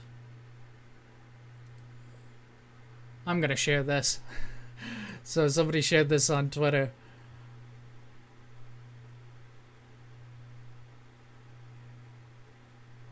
Oh yeah, I think it'll be more than enough. Yeah, so somebody shared this on Twitter, and this just looks awesome. Like, nice concept, but still really goddamn cool.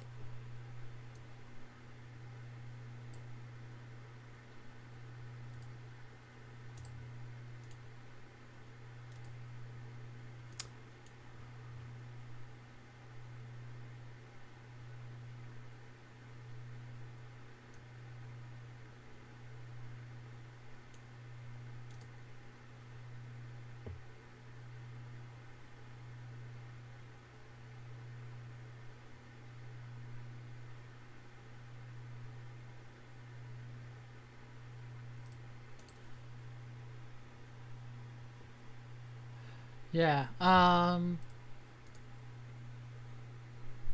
still think it would be enough to turn it on. Especially considering only trying to move Yeah. Let's see, 25 volts. And it's gonna get close. 13 kilo ohms. It's fine. 12. Yeah, that's still fine. How's it at 14? Yeah, that'll work. 25 volts. Still good. Just in case somebody has a high value input. How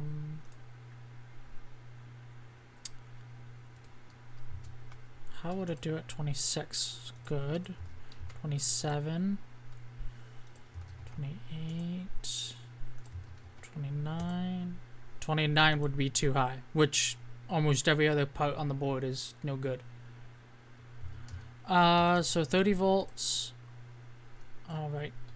30. That'd be too high, so 15. I wouldn't trust it at 15 kilo ohms and 12, but let's see, 16. I'd do it at that 18 and 10 kilo ohms.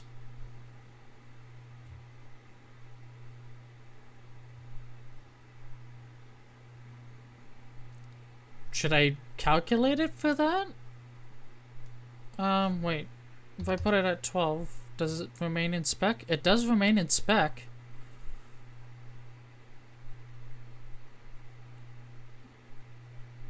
So maybe that's what I should use.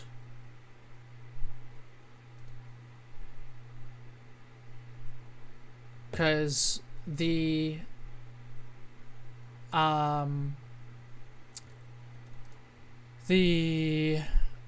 PTC is rated. What's it rated for again? Let's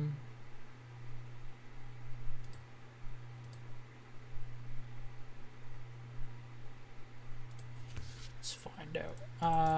C883087.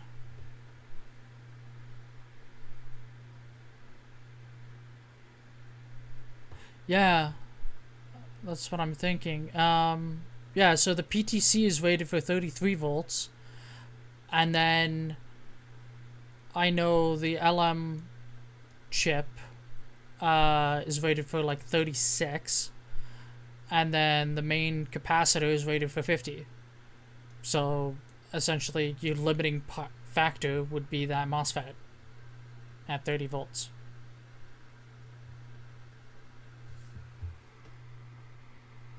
Yeah. So, yeah, I think the best bet is to rate it for that full amount. So does DigiKey have that part in stock? Let's find out.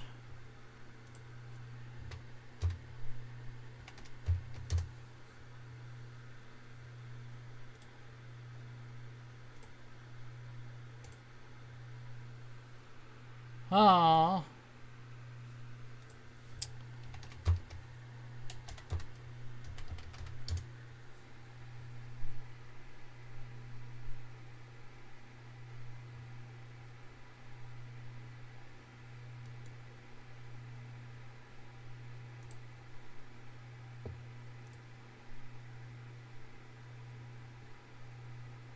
Oh, okay. I think I found it.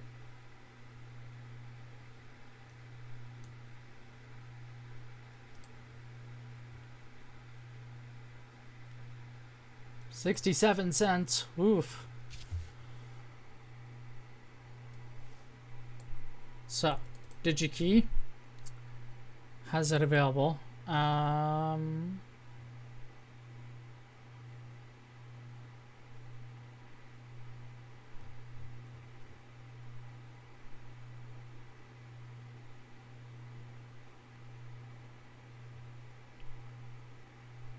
So let's sort by in stock for one. 5.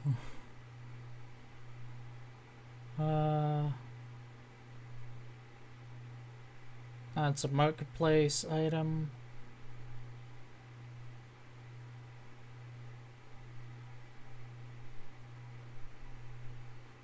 Yeah. So, I'm thinking the better thing to do is going to be to test the actual MOSFET I want to use and not something that's in my stash, because it's not going to be exact by any means. So let's get 10 of these.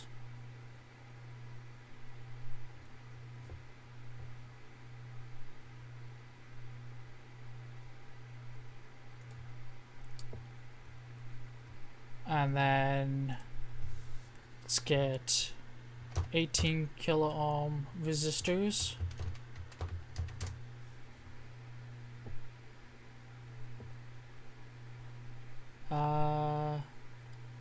Let's get surface mount.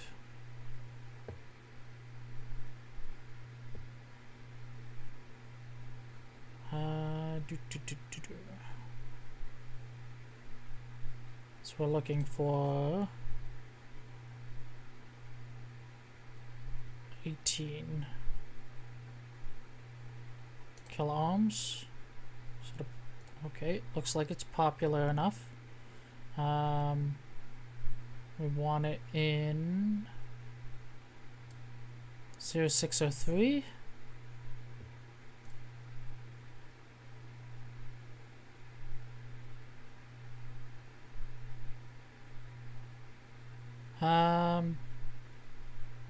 Actually, let's check.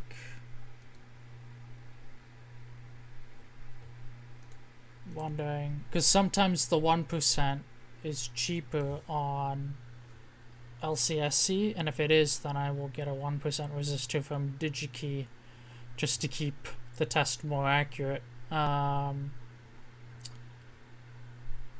I do have enough of a margin on that percentage in the voltage divider that I could get away with a 5%.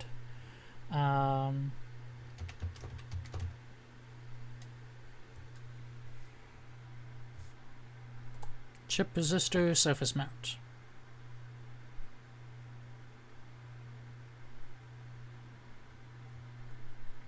I already own 10K resistors.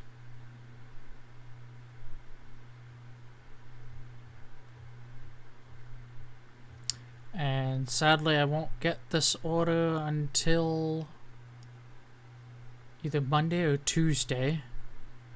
So I will still do the board design probably tomorrow.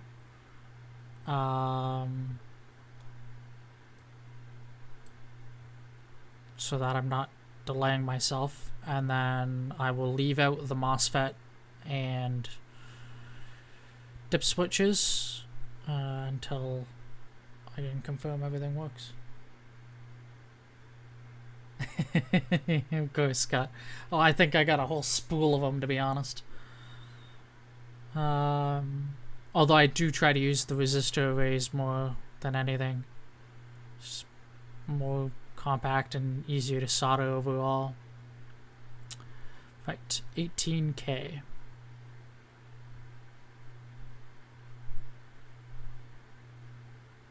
There we go.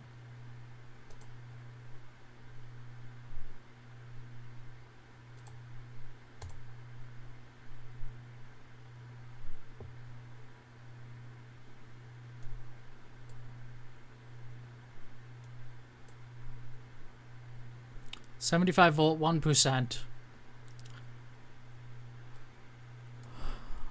That is absurdly cheap. Yeah, so 1% resistor it is. You know what? I'm going to place it in here so that I can make note of the part too.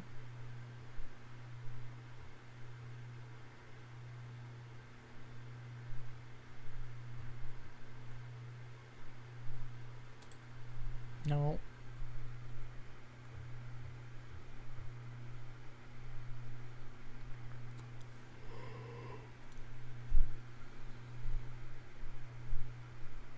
Wow, how many LED variants do you need? Oh my goodness.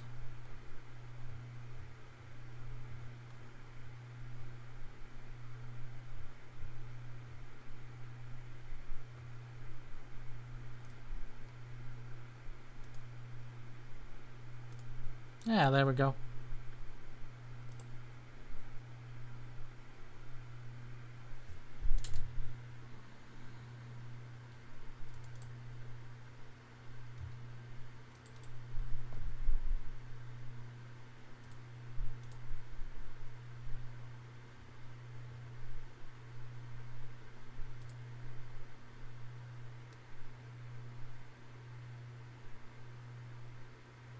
Maybe I'd have to go look.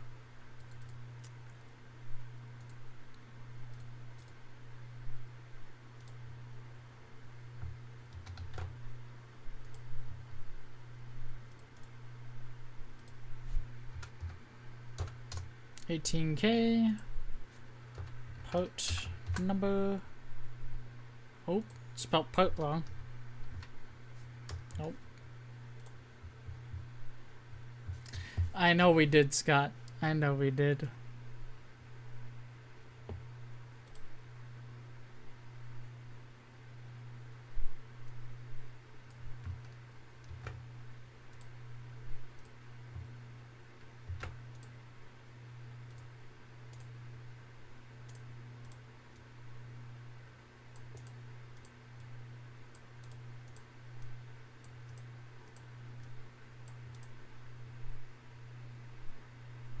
And this one will need to be 10K.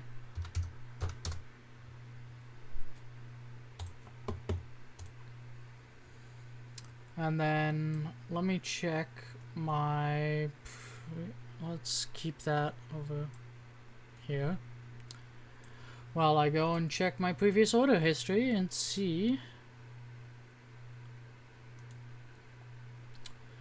if I can just confirm what size 10K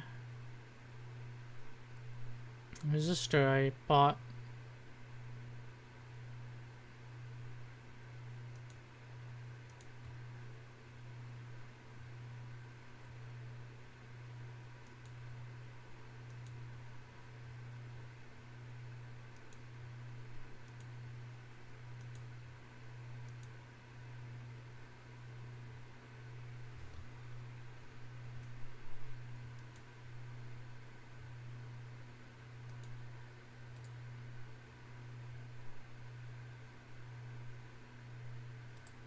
Nope.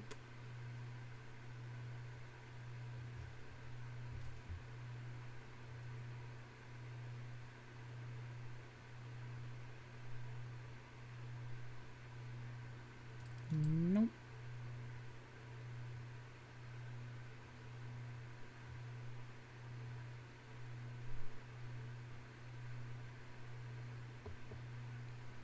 Nope.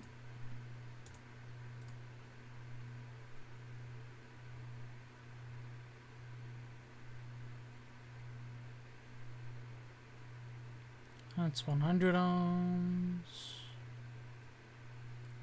Not that one.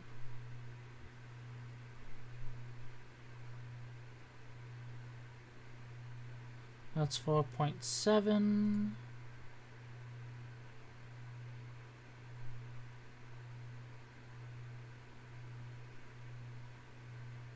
$10K.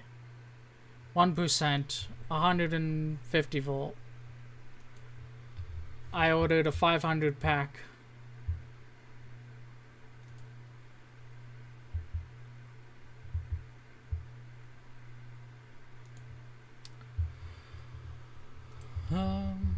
Wonder if there's better options available for that.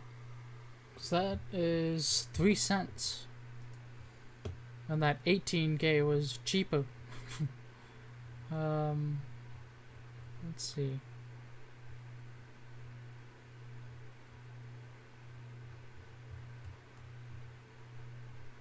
Not that I need more, because I still have like 490 of them.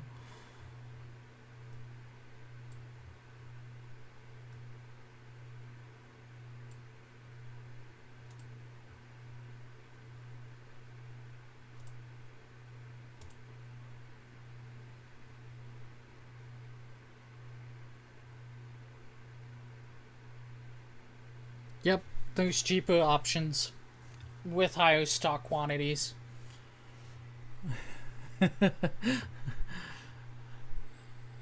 uh, yeah, okay, so I'll be good on that.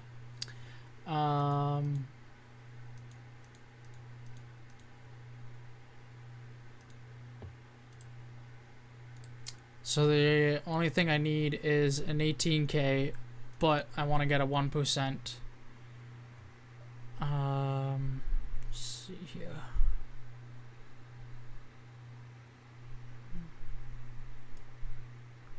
Tolerance 1%. In stock. Apply.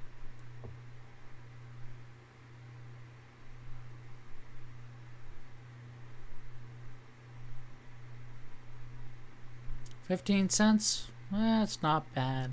For DigiKey.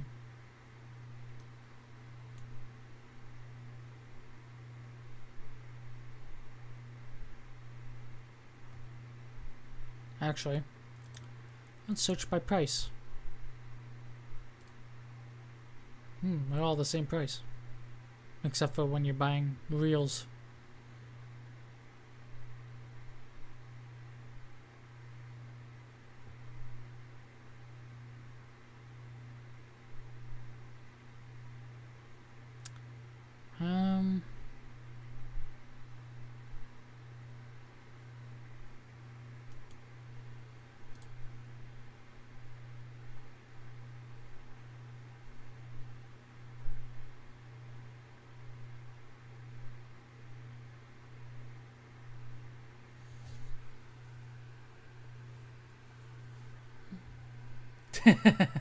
Pretty much. The only reason I'm gonna buy from them is just so I can get it early next week and I can run a test, which means faster to spool up the board. I can get 100 for $1.41. I'll just get 10 and I'll order a reel when I spool up boards and get a better deal on it. Oh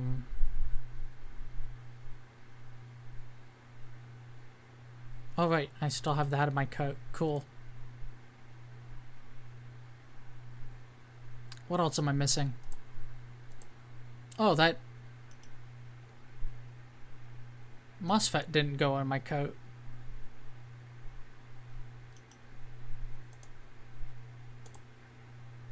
This one. 10.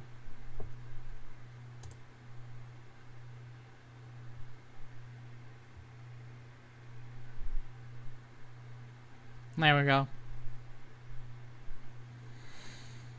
Not sure if I actually want to buy that now or not. Because I just bought a whole whack of ESP32 boards. I don't really need it right now. Yeah. $5. And then it's gonna be $8 shipping.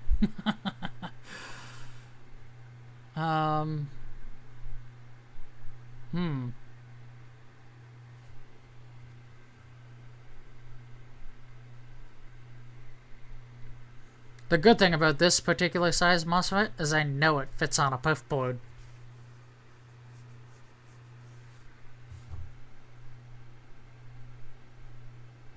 I don't think I really need anything else. It's just annoying to spend $5.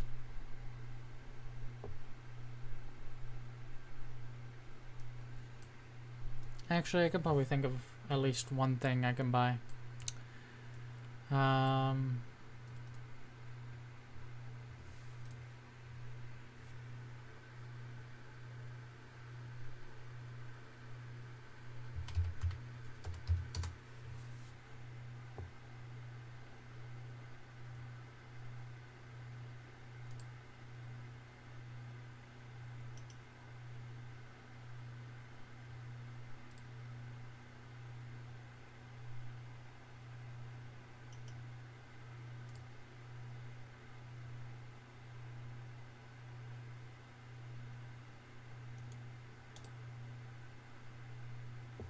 So the other item I could use a few of is this.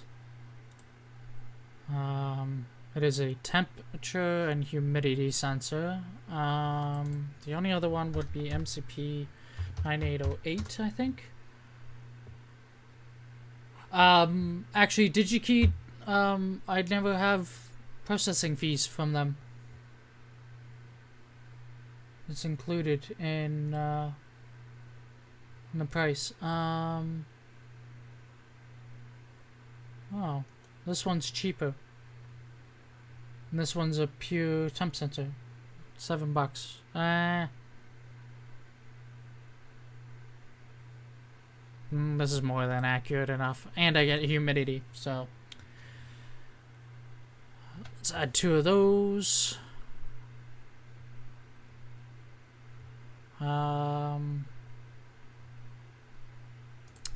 Let's add BH 1750.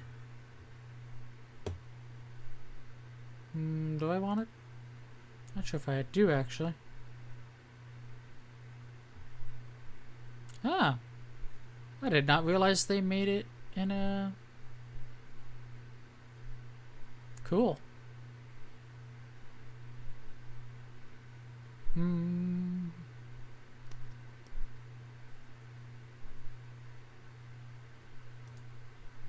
For now, I think I just stick with that and get myself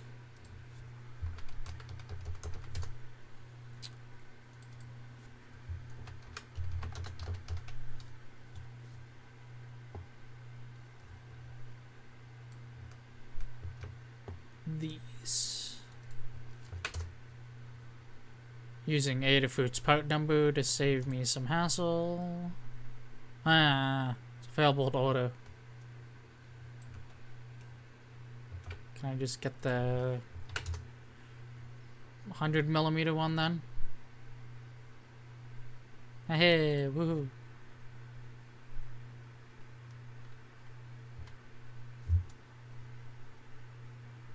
Yeah, let's get 4 of them.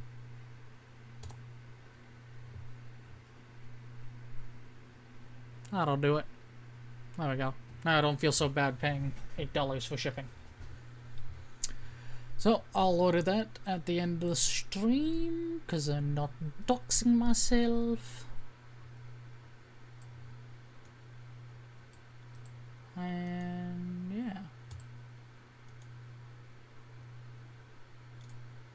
So I think we know how to make this work.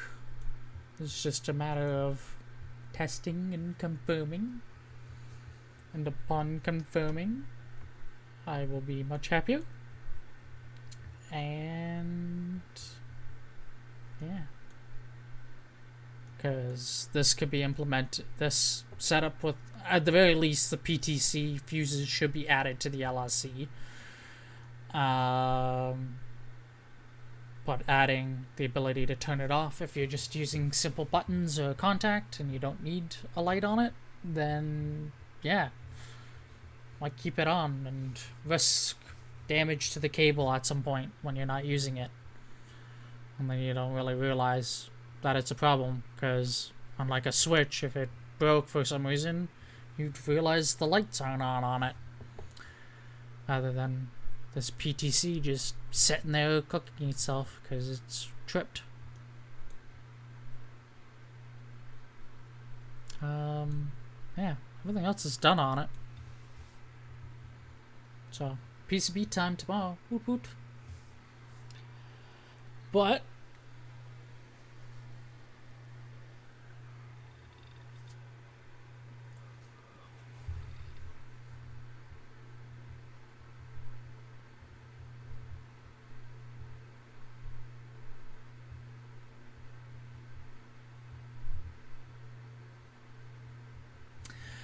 true, yes, sticking with headers would mean it's done,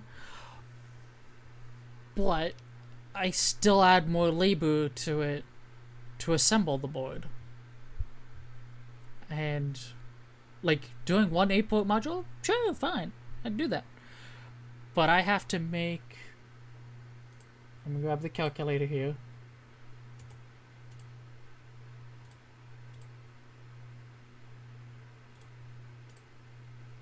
I have to make like 15 of these things, and no thank you. That's a lot of solder joints. That'd be 8 times 3. That's 360 solder joints, when I could spend 2 seconds putting the parts on the board and throw them in the oven and be done with it. And it means that if a large order could be fulfilled, I could very easily push the order to a manufacturer, and they can surface mount the components, and it'd be done. And then something I'll probably look at later is designing probably that at TNE60, to be honest, because that might actually work. Design it to fit on a small module that could fit in a slot for an MCP and be programmed to take its place. But it means you don't have to change the circuit board. So if the MCP came back in stock, you could very easily switch back if you wanted to. Oh yeah, not having to stock pin headers and the covers, the jumpers for the pin headers. Yeah, dip switch all the way, man. Dip switch all the way. And the bonus is I've added a hardware disconnect to the reset line if it acts up on you.